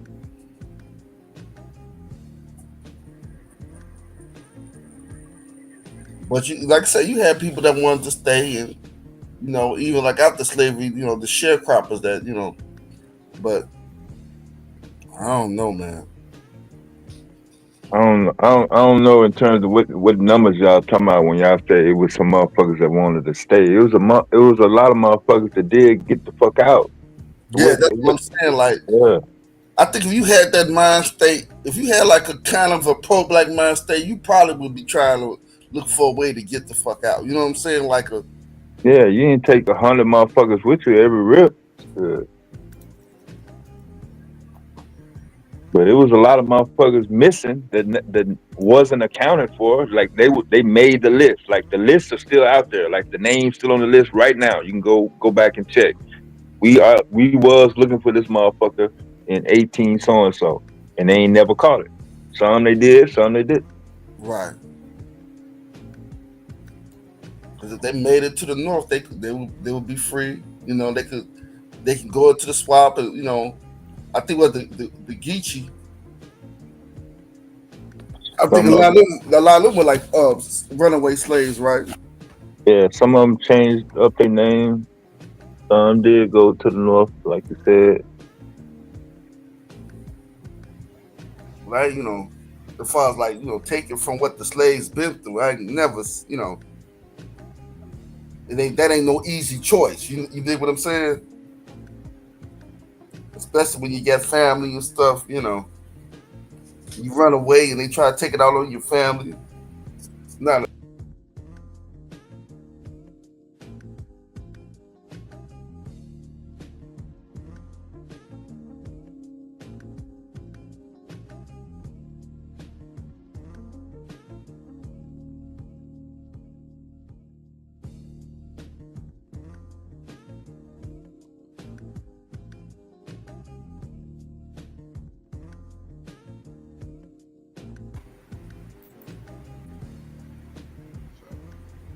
But did you talk about the Cam is added with Jim Jones lately? They be going back and forth. What's that about? Say what? Yeah, I heard they got into it's rumors that they got into a fight and that Jim Jones get put in the hospital at a club or some shit like that. Oh, shit. I know they've been just going at it for a while, man. And it's been, I guess that little feud is beginning like, deeper and deeper as far as like it's getting more heated, I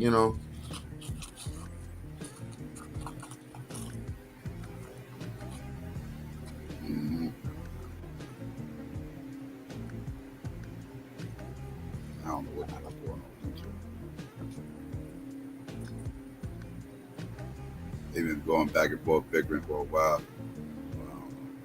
Yep. Nigga shit. Mm-hmm. All the rain coming through tonight, huh? It's gonna be straight tomorrow. It's supposed to be raining all day tomorrow, but now it says it's gonna be cool. I think it's supposed to heat up here tomorrow. Feel like it's going to. Yeah, we're gonna be close to 100 this weekend. Oh yeah, it's gonna be hot than a motherfucker here. Saturday, 94 degrees. Gonna be 95. Monday gonna be 96. It's gonna be nice tomorrow though, because it's supposed to rain all day tomorrow, but I guess it's getting it out tonight. It's gonna be 90 today, 85 on Friday, 90 on Saturday, 93 on Sunday, and 96 on Monday. Yeah, we get 96 on Monday too. Damn, it's gonna be 96 on Monday, 98 on Tuesday. I'm not. Oh my goodness, I am not. This is not gonna be fun. Yeah, it's gonna be 96 Monday here. 95 Sunday, 94 Saturday. I do not like that type of weather. That shit cold. I'm glad it decided not to rain tomorrow, though. It's gonna be sunny tomorrow, so that's cool. It's raining all night, though. I'd rather be 40 degrees than 90. Maybe 50. I'll take 50. He said maybe 50. Yeah, I was born in the South, so 40 degrees, that's refrigerator temperature. Yeah, bullshit. Give me 50. Yeah, I can't. 40 is a fish. You can't, y'all done got soft up here. Like, come on, man. Yeah, 40 degrees, it can't even snow in 40 degrees, man. Come on, y'all can take 40 degrees. I can take it. Man, I ain't fucking with no goddamn 40 degrees. 40 degrees and 90 degrees.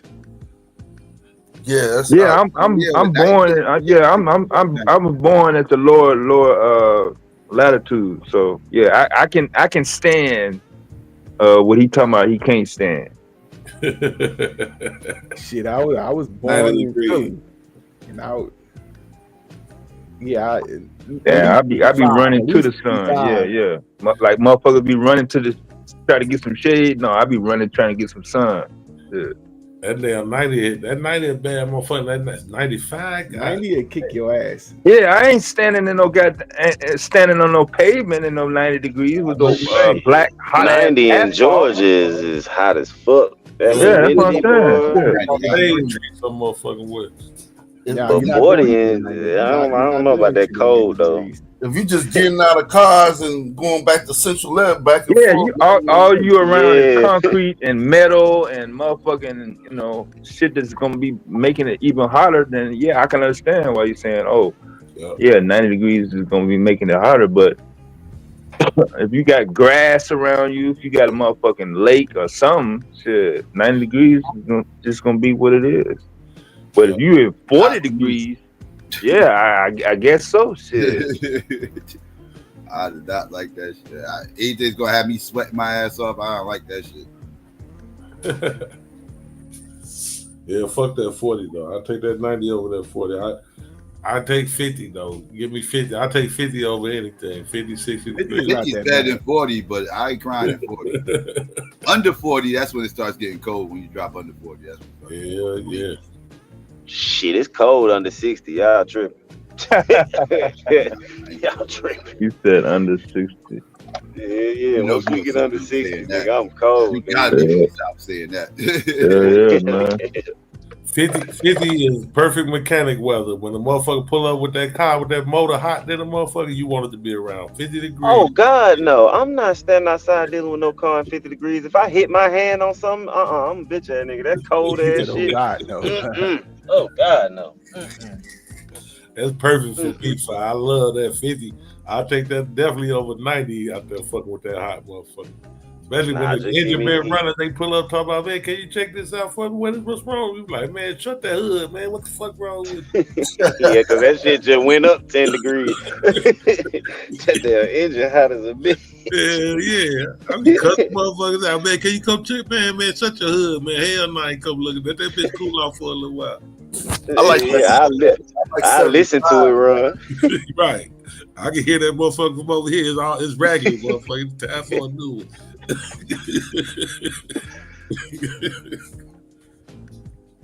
If it stayed between 40 and 70 all year long, I'll be happy.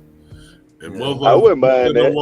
Motherfuckers don't want no AC in their car until it's 95 degrees, 90 degrees. Now they pull up, talking about, can you put, man, hell no, you should have came yesterday when it was 78, motherfucker. I'm about to say 40 and 80, Psycho, because 70 can be a little cold. That's a wide range. Yeah, 70's cold to you? 70, man. 70 can be chilly, man. Boy. You know that boy. 75 is like perfect, man. That nigga said 70 is cold. Nigga, 70 it can be chilly. 70, y'all up north 70 is kind of chilly, my nigga. You need a jacket. You need a jacket, goddamn. 70 is summertime around. It's 70 degrees. Boy, that's 70. 70 is springtime. It's gotta be usually nice. 70 is cold, bro.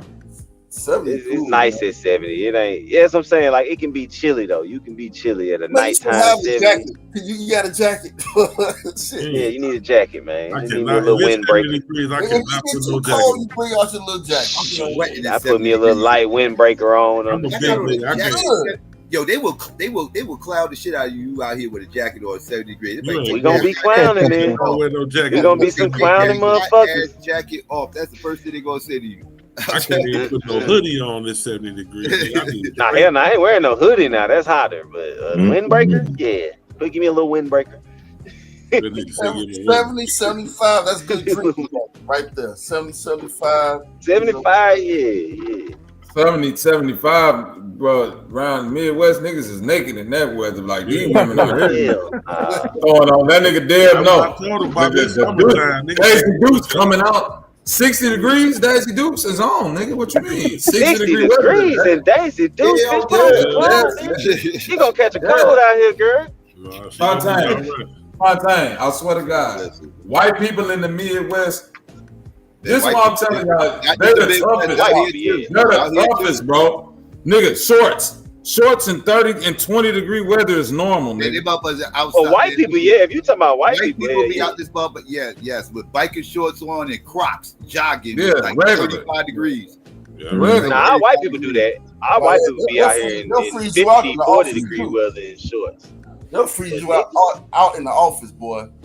Yes, they will. The motherfuckers, yes. The motherfuckers do, yes. It'll be cold in the motherfucker. Like, yo, it's cold in this motherfucker. Don't free me out. I'll break that motherfucker. Man, yeah. White motherfucker. These guys are breaking free, huh? Yes. I be in that motherfucker comfortable. They be like, yo, it's hot as hell. Oh my god, it's so hot. Like, they turn the air on. I'm like, yo, it's kind of chilly. Like, oh, God, it's good. They go look at the thermometer and some shit, the little what you call it, the meter and shit. That should say like 68 degrees. They be like, oh my god, it's so hot. Turn it down. They turn that shit down to like 54, 53 and shit. Like, god damn, what the fuck is wrong with you motherfuckers? That's because y'all keep y'all house at like 68.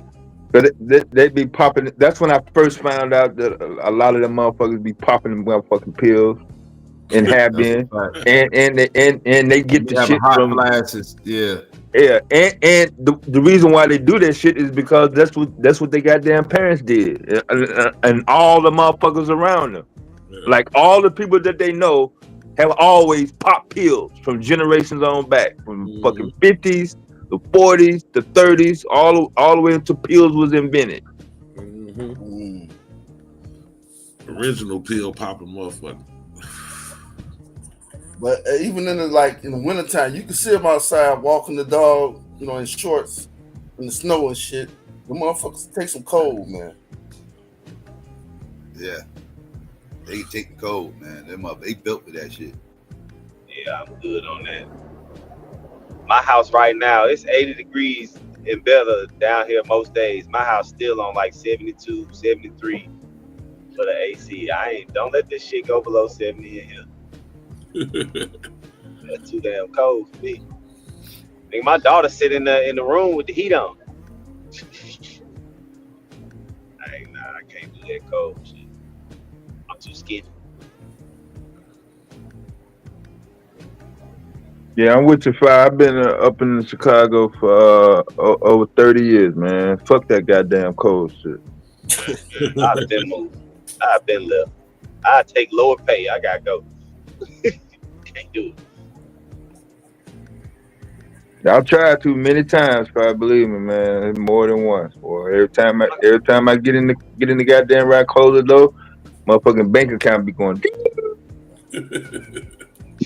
On back in the house, Don't think about like the Midwest. You do get all your 4 seasons. You know what I mean? It's like. Nah, man. You just get that humid heat, man. That shit is uncomfortable. It ain't but 2, man. Yeah, the humid heat is we get all the seasons in Georgia. We get them in one day. Yeah, we don't get all 4.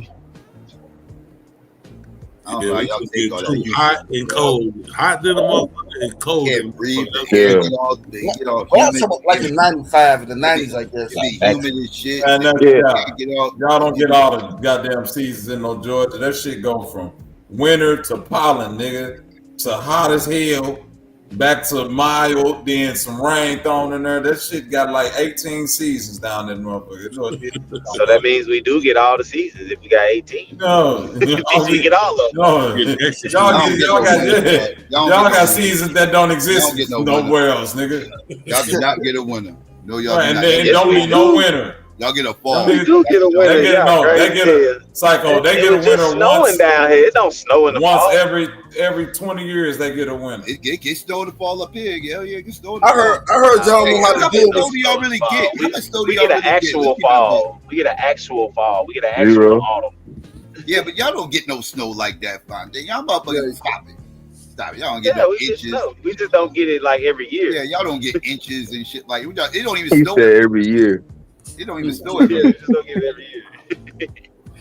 Every 20 years. Every 20 years. Like, every 10.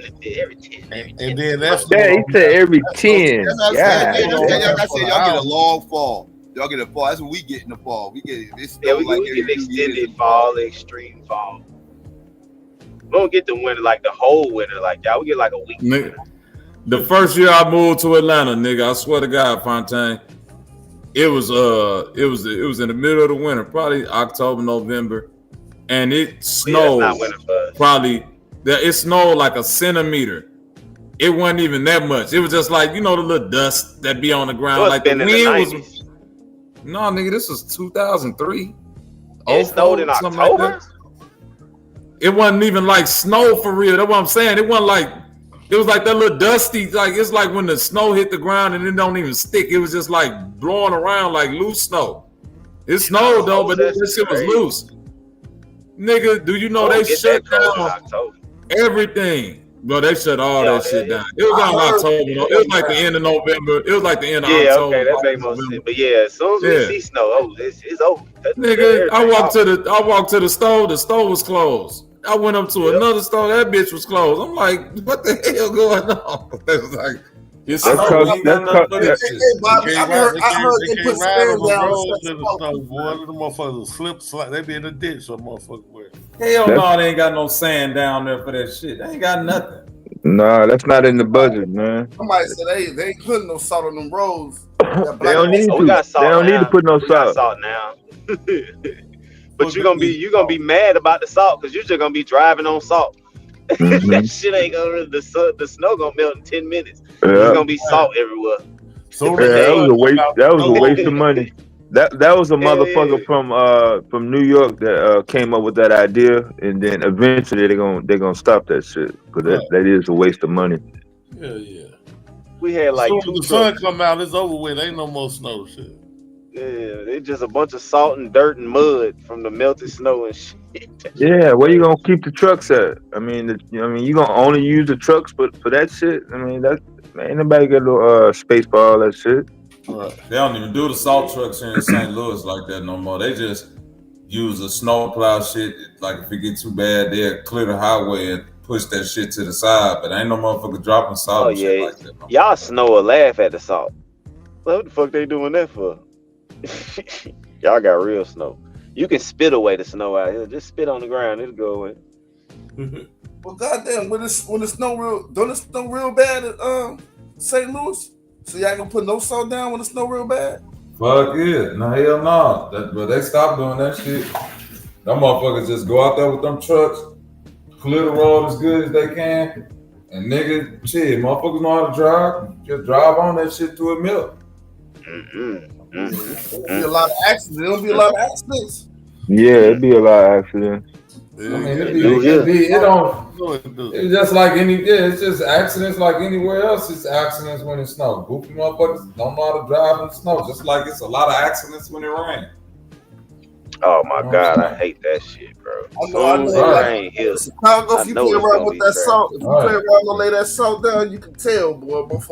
I don't know about Georgia snow or Atlanta snow, but I know when it rained down that motherfucker, man, them niggas will run into 30 fucking cars, bro. Them niggas do not know how to slow that shit down at all. This shit get retarded when it rains, bro. This is the worst, bro. I hate that shit. It's gonna be guaranteed traffic everywhere.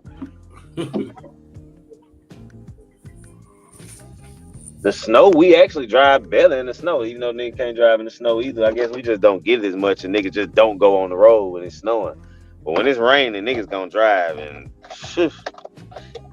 that shit gets stupid. Bro, when it rain down there, niggas act like the rain ain't got no effect on no road condition. Them niggas act like I'm still doing a regular speed limit. I'm still making turns the same way. Them niggas don't change up nothing about they driving when it rains. That's crazy.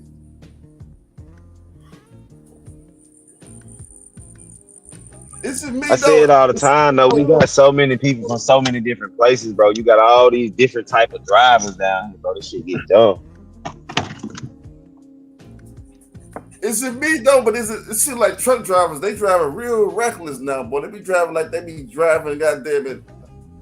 I don't know, man. That's all the illegal ass immigrants driving. Nah, I was gonna say that's all the women they let drive now.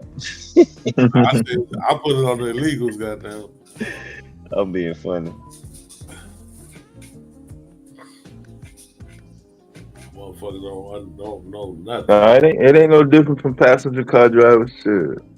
Motherfuckers be sitting there, sitting beside a motherfucking truck tire, stopping on brakes and shit, trying to break a motherfucking truck. All types of stupid shit. Cutting over. No, this is like arguing, you know, in the early 2000s, they gave a fuck about that right-hand lane shit. They don't give a fuck about that shit no more, boy. Let's see. Them motherfuckers are riding all on the left-hand lane. You might have a point because back then, Big Black Daddy had the governor on the trucks where it keep you from going faster than 65. So you might have a point right there. I'm like, God damn. But most of the motherfuckers that you see over in the left lanes, in the no trucks lanes, they do be trying to get most of them do be trying to get past a motherfucker, and they'll eventually try to get back over. But if it's a long stretch or if you're going through some mountains and shit, it's hard to get back over right away. Yeah. I remember I was over in the left lane one time in Jersey, and the motherfucker in a red Suburban with chrome rims.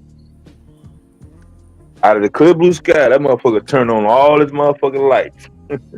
I shot back over. He must have been going somewhere else though, but it was damn sure the police. Yeah.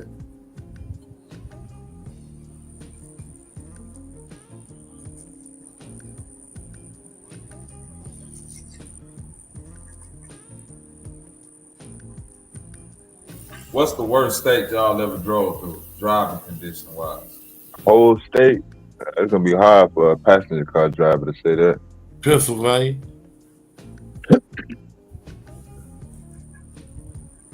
Anywhere some big long ass, some stupid ass mountains is fucked up for me. I hate. No, I was just gonna say Colorado because I had to drive through the Rocky Mountains, and that was the worst.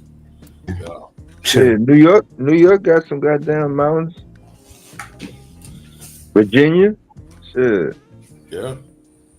I drove to DC and had to go through the mountains in Pennsylvania, man. That motherfucker, I hate that. Yeah, Pennsylvania, big as fuck. I never had to go through no mountains, so I'm just gonna take our word for it. What was the highest elevation? Because going down to like driving through Georgia, I know you got to go. When I'm driving down to Atlanta, you go through mountains, but I don't know if they like the ones. No, them little pussy ass mountains in Tennessee ain't got shit on them mountains in that's what I'm saying. Like when I drove out west, going through the Rocky Mountains, dog. Yeah, you popping your ears. Ears popping. Dog, that's what I'm saying, bro. That shit was so spooky.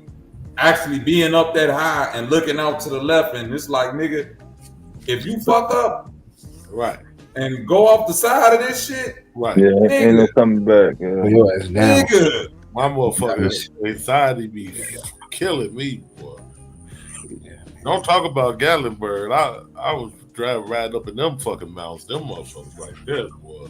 Yeah. Man, GQ, I was I was with my homies, and we was on the way coming from Arizona, and so I'm driving, and we going up the mountain, and I remember this. We was in a expedition, bro. I'm flooring it. I got the pedal all the way down to the ground.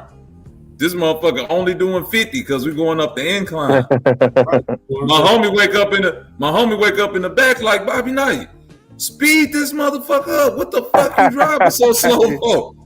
Man, I looked at that nigga, I say, cuz, my foot is down at the ground, nigga. This is as fast as this bitch going. I'm like, do you see how steep this shit is? We going up. Man, that nigga looked back. I swear to God, bro, it looked like we was going up a roller coaster, cuz. That's how that shit looked at that wild. Like, nigga, if your transmission or anything fucked up on that road, it's over with. Yeah, it's gonna be wearing out, man. That mouth gonna expose your ass. Bro, I ain't never been that. I ain't never been that nervous driving before. Cause I'm like, dog, if any little thing, but them trucks coming through that shit, but they don't give a fuck. They flying through that fucking mountain, nigga. Get your ass out the way. Yeah, man. Gotta get through there. Yeah, they got shit to do. Flying through that motherfucker. They flying like a motherfucker through the mountain. GQ. It was spooking me. I'm like, dog, let me get out the way. Them motherfuckers at work, Bobby. Shit.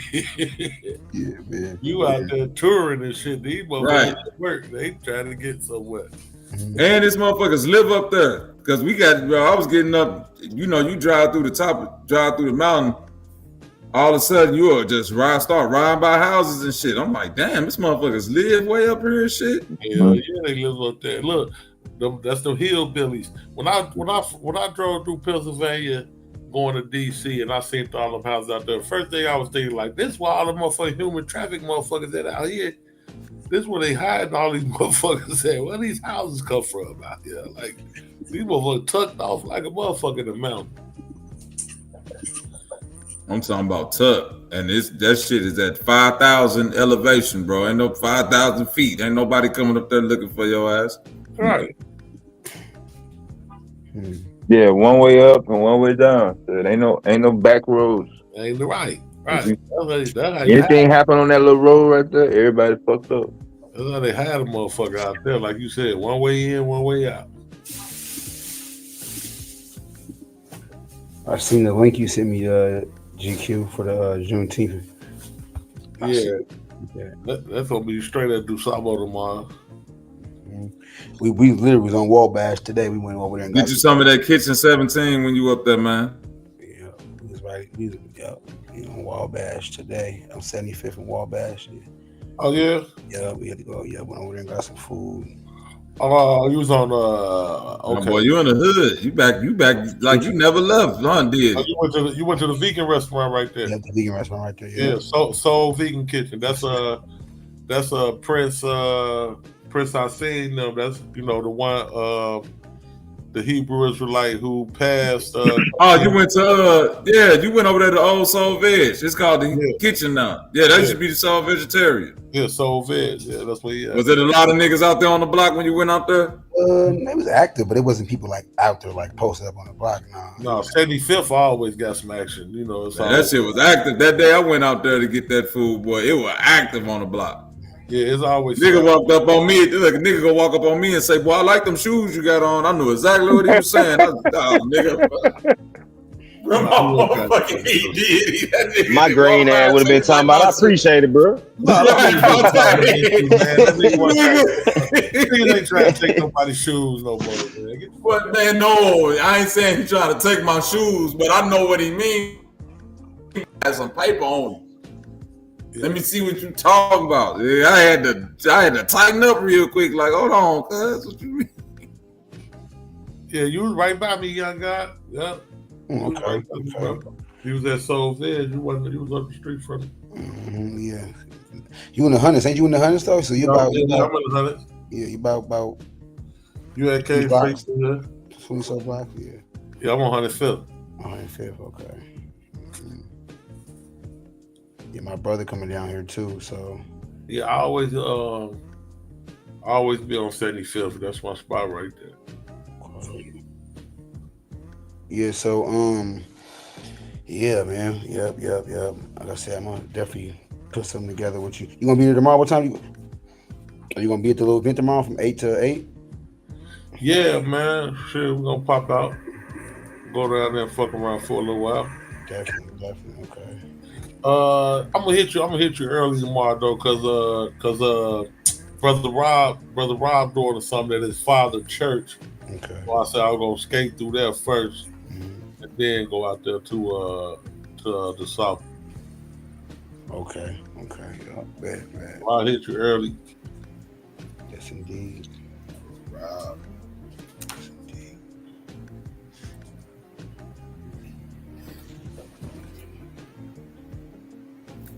What's up, Yasin? What's going on? Peace, everybody. I'm at work. Since the panel died down, I thought I'd jump up and say peace, everybody, instead of Hey, just what's typing up, in the Leon? chat. What's going on, Bass Reeves? They got the Mansa Musa market, the Mansa Musa market at DuSable. You peeped that young guy on that flyer? Yeah. Let me see. Let me make sure. Are you talking about the flyer you just sent me, right? Yeah. I What peeped does that. Mansa Musa got to do with Juneteenth? I don't have a clue, but they got the Mansa Musa market at the motherfucking. Stretch it out. We gotta stretch it, man. Museum, bro. That's a stretch for real. Yeah, they acting up, bro. They acting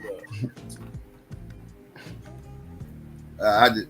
Like I said, it's a Texas holiday, so I don't really rip it too much. I don't like, like I said, I don't like the premise behind it. That's all. Like it puts a narrative that just ain't actually accurate, not historically at least. It'll be true if you're talking about the last slaves in Texas. That'll be accurate. You want to say it's the last slaves that was relinquished from the United States? Yeah, true. It wasn't the last ones freed in this land, though. Right. See, Psycho, we did it because it's June 14th, but it took until July 10th to be implemented. But June 14th, 1866 is when the tribes set us free in Indian territory. That was a whole year after Juneteenth. Yeah. So it took a whole year to free over 7,000 slaves. Over 7,000 slaves were still enslaved when Juneteenth happened. But they said slavery was all the slaves was free. All the slaves was free. No, the fuck they wasn't. 7,000 of them were still enslaved until a whole nother year. Wow, you know. Q, what up? What's up, Q? And I'm always going to stress this point. The Chickasaws got offered a $300,000 check. In the classroom. Yeah, you see how that looking? That's looking clean, man. Looking real. Yeah, boy. Pedagogy. Looking real professional around here, boy. They got the event going on tomorrow. Sizzler gonna be here tomorrow, but we just setting up our rooms around and stuff. So we're doing a little soul setup and shit. What time y'all supposed to kick off? I think his event is at like 6. We just really want to get the walkthrough and son. What did you say? Sizzler gonna be there tomorrow? Huh? You say Sizzler gonna be there tomorrow? Yeah. Okay. Trying to get one in the studio. They want to set this up as a studio room. Yeah. You gonna build your sound booth in there? Yeah, we're gonna build a booth over there, but I ain't gonna do it tomorrow. We probably do that this weekend. A little quick, so about 4 by 6 could be places. I see the ruler up there. Oh, come on, you know that. You know that. You know that. You feel me? Yes, Psycho. You see it. You see it in real time, man. Yeah, I saw Malcolm too. Yeah. Yeah, you see, you know, it's gonna be. I think we might swap the room, but we see it. Like we getting to empty the whole spot out already. Like 2 more trips. Man, it look good in there too, Q. Yeah, they got this stuff set up for the event tomorrow and stuff. But once the event is a lot of space. Yeah. All empty out, and I got the we might do it ourselves, but I got the contractor. I probably don't have a contractor. I don't know. I'm tired of this shit. But we're gonna build a room right here. We might do 2 rooms right here. And then it'll be 2 more rooms that's like this. And then we got to bring the rest of the science lab stuff over here, the 3D printers, the direct presses and everything. We're gonna bring the flat screens tomorrow. Nice. Put all the flat screens up. That's been like, it's just like a little, I would say like. What's the max? The max you got up there too? Over here, this space can fit. I don't even know. This space is huge. We got mad space in there, so we only got 4 seats, but these are 8 seat tables. We're gonna put the flat screen on the wall on one of these walls. We'll teach you corner. You got all Apple up in that motherfucker? What you said? You got all Macs, all Apple up in there? Yeah, you know that. Yeah, he an Apple head. You know, we Apple heads. Come on, you know we Apple heads, man. So yeah, I ain't gonna lie. I'm gonna donate some PCs over there for you. Yo, son, shit crazy. So I ain't gonna lie. So we gonna be raising. I'm trying to get the intercom system installed next week. Hopefully they don't charge me like $3,000. But we want to get the full face intercom with the button and shit and the magnetic door for both doors and shit. Cause we ain't got no money for no security. So I'm like, let's just pay that bread one time instead of having to pay a security guard. Every day. So we gotta do that, and then we're gonna try to get the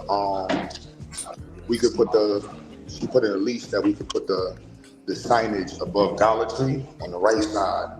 So it's almost like 30 feet of signage space we got. So she's like, man, you better put some lights up there and shit. She was like, I want to see XyayX full name. Some neon. Yeah, full neon. You feel me? You can see that on both trains. Yeah, that shit is. But yeah, looking like something. And once the event done, we get to put the artwork up. You know what I'm saying? Yeah, that look like a fucking college campus, yo. Shit. Yeah, no, they looking, you know what I'm saying? Yeah, looking clean, baby. Yeah, ready to go. Motherfuckers ain't doing neon no more, damn. He got to put an LED big screen or something. Nah, man. Now we got to get the duty. We got to get, we got to get a big 100-inch. Stupid. We're going to put the 100-inch right here. One of them going to get the stupid 100-inch right there. You already know, GQ. Yeah. And you see how big this shit is? Yeah. They got the food trays, but we want to turn this into a glass room right here with all the 3D printers and shit. And in this area right here, it ain't set up, but this whole area right here gonna be like the office area. So when you walk in, there's the greeting area and shit, all the little files and shit, and then we're gonna put 2 rooms right here. Then it's a race, trying to get 100 kids in here, you know what I'm saying? Plus online. Once we hit 60 new enrollments, I'm taking the other room. You know, as soon as I hit 60 students, I'm like, all right, 60 new students, I want the other room. I'll figure the money out. You know what I'm saying? We want the whole floor. So, Black Power, right? Yeah, that's dope, bro. And the science, dope, bro. And the Juneteenth. When I show y'all tomorrow how the room looks, we could do all events in here, podcasts. This shit is fucking huge in space. Yeah, I told y'all loads up. I was like, y'all supposed to jump on it early and shit. We've been working in this spot since fucking 3 o'clock. Shit. And we gonna shoot the crazy music video in here. Come on, look how that shit looks, Psycho. We shoot mad music videos in here, son. Oh my goodness. Yeah, you can do some things there. Mad music videos, son. This shit look ugly right now, son. Oh shit. All right, let me turn my forehead off, son. That's how big the other room is, son.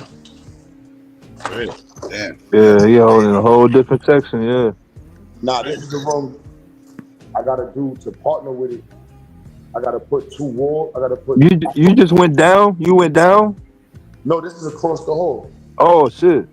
That's what I'm telling you. I'm trying to get the whole floor, but I gotta put a wall up right here to right there and split this into 2 rooms. and then she's renting the other room, which is bigger than this, to the church. So I want the room that the church got. So that way we can have that whole side of the floor. And then whenever we need to use this room, she's like, yo, just let her know we can just, what we got to use the room for. But the event space, like, we going to go ham. So, yo, Psycho, I'm talking about, I was thinking, like, yo, we could do a battle rap. She was like, yo, bro, as long as you got it clean and it's good, and we break bread, do you.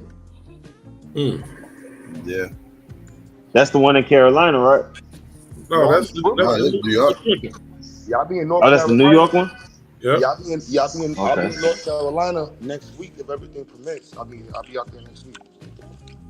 That's why I'm trying to get all of this shit set up so I can go to North Carolina next week and do a whole week worth of work, and then spin back and get the summer camp running, and then go back to North Carolina.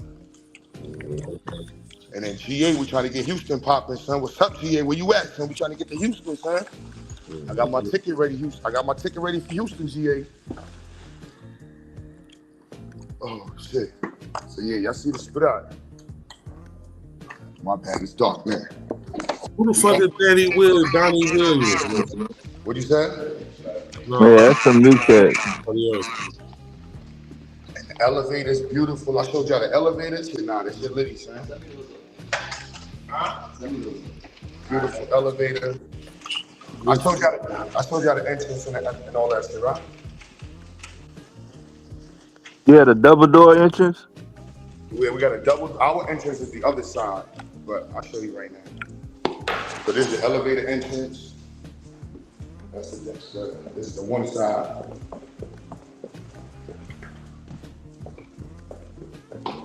So all of this is going to be emptied out next week. But this is really the main. This is the shared side. Even though we like the main people in the building, except for the church.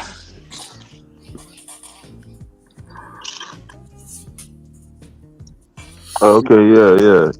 You see Dollar Tree, that's the Dollar Tree truck. But outside of the truck being in there for Dollar Tree, nobody uses it. So we was like, if we want to do an event in there, you see that's the whole 18-wheel in there. You can put two of them. Yeah. So I know this shit gonna cost me some bread, but I don't like this is the signage in front of the building, son. This shit is like fucking 40 feet, I think. Yeah. That whole shit we could put signs on top of it. And we can come out 3 feet and put mad lights and shit. So I'm trying to do some shit. I'm trying to get my bread up. I'm like, yo, son. And then we got this whole shit we gotta do. So I'm trying to do this next week. Get the ornament right here. Yeah. And then she said we could put something in this box right here. Oh yeah. We could light up the box and shit. And then she said we could put benches right here. And we probably gonna put a bench right here and right there for the kids. But yeah, we could put the ornament right here. So I'm trying to find out the price for that. And the signage right here. And then get some signage up there. That signage up there. Now we on top of the world in Brownsville. We got that signage right there. Yeah. You can see that shit from all the trains. Mm-hmm. Yeah. My bad, y'all mad hype and shit. It's like 4 a.m. and shit. I'm fucking exhausted. That's what it is, shit. Ain't no sleep time. That's what's up, Q. Get busy, bro. No sleep, B. You feel me? All right, let me put the forehead away. So my bad. That shit sit right there. This the shit we supposed to be hyped about. I know, right? Yeah. Shit. Sit up here pocket watching some entertainers and shit. Fuck that.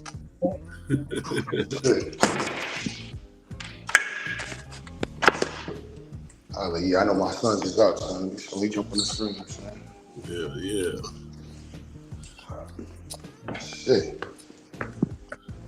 That's what's up, bro. That made my night right there.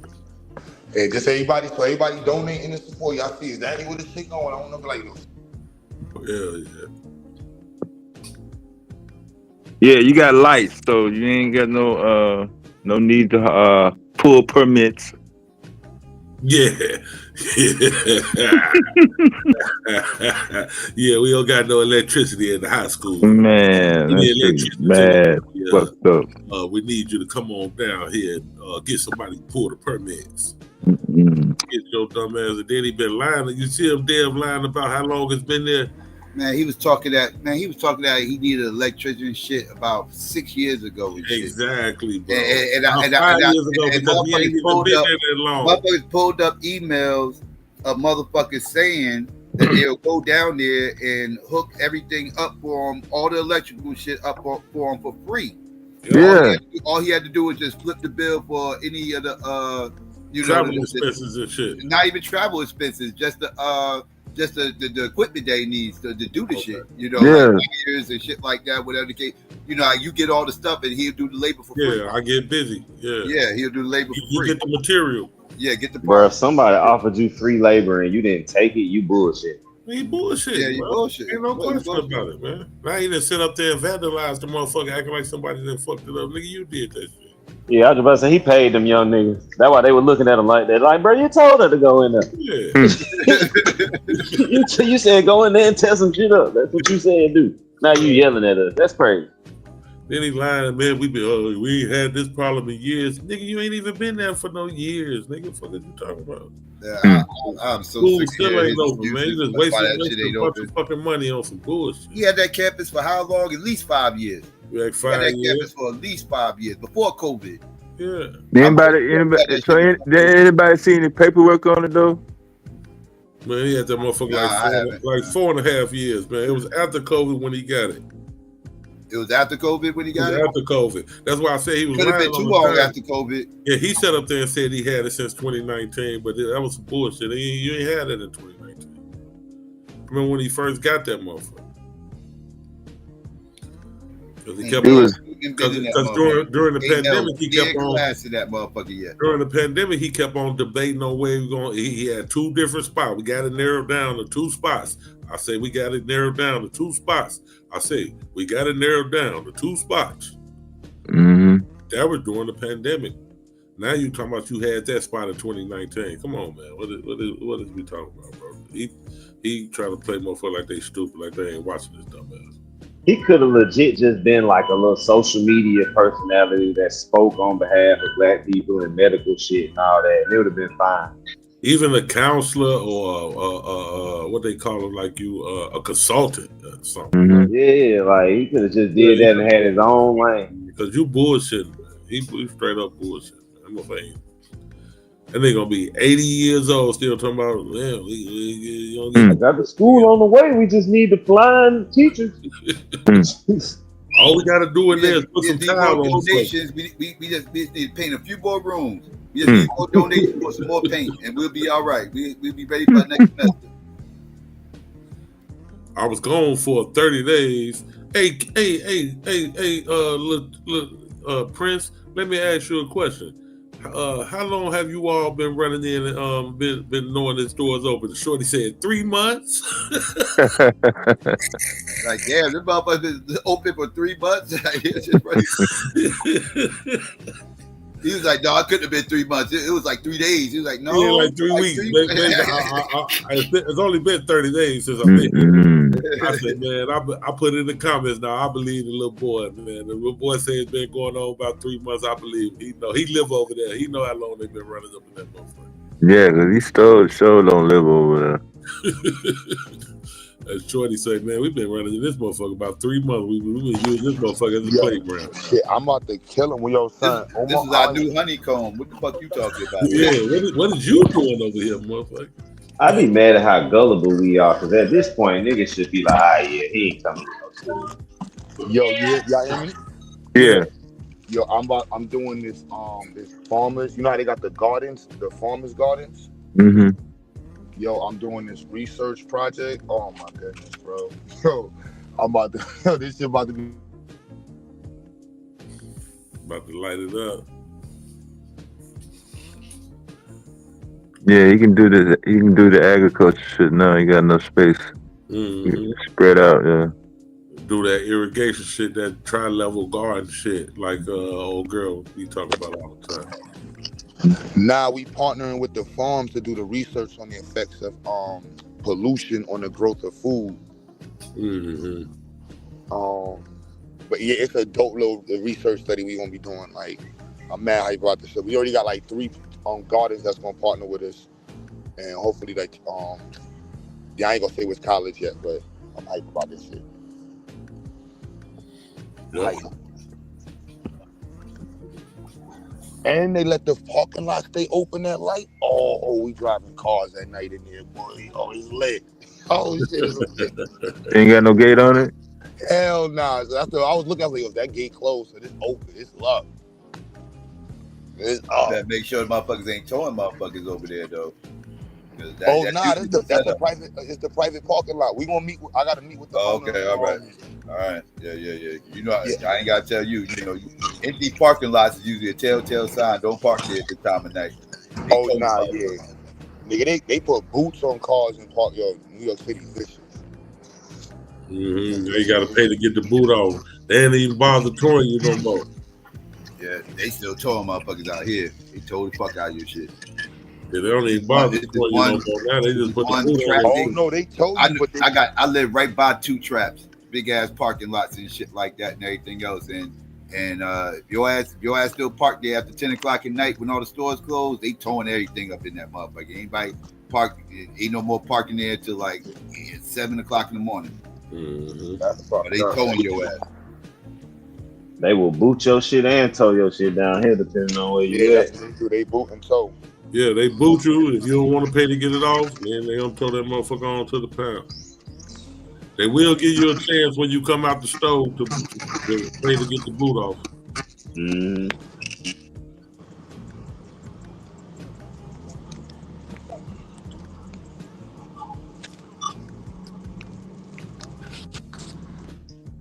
Me and my girl just went somewhere recently where they got the new belt line at.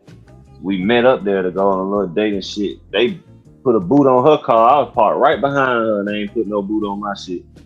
She told me something, damn, y'all ain't gonna get him? Girl, shut your hating ass up. She tried to get you one too? Yeah, I mean, she was just playing, but it's like, girl, be quiet. Like, the fuck? Because she gonna ask the girl that came that you paid a little ticket to. She was like, well, why he ain't get one? Because he parked right behind me. If the girl like, he just got lucky, I guess. She like, girl, hey, man. Women crazy, bro. Yeah, he supposed to get one too.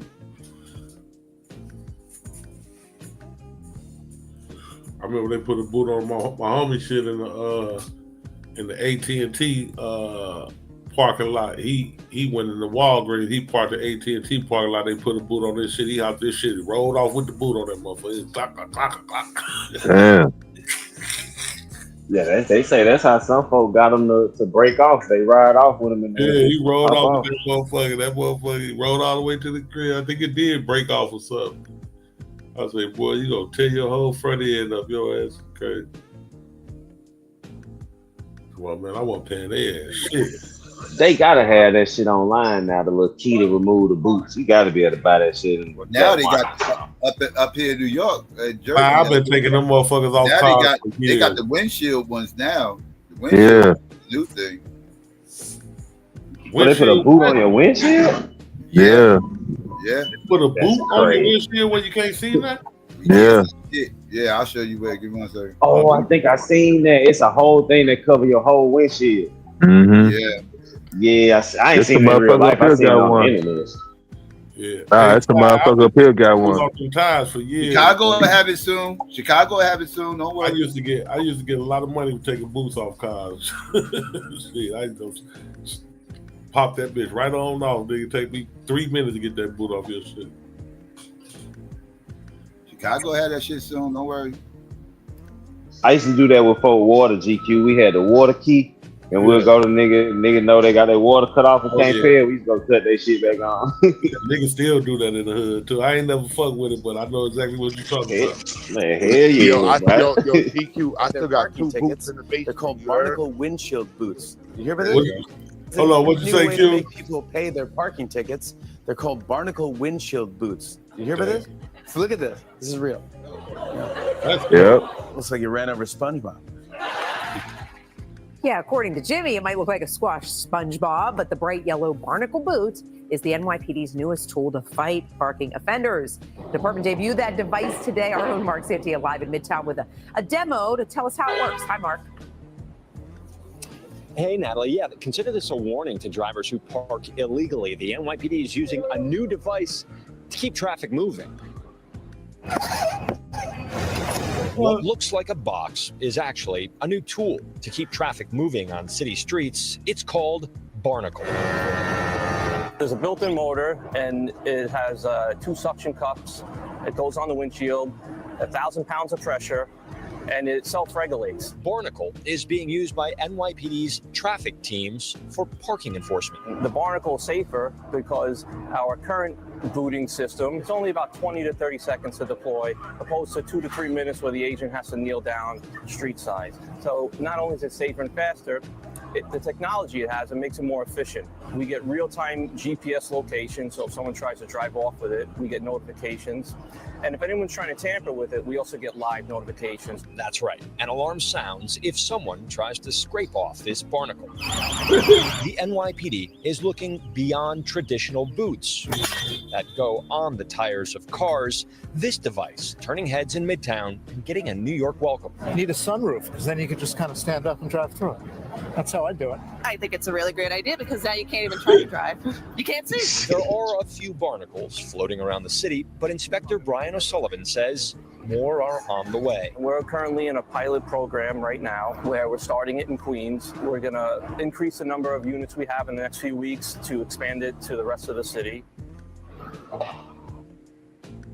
See, now that's where that engineering come in. You know how much money they making off that shit with a city contract? Whoever invented that bullshit, they getting a fucking bag. Just came up with some shit. Got a window boot. Yeah, it's already out in King County, yo. They get some money for that motherfucker, bro.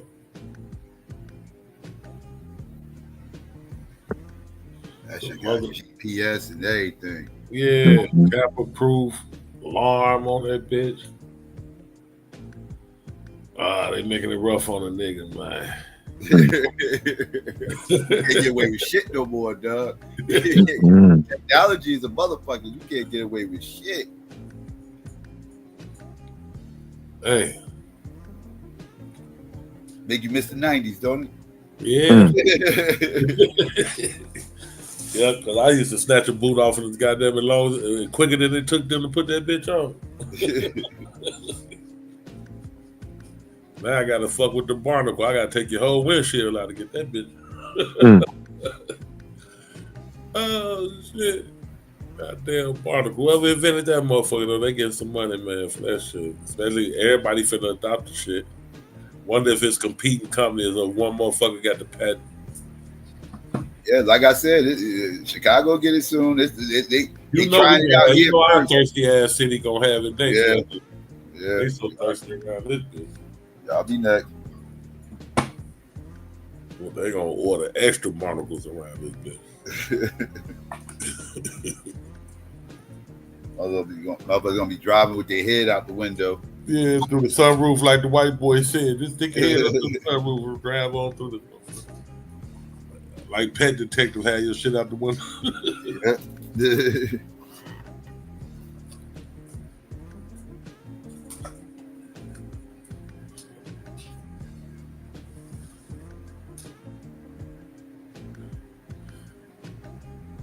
Gotta figure out that code she put on that motherfucker. That's what you.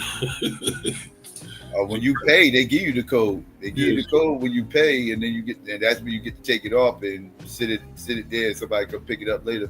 Damn! Just set that motherfucker on the ground. Go on about your business. We ain't gotta have nobody come get it. Somebody, well, they got GPS. Somebody gonna find it. I'm saying they ain't even gotta have nobody come take it off for you. Oh no. Yeah, you do it yourself. Yeah, they give you the code. Leave it right there, and we'll come get it.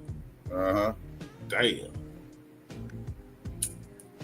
Ain't got to drop it off nowhere now. And then they got one motherfucker in the van go pick them up at night. He pick up 5, 6 of them motherfuckers all over. Yep. Like they do the little electric scooters when them bitches quit. I be seeing them at 4 or 5 in the morning. They ride through picking them all up.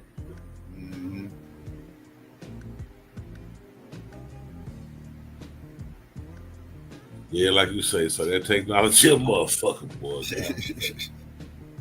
Can't get away with that no more, man. Nothing. I wish I could have invented that motherfucking barnacle though and got that barnacle bag. I know that's bad. Ain't got nothing but little suction cups on it. Some simple ass shit. Bet you. They gotta do that for repeat offenders though, right? Like they ain't gonna do that for a motherfucker just like getting like one ticket, like like motherfucker caught a ticket for the time expired on the meter and shit. And then, No. They do that for like if you got three or more tickets. In Chicago, it's 3 or more tickets. Right. 3 or more unpaid tickets. You know what I'm saying? You done let all 3 of them go past the limit. Then now you're on the boot list. You know what I'm saying? Then you got private companies like we was talking about earlier that boot your shit because you're in the wrong parking spot, and they give you a chance to come buying your shit out right there on the spot instead of having to go to the pound to pick it up. Mm-hmm.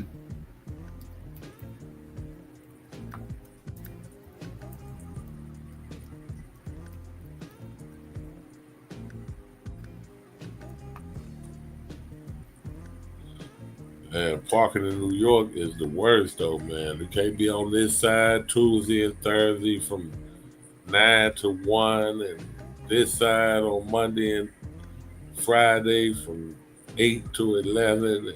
Boy, you know they got that shit in Bellwood. They got that shit in Bellwood, boy. That shit crazy. Boy. Like, Oak Park, all the motherfucking near western suburbs shit. Yeah, on the north side too.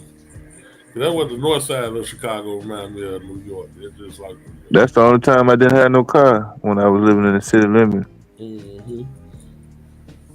You live in a city like Chicago. Yeah, we got spots downtown where it's timed parking, but most of the time it's like basically like the morning time where people be working downtown. You can't park there, but after like 5, 6, most times you can park there. Yeah. But they got street sweeping days, right? That's like 2 days out the week, right?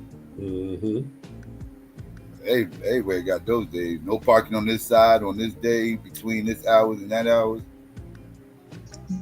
I imagine we do, but I honestly never seen no sign that I remember recognizing for street sweep.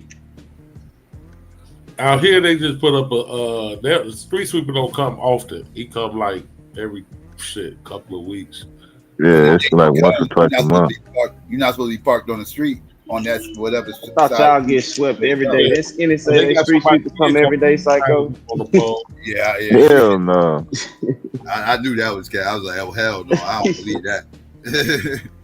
Hey, day that motherfucker must be spotless. Hey, that's expensive too. Yeah. Yeah, the motherfucker, they'll put the sign up on. They're like, no parking on this side Thursday, no parking. Right, that's what I was saying. Yeah, like no parking inside the street on Thursday between these hours, this, that, and third. Something like 6 to 8 or some shit like that. Yeah, so they'll put them signs on the pole there. After the street sweeper come, they'll take them down. Mm-hmm.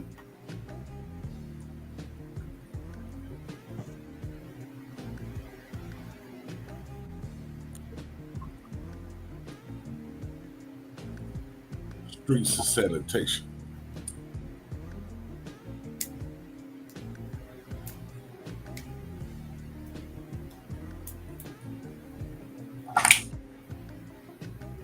Yeah, I totally believe you, A9. That's what people do. They crash out. You challenge them on some of the stuff they saying, and they ain't got no response really. The crash out's coming.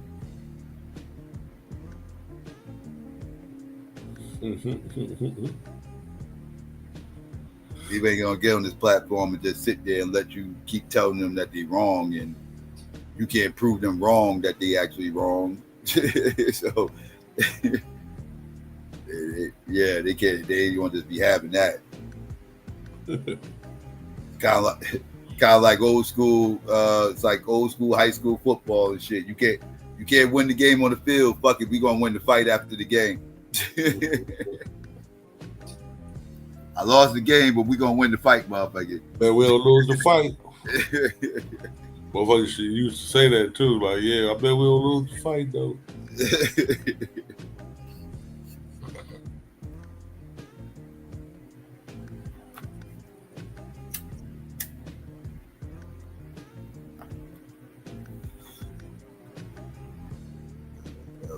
Waymo vehicles everywhere.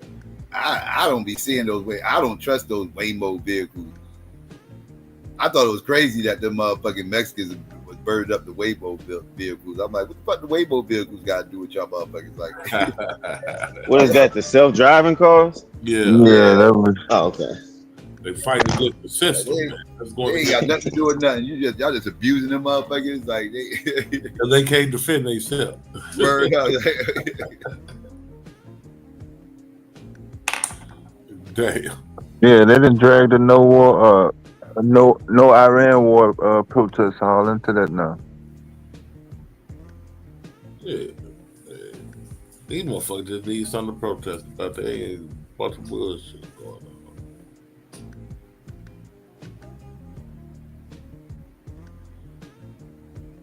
Yeah, you ain't seen no war protests since Vietnam, yo. Not no real one. Mm-mm. What happened?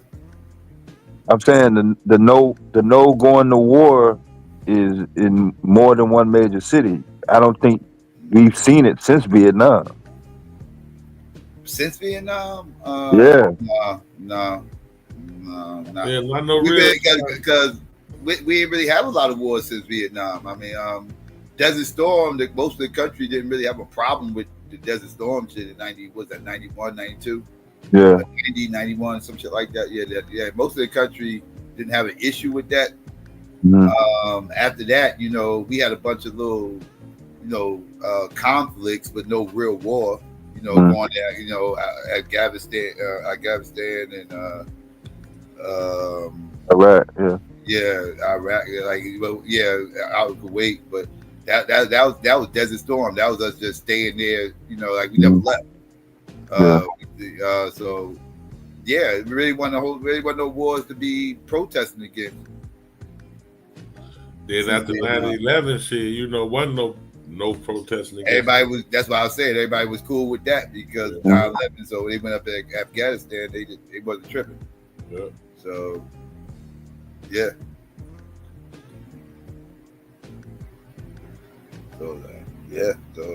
This green light after that. That's when they went to war against the American people with the Patriot Act and all that shit.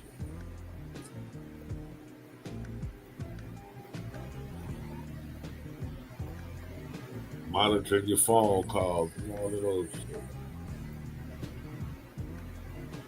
Homeland Security.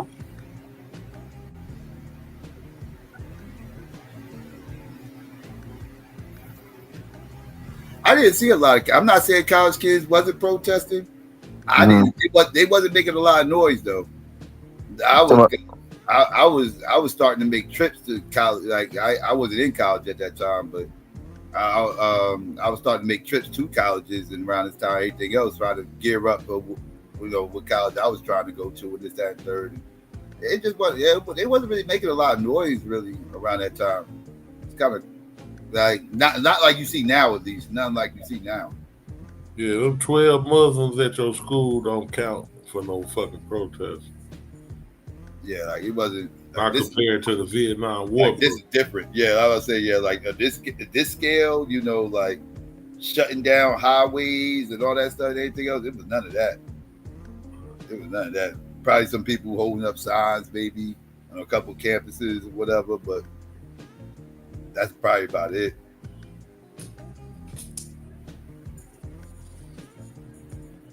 I feel like everything get heightened. My bad. No, I was gonna say most of the country didn't have a problem with it because everybody believes Saddam Hussein had weapons of mass destruction, and he was going to go out and kill everybody. So that's what was sold to everybody. So everybody was cool with it for the most part. I think that little weapons of mass destruction whole little thing is part of that, and 9/11 is part of what put a bad taste in people's mouth with the government, like these generation, my generation and shit. I won't trust them because we believe all that shit was bullshit. Even though I think 9/11 was what it was, but the mass destruction and all weapons of mass destruction, all that type of stuff was propaganda like a motherfucker. Yeah, that was the reason to stay there. Yo, big up to the panel side, everybody. Big up everybody. I just came up to What see up, bro? the pushback from the Gulf thing came when they came back because of them uranium bullets and the soldiers getting sick. But you know, they had already programmed people from the 70s about the Arabs, from all the hijacking the planes and this and that, where they became female. So it was easy for and they still had Iran people to get into the promotion of that war. You understand? But when they came back, is when the protests started against the war. I remember that because it was in the 90s, and there was a whole lot of talk about the soldiers having strange illnesses and all type of shit from going to that war because the shots they got and I think the uranium tracer bullet. I don't know, you know, Dev and their military. You talking about 91? You talking about 91? Yeah, when they came back from the Gulf War. When they came back though. That war was only like 2 weeks. It wasn't that much damage. Yeah, but when they came back, there was a protest about what happened to the soldiers, and that's when I really started seeing the anti-government and things start coming in. Even the soldiers, and that's when the sovereignty movement kind of picked up with all of that too, because they was telling them they had used you and all of that was going on. So I was just saying that there was some pushback, but it wasn't big. You know, it wasn't like big protesting, but it was after the war because when they got home, they felt that well, they were after the war, you thought like the Alex Jones crowd. Yeah, the government had poisoned them. Yeah, the Alex Jones. Alex Jones was around in 91. Yeah, that's when he started because of Alex that Jones shit, talking about the poison and it was all yes. Yeah, mid-90s. Yeah, he was That's why I said the whole sovereignty, all of that came with that war. A lot of that shit picked up when that war ended. He's the one who started the 9/11 conspiracies. He had a radio show. Well, I knew that because that's when I was on to him. But 91, I'm saying he was already popping when that happened. That's what I'm trying to tell you. That's why he had such a big following. Right. Yeah, it was already popping. That's exactly what I'm trying to see. Like it's popped off when that war ended, and then people came back sick. I don't know if y'all, because it was back in the day, and some of y'all wasn't born or y'all was real young. I was like 6 years old. Yeah, I was like 5, 6 years old. Yeah, I just don't remember a whole lot of people back then as far as like protesting. I was going to college for that shit. Yeah, I didn't see a whole lot of protesting for that war at all. I'm not saying it didn't exist. I'm just saying it wasn't on a grand scale because I don't remember seeing any of it because it wasn't on a grand scale. No, that's what I'm telling you, Psycho. I didn't see no protesting until after the war. And then when 9/11 happened, the people then got ramped up again. And then the protests happened after again. It wasn't kind of during, it was after, about the experience and the soldiers and this and that, and who got wounded and all of this and IEDs. That's when the protests started. But they didn't protest the initial going in out of the team. No. That was limited. Right. Yeah, you'd have been anti-American. You'd have been anti-American to protest the war then after 9/11. Oh yeah, nobody would say anything about that 9/11. Yeah, everybody was on board with that. And people really didn't start questioning that on a grand scale until years later. Right. That's when the conspiracy started getting mainstream, and then that's when people started questioning whether It was kind of hard to question because we were sitting there watching the fucking airplanes flying to the buildings on the live TV. Like, what the fuck is we questioning? But if you look at the Vietnam War, they didn't protest that until those reporters went over there. Oh yeah, that didn't get protested until the mid-60s. And they was not sanctioned to go over there, so they was on the front line showing all type of shit and sending it back to America. And it made people say what? Yeah, Lyndon B. Johnson's second term. That's when the war protests really started going off after 64. After 64, that's when you started getting those anti-war protests really starting to happen and pick up.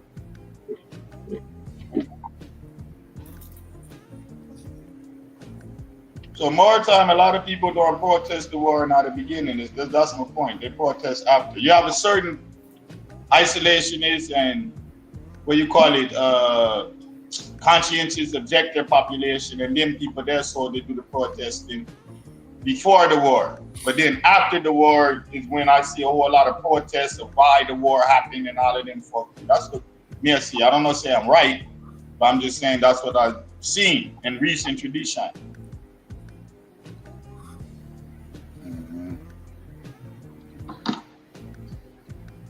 Yeah, you're right though. But ever since the 70s with the hijacking and the Iran situation, Arabs started to take over. Well, Russia was still public enemy number one in the beginning of the 80s. Yeah. By the end of the 80s, the Arabs. It was the Arabs. After the Berlin Wall fell down. Yeah. If you watch those movies, though, if you watch like Delta Force, you watch the Chuck Norris movies, you watch all of them movies back in the 80s, they was releasing. They would have the Arab, but the Russian would be supplying it. Yeah, yeah. And there's the cahoots with each other. Yeah. Yeah, if you watch all the movies, remember it was a whole series of movies in the 80s where they was bombing and terrorizing Arabs, and Arabs was the worst people on earth. That's the 80s. 80s, right? Iran-Contra? Yeah. Yeah, that's 80s, right? Yeah, so yeah, that's when the shit really started getting hot for the Arabs. So hold on, was the game Contra based on that? Yeah, definitely was. Yeah. Crazy. Yeah. Just like the late 70s, early 80s. Yeah. The hostages that happened. The hostages happened like 78, 79 when they ran down the U.S. Embassy and held them hostages for over a year. Yeah, that was like 78. You know what I mean? Remember how much TWA planes they hijacked and took in Algeria and Beirut, and they killed the United States soldier, the Navy guy on the plane when they hijacked it. They killed him in Beirut and threw him out the plane on the tarmac. Yeah, that was when that was the hijacking that made the airports tighten up on security. That's when, because before that, you was able to pretty much bring anything you wanted on the airplane. They wasn't checking nothing. Yep. Well, you used to be able to smoke a cigarette in the street. Yeah. I remember them days.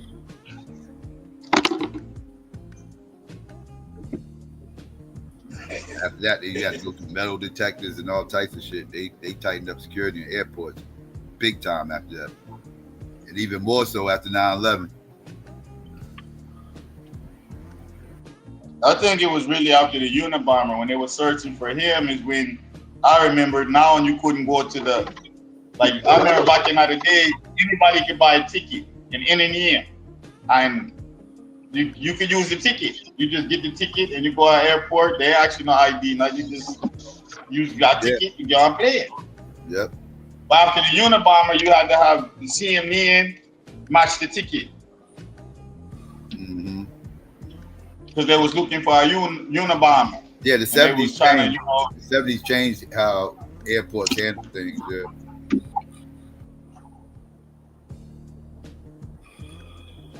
What? Yeah, because before the Unabomber, niggas used to get rich in like a day. You just get on the plane with a certain amount of things in your suitcase and get off the plane and you're rich. Yeah, I got on a Delta flight from Memphis to Chicago when I was in the 3rd grade. In the 70s, you get on that motherfucker with a whole on your knee. In the 70s, you get on the plane with a whole zipper loud and not be too pressed. Yeah. Well, I would never try that shit now. But back then you could have. Yeah. A zipper loud on the plane ain't nothing. That ain't shit. Man, I ain't put that shit in my carry-on and like no problem.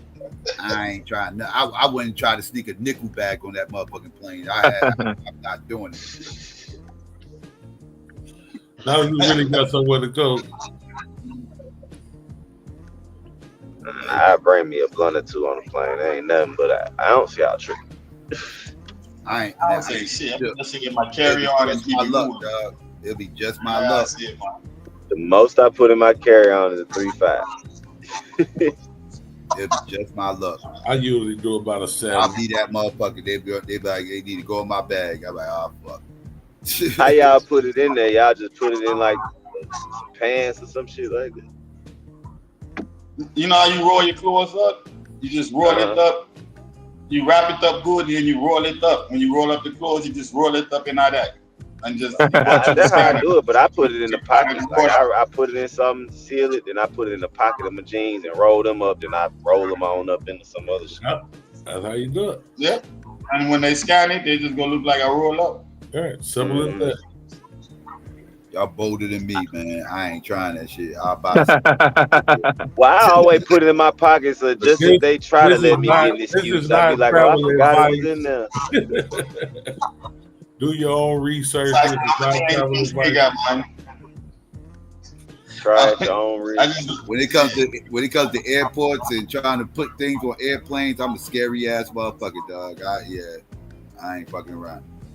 Imagine I being just in go put Amarillo. stuff that's gonna matter to Being them. in That's how I Amarillo, look at Texas. it. Imagine being I in know they ain't Amarillo, looking for no Texas. small amount. My bad, bro. On your way to New York in an F-150 with Cali plates, with the illegal gun in your stash spot, and 2 ounces of weed locked off in the box, and you're on the side of the road with the dog going around your car. And you looking at the police looking at you, the dog no hit. And you get back in out of the car and just keep it pushing. You understand? That dog gonna smell that boo-boo I just shitted out my pants. Fuck you, son. I just shitted myself, sir. Fuck that. Hey, yeah, man. It's a certain way you gotta move, my fucking people. Buddha, my uncle used to ride with a female pit just for that purpose. He would keep a female pit. He'd keep a female pit in the car just to throw him off. Hey, V, I seen a documentary with an ex-cop that was one of the things he said. He was giving advice on how to travel with shit. And that was one of the things he said. If you got a female dog, keep her with you. Yeah. Especially because, if she in heat, you really finna throw the male dog the fuck off. Yeah, my uncle, the one that made me a godfather when he passed away, that's how he would ride around and get rid of his work, is he'd keep a female pit in the back. That throws the dogs off? If they gonna pick up her scent. They can't fight nature. Them some horny motherfuckers. You thought the boys love pets all this time, Psycho? I never do that through the send off. I never knew. Yeah. Nah, man. Psycho, they ain't thinking about when they smelling that cat, goddamn. Yo, the dog in heat, Psycho, forget about it. That dog can't smell nothing. That motherfucker heat, man. It's over with. Yeah, they he gonna try and break down the car just to get to the dog. You ain't even gonna be able to control him to make him sniff or no shit like that.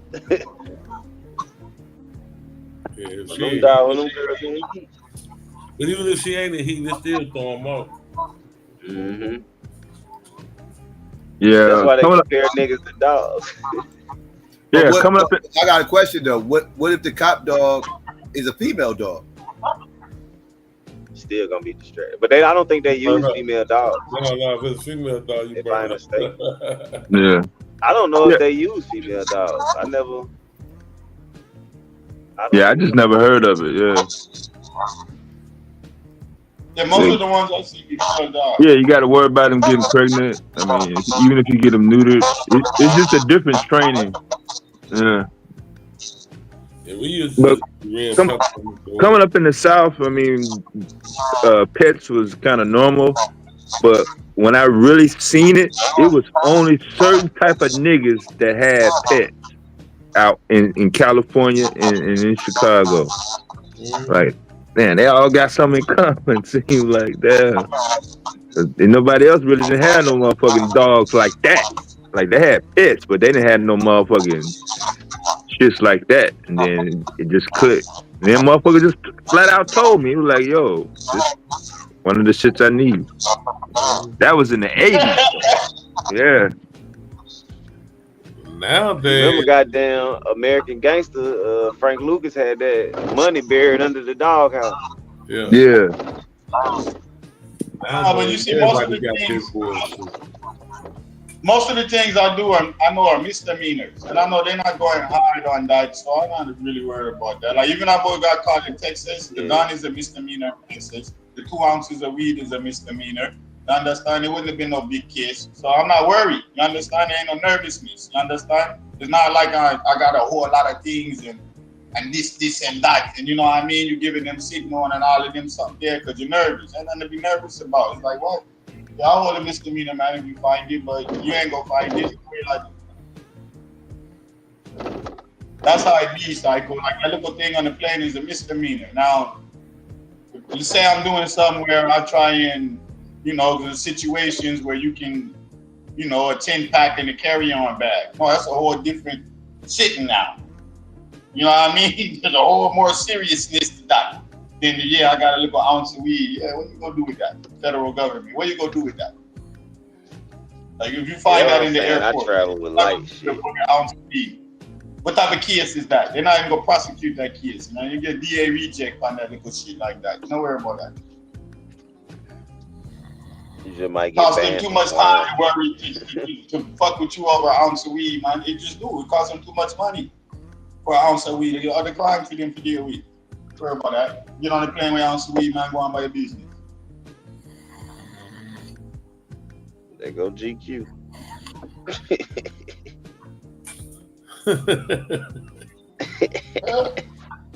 Because people think crime, everything you do against public policy is a crime. That's why jaywalking is a crime. Whatever the public policy is, so crime doesn't have to be some big ass thing. It can be small. You understand? It's just what it is. You just gotta know. Most of the small ones just to establish probable cause for the big shit. Yeah. And with that seatbelt shit and all that shit, phone, talking on the cell phone, now they got probable cause to get you on the other shit. Oh yeah, GQ, that's why I don't smoke in my car. I wear my seatbelt. I don't have no ash in my ashtray. None of that. Yeah. Because I don't want to give them no probable cause because I know 9 times out of 10 I'm dirty. Uh-huh. And there's a certain way you gotta move. So when you see other people, you're like, yo, why you got ash on you and you got that in the trunk? That's immediately the man going, you say your car smell like weed because you smoke weed in your car all day long, but you're not smoking right now. But you still don't know, say your cars just smell like weed because that's what you're doing out your car. So you automatically giving them probable cause. Yeah, you riding dirty. There's a certain way you gotta move with society if you're doing certain things. You just it. What it is. Yeah. House and robbers. Everybody got their job. Yep. The biggest criminals I know literally That's why you need a quality. That's why you need a quality air freshener. Do no drugs. If you don't have a quality air freshener in the car, I advise everybody to get one. It helps. That's a like I said, be the criminals I know wear suits. Clean, good air freshener.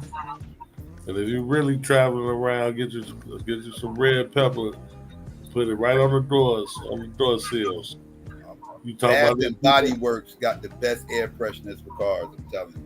Oh yeah, they do. They do got a new. Bath and Body Works got a new. I literally got pulled. I literally was smoking. I'm in Texas, smoking a motherfucking blunt, riding down the motherfucking little service road and shit. I did some dumb shit. I was in a lane I was supposed to turn, and I ended up going straight. Cop saw me, pulled my ass over. The way I did it, I was able to throw the blunt out the window without him seeing me throw the blunt out the window. Sprayed that same air freshener I was talking about. Sprayed that shit. I had to ride about a half mile to get to the goddamn parking lot to finally pull over or whatever. By the time he pulled me over and everything else came to the car, he ain't smell shit. I was just smoking. Yeah, Bath and Body Works hit different. Oh, I need to go to Bath and Body Works then.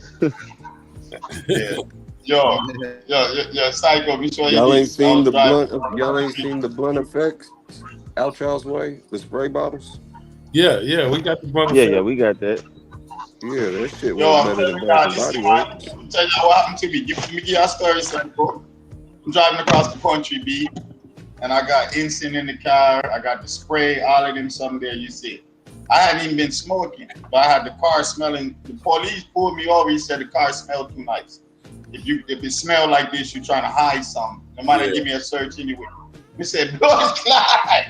Yeah. So now we just travel and we make the car smell musky when we're driving across the country, just like pure human smell, like nothing else in that blood clot. We don't even smoke. Like if I take me 2 days to travel or a day, whatever, I don't burn no weed. Nah, I just go and lock off the weed and just, because I already know I'm gonna get the check.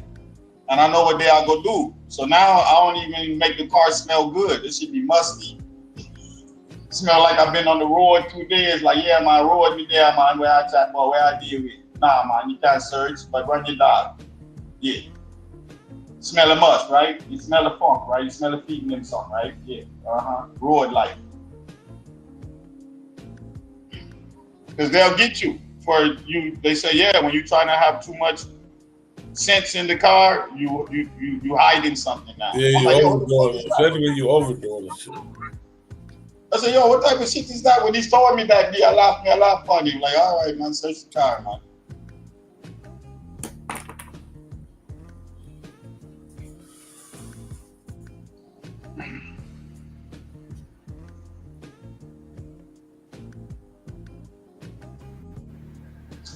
What's this? Same energy. Can I help you? What's going on? Yeah, man, because the only reason I drive with the weed is not to smoke while I'm driving. It's so that when I get to wherever I'm going, I ain't got to look for no weed until I figure out what's going on in the city. And this, and that. And I know I'm bringing quality thing with me. You know what I mean? But sometimes you go someplace and somebody look you some weed, you like, wait a minute, B.O., what did you come back with? I didn't think them in the smoke, you know, my life. Well, I fix up yourself, man. Like this, you are going to give me. And then you're charge me that for that? No, I mean, I do that. That's the only reason me carry weed where I go. Fuck One second, Buddha. Same energy, you there? Oh, some energy, was that some energy or same energy? Okay, you left. I can't see it. It looked like one of them boys. That's what I was trying to figure out. Yeah. They typing. Nigga had a Guitar Hero. He back. No, I can't see the chat. Nah, This is back chat. Chat. Same energy, you there now? Can you hear me? Yeah, but what's up? What's going on? Yeah, just chilling. Just chilling. Just chilling, huh? Yep. How you guys doing? All right. What brings you here? I don't know, just searching for atheist stuff, and I just landed upon your channel. That's pretty much what happened. What part you from? I'm from where? Where you from? Oh, I'm from India. India? Yep. Oh shit. North, South India? Yo, Come on, GQ. you from India, man. Yo, GQ. Yo, what up, Q? Yo, y'all talk this shit into existence, yo. Wilder took a boot off my man car, son. Dang. Lying. Yo, I am not lying, so I just took a boot off my man car. Please tell me he wasn't in that parking lot that I was just warning you about. Nah. Oh, okay. I got the crib, his pops calls, all that a boot on it. You know how to take a snatch right off too, don't you, Q? Hey, I asked him, like, yo, son, how you want to do this? You know what I'm saying? Like, you just want to owe him a little bit of money, you want to owe him a little bit more money. If you're going to owe him more money, but they ain't going to come get your car. You know what I'm saying? Like, man, you got to spare? Man, stop playing. Let's jack that bitch and take that shit off. That's in their trunks, man. Yeah, snatch that bitch right off. Playing.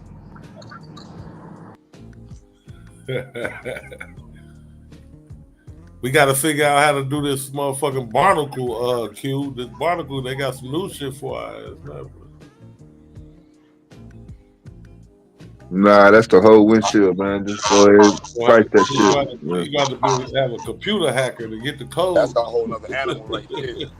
Nah, just go ahead and price that windshield from the junkyard, yo. Hey, yo, Q, despite our little beef, whatever, man, congratulations on your new skits and your progress against something. You understand? Yo, good luck. My bad the other day, Buddha, you know.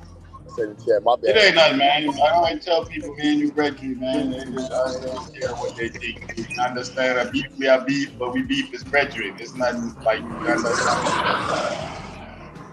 Type shit. I appreciate that. That's what's up. Oh, can I ask a question?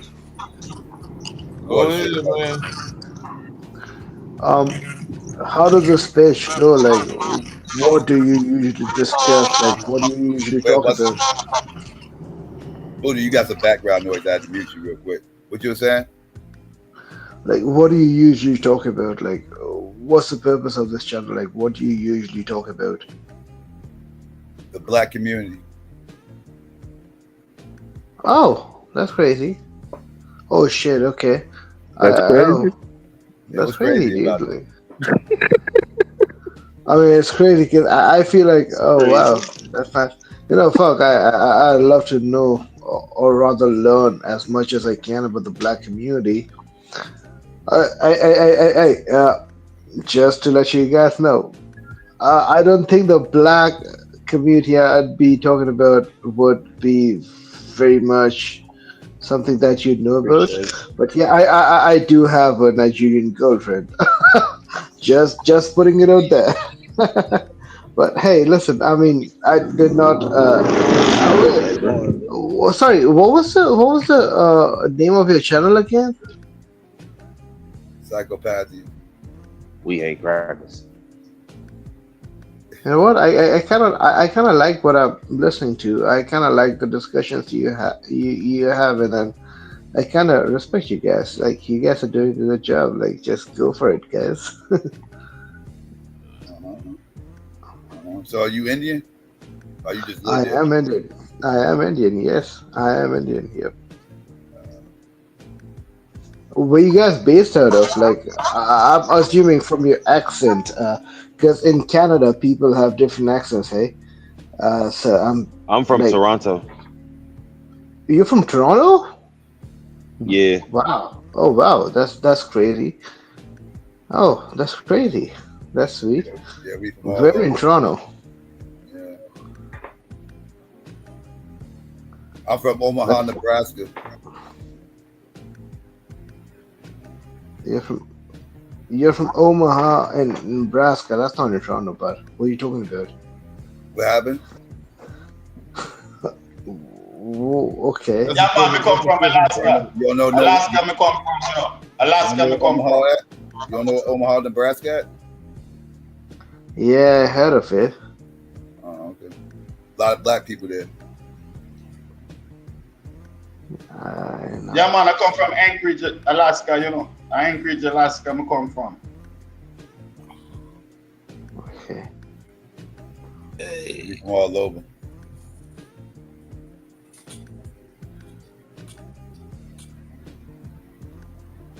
Are you buying any of this? Nope. Oh. What the fuck are you talking about, bud? You're from Toronto and then you're fucking from fucking Nebraska. Yeah, fuck yeah, eh?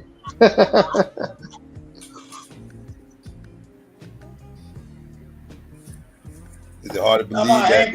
Why you find it hard to believe that somebody could be from Toronto and another person be from Nebraska? You from India? Yeah. With a white boy on your avatar playing the guitar. India and live in Canada. India and live in Canada. Whoa, what are you talking about? White boy as my avatar? What are you talking about? Ain't that a white boy in the avatar playing the guitar? That's what it looks No, like. that is me. That's me, and that's not the guitar. That's the bass guitar. That's me. That's me playing the bass. Bass guitar. That's still a guitar. Yeah. I mean, you can say that, but yeah, that's me playing the bass. Literally called Oh. a guitar. Are you Hindu? Or what? Are you Muslim? I'm an atheist. Oh, you're atheist. Oh, you're in the right place. Atheist from India. India. Atheist. What's up, man? Yeah. I'm from Nutbush. I'm from Nutbush, Tennessee. Oh, that's cool. You ever heard of Nutbush? Nope.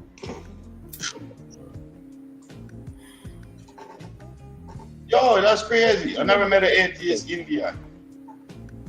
What pushed you to atheism? Because it's like y'all got pantheism. It's on, you know, y'all not monotheist type culture. Y'all accept almost, it's a plethora of religion over there. So what pushed you to atheism? I mean, just trying to learn about religions is what got me to atheism. If I were to be very honest with how I got into atheism, it's mostly me being a radical right winger in my own country, and I started questioning religious beliefs associated with non-Hindu religions, and then I was confronted with certain verses from many Hindu texts. I was like, okay, fine. Okay, you know what? Hindu texts are also really screwed up. And basically, it was me learning more and more about religion. And at a certain point, I was like, you know what? All of this is bullshit. If this is what God is supposed to be, I don't think there is an actual God. Because all of these religions and all of these scripts, I've actually studied scriptures. Yeah, I've like learned scriptures. I Most of my knowledge of religions come from the scriptures, from their scriptures. So I was like, okay, yep, that's BS, that's BS, that's BS, and eventually I just landed up on the fact that I just feel like, yep, none of this makes sense, and I feel like, yep, I'm just an atheist. I don't really believe in a God, especially nothing coming out of all these Okay, can I scriptures. ask this question even further? Would you say like because you were exposed to so many different gods and read so many different scripture, that kind of push you? Is that what you're saying? Because when you read all of this and you said none of this makes sense, you can't coordinate, so there must be no one unifying God type vibe. I'm trying to get what's going on. You understand? I don't know if you Going through the understand. same process. Yep, I would say that. I would say that. Yeah, absolutely. Reading all these No, scriptures, what I'm trying to trying get to learn all at, what these I'm trying to get gods. at, Fontaine. No, hold on. What I'm trying to get at is that you were in a pantheistic culture, right? This culture is typically monotheistic. Most people either is a Christian or a Muslim, or they focus on one thing being the supreme. But because you had all of these things around you, the Rajas, the this, the that, you know all the different factions y'all got over there. Yep, You know better than absolutely. me. Yep. And I'm wondering if that direct impact, you know what I mean, had a different effect on you than us over here that kind of reject just a monotheism. You know what I mean? I never met an atheist that was in a pantheistic society that had multiple choices of gods to reject a god. You get what I'm saying? No, I get That's it. what I'm trying to get out of the conversation. I mean, brother, you'd be surprised to know that there are so many people that come out of pantheistic religions, and they're like, "Oh my God, you know what? Pantheism is even more of a bullshit compared to monotheism." And not that I'm not defending monotheism. It's just that pantheism is just so much more weird and stupid. Trust me. Yeah, you know what? To me personally, it's more like, do we even have evidence for what we are talking about? If we are talking about a God that's supposed to be whatever, I'm not even, strictly following the whole Christian narrative of, a God being all knowing, all loving, benevolent, and blah, blah, blah, blah, blah. I'm not even following that logic. If we had a God who gave a single fuck about us, I don't think we'd have so much suffering in this world. Yeah. You know what? I feel like I've got a shit ton of reasons to be an atheist, and yeah, I'm just happy being the way I am. What's your opinion about the partition? Partition of what? Partition, 1947. Oh, a partition of India, Pakistan, Bangladesh. I personally wouldn't like the partition. I hope we were able to have so much, connection that we were able to establish a secular society all over South Asia, but unfortunately, that did not happen. That's fine. You know what? People partition, and that's all right, I guess. Like people divide themselves. I mean, that's always been the case, I guess. It is what it is. All I care about is people, whether or not they're happy. Are people happy? That's my question. If people are happy, we I'm are talking about good. the If people are not like happy, I'm not like I was talking about the actual event, like the mhm. forced removals, people being forced to move Oh, to that was that based on sucked. their religion. That absolutely sucked. There were so many people that were removed. I have read, I have watched a lot of documentaries, I've read a lot of books about the Foundation. It absolutely sucked.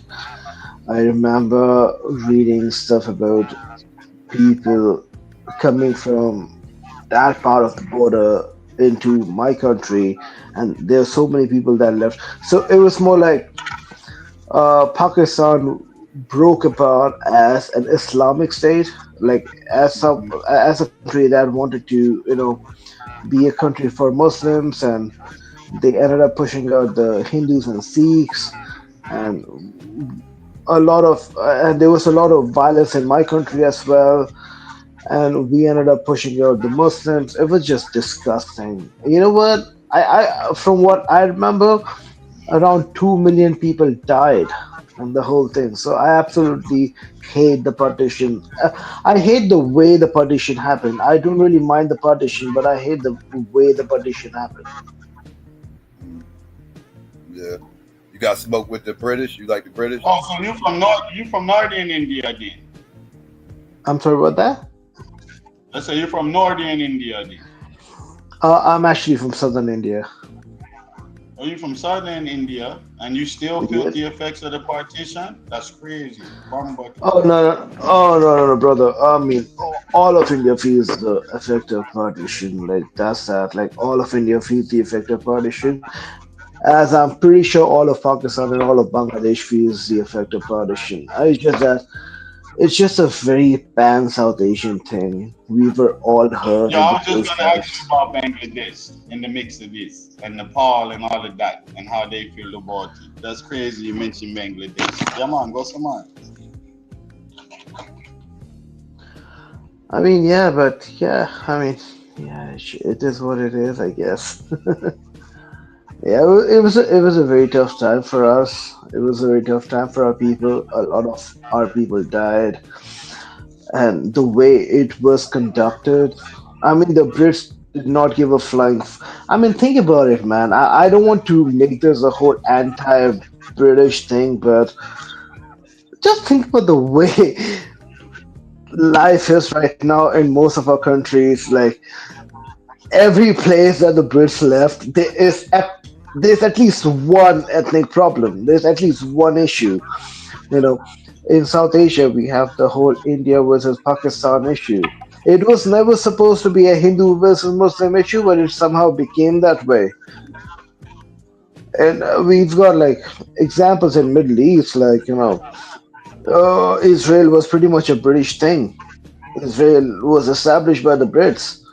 They kind of pushed for it, and that was Yo, established, yo, and now I'm gonna push the we have. panel crazy right now. Yo, I gotta ask you this, and the panel, the chat, everybody gonna go crazy because they know I pressed the line. I'm pressing the line. Go for it. All right. Would you say like the Indian people are similar to the Negroes of America and the Caribbean in the sense that uh, the British and the slave masters created the diaspora by taking us around the world, and that even you being in Toronto is a result of the British. And to the extent that you guys have become the backbone of the British society, even through cuisine, right? Because Y'all took over fish and chips with tiki masala and this and that. Y'all food is like the major food of Europe now, right? In England, right? The same way the black people is, and I'm doing this on purpose because I know all the niggas on the panel and the chat gonna go crazy. Buddha always says some wild ass shit. What is what it is. I want to know if you feel that way, if you're drawing that correlation when you said about the British and this and that, because y'all everywhere. Y'all in Jamaica, y'all in America, y'all in Toronto, y'all in Fiji, y'all everywhere the British been. Alive? Now, my brother, I'm going to give you an answer as straightforward, in a straightforward way, as straightforward way as I can. Here's the thing.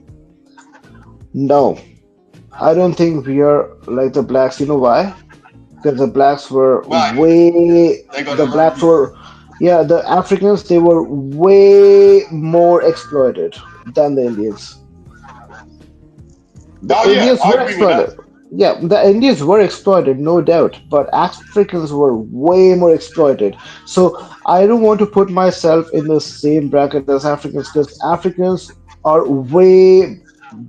they're just they are just way too much of a victim to the atrocities compared to the. You know what? Here's the thing. I just want to. And here's something that not a lot of Indians would like to talk to you about. Let me tell you this. India has a serious problem.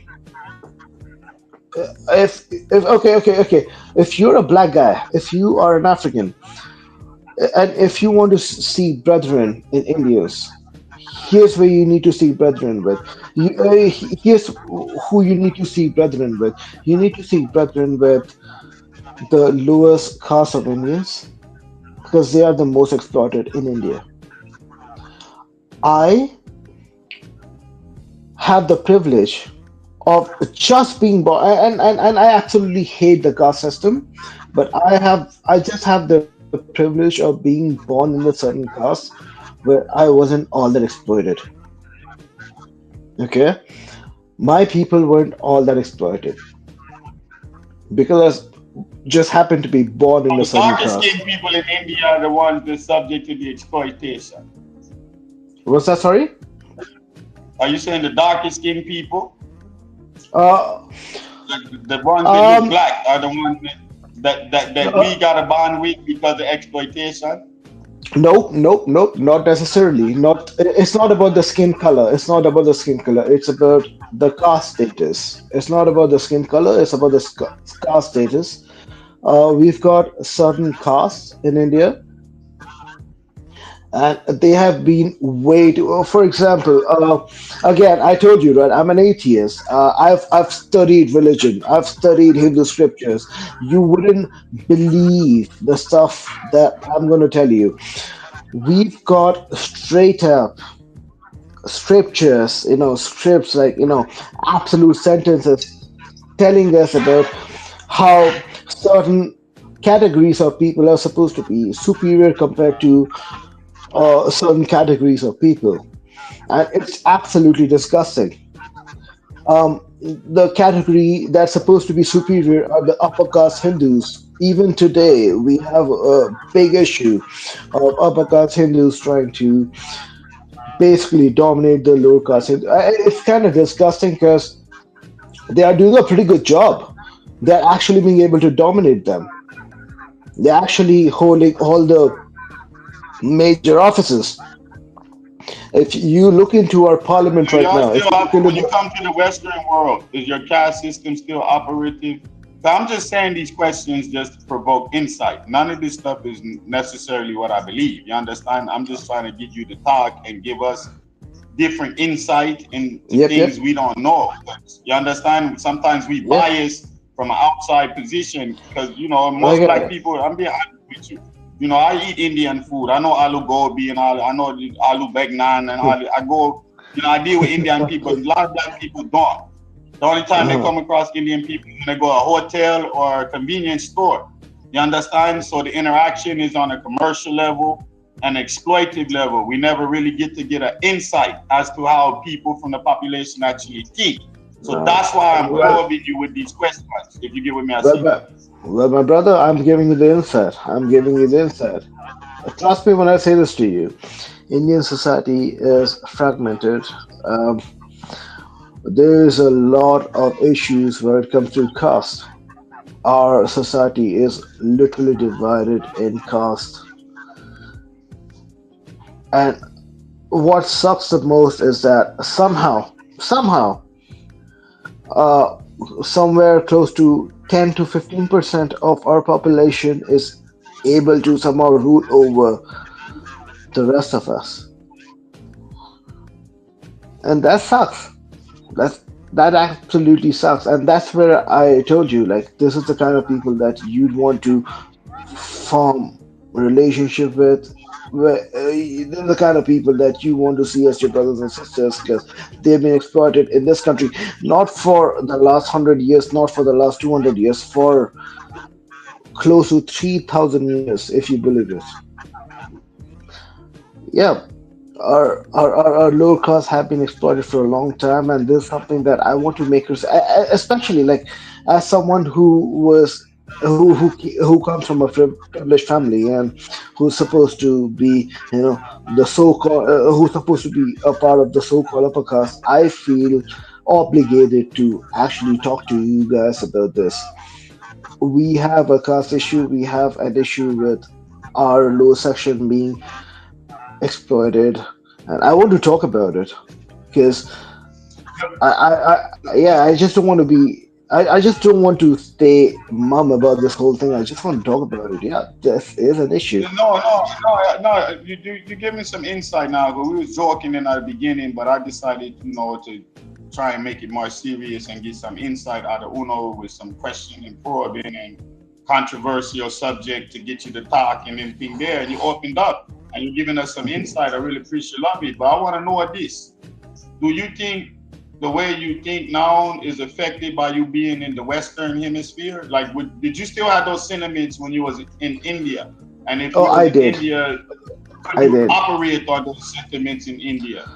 Yeah, so the one very good thing about India is that we have a very significant left liberal society, and I'm a part of that society, and we talk to each other. We basically discuss stuff about each other, and yeah, there's a lot of realization that we had when we were in India. Basically, I don't really think any different after coming to the Western Hemisphere. Oh, okay. All right. I just have this, yeah. So, I mean, in short, like, I had the same ideas, the same morals as I do right now when I was in India. Because the society just told me that it wasn't right. It was not fit to be running the way it is running. And I carry the same ideas when I'm in the Western society. And that's the reason why for example, right now I'm in Canada. And I am so empathetic to the Aboriginal cause, to the First Nation cause. Every time I come across a First Nation person, I'm always super nice to them. Why?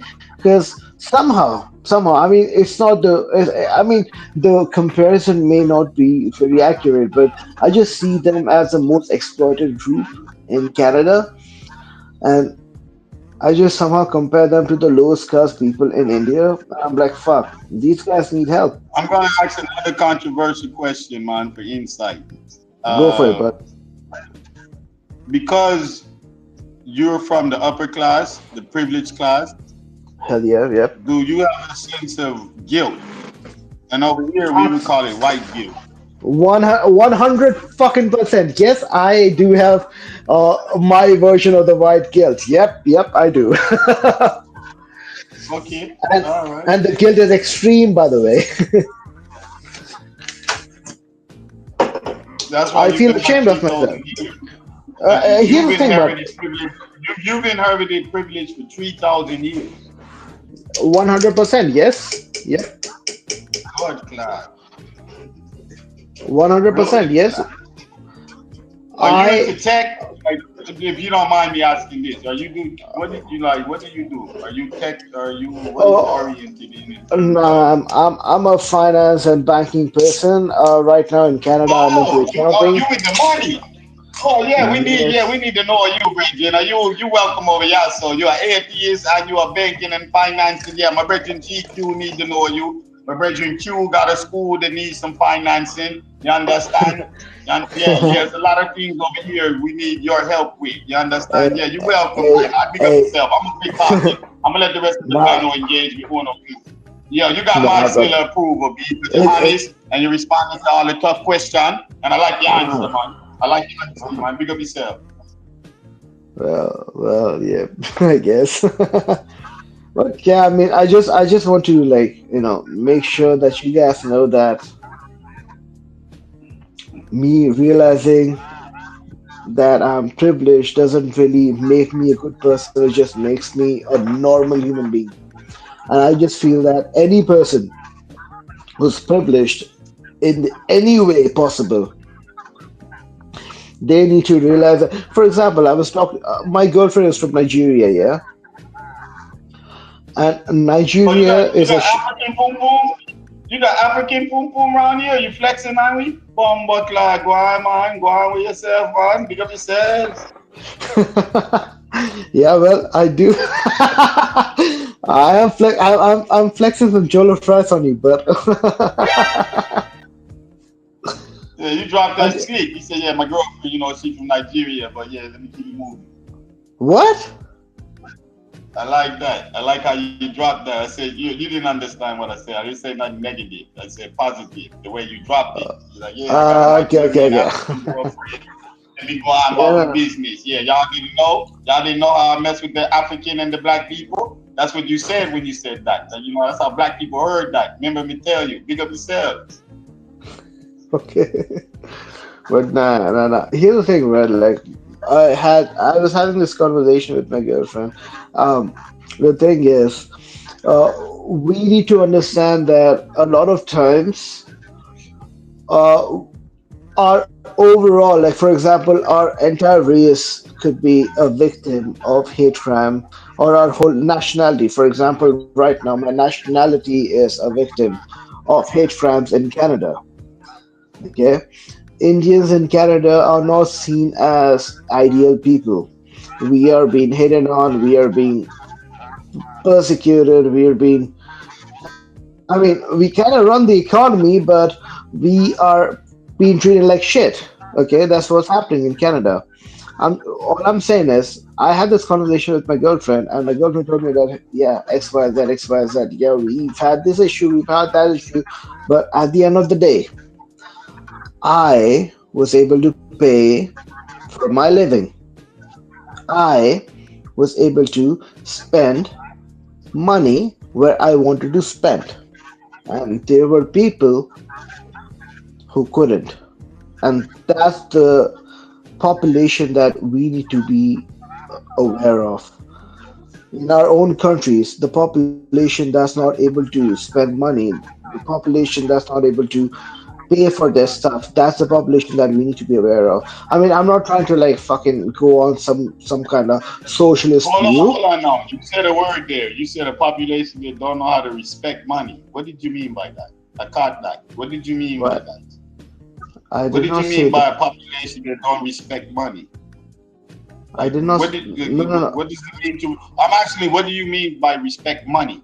I did not say respect money. I'm saying I said population who are not able to achieve. No, no, wait. When did I say they don't respect Yeah, money? you No, said a no, no. population that don't respect money. That's why I listen very well, man. I'm a student in rhetoric. I listen Okay, very I well. mean, You said no, no, no. No, no, no. I feel like you misheard. What I'm saying is there is a significant chunk of population who don't have access to money. In okay. I our understand that. yeah, in our own countries, yeah, in our own countries. For example, I'm assuming you're from Caribbeans, yeah, you're from Jamaica, maybe. Yes. Yeah, so like even in Jamaica, like there is a significant chunk of population that don't have access to money. So Yeah, facts. when But we, that's why I wanted you to clarify, because I'm telling you, you're in a place where they will attack everywhere you say over here. And you did So say the people don't respect money, and when we hear no, no, that, no, no, no, no, no, we no, no, translate no. that to all poor people. You My, understand? And I just want you to explain that concept as no, someone no, who no, deals my with brother. finance. No, no, You no, understand? my brother, you could like go to this exact point in the video, in the live stream, and you could like, you know, go back and I hear could what I have heard said. you I did wrong. not. I Yeah, could have heard you yeah. wrong. But I thought you said that. That's why I wanted clarification. No, no, You know, I get you. no, no, no. I Language be assure under you. me. No, I did not use the word respect money at all. Like, no, no, no, no. Holy shit. It's not about respecting money, but when you don't have money, you don't have fucking money. There's nothing about you respecting money. If you don't have money, you've got no money. Well, Significant no, chunk of because my I thought you were giving to population. the sentiment of when you get money, you don't know how to value it and No, respect no, it no, no, and no, no, use no, it nope, and use nope. it as I proper did not. investment because No, you've no, never had no, no, money. no, no, no. You understand? Holy And we have shit. that No way. concept in our community. There's a lot of That, black people that get rich overnight and don't know how holy to shit. respect money. I never, no, I wouldn't say that shit, but I wouldn't say that shit. You could literally go, I mean, fuck, take note of this timestamp and you could go back to this. I'm pretty sure this being recorded, right? It's live, yeah, it's been Yeah, it's recorded. recorded. You You could good, just, man. Don't yeah, worry yeah, yourself, yeah, man. yeah, You good, man. yeah, Look, yeah, we yeah, don't, we yeah. don't, I'm just telling you why I wanted the clarification, man. If we wrong, Nah, I'm wrong. You no, good. You no, no, clarify yourself. It's nah, about access to the money. So let's go on with the yeah. access to the money because you are the Nah, financier nah, and I nah, want to hear nah. what you have to Yeah, say. yep. I could absolutely assure you that I did not say anything about respecting money. I'm quite literally talking about the people who are being disadvantaged because they don't have access to money. And when I say that, I am definitely not trying to put in some crony capitalist spiel about, oh, people are not respecting money and that's the reason why they're poor. I wouldn't say that shit because I don't believe in that shit. So that's that, bud. Oh no, you good, man. You good. I told you good, man. You clarifying yourself, man. You're having a nice intellectual conversation and you're giving us some insight into India. So, because one of the problem is, I keep telling you that most black people interaction with y'all is through commerce and maybe a little bit of historical references here and there, but direct insight as to the differences amongst the population, the way people think, nah, B. We ain't really got that. One person tried to come over here, but he used the wrong word, which I don't want to put you in that predicament. He got immediately booted before we could get this type of insight. And I don't know if they go boot you. So I'm trying to probe your mind before you see something that they might boot you about. Because I want to know, you understand? And I want the other black people to hear. That's why I'm asking these questions. None of this is necessarily what I believe. Like I keep telling you, it's almost like an interview. I'm just giving you certain questions because I know it's going to promote certain discussion. You understand? I get it. Oh, listen. It's not like me trying to press you. It's not like me trying to press you. I'm telling you, B, we've never had you're an B. We never had no atheist Indian on the show. You understand? That's crazy. That's crazy. And no one from upper class position speaking about Indian white guilt and pushing where you're pushing. So you understand? And then you saying you started this in India. It wasn't because you came to the West and went to white schools and got revolutionary or got into some communist thought and this and that. This is something that you started in India, and you said there was an intellectual community that welcomed that type of thought within India, and you brought back with you. This is insightful to us, you understand? At least to me. I don't know about other people, because this is breaking down stereotype. You understand? Yep. You represent the people I be saying exist in these other races that I be saying are other humanists like myself. Well, hey, y'all want me to depart with some more words of wisdom from India? I've got these facts from India that might kind of shock you. So, we've got an actual black community in India. Tell us. You talking about the Davidian or the dark? No. come on. No. I'm not talking about Dravidians. Like, shit, I'm Dravidian. I'm not talking about Dravidian people. I'm Hold talking up, you're a actual light-skinned Darwinian? Wait a minute, Yes. hold up. You just fucked everything up. Hold up. So you mean Darwinians are not just the lower class? You can be a privileged Darwinian. Yo, explain that. Yo, none of us Absolutely. know this. Absolutely. No nigga on this panel knew this. You just taught us Okay. something crazy right now. I'm telling you, my dude. Okay. Let me explain. Okay, so it doesn't matter what part of India you come from. Casteism can get you anywhere. Yeah, you can totally be a privileged, Hindu, Indian, while at the same time being dark skinned. That's not an issue. It is just what it is. As long as you're able to con people into believing you're superior, you're superior. But hey, listen, I have an actual story of yeah. Yeah, it is what it is. But hey, listen, I've got an actual story of real African Indians. Do you want to know about that? Yeah, I know it was Africans that went to India Okay, and as okay. Muslims, No, and okay, this no, and no, that, no, and then no, on the no. course. Okay. Here's the thing, guys. Look this up. It's called the Siddhi community in India. So it's SIDDHI, Siddhi community in India. When you look up videos of the Siddhi community in India, you'd be shocked to see because they are so. I mean, from the features, from the facial features, they are so freaking African. They look like East Africans, absolutely East Africans. Like they look so African, and you should be like, "Holy shit, that is something we wouldn't expect in India."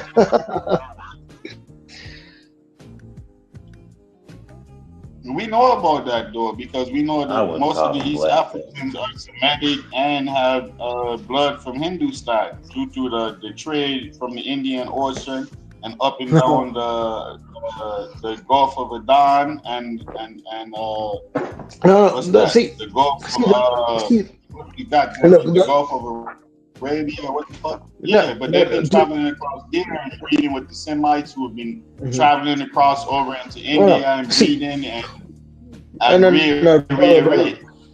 No, brother. The thing with the That's why Semites it's who travel to interesting that your India. woman is from Nigeria and not East Africa. See, That's why I no. say Here, no, okay, Nigeria. okay. Here's what I find so interesting about the Siddhi community.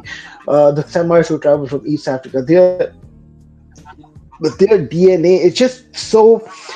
Uh, there's been so much of intermixing that they don't really stand out as people anymore. Maybe you could see some features of black Indians, like Africans in those Indians, but they don't really stand out. When I talk about the Siddhi community, when you just look at the people, it feels like you're literally seeing some country in Africa. That's how prominent the Oh, I features hear are. what you're saying.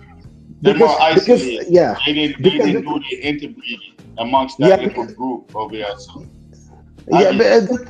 yeah. The thing is, they've only been reproducing among themselves, and that's the reason why even today they are just so freaking prominent. Like if you look at their faces, you're like, wow, that's like Africa and India. That's so interesting. So yeah, I mean, yeah, just giving you some knowledge there. Now, how I know about that community Can is I you know it speak was a towards Muslim the taken Can you from talk? there Can you by the talk about? Russians and freed in Can you Russia. talk about the African Indian Alliance in the city? The African Indian. Okay. So the Siddhis, yeah. Um, the thing is, just yeah, obviously, like they don't really see themselves as Africans anymore because, well, they're Indians. They're just Indians. They're just plain Indians. Yeah, they might look like Africans, but because they are born and raised in India, they're just Indians. So it's not like they have this separate, identity, and it's not like they have this separate identity that forces an alliance between Africa and India. It's just that they're just Indians. So there isn't really a lot happening there. But Yeah, you know what? I kind of wish like we were able to capitalize a little more on our city community, because I don't really see a lot of representation from that community. I just hope that it's a very small community, but I would still like to see at least some representation coming out of that community. What region of Africa would you say they're from? Would they be more from the southern parts of the eastern?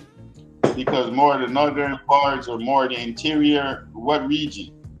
They were Southern Because you Bantu, said they have Buddha. specific, distinct African features, and once you go towards the northern coast, you start losing those No, features, I and get you it. get No, more I of get it. a Mediterranean, Arabic, Buddha. Semitic type look. Buddha, they Come were on, Southern, Okay, so They were Southern they're like Bantus. from not They were southern. Southern Bantus Tanzania that or got something, there right? in the Um, 600s. okay, I could Yeah, be I think Early they're like okay. 700s. from Tanzania, right? Okay, I could be wrong about this, but from my personal knowledge, I could be wrong about this. I'm just letting you guys know. Well, he just told you they're from the Bantu, the Southern Bantu, but the Southern Bantu Yeah, migrated by us down the eastern coast, and I'm just wondering what modern southern region. Southern Bantu. Did I read about this? Bantu is a language group distinct from I'll have Hindi, to. and I'll they have to got look it. certain characteristics. Yeah, I mean, I'll have to look it up. From what I mean, geez, I am not in the mood to like do And the you can research trust right Kayase, away. man. You But got no yeah, questions, man. You can see, trust Kayase. Trust me. here's the He'll thing. tell you the truth. Yeah, I mean, you guys can do your own research about the city community, but from what I remember, they were from Eastern Africa. From and when I say Yeah, but Eastern Eastern Africa, I mean Africa like has a long yeah, coast. yeah. I The mean, countries we're naming are the southern part of Eastern I'm Africa. yeah, I'm mostly talking about Kenya, modern day Kenya, Tanzania, modern day Kenya Yeah, and different. Tanzania, and all these That's countries. why they got more of the African look. I understand what you're saying. That's why I just wanted to Yeah. fixate Yeah, that. but again, like I'm giving you like I just want to disclose this to you. I can be very sure because I could be wrong about this because You I Well, have you not you he done a just lot doing of told you good. research it's about correct. this. You're doing good. They would have came out of what is Zanzibar today. They would have came from the Swahili coast. And Oh yeah, I'm absolutely, wondering if absolutely. Yeah, they there's were from the Swahili Coast. yeah, I'm wondering if there's any connection with them being so close. I'd have to look at a map and see if there's any connection with Kilwa. And With what? Sorry, I'm sorry, I didn't understand you. What you say? sorry. With what? Like a connection with what? Kilwa was a city over there in that region, and they were heavy Cuba. into cotton production sales. So I'm wondering if that's what if Okay. that's one of the ports they may have left from. Quinoa. But I've yeah, never heard of this the city. Sadi would have I've heard came of from what is Kinshasa and DRC. they would have came from what is modern day Zanzibar. Zanzibar. Okay. That's what I figured.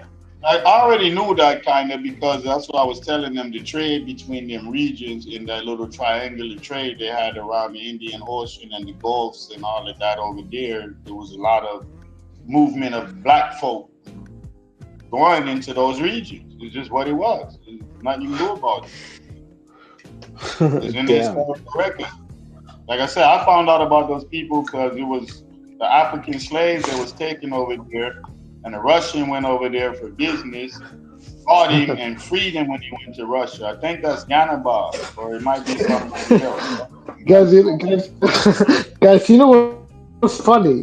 So, okay, so I'm into music. Yeah, I've got this band I'm trying to work on, and our vocalist he's black. Okay, he's got like he's a Canadian guy, but he's got like Somali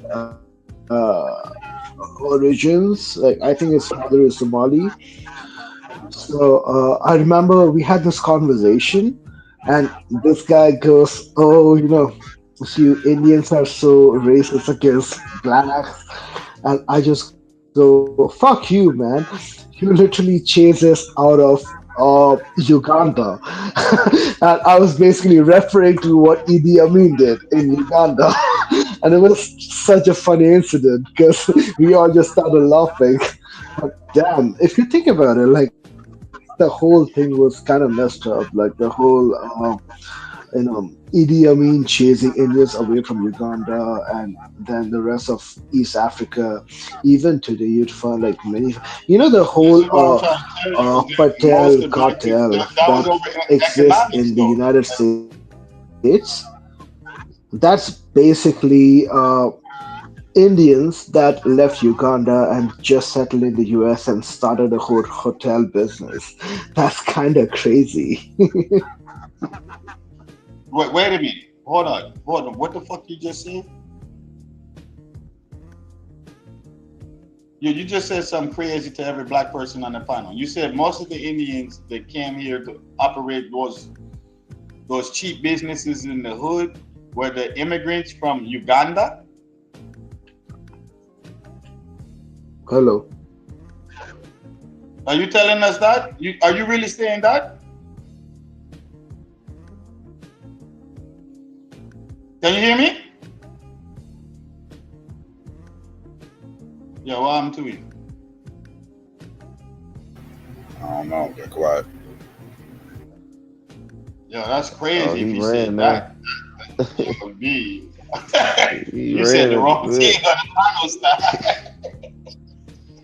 He was honest about everything else. He ran it. That one. I'm like, they about to ask you some questions. You gotta defend that, Lord, right there. You gotta defend that. Yo, come back here, man. Defend that, man. Come back here and defend that. What happened to you? You can't say that and just leave. You gotta make black people to start doing something every rest of every first and hotel me. You can't Nigga say made me that. eat my words. I gave that nigga credit a second ago. I told him, I said, yo, I gotta get everything out of you before you see something. He came back there. There you go. Hello. You back? What to you? You forward? Lord God, I told him, I was like, yo, you gonna say something that's gonna turn up the panel. It was at this moment that he knew he fucked up. So I didn't get to ask Party Cat. Because Corey said, no, get that nigga out of here. Lord God.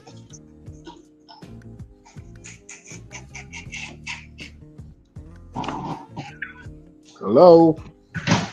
They waiting on you, Benjamin. You said the wrong thing. You said niggas the India. The country came to America and set up business. Why you said that on this channel? Blood clot.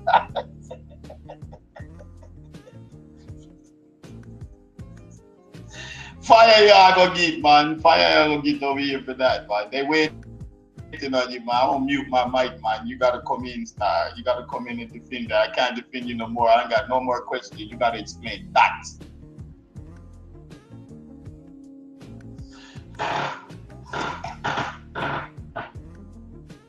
I'm sorry, Psycho. I didn't mean to get him to talk himself into this situation. Yeah, I mean, I can't believe the man that said that. Yeah, we left Uganda, man. We just came over here and went to the ghetto, man, and set up hotels at 7-Eleven and did something there. Yeah, I put y'all 3 links in the back chat to the YouTube audience. I apologize. There's one I can't share from UNESCO. The link is too big for me to share it in the YouTube chat. But it was to that last segment of the conversation. But I mean, they came right from where I thought they did. Even Killwalla is a part of it, like I thought it would be.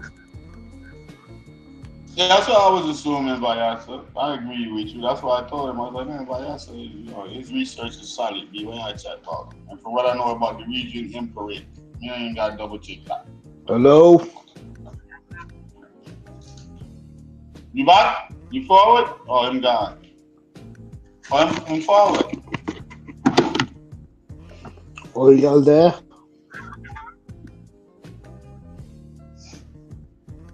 Yeah, he said the wrong thing, panel. Everybody waiting. I'm not even gonna talk because I know they're gonna get you. B. You gotta explain that, bro. Like, what to see?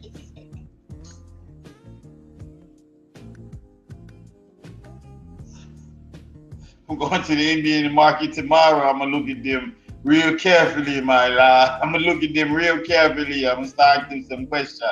Yeah. What do you know about Uganda, my guy? How long you been since you've been in Uganda? Yeah. You know, say, well, go on. The man that put me up on game. First of all, why do we have this? Well, we have some backup audio from someone. Like, what's happening there? You see, everything is being repeated. Buddha got some feedback. You got feedback, Buddha. No, let me cut off my thing, man. Hold on.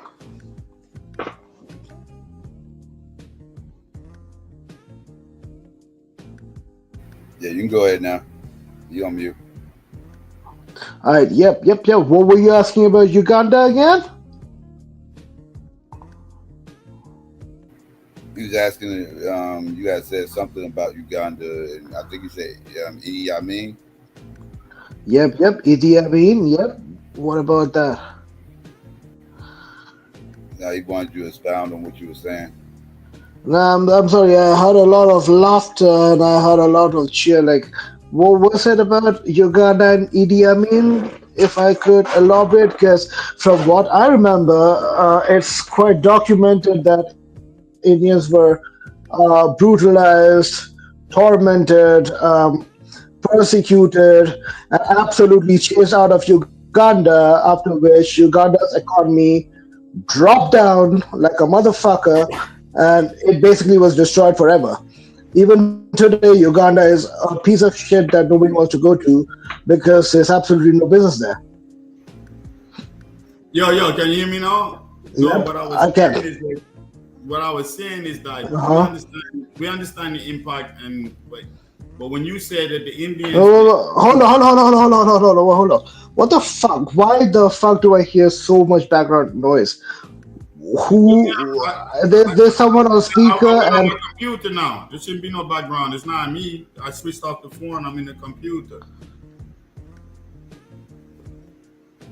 do you hear that? That's Now, somebody else. You got YouTube. He probably got YouTube playing in the background.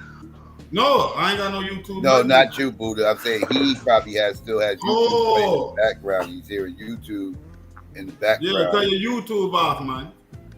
Yeah, he who? You have to mute the YouTube if you want to see the chat. Just mute the YouTube. I've got you all on speak. I've got you all on my mic on my Bluetooth, so there's no speaker from my end. You still have feedback? If you're hearing us repeat ourselves, then yeah, you got the YouTube open. I come off my phone. I'm up on the computer now. You should be able to hear me. I know that. Okay, now man, go ahead. Tell me what you're up to. Yeah. Oh yeah, my whole point was when you said that the Indians that left Uganda. I wasn't getting into Idi Amin's impact and the consequences of his decisions and actions in Uganda. But when you said the Indians that left Uganda came to America and set up a hotel and convenience store business, that's what I want you to elaborate on. Because No, listen to me. This is very important because that happened primarily within the Black community, though it is nationwide. I'm not going to say it's just limited to the Black community, and then that what limits Black people's understanding of the dynamics because their primary interaction is just through economics, going to a hotel or going to a convenience store. And so now these people, you're saying primarily came out of a situation where they were in an antagonistic situation in Africa. So when they come into the Black community, they're carrying those similar sentiments. Okay, so here's the thing. All you need to do is look up Patel, Patel, Patel Motel, Motel, Motel Cartel, Cartel, Patel Motel Cartel. Just look it up, and you know what you're talking about. Most of these guys. Hold on. You're saying there's an Indian cartel that runs Yep. the convenience stores and the No. I'm not sure about the. hotels, and they come from Uganda? I can't be very sure about the convenience store, but the thing is, and this is historically documented, um, there is a significant chunk of businessmen of Indian descent who are basically Ugandans who came from Uganda and they came to the United States and they basically started a whole business of motels because they basically sold off everything that they had in Uganda. And yeah, they definitely started a business and they were able to make it a success. Do you Yeah, know we this do from being a have. financer? I'm not necessarily saying you finance their businesses, but being behind the scenes and having access to who's being financed, who's seeking loans, and this, and that. Mhm. Okay, I just I know you gave us the site, but I'm saying your insight as a financer. You know what I mean? You gave us what is available to everybody, but I'm asking you as a financer, do you have other information from just seeing the financial market to confirm this? I mean, I did not work with them personally. I never said you So, did. yeah, so I don't really know much about that aspect, but I'm just telling you the facts of the case. There were a significant chunk of businessmen who could have actually stayed in Uganda and who could have grown Uganda and made Uganda a better place to be in. But then, because of the disgusting policies of Idi Amin, who was anti-Indian for absolutely no fucking reason. Hold on, Uh, though. Are you saying that the cartel people that came to America are making, like, there's not just a capitalistic gain for them being here, they're somehow making it better? Because okay. I want to. the black people on this panel don't see it that way, and they're gonna want to understand how if they stayed in Uganda, it would have been different. Okay, here's the thing. I just want to make sure that we understand that when I say cartel, there are two things. Number one, these aren't like any of those Latin American cartels that behead people. Okay, we are talking about fucking Gujaratis who are basically business people. Yeah, that's how I looked at it when you said cartel. I didn't think Yeah, of it yeah, like yeah, cartel. yeah. I thought Secondly, business second, is here yeah, for yeah, capitalist exploitation. yeah, yeah. Secondly, I just want to give you my personal take. I personally do not like it when people be too ethnic when it comes to growing people and supporting people and hiring people. Okay, so I don't wholeheartedly support those cartels because I just don't like the fact that they No, are you're so. missing the point. The point is you said they came here and set up businesses, but had Oh, they they did. Yep. stayed in Uganda, they Yep. would have made Uganda better, but at what expense? I mean, they Expense used of to cut from. exploitation and Yeah, they used to control most of. Okay. Here's the thing. The businessmen who left Uganda, and here's the thing. Just in case, my brother, if you have any doubt of what I'm talking about, you can watch any No, I documentary know you what you're want to. saying. I know that when the Indians left, it crashed the economy. But I'm Absolutely, saying, yeah, what would the yeah. expense been if they had stayed? Would their attitude have been So non-racist? okay, Or would okay. it there just been a Had trickle down yep, yep. benefit by the fact they were doing Yeah. business, and to do business they would have to build a road, they would have Okay, to okay. improve a water system. Okay. Just by a line of questioning, I feel like I need to clarify this. Yeah, there are Yeah. two things. Number one, they wouldn't have made Uganda a better place just because they were Indians. They would have made Uganda a better place because they were businessmen who knew how to run business. Do you hear that? I'm not trying to put forward some sort of Indian supremacist agenda over here. I'm just saying that they would have made Uganda a better place, not because they were Indians, but because they were businessmen and they would have just known how to run business.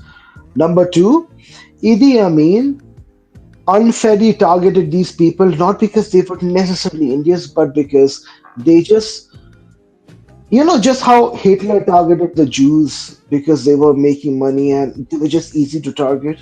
That's just exactly how Idi Amin targeted Indians because they were making money and they were easy to target. And again, this has nothing, absolutely nothing to do with race. And I want you to know that Was this that has they're doing nothing. Yeah, unfair business practices, practicing cartelism, in race hiring, denying people jobs, taking money out the community. How would that have benefited? I told you all the benefits that you're talking about would have been byproducts of them doing their business. It wouldn't have been to wait, help. what are you talking about?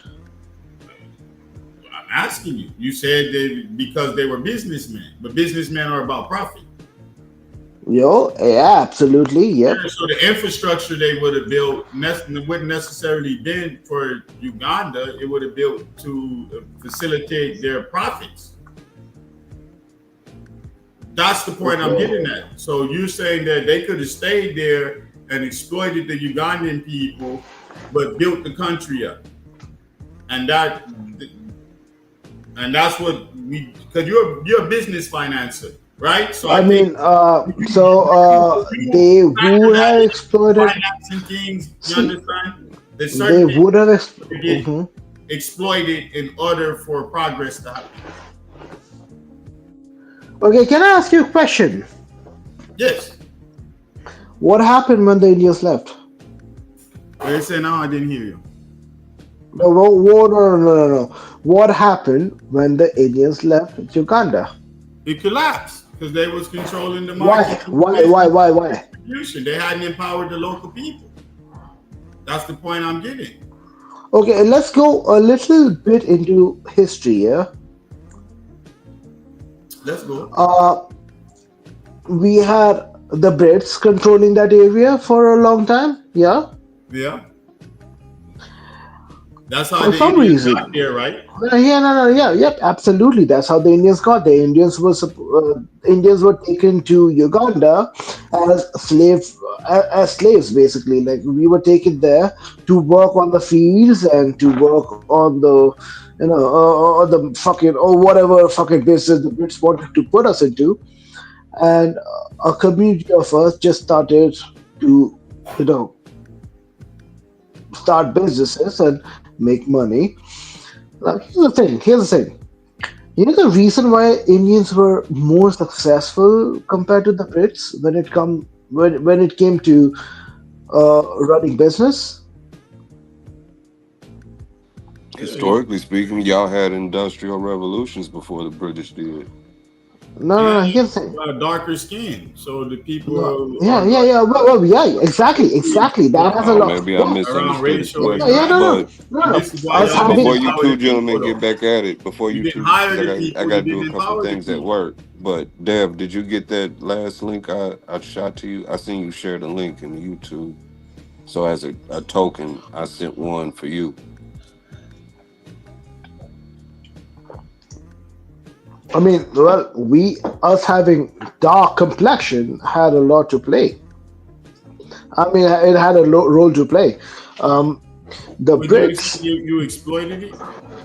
No, we did not. From documented history, again, here's the thing: when you say you, who the fuck are you talking to? I mean the Indian people. I did not. What do you mean Indian people? What do you mean Indian people? The My Indian brother, merchants. The Indian merchants. my brother. Here's the thing. I can speak specifically. Okay. Here's the thing. What are you? Are you black? Are you African? I'm Jamaican, African. Yeah, I'm African. You're black, aren't you? You're black. Okay. You know what's the population of black people in the world? Huh? Do you know what the population of black people is in the world? I haven't looked that up, but we a lot. 1.4 billion, 1.5 billion. Yeah, we a lot. You know what the population of Indians are? What the population of Indians is? That's in one region of India, 1.5 billion. Y'all ridiculous.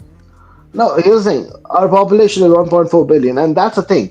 We have different regions in India. We are super fucking diverse, yeah. So when you say you people, it doesn't really, because the thing is, the group of people that I'm talking about. I specified. We can get off that. I meant just the Indian merchants in Uganda. When I just meant the you, I'm sorry for speaking in general terms because we being academic and specific now. And I should have said the Indian merchants in Uganda. Yeah. Yep. I respect that. I should have singled them out, and you got that. I admit that. Well, Bad rhetoric. I respect that. Well, I respect that because I don't blanket people. So I thought you understood that I was talking specifically about the Indian merchants. And you were sort of representing them at the time, if you understand, not necessarily yourself. I was, but I just want you to know that we are a super freaking diverse group. So when you say you people, it's just that, I come from a totally different part of India and I have nothing to do with whatever I'm talking to you about. I have nothing to do with the whole Patel cartel because it comes from a totally different part of India. But I don't even fucking speak the language. What the cartel is doing. You still have the guilt of what all of those people are doing. No, I don't have the guilt. Whoa. India, right? It's not No. I don't have the guilt of what Patels are doing. Why the fuck would I have any guilt of what the Patels are doing? I have a guilt of the caste system in India.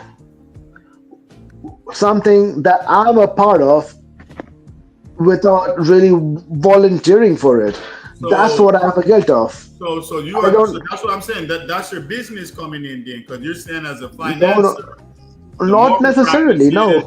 Of what the cartel's doing doesn't matter. Okay. It matters the social benefits, the infrastructure benefits, the actual morality behind the business, the empowerment of the local community, the training, the employment. None of that matters. Because you mentioned all these things. You said they practice in-racial hiring.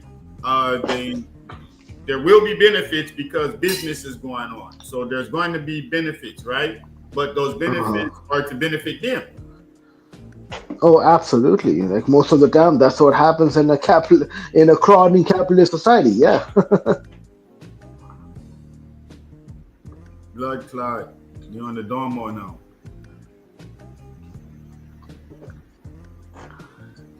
So you blame it on capitalism and not the disposition of certain people, because you can operate capitalism within the mind. Not capitalism in total. No, not capitalism in total.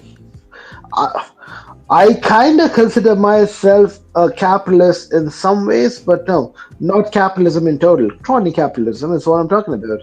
The fact that some people were able to capitalize on a whole freaking market because they just wanted to. That's a problem, eh? So the problem is not the disposition. Do you think so? In relation to the market. So what you want to do is be a socialist and communist and think you can use the market to control the disposition of the people from the outset.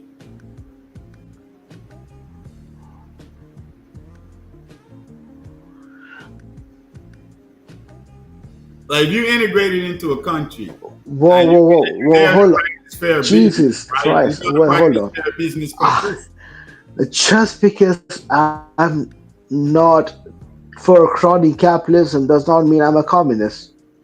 No. I never necessarily said that there, but I'm just saying that what I'm saying is that I'm trying to get at the I'm sorry, I can't hear you. of the Like, could you say people. that And I'm not again? saying that the capitalism led them to the exploitation. It's the fact that they wasn't there to empower people through capitalism. They was there to extract because they saw the people as a means and not an ends. The ends wasn't to necessarily uplift the people of Uganda. So if they did leave, they could still have an economy and a business and a this and that because they offered That's how the it works, education and the right? training. They didn't do that. They came and said, no, this is my shit. We did this. And when we leave, fuck your country. And we go into America to go into the ghettos of the black people and open hotel and other shit and not hire no black people and get money. And I'm telling you, on this channel, despite all the other shit you said, that is a problem.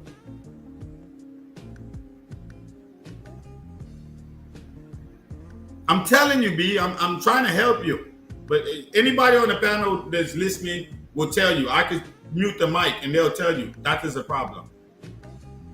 And that's why I'm on this issue, because you can't say that niggas left Uganda and Uganda collapsed and then they came here and created a hotel cartel. And act like that's synonymous. Like that somehow these people had the benefit of Uganda in their mind. And that they just should have stayed and been able to exploit African black people. This is why Idi Amin crazy ass, because I don't necessarily agree with Idi Amin, but I understand the sentiment and why, you know, and when you're crazy, you react that way in those circumstances. Because you ain't got no disposition and this and that, and you got too much power and military stupidness and your mind ignorant. But I understand the sentiment behind the action, because it's what I'm trying to explain to you now. You can't go someplace and not help the people understand modern economy and this and that, and then say, well, your shit fell apart when we left, but you never taught us how to run no shit. And you know, said we wasn't in the modern world the way you were. We wasn't the friend of the British. We wasn't the porters of the British.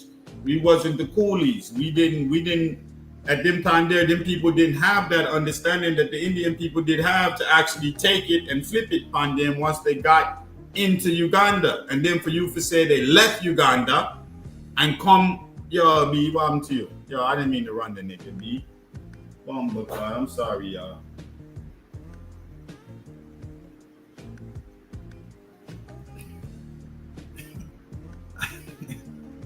I apologize to the panel, man. I always run people up blood clot panel, man. I'll stop doing this. Yo, chat, I'm sorry about this, man. You know, ran the man off, bro. Sorry, man. I pressed him on the Uganda shit, man. And he caught himself in a pickle.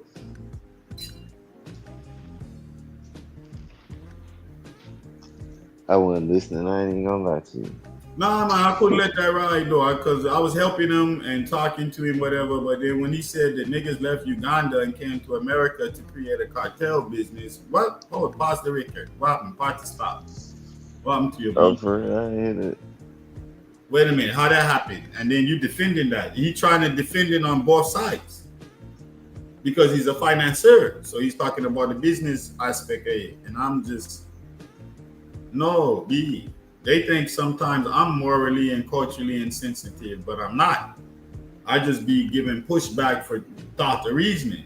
What you're doing right now is revealing what we say. You know, you lack empathy. You lack a true understanding of what's going on with black folk internationally. As much as you came and you presented a not rationalism, you had good arguments about your atheism, understanding the world dynamics. Once we hit that, pause the record. We gotta go in on that. And I told him, I said, listen, man, we gotta talk to you and get some insight before you say something that's gonna make the wall of my ears raise up and say, yo, B, why I go on with Uno? Why I say that?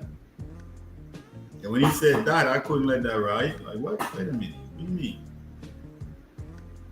Hotel cartel? I know a whole lot of niggas Google that. What, the Indians got a hotel cartel that exists? I thought we knew that. I mean, we see it, but it's actually like a thing. Yeah, you know what I mean? Like, yeah, it's a real thing. Yeah. It's not just by accident. Like, it's a real thing. Yeah. Yeah, I get what you're saying. Like, damn, shit, nigga, we need to create some type of black cartel. What type of little fuckery we need to start putting all our little ghetto money together and take over. I mean, now that's something I don't see why we don't own like hotels in our community. Yeah, shit That's like that. something We don't have the black hotel, nigga. You know what I mean? And we know how niggas are, so we know what's going down, and we gonna regulate our. We don't need the police riding in the parking lot checking license plate. We doing all of that, and we telling niggas, yeah, you can smoke weed, keep the other shit out of here. Yeah, don't run no holes out my hotel. Nah, bro, you gonna need police. I don't We're know not what you doing that. talking This about, is a bro. black business. You gonna need There's police. children on the next floor. I want my pool clean. Don't be in my pool butt naked having pool parties. You understand? And you know, we need to make some type of cartel shit like that. And then black people just go there. But you gotta have some kind of security, man, because you want it to be kept up. You want it to be safe for people. You want families to be able to go there and travel in and out. You don't want it to just be comfortable for We need real Negro ghetto security. Buff as fuck. Big I butt. don't want no ghetto security. Why you want some ghetto security? I don't want Mike Epps in my fucking security. I want real. Oh, they professional, security. but we want them niggas that know, like, no, that nigga know all of we from this area, and we better behave because his family's here, is this here, is that here, and he want to keep his job, and they paying him well, and this hotel got to be neat and clean because it's black property. You understand? But I'm just saying this, like, when you hear shit like that, like, yeah, they just formed a cartel. They put a certain amount of money together. They start 1-2 things, and they take over. I mean, what the fuck? We need to do something like that. That's what the black people doing now. You understand?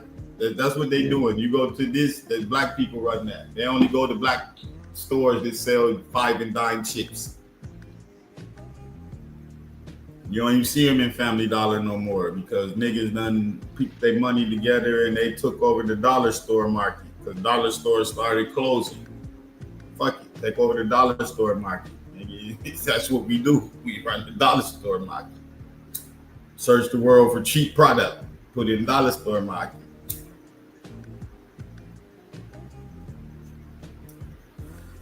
Because he a whole Indian. And he like, nah, listen, that's a whole different group of Indian. They from Uganda. They did this, they did that. And we these type of Indians. We do this, we do that. But they did this. And I'm like, yo, wait a minute. They formed a cartel.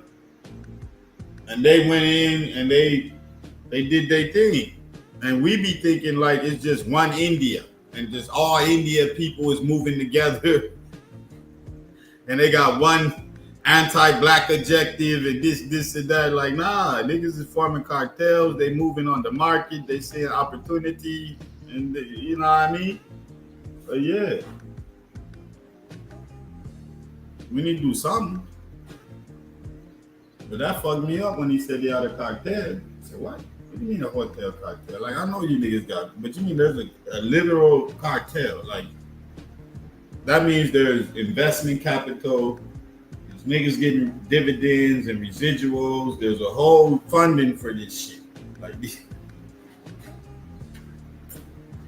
you got $1 billion. I want to buy know. and sell hotels. I want to know how they did it. That's my question. How He y'all told you. He get said they these sold hotels? everything they had in Uganda, and they came here with money, and they invested it all in hotels. He literally told us that. And I asked I'm him. saying how is it a cartel though? He didn't want to give up the truth because I was asking him, like, how do you know this as a financier? Like, there's got to be some information behind the scene. Oh, well, I gave y'all the, nah, nigga, no. Use a big, you know who got funding. You can follow the money trail because you said you was a financier. you into business finance. So don't tell me you don't know this shit on a different level. So I know there's a fund for it. I know You gotta there's finesse it out of them. You can't cuss them out to get the information. You gotta I finesse it tried out of them. Monty and I was asking him little questions, you know, like trying to, you know, get him to talk and open up. Yeah. Yeah, I tried to finesse him, but when he got there, he shut down. I kept asking him, like, nah, nigga, as a financier, what's going on, man? You must have some information behind the scene. Oh, I gave y'all the. I'm like, nah, you know who was funded. What's up? And he wouldn't drop that information. I was like, oh, okay. In the end, you a business financier. Yeah. You don't give a fuck as long as they make $1.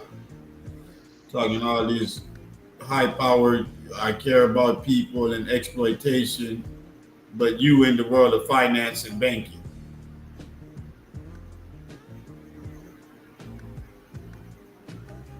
I was like, yeah, we need to know you. We need some loans. We need some financing. What's up with that? And then get into that.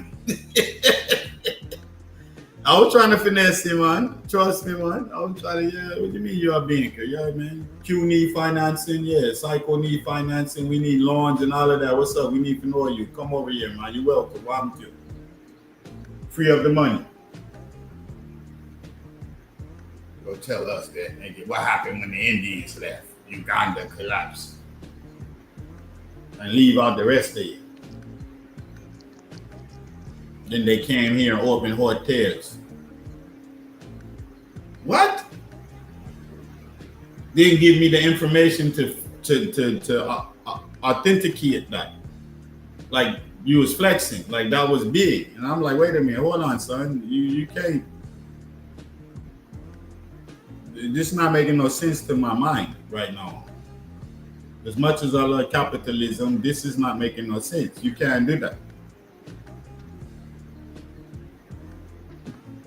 You can't tell me the people was in Uganda and didn't teach the Ugandan people nothing about business and finance and left and came over here and opened hotels to exploit black people, to pimp pussy and sell smoke weed and drugs in and do meth and all that type of fucking. This is crazy.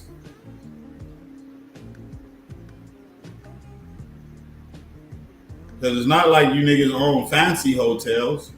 No. You own hotels in the middle of nowhere, in the middle of the ghetto, where all the fuckery is going on. Street.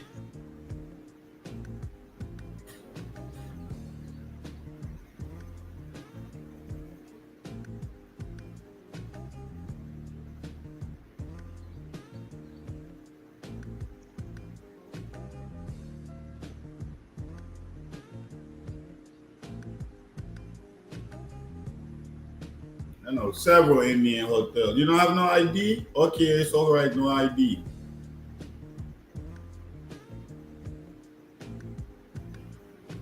You have to pay cash.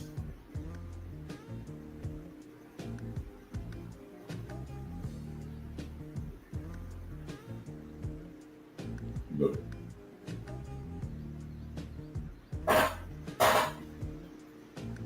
Like, fuck with that, you know what I mean? Why I'm running though? I never should have run him though, but he know him talk himself in a hole. He couldn't get out of that financial backing. We didn't want to defend that. Blood clot. What happened, y'all?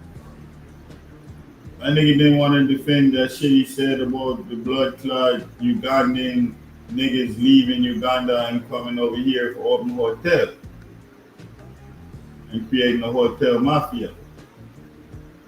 Oh, y'all couldn't get, well, he couldn't get past that. Okay. Yeah, he couldn't get past that. I kept pressing him about that, and he was like, yo. He kept trying to, I was like, nah, my nigga, you can't do that. You can't say people didn't teach people how to engage in finance and this and that and practice these exclusory and predatory business practices in our country, and when they left the country collapsed, and then they come to America and create a hotel cartel.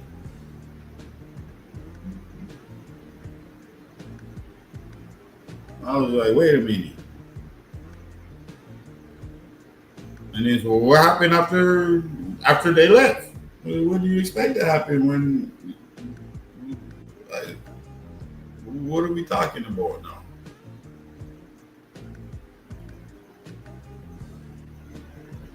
So I'm not agreeing with Idi Amin psychopathic actions and prayers, but I understand the sentiments of somebody dominating you economically and not empowering you economically and cooperating with you economically.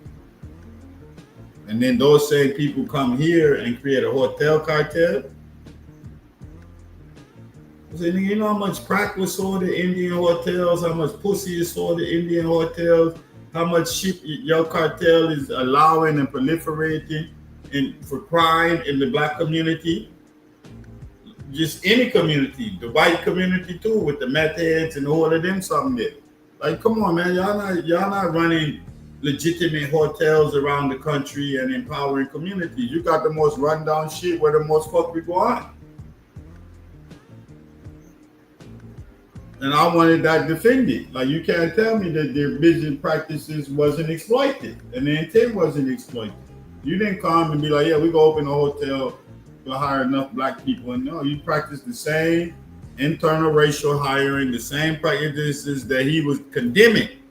But then he was bigging up them as businessmen. And that's what I was like, no, my hypocrisy and contradiction. You can't do that. Now while I'm listening. So what happened? Psycho fell off? You busted the Patel family? You probably cut the show off. The Patel family, that's one family? I don't know. I just busted up him talking that bullshit about the cartel and the Uganda shit. And then he ran because he didn't want to defend it. Because I was like, wait a minute. What do you mean? Like, I understand all of that, but what do you mean they came to America and set up a hotel cartel? They left Uganda and came to America and set up a hotel cartel. He didn't know when he said that he was setting off a whole chain of worms, because I kept telling them, like, most black people's interaction with you people is just through convenience stores and hotels. Like, they don't have no insight. Yeah, the convenience stores come from the gas stations though at first. Yep. What was they doing in Uganda though? They was running it. You remember Idi Amin kicked them out because they was running all the business in Uganda. They was basically the economic engine of Uganda during the Ugandan rise after decolonization of the British. They stepped into the government, the businesses, the everything, police, all of that. Even past that, they were extension of the military took over and kicked them out because of their economic influence and power. Then Uganda collapsed because it didn't have an economic engine. But then he said that those niggas that left Uganda came to America and sold everything they had and created a hotel cartel. And that's why I said, what? Exactly. He was bigging it up. Yeah, the hotel cartel was crazy. And that made me stop. Like, wait a minute, hold on, son. I've been having a good interaction with you, but wait a minute, you got to explain that. Because I know the black people on here, if I don't say something about that, they're going to come at me. I was like, no, nigga, no. No, brother, exactly. What do you expect from them? Huh? Who in that shoe? No, that was we got. Yeah. Who's Abdullah? Who's that? Abdullah? Who's that with the Viking face? Yeah, we have white Jesus. I got white. Hey, yo, Psycho, you in the algorithm, bro. They finding you. Hello. Who white Jesus? What's up, white Jesus? Caesar? Yeah, you there? Caesar Augustus, that's you? Abdullah. Was I wrong? Hold up. That's Caesar. Hold up. What'd you say? What you say, Abdullah? Yeah, brother. 1 minute. I will go to washroom. Sorry. You'll do what?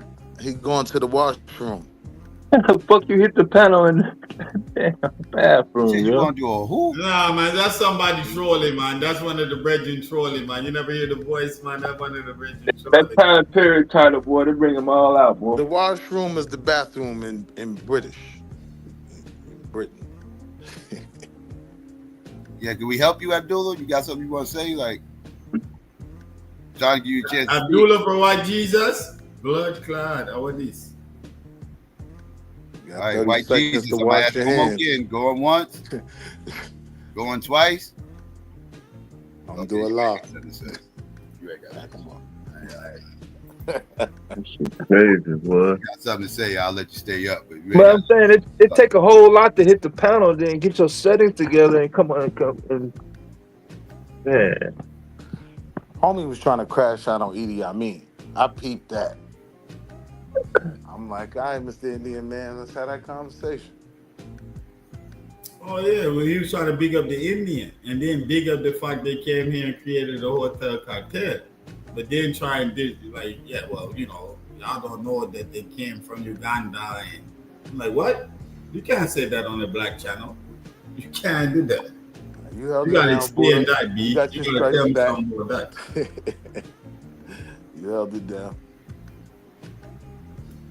I don't give a fuck about nothing. You being an atheist, none of that. Now you gotta explain something to me, because this sound like, yeah, we moving around wherever black people at to exploit. That's how it sound to me.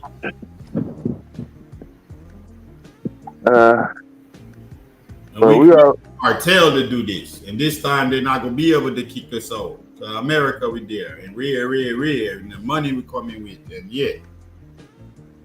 And then that's why I asked him, I said, wait a minute. So you mean all of these people in these hotels and shit already had an antagonistic experience? They come from a lineage where they had antagonisms in Africa by being exiled and kicked out and rare. And then they in the community with hotels. Oh, hell no, son. You got to explain this to me. I need to know what's going on.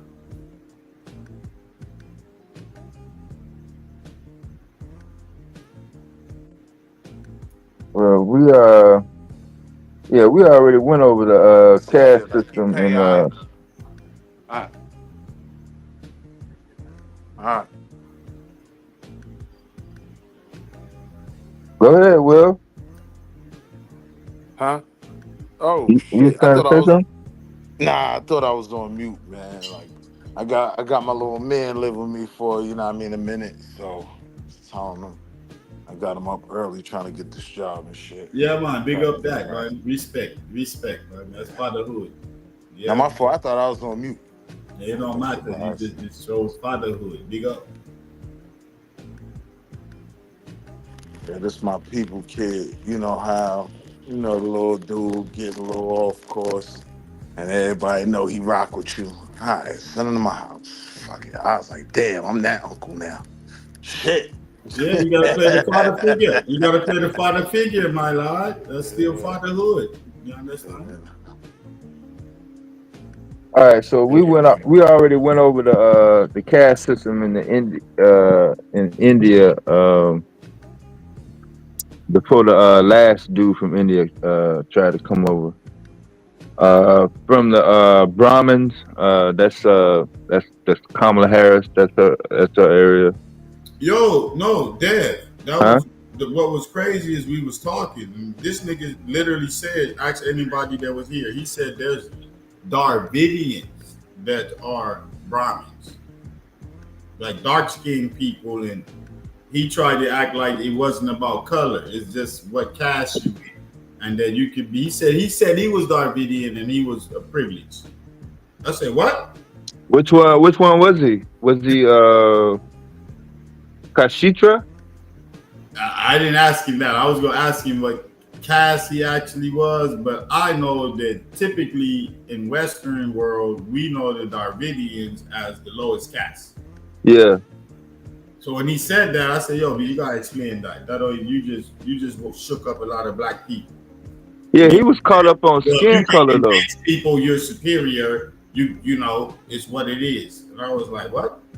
Because that's a big deal over there, even Dev. Skin color. What? No, it ain't skin color. That's the opposite. That's not a big deal. In India? Yeah, in India. Nah, it's pretty ingrained in that caste system. Nah. No, he just said it. He said it's about what caste. It's not about what color. You could be a That's what dark. I'm saying. Yeah, We I'm already saying been through this. Yeah, we already he full did. of shit. That's what I'm saying. It's not full of shit. You can ask anybody from India, man. They don't go by fucking what the color your skin is. Okay. He literally just said it, man. He just said it. Yeah, and I'm saying he's fronting. He's not being real. There is colorism ingrained in that caste system. Absolutely. That don't define your where you at though. Wall Street. May I tell you, man, that I told him, I said, listen, what you saying right now is going to surprise a lot of black people because you saying you're Darvidian, and we know them as black niggas. And his picture looked like a white man. Psycho even asked him if he was white. See, I ain't even want to deal with none of that, though. I wanted to hold him to the Idi Amin crash out he was trying to do. You know what I'm saying? When in reality, like, the Indians that came over there, like, y'all weren't this autonomous group that was doing y'all own thing. Like, nah, y'all were very much a representation of the British. So, stop the cat. He tried to say it was just, I read it rhetorically. I was like, all right, I'm just gonna talk about And the then look, Buddha, and then, and once they got kicked out, they came to America and they bought the 7-Eleven y'all complain about. You get what I'm saying? I heard his argument. Yo, that was crazy when he said that, when he said that, I was like, Hotel what? cartel. You know I knew what what he channel was you trying to on? say. You can't say that, B. I can't let you say that and me not say nothing. So he was saying that Patel, that's one family though. Like every So he said Patel is that's one related. group, and he said it was primarily from Uganda, and they took all the assets they sold in Well, let Uganda me see what's going and on in invested in Uganda. cartels. Hey yo, it's more Dev. It's more like a Jerome. You know what I mean? If motherfuckers say Jerome, you instantly thinking about us or Malik. Like it's kind of like that. But like when niggas talking about the Patel cartel, they talking about like Tata Motors and shit like that. Nah, man. I'm saying on some real goddamn shit. Like a group of motherfuckers sitting around at a goddamn table with a goddamn everybody. They already knew what they was fucking getting ready to do. Yeah, Just like the gas station motherfuckers did back in the 70s, yo.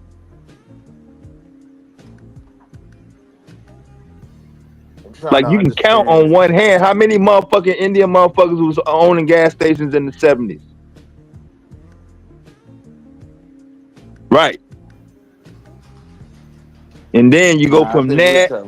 You go from that. How you go from that to damn near every motherfucking gas station in the country. Through attachments to corporations.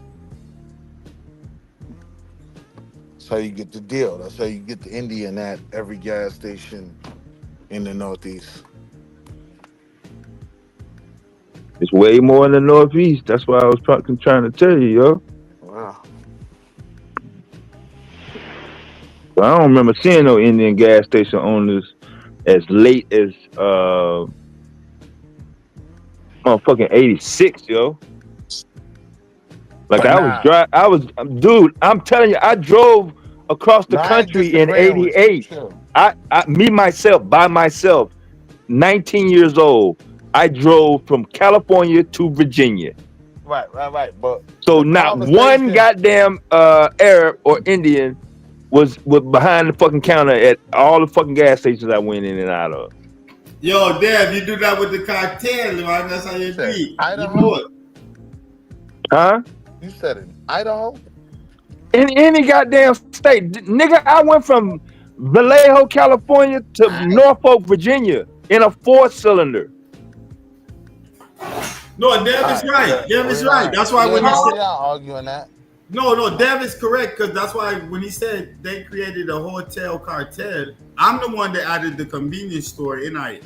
he tried to shy away from that. If y'all go back and rewind the tape. And I was like, no, nigga, I'm telling you how black people interact with y'all. It's through hotel and convenience store. And you telling me there was a cartel. Real quick. They came here to do this. Hold on, Booty.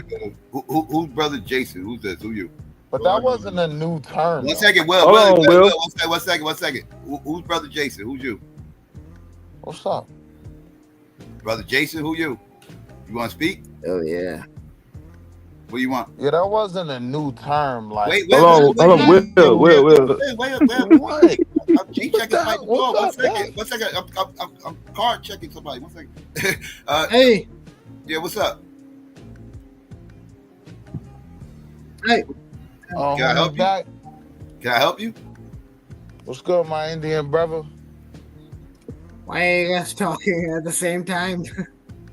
Nah, let's get back to How you guys Uganda. doing? Can we help you? So my fault. My man was making a bacon, egg, and cheese sandwich with extra swine, so we couldn't get everybody back on the channel. Chat. But now that we back, right? Let's get back to Uganda. What were you saying about the Indians? I don't even know this is who that. Wait, Will, I don't even know if that's the same person. Will, you gotta slow down, man. Yeah, I'm trying to see if this is the same person. Please leave me alone. Hello. Juneteenth. Let's all be free to go. Hello.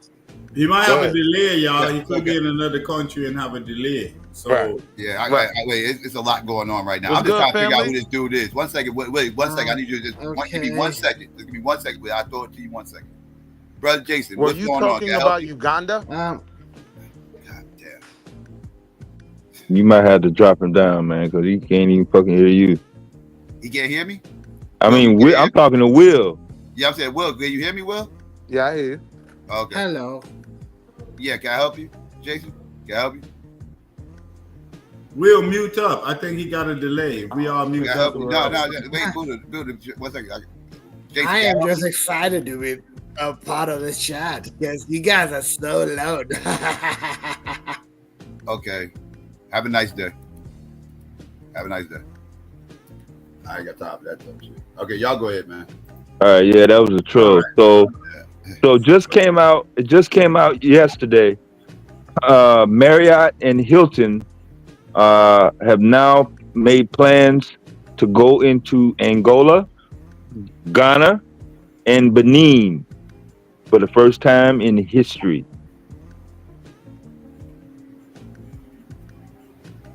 They're not owned by Indians, though, right? Nah, they're gonna have some European and Who's the hotel? Marriott and Hilton. So they're going in to compete that's with white the people. Indians. That's Paris Hilton and them. Yeah, they're doing 150 properties in 20 different countries altogether.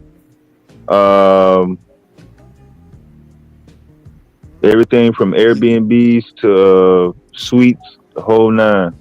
Yeah, that makes sense because Benin been on the conversation, like when it comes to places that people want to travel to in Africa. Like you hear Benin a lot now from people who've been there once or twice. Yeah, I mean, but Ghana I'm makes sense saying those are the ones that they ain't never been in before.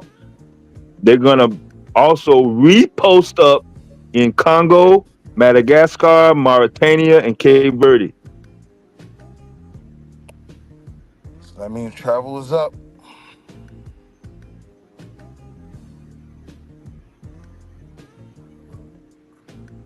But back to the Patel situation. That wasn't that long ago. Yeah, you right about that. I wanted to keep it on the Uganda portion because I saw what he was trying to do. That was his real point. Like those Indians that got pushed out of Uganda, then they came here and make these. Yeah, he had more smoke for them motherfuckers than he did the British when I asked him. When I asked him about them getting forced removals and everything else, he was sympathetic. He ain't had no smoke for the British or nothing. He came to Uganda. He had all types of flames for Idi Amin. Yeah, that's why I kept pressing him. I was like, but y'all came there, y'all didn't empower the people, y'all didn't do this, and that. You trying to get to the social pathology of Idi Amin. But I'm like, no, nigga, the sentiments is right. We all know all that crazy shit you trying to get to. But no, we staking on the politics and the actual finances of the argument. B, I'm not letting you go there. No, y'all wasn't empowering people. You was exploiting. And then you told me you came to make a cartel to do more exploiting. And you tried to beat it up. I was like, no, we're not doing that. I couldn't let that happen. I was being nice to you and asking you some questions and getting you to talk. And I knew you was going to say something stupid eventually. I even told him that. Yeah, I didn't get back in time because I sure was trying to find out which class he was. I should have asked him that. If he was in finance, he said. He said he was a Kachura though. I think he said I don't think he said he was a Brahmin. He said he was privileged, and I think he said he was a Kachura.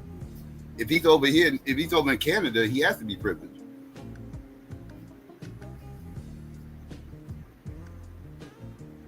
Yeah, he just can't pop up wherever you want to go. Oh yeah, he rocking that black book.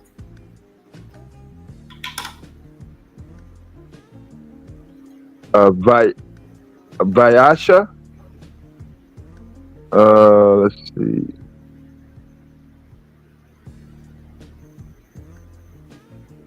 But you said he was a Dravidian, right? That's what he said. That don't make no sense. He said he was a Kayashra or the warrior class, the one right under Brahmin. Yeah. Because he said he was born privileged. He kept saying that. Yeah. He even said he had white guilt. He had Indian white guilt. Actually, I pushed him to say it. Ask the people. He said, yes, I do feel guilty. That's where he was in Canada? Yeah. And I even asked him, did he develop this disposition in Canada or did he do it in India? He said India. He said he came over here with this disposition.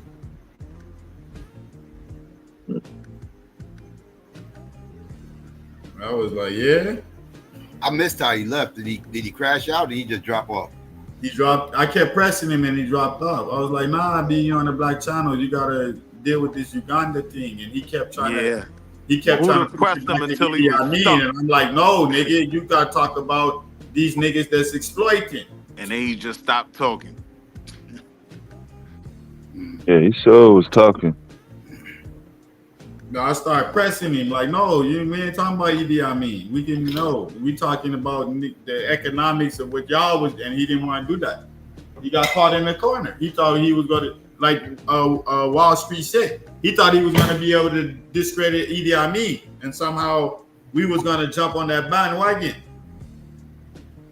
I was going to cook him. I mean, I was willing to. If he was still here when I got back, I was going to cook him on that. But I was willing to.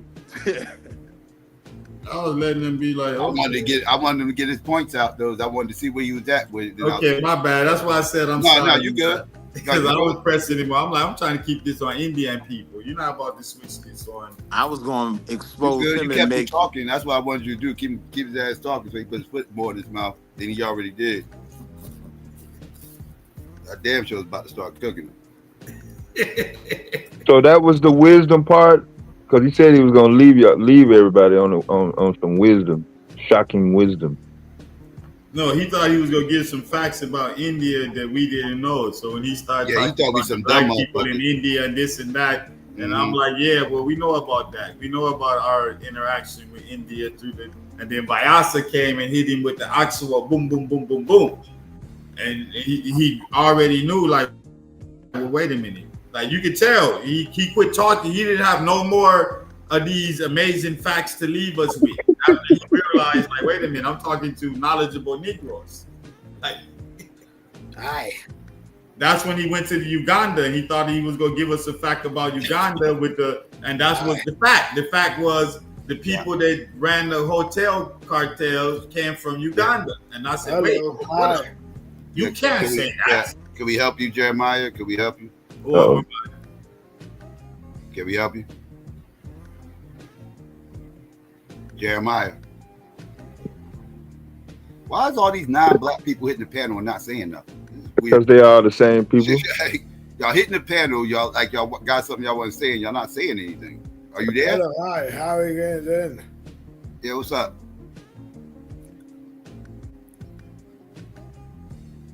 You listening? What's going on? I mean, I'm there. Hey. I wanted to ask you guys a question. I wanted to ask you guys, what exactly is the purpose of this channel? Like, is it mostly black? The purpose of this channel is Black Power. All right. So, my question is, we have had a lot of bigot. I'm sorry. Are you on the toilet right now? Are you on the toilet right now? Yeah, who let Louis Armstrong go? Well, I'm sorry. Okay, so Sound like you're struggling over there. The thing is, we've had a lot of bigot, and I have a question. The thing is, when we talk about the guy that we are talking about for the last 1 hour, the point is, you bastards did not. You kicked me out. I couldn't talk about it, alright? I couldn't talk about it. You guys kicked me out. You guys are a bunch of fucking pussies. Nah, welcome back. You can talk. Oh, we pussies. Fuck you guys. Fuck you guys. That's what you What the fuck did I do wrong? What the fuck did I do wrong? You can tell me right now. Calm down. We want to have the conversation. God, you motherfuckers are the biggest victims. How are you guys up here hitting the panel playing victim? Like, what is going on here? Tell me right Yeah, now. man, you sound like a drunk Irish. Welcome to you. What's your ethnicity? Let's start there. Let's start right here. What's your ethnicity? When you don't fucking cut me off. What's your ethnicity? You literally cut me off, and then you went on to pretend like I'm this. Yeah, because you're babbling right now. So I'm trying to steer the conversation somewhere. Because right now you're just babbling and you're playing victim. So I just want to know, like, what's your ethnicity?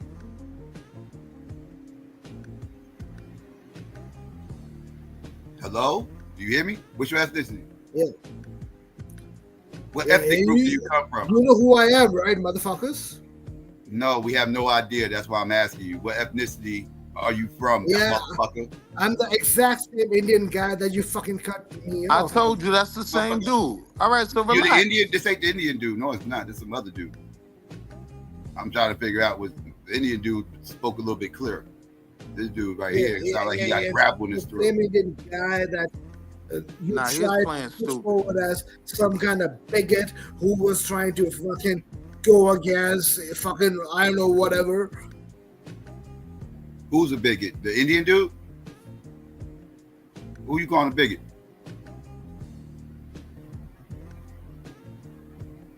You gotta get your rants together, man. You gotta do better.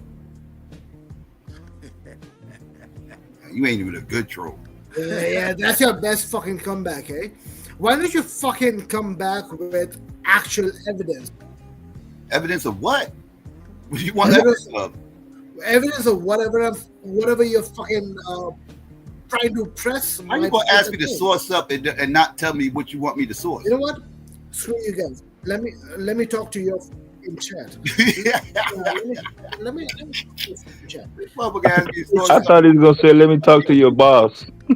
Tell me one point. Oh, chat. Tell me one point. I told y'all white people are dumb, yo. I told y'all like white people really ain't that smart. I really want you to give these motherfuckers too much credit. This is why I tell y'all the white man ain't God, man. Y'all be telling me the white man be doing this mystical, magical shit, and he got these little intricate fucking plans to take down the world. Not that good. He's a prime example of why I don't believe y'all motherfuckers when y'all say that shit. When y'all say that shit, I don't be believing that shit. He's the reason why. These motherfuckers are not bright, dog. They really are. No, they get lucky a lot. Ever try to the black community. If they really cared about the black community, they would have. I can't hear you, dog. Yo, quit this cheek too. They would have at least heard me, okay? They would have at least heard me out, but they did not. They just chasing me out. You know what they will do? I think he's talking about the cartels did not exploit the black community. You can actually push back against this point. That's what he They crying will about. throw me out again. The last time. Which part of the conversation did you disagree with? Push. I never left. Motherfuckers pushed me out. You kicked me out. I can't even hear you, dog. Nobody kicked you out. You might have dropped off, and we couldn't add you back. Nobody kicked you out, though. You don't want it to be blatantly obvious that you are a bunch of fucking cowards. You're a bunch of fucking pussies. The only reason why you don't want to fucking word. You're a bunch of pieces of shit.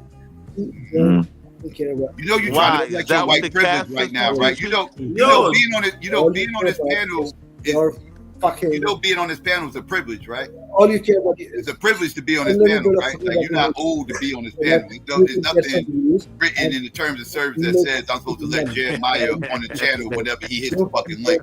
You do understand this, right? It's a privilege to be up here. You're trying to flex your white privilege by saying that you're supposed to be up here. Like I don't know what world you come from, but that ain't how this works. Just tell me one thing. I can't even hear you, dog. What are you crying about? He's saying, tell me one thing. Go ahead. What do you want to know? Just tell me one point where I. We're listening. Literally, you would have a fucking thing where I was actually being racist, or I was actually being anti-black. I was literally talking to you guys. I spoke about the atrocities that black people face. I spoke about the atrocities that the lower caste people in India face. I spoke about atrocities that. That is him. I told him that. I told you that. I've been saying that the whole time. I knew it was him. Yeah, we done drove him to drink. He done come back up here drunk and mad. You know when he drank something, he done come back up here mad. You pissed him off, Buddha. You crashed on him. That was Now we're listening to you. Okay, so that's why he's mad. Okay, all right. Dude, you really want to be associated with this people? Hold on, because we want to hear you. You got to stay in one spot and talk into the phone. We can't really hear you. He over here crashing out. He ain't even listening to us right now. Hold on, listen. You got to stand in one spot. Talk into the phone. We can't hear you. The only thing worse than crashing out is crashing out on bad equipment, bro. You can't hear nothing you saying. Slow down, pump your brakes, and get your thoughts together. These are one of the most shameless assholes that you don't want to be associated with. These are quite literally one of the worst people that you want to be associated with. Here's what's going to happen. Somehow, I'm pretty sure all these guys are waiting for is just one cuss word coming out of them. One cuss word that would make them feel justified to fucking block me. That's all. Oh shit. Nah, you're fine. No one's trying to drop you. We want to go. Listen, we want to go back to the original conversation. Nobody's gonna drop you. You good? Nobody is gonna drop you. You can relax.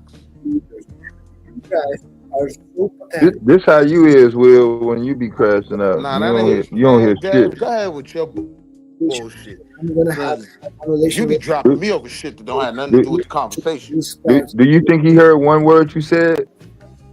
No, the difference is I hear what you No, say. but I'm saying though, you didn't repeat yourself like 3 times. Do you actually think he heard you? I think it only goes forward if we get him to hear us. Do you actually think that he heard you?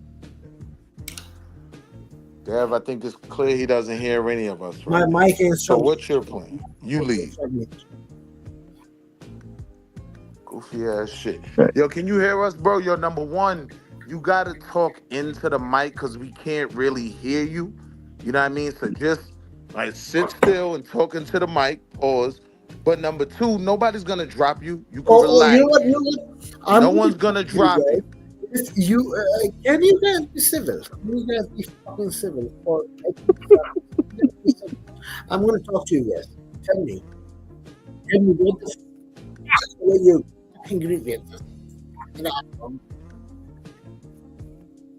I'm angry. I don't know what you're saying. Like, you have to talk into the phone. I can't hear you.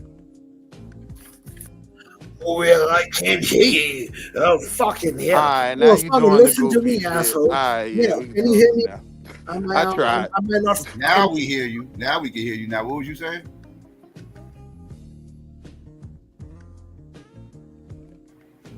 Go ahead, talk. We can hear you now.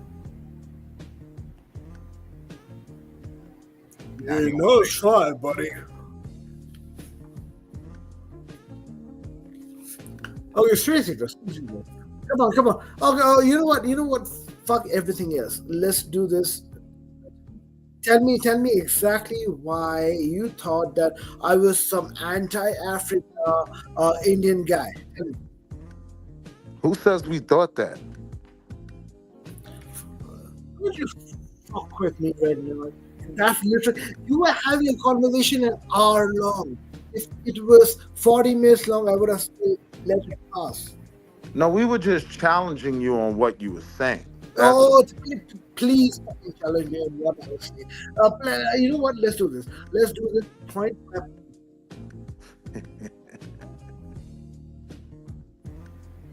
I don't even know what he's saying.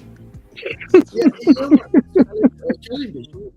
Fucking hell. Tell me All where I right. was wrong. One of the contentions is what was your point about Idi Amin and the collapse of Uganda? Let's deal with the question. Let's deal with the question. Respond to that. So the brethren want to know. They want to know, what did you mean by your discredited Idi Amin and the collapse of Uganda? They're interested in that. Where were you going with that? You said when the Indians left, that led to the collapse Hold of on, Uganda. hold on. Ask me a single question. Ask me a single question. You said that the Indians leaving Uganda led to the collapse of Uganda. What did you mean by that? What I meant is, when you end up taking, yes, when I said the Indians, when they left Uganda, it led to the collapse of Uganda because the people of Uganda, they ended up following a leader who was incompetent, and he ended up pushing a certain narrative which was basically against a certain community. That is something that has been multiple times in our past, and that is something that we should look down upon. But for some reason, people in Uganda were, for some reason, influenced, and I can really understand, because people of my nation are influenced with certain portion. I totally understand that. The thing is, yeah, when you push out certain communities who are just making the money for you, you are going to have tough times, because if you're going to push out your business community, and I am saying this a fucking socialist, if you're going to push out your business community for no fucking reason, you and here's the thing, before you try to act the victim, oh my god, this kid guy is trying to say bad things about fucking black people. Here's the thing, motherfucker. I don't fucking care about your fucking skin color. Right? I don't. What about the fact that the people of Uganda felt like the people they pushed out were exploiting their system? Is that not a reason? I'm sorry, what? The Indian people, right? At some point you felt like the British were exploiting you, and you wanted them out of your business and your politics and your land, correct? I'm sorry, what do you say? Do you agree with that?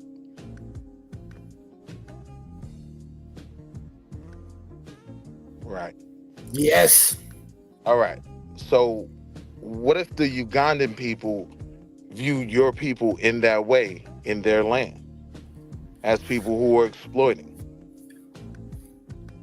The Is that point not a is, reason to push those people out? the point is, if a significant chunk of population is living in a particular part of the country, should we just, what are we supposed to do with them?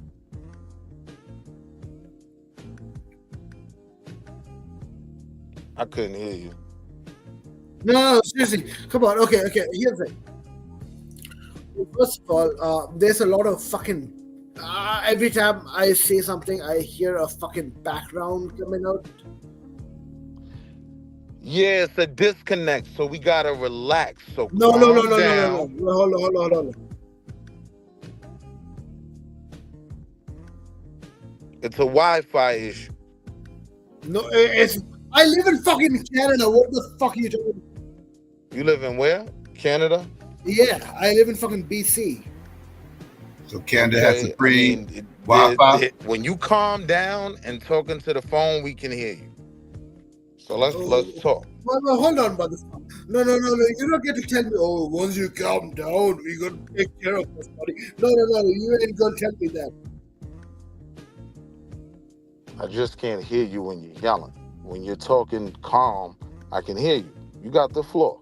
Let's have a conversation.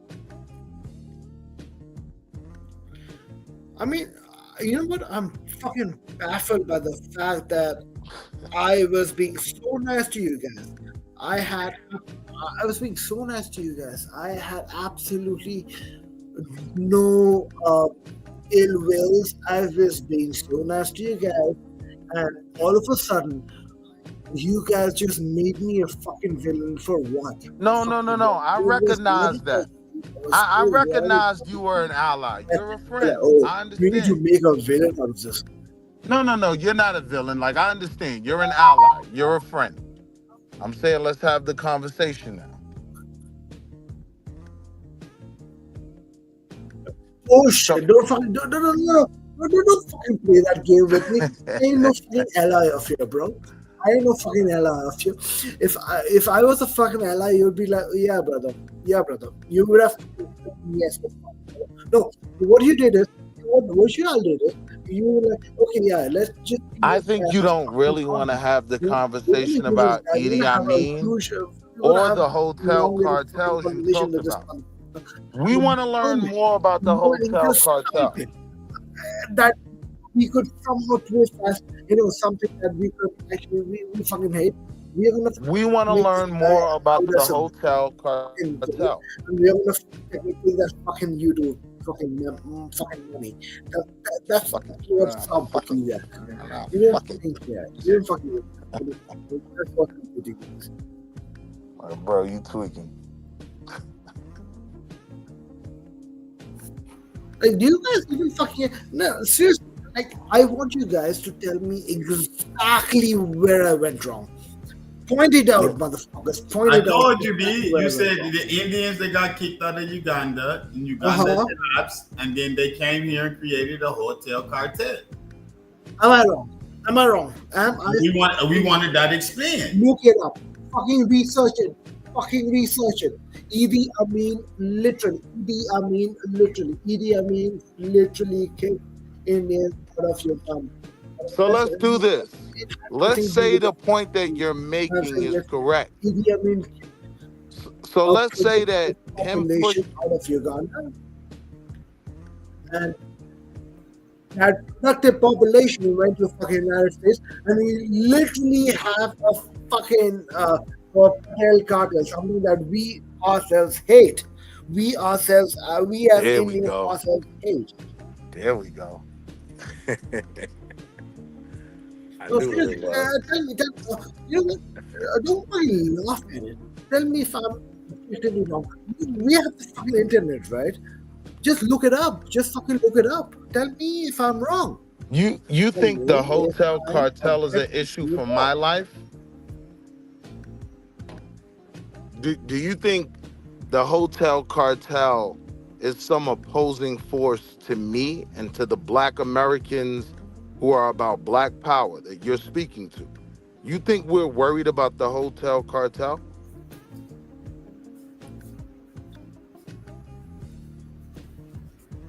I do not give a fuck about what they are.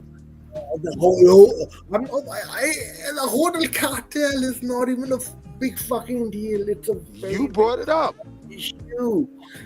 Something that Americans can easily. You brought it up here, though. I'm not even. You brought it up. Out of it. why the fuck are you trying to make that all about yourself? Like, why is that supposed to be, some the whole community? It's not. I'm telling you, 95% of the time, if you go to an Indian hotel in the black community, is where the most drugs are sold, the most prostitution is going on. It's not like y'all are over here running a profitable business and empowering the community with the business. That's what we're talking. And those are the same objectives and the incentives that you have when you go to Uganda. But see, Buddha, he's against the hotel cartel because he's not a part of that class. He's not connected to that, so he wants us to bang on the hotel cartel. I get his argument. With your fucking authorities, record them, get them arrested. No, you the same people. You're the one that said the people that got kicked out of Uganda for exploiting the black people and not empowering them financially and actually not partnering with them financially. Yo, B, it's obvious because when they left, they couldn't run no business. You partnered with the British. When the British left, you could run India. So stop the fuckery, man. He already gave you the example earlier, which was great. Wall Street, that was great. So what are you talking about? You did not empower the Ugandan people. And then you came here and you bragged about them being business, their business acumen being so well that they created a hotel cartel. And we stopped you right here. And we're trying to make you understand the point. Those Indians were to the Ugandan what the British was to your people. So why do you have a problem with them liberating themselves? Guys, shut the fuck up, calm the fuck down. Please look it up. I was literally giving you think I'm happy to fucking talk about a people coming out of my community? I was literally giving you some knowledge, like some general knowledge. There was an actual fucking motel cartel that happened in fucking USA. That's a real thing. We had an actual cartel that happened in fucking USA. No, listen, my brother, we know that. It's a joke to us. We know that. I'm being pro-American. I'm not even fucking American. I'm being pro-American right now. I'm literally telling you guys about the issues that now you're being pro-American. I heard that. You should be denouncing it. Guys, what the fuck is wrong with you? Why are you? You should be denouncing this issue. I could tell you what's wrong with me if you would listen. We should have a problem with this issue. I can't communicate with you because you're just yelling. I mean, if you guys just stop being so fucking emotional about everything, you could actually communicate with me. So let's take it. So let's take it. So that's what we should be worried about. That's what you're saying. Let's take it step by step. First of all, what's your question? What's your question to us? When the hotel cartel sells me a hotel, can I go buy a hotel car? Can I go buy one of them hotels as a black man? Black interest, man. Lord God. No, please remind me exactly what I said about black interest. This shit all your fault, Buddha. He laughing that corner, man. He the one that said I could be laughing like this. Like, yeah, we could exploit over. We couldn't exploit over there, but we came over here and exploit it. I didn't do it. He did it. Hey, yo, Vyasa, you are a fool. And now he's mad about it. Now he's mad about it. Here's the thing, I personally. Nobody disparaged you, B. I gave you credit and all of this. All I said is you messed up when you said that. And you can't, you're trying to defend it. Because you went to finance. Losers, you guys are just a bunch of okay. You guys are just. He just any money that you can what you are all about. It's 3:50 right now in BC, and I don't give a shit about you guys. You can go fuck yourself. I'm going to take a nice nap because I fucking deserve it. I'm not willing to. I deserve a nice. This is your fault, Buddha. Right? This was your body. Yeah. You're gonna clean them up, and you're gonna bury them. Yeah, I'm such an alpha. I just. I don't know, did nothing, but I'm This laughing is right your now. body, Buddha. You're gonna clean them up and you're gonna bury them. You want to explain this? Jeremiah, you want to explain this? Explain what, motherfucker? Explain what? You seem very worried about everybody else's country. You want to explain this? What? All the great you motherfuckers be doing down there in your fucking country. All you incels down there forcing yourself on your women down there. You want to discuss that? You want to discuss that? You want to discuss extremely high great numbers that come out your country? Y'all put up the footage of CNN reporters trying to cover your motherfucking, trying to cover incidents in your country, and y'all trying to grip the CNN reporter live on TV? Shall I pull up that footage? Shall I put up that footage with them incels? Them no pussy getting ass motherfuckers? Should we talk about that? Let's talk about that. What the fuck are you Let's talk about talking your women not even being safe there. Let's talk about that shit. Oh, matter of fact, since we talk about women in your goddamn country, how about we talk about that little dictator bitch that y'all motherfucking had that was motherfucking ruining your country in the 70s? You want to talk about her? You want to talk about her? Since you want to talk about dictators, let's talk about your dictator. Y'all was ran by a whole bird. Y'all had a whole stand niggerish ass bird. Motherfucking dictator. How y'all had a whole bird as a dictator? Y'all had a bird being a dictator. That's disgusting. Y'all a whole matriarchy over there. Y'all a whole matriarchal system over there being ran by a silly ass bird running your motherfucking country. She can't even get the great statistics down. She can't even get the great statistics down in the own country that she's dictating in. What are we talking about right now? Let's talk about your country. Don't talk to me about no goddamn Uganda. You want to cook? You want to cook? Sabu, you hear me talking to you? You hear me talking to Sabu? Right now, I need one guy to. Yeah, you don't want to cook on this, man. Don't talk up here talking about no fucking Idi Amin and the fuck you doing and everything else when y'all got them motherfucking issues going on in your country. Let's talk about your dictators. You ain't got dictators that fucked up your country? Really? Huh? You on the right platform.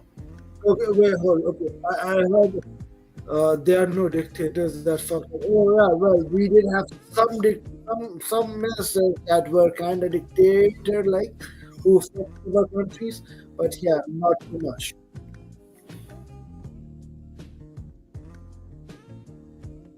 I didn't even hear what you said.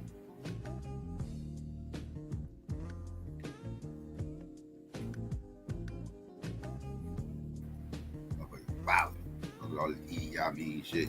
Oh, he kicked us out of our country and everything else. Now he forced us over in Canada, and we got form all our answering services over in Canada. And Canada charges too much money because of tariffs. Why we should be out of everything else? Yeah, I know you bad. I know. Don't be mad at me. Don't be mad at me. AI's taking all y'all jobs. AI taking all y'all Indians' jobs, and you mad. Now them mother. That's why AI gonna be answering all the phones now, and you're mad. You're mad because AI taking your job. That's what you're mad about, ain't you? Yeah, I know. Yeah. That monopoly you got on answering services is about to get cooked by technology. Hey, yo, can I ask a question? One, if you're mad. Can I ask a question? No, I just want to crashing out. ask this question. I just want to ask this question. Why do foreigners from third world shithole countries always take shots at African Americans and Africans when if y'all no longer a third world country, it's some new modern shit, right? Like y'all don't even have bathroom facilities. Y'all still kind of live like in the 700s and shit. Like for the majority of the country, yes, you have pockets of prosperity, pockets of corporate, infiltration and corporate permeance, but like, why do y'all come on here with people like you came on here thinking you were surrounded by a bunch of ignorant blacks that don't have no global perspective or no geo perspective or no understanding of other cultures, right? Like, why do y'all do that? Like, how do y'all wake up every day and still be lost in a world thinking that talking shit about black people in African countries and shit, where you come from fucking India? I mean, with real talk, like I understand, your guys that have a burgeoning middle class based on call centers and white corporate companies coming in, because y'all both racist as fuck. Indians are just as racist as white people, if not more. So Oh, the alliance that the white people are aligning with y'all are not because they like y'all or because they find y'all guys to be like formidable foes. It's because they know Because you're a y'all a part bunch of of their fucking system. haters like them, Y'all are right? British. Right, like cause y'all haters like them. And y'all colonized just like everybody else, but y'all don't talk about y'all colonial past, right? It's just what the whites are doing for y'all now and bring y'all into modernity. So fuck the rest of the minorities because you get to hang out with the whites. Like, why would you come up here and just disrespect people that you don't know their lives, don't know their education, don't know anything, but feel comfortable doing it? Especially coming from a place like India that was for centuries was a fucking shithole. Now there used to be a time when India was the richest country in the world until Britain came and crushed them, right? But y'all allowed for the crackers to come and hurt y'all too. So how could you sit up here and talk about you got like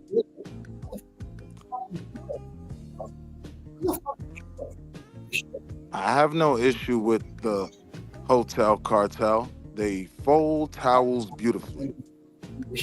We have no issue with them. Where the fuck did your emphasis come from? Oh, you think it would be better off in your own country, you piece of shit? You fucking piece of shit. What the fuck do you think you are? Fuck you. Why are your daughters not safe going to school? Why is it the rape capital of the world? We're curious. Oh yeah, the rape capital of the world is a black man who fucking rapes whoever the fuck he wants. Oh no, we're nothing like You know you what? animals over Yeah, there. it must have been a slow ass night in the 7-Eleven tonight. It must have been a slow ass night in the 7-Eleven. You ain't got nothing better to do. Let's be more fucking. Okay. Can we do that? Can you fucking do that? You do without. Can we do what? Yeah, don't fucking help me. how is that Indian technology and superiority working for your fucking microphone and communication device right now? Like, how is all that Indian technology and all that superiority with motherfucker? We can't hear nothing you saying. Nigga headset from Tata Motors. But you gotta talk louder. Ask your mom if you can go in the back, like in the living room, and talk to us, because you sound like you hiding under a bed or some shit. Yeah, that's fucking identity. Now, when he start tweaking, he don't talk into the phone. When he start getting excited and moving around the house and yelling, then we can't hear him. Yo, When he I'm calms just down, I was honestly trying to get him curious. calm. Do he Pause. really think we all sound like Satchmo? Like, where in the hell is that coming from? I be blown away, man, by the foreigners that feel so comfortable doing shit like this. Like, that shit just blows my mind. Like, what the fuck? Like, what the fuck is going on in y'all brain? You know what my thing is to most white people and foreigners? Niggas we don't be in y'all business at all. We don't give a fuck about y'all. We don't make commentary unless it's how bad y'all smell or something like that. We don't. Arthur, this is my thing on some G shit, right? Like, why my fundamental beef will always be we don't have to do nothing for nobody, right? Because this is like stereotypical of what we've always seen. Like the world, even coming from a rapist shithole country, right? You still say, but at least I'm not a nigga. That's how Right. everyone tries to think. And Right. then, so when we overpower that, when we, are like, huh? It's a blow to their ego when they know that we know. Like, bro, Y'all I niggas don't want less to than be us. Indian. Who you I don't talking want to to? be Indian. I don't want to have to I don't want to be cosplay. you. I don't want to have to cosplay being a white guy. I don't have to live my Yeah, life trying that's to where the attain heartbreak kicks whiteness in. and white status and shit. Like, I'm cool being like most of my family and friends. They hate that I'm like not no uppity nigga and like they wanted me to be a doctor or lawyer, but I just never wanted to take on that phoniness or look back at my people with disdain or feel like my educational or occupational attainment somehow breaks me away from who I am as a black man. So I'm proud. Like we're proud to be black, my man. And see, Like this the thing, right? Where's the benefit in just playing stupid sometimes? Because they really do think we stupid. Like he thought he could wind us up against the hotel cartel because he has a beef there. whatever class thing or whatever, that he views them as Oh, this he ain't make problem, it to right? the hotel He meeting. don't He give ain't a get the fuck choir. about them He niggas. ain't get the choir budget in and fuck Hey, it yo, up. bring me some more towels and get the fuck on up out of here, man. Hey, listen. Make me But a this is the gyro, crazy nigga. thing. This is the crazy thing, y'all. They're the hotel mafia, but they fucking the hotels up. They're On, not man. making them better. Most Ready to hotels that pack they you take niggas up, over, letting all them smackheads in there for $69 a yeah, night. like most of the hotels that they take over now are fucking Garbage. welfare None hotels of where they us would just get even go stipends there. every Right. month. Yeah, That's you what I'm motherfuckers don't saying. got no luxurious digs, nigga. It's a Like what the motherfucker. fuck? But see, That's what I'm he Y'all saying. has fuck a up the beef Go gas there. ahead, stations Arthur. That's his beef. You know what I mean? when y'all And take over the motherfuckers gas be really stations. thinking that black people is Hey stupid enough yo, to just look crash y'all, out for them. I'm telling you. look y'all. They take over the quality gas stations. They'll get a Sunoco, and after 2 years, it's gonna be a fast track or some other fucked up gas station. Then Hell yeah. like yo, weights and measurements where I live at, they be tearing them Indian gas stations Now, up, bro. I will say I do, me being Wall Street, really respect this about their people.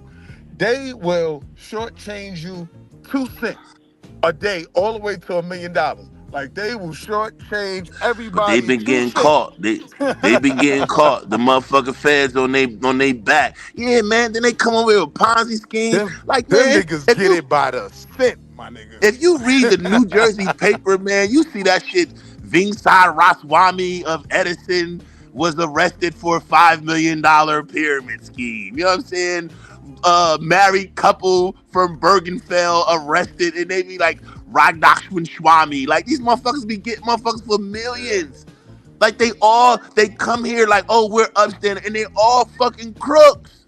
They're That's one thing all I learned crooks. about like that international business. Like Asians, they gonna ask you 50 million questions. Like they want to know the setup of everything and every clause and every call option. Them Indians, they just calculating everything to the nickel. But wait a minute, I was receiving 3.8%. So my numbers say we are 74 cents off. Hey, here, just take the 74 cent, man, and get the fuck out my face, man. Like Nah. they will Yeah. nickel and Yo, dime their way to a it's like these kingdom. people don't understand that black people, we have the best perch view of all this shit.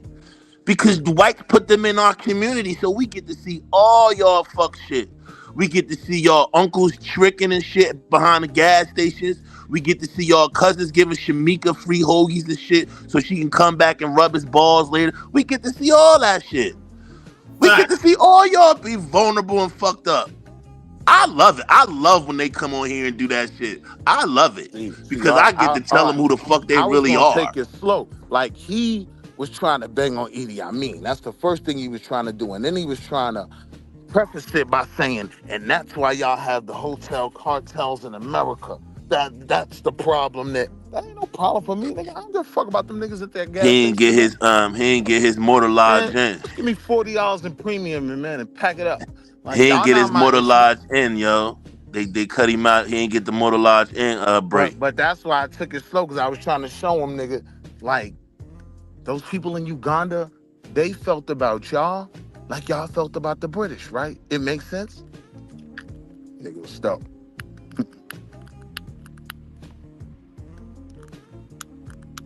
Yeah, I mean, he got all the motherfuckers up out of there. Now that's Buddha body though. Buddha, you will clean him up and you will bury him by yourself. That was your body. Yeah, man, I was setting him up the whole time. Every time I'm just asking you questions, man, getting you to talk. But I said, you're going to say something eventually that is going to be a problem with. I know it But is. we do need to take a few pointers from the motherfuckers and get us some franchises though. While we bullshit. Nigga do need a couple Dunkin' Donuts under their belt. Mm. Nigga, I'll take a budget in motherfucking Richmond, Virginia, nigga, or somewhere. Nigga, I'll take a budget in somewhere where I know social services gonna be I say loading me up. we just need a lane, like, you know what I mean? Because everybody has their lane. Like they the Dunkin' Donuts dudes. They're the fucking of I know, but the customer lanes are service getting checks. smaller and smaller. Like the Yeah. opportunity for lanes are dwindling. Like what lane are we gonna get into? We can't really get into the So, music lane but because look though, the there's. transportation lane, right? Like, come I on, agree you with up that. top. You up I top. You agree. know about that Utica, I agree with that that. dollar van. We I could agree with take that. that shit all across the country. Niggas need to get to the local strip mall, whatever. I tell Auntie she walk 2 blocks, meet us on the main Ave, dollar van running right down the block. Get them back and forth. That's something we It's a could do. nonprofit where I live at that did Nah. that. They got this shit called Go Rides, right? And people just call them, and for like $3, they'll take them to work. They'll take them to the closest That's something destination to we you. could It's called franchise. Go Share. You get what I'm Yeah, saying? That's something we could yeah. franchise. We gotta figure out something though. We have to figure out some economic stability points that are corporate led, that are already established, right? Where we're not trying to And recreate the wheel. one of the main reasons why I started to look at that was this whole schism between this FBA and Pan African or immigrant culture. Well, now we can actually work together and get some bread together, right? Because they have a model that we could export to other areas where we need that, and we can franchise that. You know what I mean? Like, I think that dollar van transportation lane is the lane we could win at locally. Because I I even think like, logistics too. I think logistics. I think logistics. I think because what's happening is we're allowing the Spanish to come in and take the logistics lane as far as just being the middleman for the logistics companies. Like we they gotta get driving. on ball. We gotta get on the ball, man. Like we're the drivers for Amazon, but we're not the third party deliverers. You know what I'm saying? The fucking Spanish killing they killing the Uber Eats, they killing all that shit. Like black people, we ain't on top of shit, but just going to work for the same corporations we've been working for, or county, state, and local government. Like we got to figure something out, man. We got to figure out Yeah, but this. that's its own lane, though, that we have more of a footprint than they do. When you go in most of those corporate offices or like, municipal offices, you're going to see more black people than Spanish, Indian, whatever. Now it's to the point where because they need a Spanish speaker, now you're seeing a lot more of them there. You know what I mean? But we do have a footprint in those Nah, spaces. both of y'all just yelling off emotion. The barbershop. Man, Make shut your it, you can dumb have ass up, man. You always you can telling us have what we doing, man. Shut your bitch ass nah, up. y'all just This nigga yelling. took us to a You $30 just haircut. fucking yelling. Shut your Nah, bitch nigga, I'm ass talking up. about everything in the motherfucking barbershop. Have everybody go through one fucking lane for clippers, chairs, supplies, all the motherfucking setup in the barbershop. You want to set up a TV, media, you want to record shit, speakers, every fucking thing, alarm system. Just like you see, all Dunkin' Donuts is the same shit. All sports clips is the same. Same motherfucking shit. I If mean, you I really get what you're serious saying because about it, my guys got like kind of a franchise here. But the thing with the barbershop and franchising it like that is like Most it's people don't go hard to to pick most that. niggas don't go to Yeah, franchise it's hard to barbershop. pick that. Yeah, it's hard to pick They go that. to the neighborhood guy. Yeah, they go to who rock with, who they, you know what I mean? Yeah. Black people gotta feel comfortable with you cutting their hair. Like they only gonna take 1 or 2 times where you chipping them up. Right? So they not gonna take a chance on like a franchise barbershop because they know that's more I cracker would shit. argue women are like that too. Women ain't gonna go no franchise, Yeah. salon or Not whatever. They black want it more people. personalized. Yeah, they Yeah, want yeah. Like people up that here, see what they y'all know, don't they understand up grew up here. with or whatever. They, The they black women trust go to the their hair. Dominicans. They go to the Dominicans to get their Yeah. little quick doobie In and terms shit. of a black man, in terms of loyalty, it's your wife, your kids, then your barber. Right, right. Yeah, yeah. yeah, whoever I hug already my cut, barber just as tight as I hug my wife, nigga. Ball. yeah, whoever, yeah. So just like the Patel family did back in the 70s, right? They already had they planned to get together for the hotel. So even if you don't have the money, so don't make money the hold up or the only thing to say, oh, the only reason we're not having this barber in this area is because he don't have enough money or he not money. He gonna have credibility. So whatever money that's owed to get the franchise started, just put it on his bill or work it in something. That should Nah, be no I issue. think that's something where you start if you popping in your city, then you start individual franchises in your city. I don't think that's something we take nationwide because one thing I've learned with barbershops and regions and shit, motherfuckers get different haircuts. Everybody like one thing about the That's black race, cool. we are all not the motherfucking same. That's for sure. So just I mean, I hear you, but I just think that's a taller task where there's already industries that's already got a track record, that's already like the barbershop thing. I think the barbershop thing should stay the way it is because the barbershop thing is one of the central pillars to our community that does other things. So You hear what you just said when though? you It's start a franchise, central hold on, let me pillar. finish. Let me It's a finish. Let me central finish. pillar. It's Let a me central pillar, and it's been one of the leading industries for us since yeah, so emancipation. yeah, So so why when you not start trying to unionize it franchise, but when you start, he and do said what Dev is franchising, saying? not unionize. He said franchising. Same No, difference in two the different scenario. things. Put it all Unionize and together. franchise is two different things. Yeah, But this No, if y'all don't let get me lost in finish, the you'll wording. if you Don't let get lost in the wording. if you let me finish, you'll understand why I'm saying.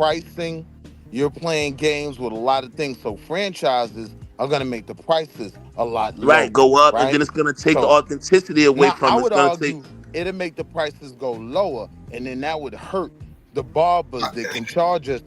it would be it could work in a barber desert, right? It wouldn't work up here, right? But if you go somewhere where it's not really it's really no barbershops really around within like miles of what I mean, this, that, and third, like you could dump one there, but they still got most black communities got barbershops though. but that's gonna struggle too, cause how many people really gonna come in there? What the business flow gonna be like if you in a fucking desolate area, right? Or shit. No, I don't want no alcohol, man. Fuck that alcohol shit. Please don't put alcohol in there. That barbershop No, fuck that liquor fucking shit, trap yo. house That real quick. barbershop won't make it. That shit turn to a trap house real quick.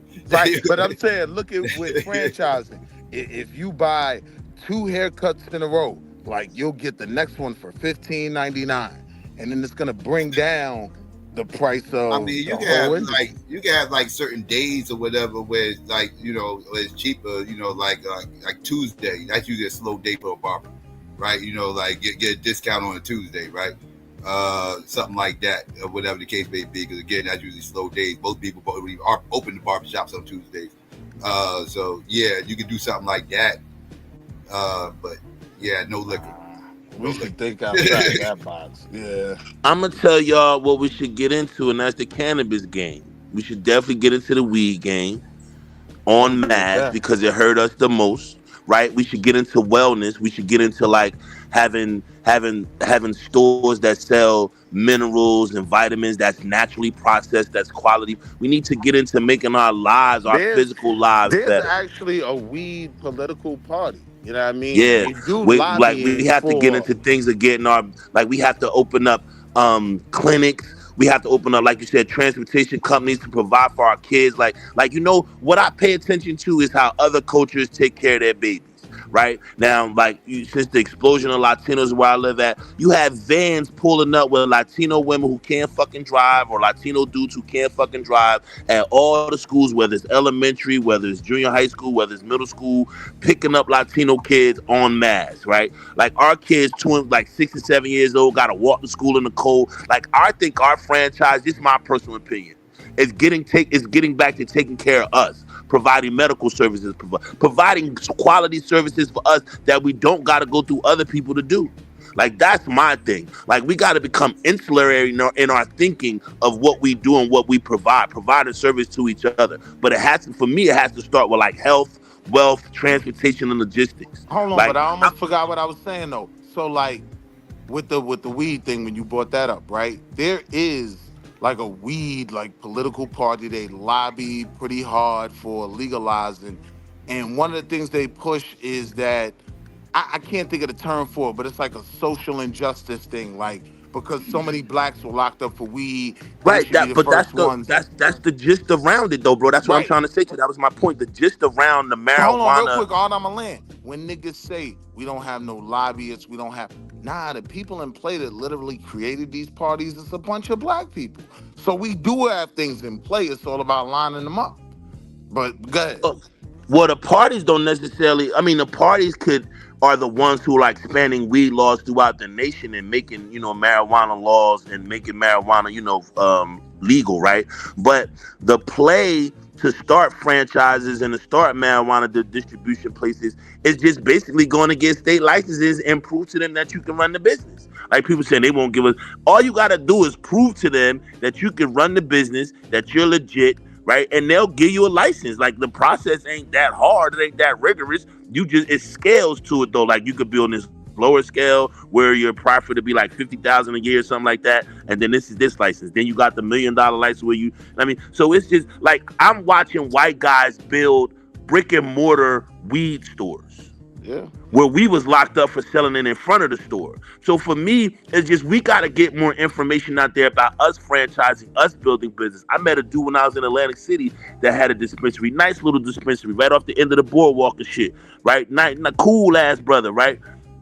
Had the computer set up, nice environment. You come in, he got the safe and everything. So I'm sure it took a nice, pretty investment for him to do that because the shop was nice, his setup was nice. You know what I'm saying? That was his first day ever working in there, but he was the owner of it. You know what I'm saying? And I think that's what it is. Like, we just got to look at ways to franchise and build and develop in our communities where we're offering our children jobs. We're saving our lives. But it starts with us understanding that these things aren't impossible. Opening up McDonald's and shit, they're not impossible because black people make a pretty penny nowadays. It ain't a bunch of poor black people running around. There's some well-to-do black people. That's why, even in response to the argument of we need lobbyists, black people don't have this, don't have that, we have people literally lobbying in this space. When you talk about those social justice programs where, all right, a certain amount of black people should get these licenses to open these dispensaries and these breweries, like it was motherfuckers that was putting in work to get that shit done. You know what I mean? So we do have shit out there and we see it's been effective. So I be dealing on morale a lot of the times, man. I be dealing with them, black people don't have this, black people don't have that conversation. Nah, we do. I think it's information, courage, and support systems. If we provide the proper information for people to understand the processes of starting businesses, franchising, things of that nature, and we put a support system around them that'll help them get through the rigorous, whether it's applications, whether it's having the right credentials, whether it's having the right setup. Like, we just need support systems that will allow for us to do things and have the mentoring and have the supply chains and have all those things. See, the reason why these other groups do it like that, because commerce and business are a part of their cultures. They trade every day. If you come from them, that's true, bro. You can't say nah. What do you mean? Like when we say that, like, they go to the market every day where they live at, bro. Like, the Africans go to the markets, the Indians go to the markets. But that's like saying black grandmothers don't take their kids to the supermarket. That's not like that. That's not what that's saying. Like, see, y'all be looking for the y'all be looking. That's what I'm saying, right? But you stop me. You telling me hold on, and you stop me to tell me you disagree with some shit that I'm saying. All right, let me make my point real quick, though. I'm saying our kids have access to these markets too. The fundamental difference with a lot of these immigrants who create these restaurants for real and gas stations that we talk about is it was a level of desperation ain't the right word, but they didn't have many other options. One of our harder places that we're at is motherfuckers got better options than I got you. I understand that. A lot of times when the immigrants create businesses, it's out of not necessarily desperation, but it's out of how can I maximize? It's maximizing. It's making the most with the least. I get it. I'm with you on that. But we have that problem too in our community, right? So what I'm saying to you is, yes, it doesn't matter what the catalyst to their success was. It doesn't matter what prompted them to do what they did, right? Even in us having opportunities, the opportunity is to go to work under somebody else. The opportunity is not to be a fucking entrepreneur and own your own shit. When you talk about the opportunities, it's the opportunities to go work for somebody else, or it's the opportunity to get into a field to do something else, right? Now put a pin in it though. Has that not Nigga, do benefited you us ever put a pin in fairly your well? shit? Has that Say it not again, one more benefited time. us though? Because when we What do you throw that mean? out there, we throw that out there like it's a I'm not problem. saying whether it benefited or not. See, bro, that's what I'm. See, you guys really play this game of. Well, it don't hurt. Like I'm not. I'm not speaking of whether it hurts us or not. I'm speaking of something we need to introduce into our dichotomy. Introduce into our culture. Right. I'm not saying what doesn't work. I'm saying these are additives that I'm speaking of. I'm not speaking of Well, of all right, of. listen of to what I'm saying, right? Like oh we man. know that entrepreneurial spirit has been in us since we got off the plantation. We've done that. When that conversation comes up about working for someone else, it's always kind of prefaced as that's a negative thing. No, and you're wrong, and that's what I'm trying to say to you. My Okay, conversation is not a deductive or reducive conversation. okay. It's an additive. It's an addition too.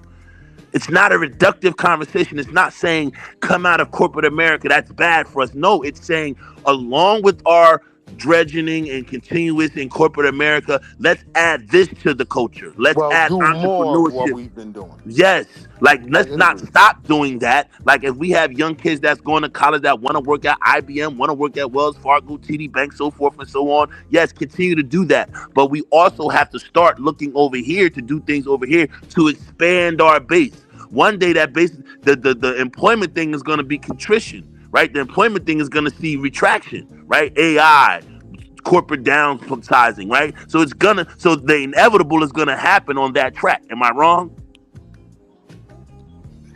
Am I wrong?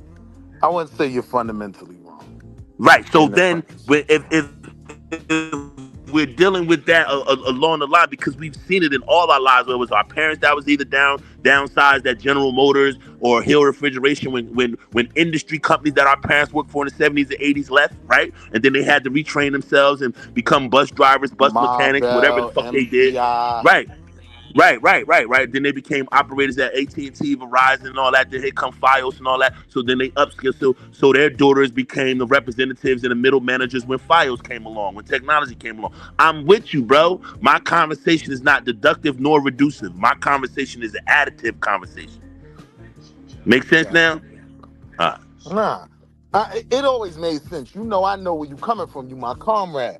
But what I'm saying is, you know just as well as I know when that conversation is had, it's more prefaced on we should be doing this and not that. You get what I'm saying? Because I should be in corporate America. I should be in the office. I shouldn't be out cutting grass, arguing with niggas, arguing with y'all. I should have my nose 10 feet in the air and calling Psycho. What is his name? SYKOPATHeist. Oh my God. Why would he have a name like that? SYKOPATHeist. What does he mean by that? Like, you know what Good I'm morning, saying? Psycho. Last time Right. I spoke with you, I Like told Wall you I'd Street Will, only do come you back really to you. like Wall Street Will, do you really live up to your name? What's the index looking like today? You know what I'm saying? But No, I'm saying me as a black man, nigga, like, oh, I this my don't see nigga. no true Like, value in that. I see that as stunting and fronting. So if corporate America is meant for me, if office is meant for me, eventually I'll evolve into that, right? And I see myself getting there because I want to infuse greater ideas into our community that are not always on the forefront, especially when it comes to so here would be my developing and building. argument though, Art, right? Like really promoting not like eliminating this type shit, which becomes the argument a lot of times. I ain't saying that's your argument, but like I done did a lot of different shit in finance, right? When I was in the very beginning, branch licensed banker and shit, I was the hood banker, man. Everybody getting their fees waived with me. Like they charge you an overdraft for what? Come sit in my booth, auntie. I mean, I got you. I'm waiving everything. Like, we need niggas in those spaces that can have that effect on our community, because that $35 meant a lot to a few niggas' grandmamas. They bring me shit at Christmas. You know what I mean? Right. So you should start a financial company and teach financial literacy. True. Right? True. Right. That's the So next like step. that, True. like we're the people who need to be the catalysts and be the progenitors in our neighborhood, be on these panels. Right, like a person like me, I really need to sit the fuck down and start thinking about how do I talk about developing my community? How do I bring the ideas of developing our community in 21st century modernity and office spaces and new ways of living, new home building? How do I do that? Because all my boys do, like my boys own properties. All them niggas do is go to Home Depot, some stucco, some paint, have some Guatemalans come in, put some steps and shit. They don't think about how do I change my environment with the development of this building? How do I put the stone facade? How do I talk to the city about getting brighter lights to light up the street? How do I talk to the city about like green spaces? Like we just let white people do all that. We never talk about the built environment. Like I love when I look at. Now look, I'm gonna make Psycho mad, right? But it's not that we don't do it. It's usually a boule that's doing it. You know what I mean? Like, Boule is not doing it. The only Boule person that's developing shit is what's his name Peoples, Don Peoples. Ain't really a lot of black developers. And even when they're doing it, they're doing it under the guise of the greater wherever the fuck they're at. I'm talking about our individual communities. I'm talking about in our individual communities, we can create neighborhoods and environments that are conducive for commerce, transportation, education, cultural activities, and merge them all into one. So what's holding us back? The lack of people understanding that they have those options, like the things you talked about earlier, the options. Like when I told my boy about the grocery store, right? This nigga, he run all the produce, bro. He run all the produce for the poppy stores, the pizza shops, the Mexican restaurant. He run all of it. Black dude, straight out of Trent State Prison. 15 years. 15 years in Trent State Prison. Come home, nigga, take over the produce shit. Take over fresh vegetables. Nigga, I call on the holidays. That nigga pulled. My wife be like, well, babe, I think it's time for your boy to pull up. He pulls up. She just go outside, get whatever the fuck she want. Now, and I tell this nigga, let me tell you what I went to this nigga with, Will. This is an important question. Did we help him get there? Hell yeah, we helped him get it. Hell yeah, like he started with us with the corn and the tomatoes, and he started with us first. The little heads of lettuce. But I'm and shit. saying, in terms of his business plan, pushing his agenda forward, funding, did we help him or did he just grind and get it done? I'm not telling you who helped him. We helped him. That nigga, when he came home, he had nothing to worry about. Okay. The niggas he was standing next to been the niggas since he left, and they was the niggas when he got back. Okay. Right, and to this day, if he get a flat tire, all he got to do is call them two niggas and everything will be. My nigga, I had to send my man over there. You know what I mean? Right. Like he don't have to worry about nothing, right? And then he also has a brother, you know what I mean, who's global in his perspective of shit. So he got congressmen and all kind of motherfuckers on his side, right? But this is the point I went to this nigga with. I was like, yo, bro, let's open a grocery store. We got another boy who do sodas and shit. He got a vending company, right? So he got 27 vending machines, right? So he filling up with sodas, chips, all that shit, right? So he know he's in the vending shit, so he can go and get chips and all that. I know the Asian Fisher guy. That's my man. Like that's my mentor in a sense, right? Like when I was fucking up in the street and he was fishing, I used to go sit with this nigga and just talk to this nigga for hours, right? Korean nigga? So Korean nigga. I knew it. Korean nigga. You know what I mean? Korean nigga with pictures of him walking during the Korean War with no shoes on. My hood was a Korean nigga in the cleaners, and he always and that's where we started at. That's why I met him at, bro, in his cleaners. I met him at his cleaners in New York, on Astor Place. He had that cleaners right there on 14th and Astor Place, right there on the fucking corner, right in the NYU building. Yo, we used to be on a train laughing and kicking it, and people used to be like, God damn, y'all an odd pair, a big ass black dude and a little Korean dude. Like, how the fuck y'all meet? Chilling. Fucking drunk off sake all goddamn night. Drinking sake on 34th Street all goddamn night. So now we do understand that now the argument can be made that a lot of these things we say we don't have, we have. But this is the thing. I went to that nigga. But check it out. I went to this nigga and was like, yo, let's just combine all those things and just have a co-op, a grocery store, bro. Like you already, like in our community, bro. Oh man, I'll get back to you. Get back. The spot I was talking about, Africans open the grocery store in there. Spanish motherfuckers open a Compare grocery store every other week. They got franchises. They got a franchise now. They got Compared compared grocery food store. all the way down here in Charlotte. You know what I'm saying? And the Spanish people buying into the franchise, but we don't. Like my boys rather have brand new BMWs and pulling up on brand new bitches instead of having brand new avenues of capital. So I don't really think that's the issue, Art. I think we don't fundamentally have to work together to be successful. And that's advantageous and problematic at the same time. They have to create a compared food, right? Like they can't really do nothing else. A nigga get a couple dollars, he could go open a barbershop tomorrow. We do that shit. It's not always successful. A lot of times it is, right? But we have those options where we're not necessarily at this point dependent on each other. And that's beneficial and problematic at the same time. That's what I'm trying to, you know what I mean? Build on.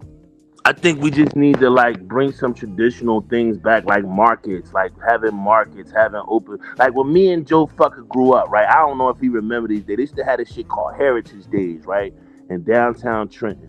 And it was an opportunity for people from all cultures all around the world to share their wares and goods and shit like that. Like we just don't have the open market concept. Like we go to the farmers market, but we're not the ones there. Right, like we need those things. Just mixing traditional with modern, right? Like farmers markets, fresh vegetables, and shit that like, and where we eliminate the corner stores and we eliminate that shit, so we can then bring in quality of life and bring in quality products. Like all these things are doable. That's why most of us get this money and move to Charlotte or move to these places because we just want a better life. Now hold on. I gotta push back on that pause. Only in saying. We do have some of those things, right? But those growers and farmers, they have to charge the cost. So they're offering a better product, right? And they're not trying to rape the community. The reality is, motherfuckers is more willing to go in Food Lion and buy that 20-cent orange rather than that 80-cent orange. That's a valid. I mean, that's a valid point. That's a valid point because my girl did that to me one day at the farmer's market, and I explained to her on the way out, like, Mama, it ain't the point about the price. It's the point about the experience. The business. Right, and supporting the business. And she kind of understood it, so now she go to the farmer's market, right? But she just don't get the shit that I was going in to get that day. She's like, well, I'm definitely not going to buy $2 cucumbers, nigga. So you gotta keep your little $2 cucumbers. But I'll go get some stuff over here that's cheaper, that's less, and it's still in the. But I'm just saying in the sense of having the farmer's market in the environment, bro, and we'll worry about the price hike because there's things around that, right? Incentives, right? So you work with nonprofits and you say, hey, listen, help fund them and give them ancillary funds so that they don't have the kind of prices, or you don't charge high booth rent, right, at the farmers market, shit like that. There's offsetting ways to reduce their costs to where they could bring good products to the market and still make a profit. There's ways around it. You're an economic nigga. You're a numbers cruncher, right? So you know there's ways around that. So that's right? why for me though, when I hear franchising is problematic, because the fundamental benefit in franchising is you get access to way more customers, so you could sell shit for way cheaper. And the cheaper you sell it, the quality that your market expects becomes less and less. And then the franchise just kills it selling bullshit. And a motherfucker trying to sell some good shit, they can't win in the market because people are used to paying pennies. Yeah, I think the franchise thing for me is more or less just getting us a ladder to wealth, man, and a ladder to exposure, man, and a ladder to systems and networks, man. Like that's what we're out of. We're out of the loop of networks and systems, man. Like we're just not in the.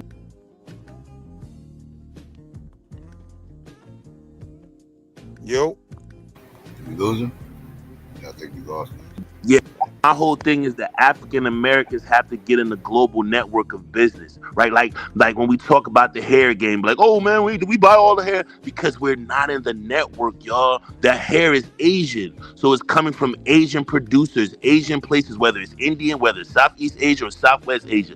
It's coming from Asia, so they're creating the network, they're creating the system, right? We have to create a system and a network and then go into it, tap in, and then be a part of the whole branch of networking systems, of supply chains and things of that nature. Like that's what we have to get into. Like that's what we're not into, and that's why I brought up the international people, bro. I didn't bring them up to say, they not doing it out of desperation. It wasn't the catalyst to what they do. It was just me saying that they've been a part of the commerce market and the supply chain for a long time because of their international citizenry. But look, It's let's like to push the conversation forward, right? When the hair conversation comes up, I'm not one that thinks we can beat that market, right? You have Indian women cutting off their hair and sending it to America, right? Like we know where their supplier is, right? So when we're talking about going out into this market and franchising things,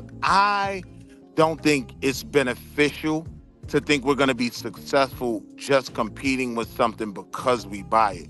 But because our economic landscape is so vast, there are markets we could capitalize on that aren't being capitalized on. That's my point of saying that dollar van in Utica, they could use that in Binghamton, New York.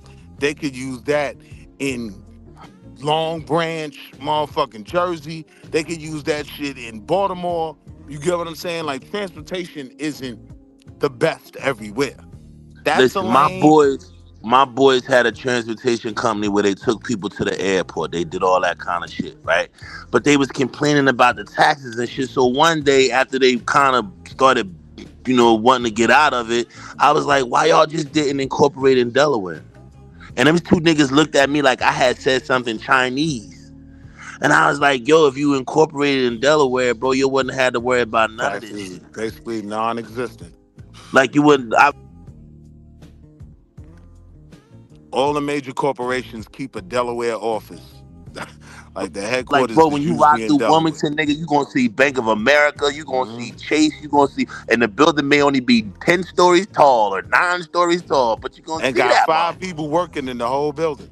In the whole building, but you gonna see that motherfucker. Like people don't understand. Like when I was trying to explain to them, you would have had to deal with none of this shit, and you could have still did business in New Jersey. Could have still did business wherever you was doing business at, right? Because all you had to do then was just get a local license, a county license. You don't got to get a state license. And they I was like, mean, "Oh shit!" it But yeah, doesn't I'm it with you. doesn't sidestep taxes totally, but on a federal level, like when you filing with, the government at the end of the year, yeah, it has a big benefit there. Like you still gonna have to pay the state taxes if you're gonna do business in that state, right? But on the federal level, if you're incorporated in Delaware, yeah, they back up off you. But you could be franchised in Delaware. You don't, and you could just come. They could call you, and you could just pick the people up with a Delaware phone number, a Delaware address. It's really nothing the state could do. There's really nothing they could do. So you wouldn't be operating legally though in New York. Like if you did that, you got to register that business to do. Right. If you have a franchise in that state, if you have an address in that state, if you have a place that you spawn the business from within that state. But if you drive from Delaware to pick somebody up in New York, you don't gotta pay New York state taxes. I think you not in that case. At You're all. not recognized as a transportation company. That's the problem that a Right. lot of those dollar Right. van companies be having. You know what I mean? They just don't follow the letter of the Oh law yeah, but to a they're T. doing business in New York, and them niggas pulling up their cribs on Utica or Church Ave or Troy Ave or some of them niggas' cribs in New York. The van is parked behind somewhere in East New York. You know what I'm saying? But why I always see that as like the ultimate black exploration market is, it ain't just us that be looking for rides. Like you going to the store, yo, can I ride with you? Like in the South and whatnot? What? Nigga, we could get the white market, get the Indian market. Like a lot of motherfuckers don't be driving in the South.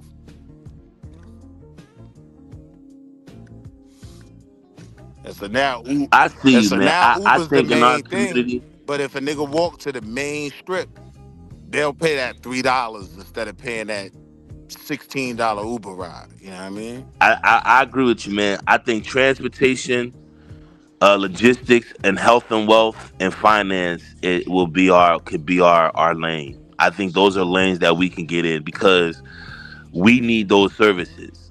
We need transportation services. We need health and beauty services, right? We need logistic services. We like Granny needs somebody to go to the grocery store for her. She needs somebody to go get those groceries for her. Like it's a lot of grandmothers out here that don't got nobody. It's a lot of Yeah, older but people out here that don't got this nobody. is why I say though, we got to stop thinking about what we need, because like even with Granny, right, and needing to get those groceries, like now when Food Line is offering to drop those groceries off, or One second, wait. I don't want y'all to get too far off this point. I just want y'all to hear this real quick. Where do your hair bundles come from? Well, a lot of this hair is coming from temples that are in India, depending on where the origin of your hair that you are purchasing. So as I do my research, and I'm still digging and I'm still trying to get more and more understanding, because I want to raise more awareness. Some of those people may not care and say, well, you know what? I don't really care. I like this hair. I love this hair. This is my hair. No, honey, it's not your hair. This is somebody else's hair that was shaved off, and they typically shave their hair off to appease their gods.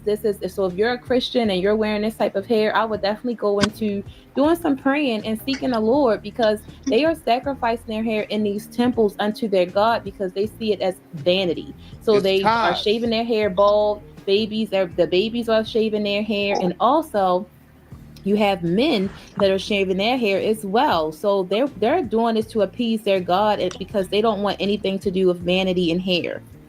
So hold on. So where do your hair So Psycho, the only thing I would disagree with what she said, no, it's not about the vanity. It's literally their tithes and offerings, right? Like they shave their No, head to put she's their right. money in the collection plate. They do view it as vanity. That's why they get rid of it. She's right about that. Like, that's religion. Like that's the religion. I'm saying these churches, right? Yes, they are in the business of selling this hair to other Indian companies that like mass produce it and send it out.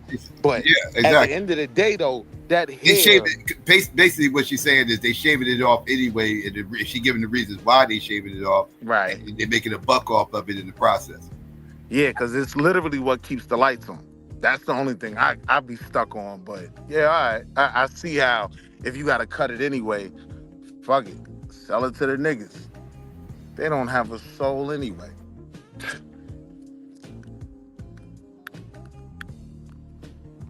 I always hated that Godfather line. Pay me no mind. But that's where the hair is coming from. So you want to connect, you gotta go to one of them Asian temples, them Hindu temples, like old boy up here. We should have probably CDB had the hookup. Because yeah, you gotta go to one of them temples or whatever, where they shaving all their hair and get the hookup. That's their tithes and offerings, nigga. That's what keeps the lights on. Hair. It's fucking crazy.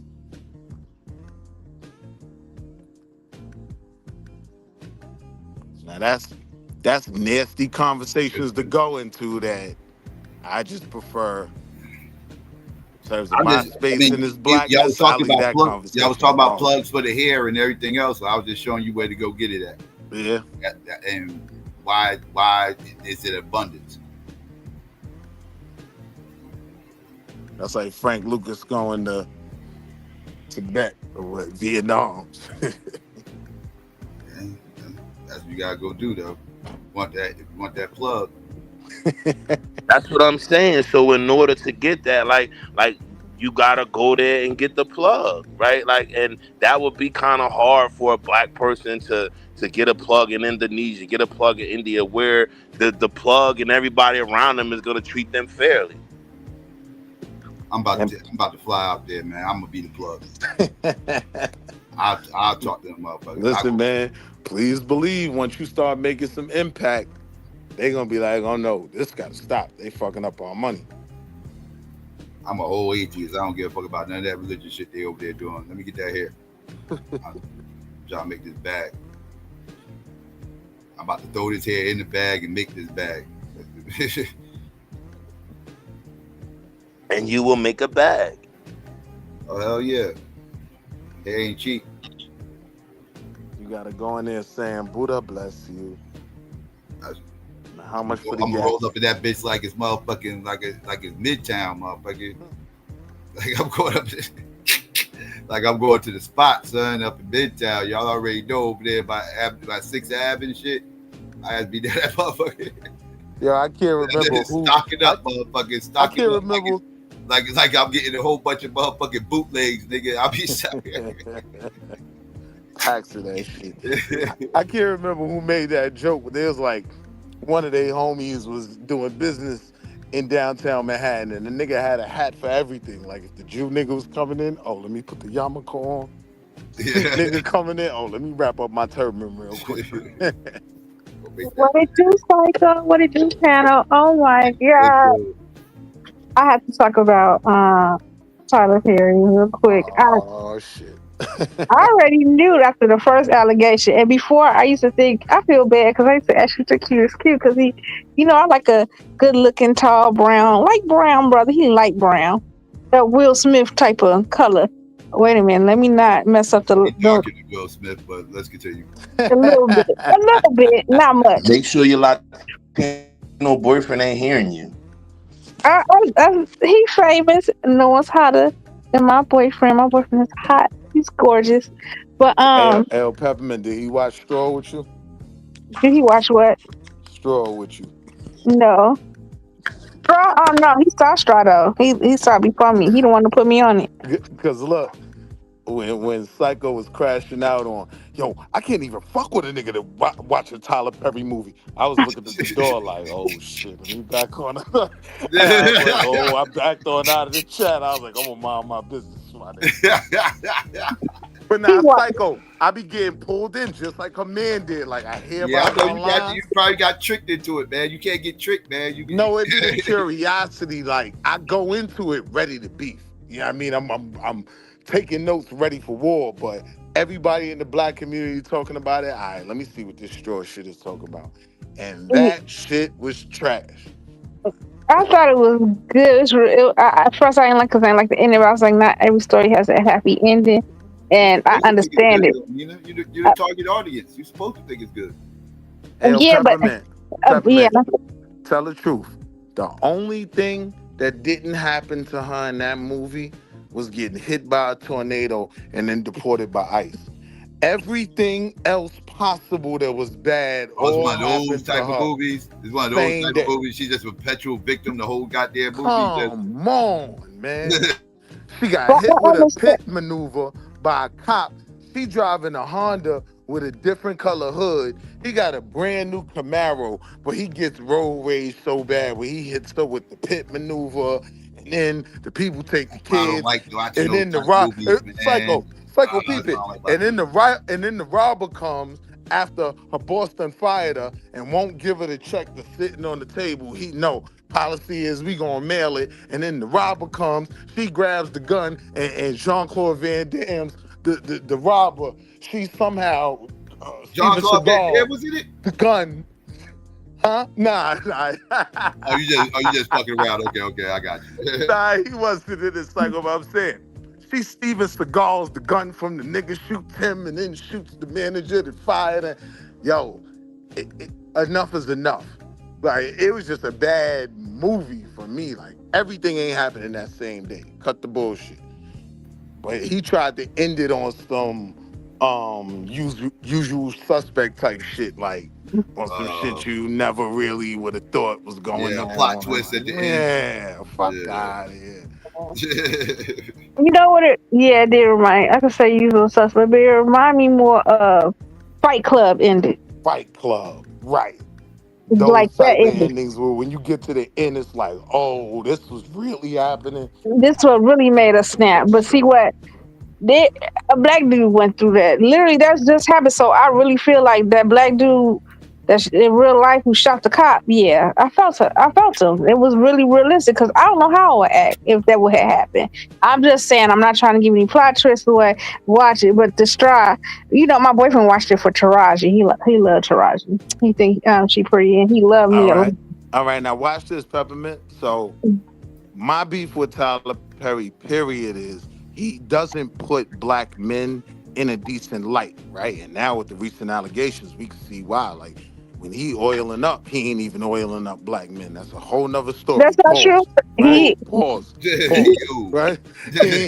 He That's ain't not even true he because ain't he even had pause allegations P1. before this. He like light. He just like Hey light men. yo. I see me and Tyler Perry got the So same now, taste. I ain't gonna even lie. hold on, Peppermint. So now he's gotten to the point in his matrix where he can make black men look bad without ever even referencing or speaking about us, right? Like, where was the I mean, father in that entire time? He was never even discussed. So now, when everybody take those conversations back to social media, right? That black man who was never even brought up in this movie, he ain't shit. Look at not the social necessarily. media shit. That's how you think about it. It could be that he dead because she said she had no one. Maybe he dead. It But was my thing, never addressed. I'm saying that's where he's at in his matrix. Like now, I but can he make the do black have man good look black bad men. without even paying him any mind. He do play black men though too in good lights though. Like when he did Why Did I Get Married, he had the one black man that was getting cheated on. Uh, Yeah, but you gotta drop some crumbs to keep the people coming, but overall, no, nah, but he you do have don't. good black men because they usually rescue the woman. But the thing is, they be like average black men or poor black men. Like, what's the one? Diary of a Bad Black Woman. The black husband was bad, the rich one. But then the one that was a garbage collector or whatever, he was the one that she loved. She went with him, but he was poor. Like usually it'd be like a black man that's either been kicked. He can't just be like no regular black man that's strong or he does well to rescue So her, so or he that's the can't do that. one. They can't That's just the be one both where happy. You see what that's I'm the one saying? where Shorty from Set It Off threw him in the tub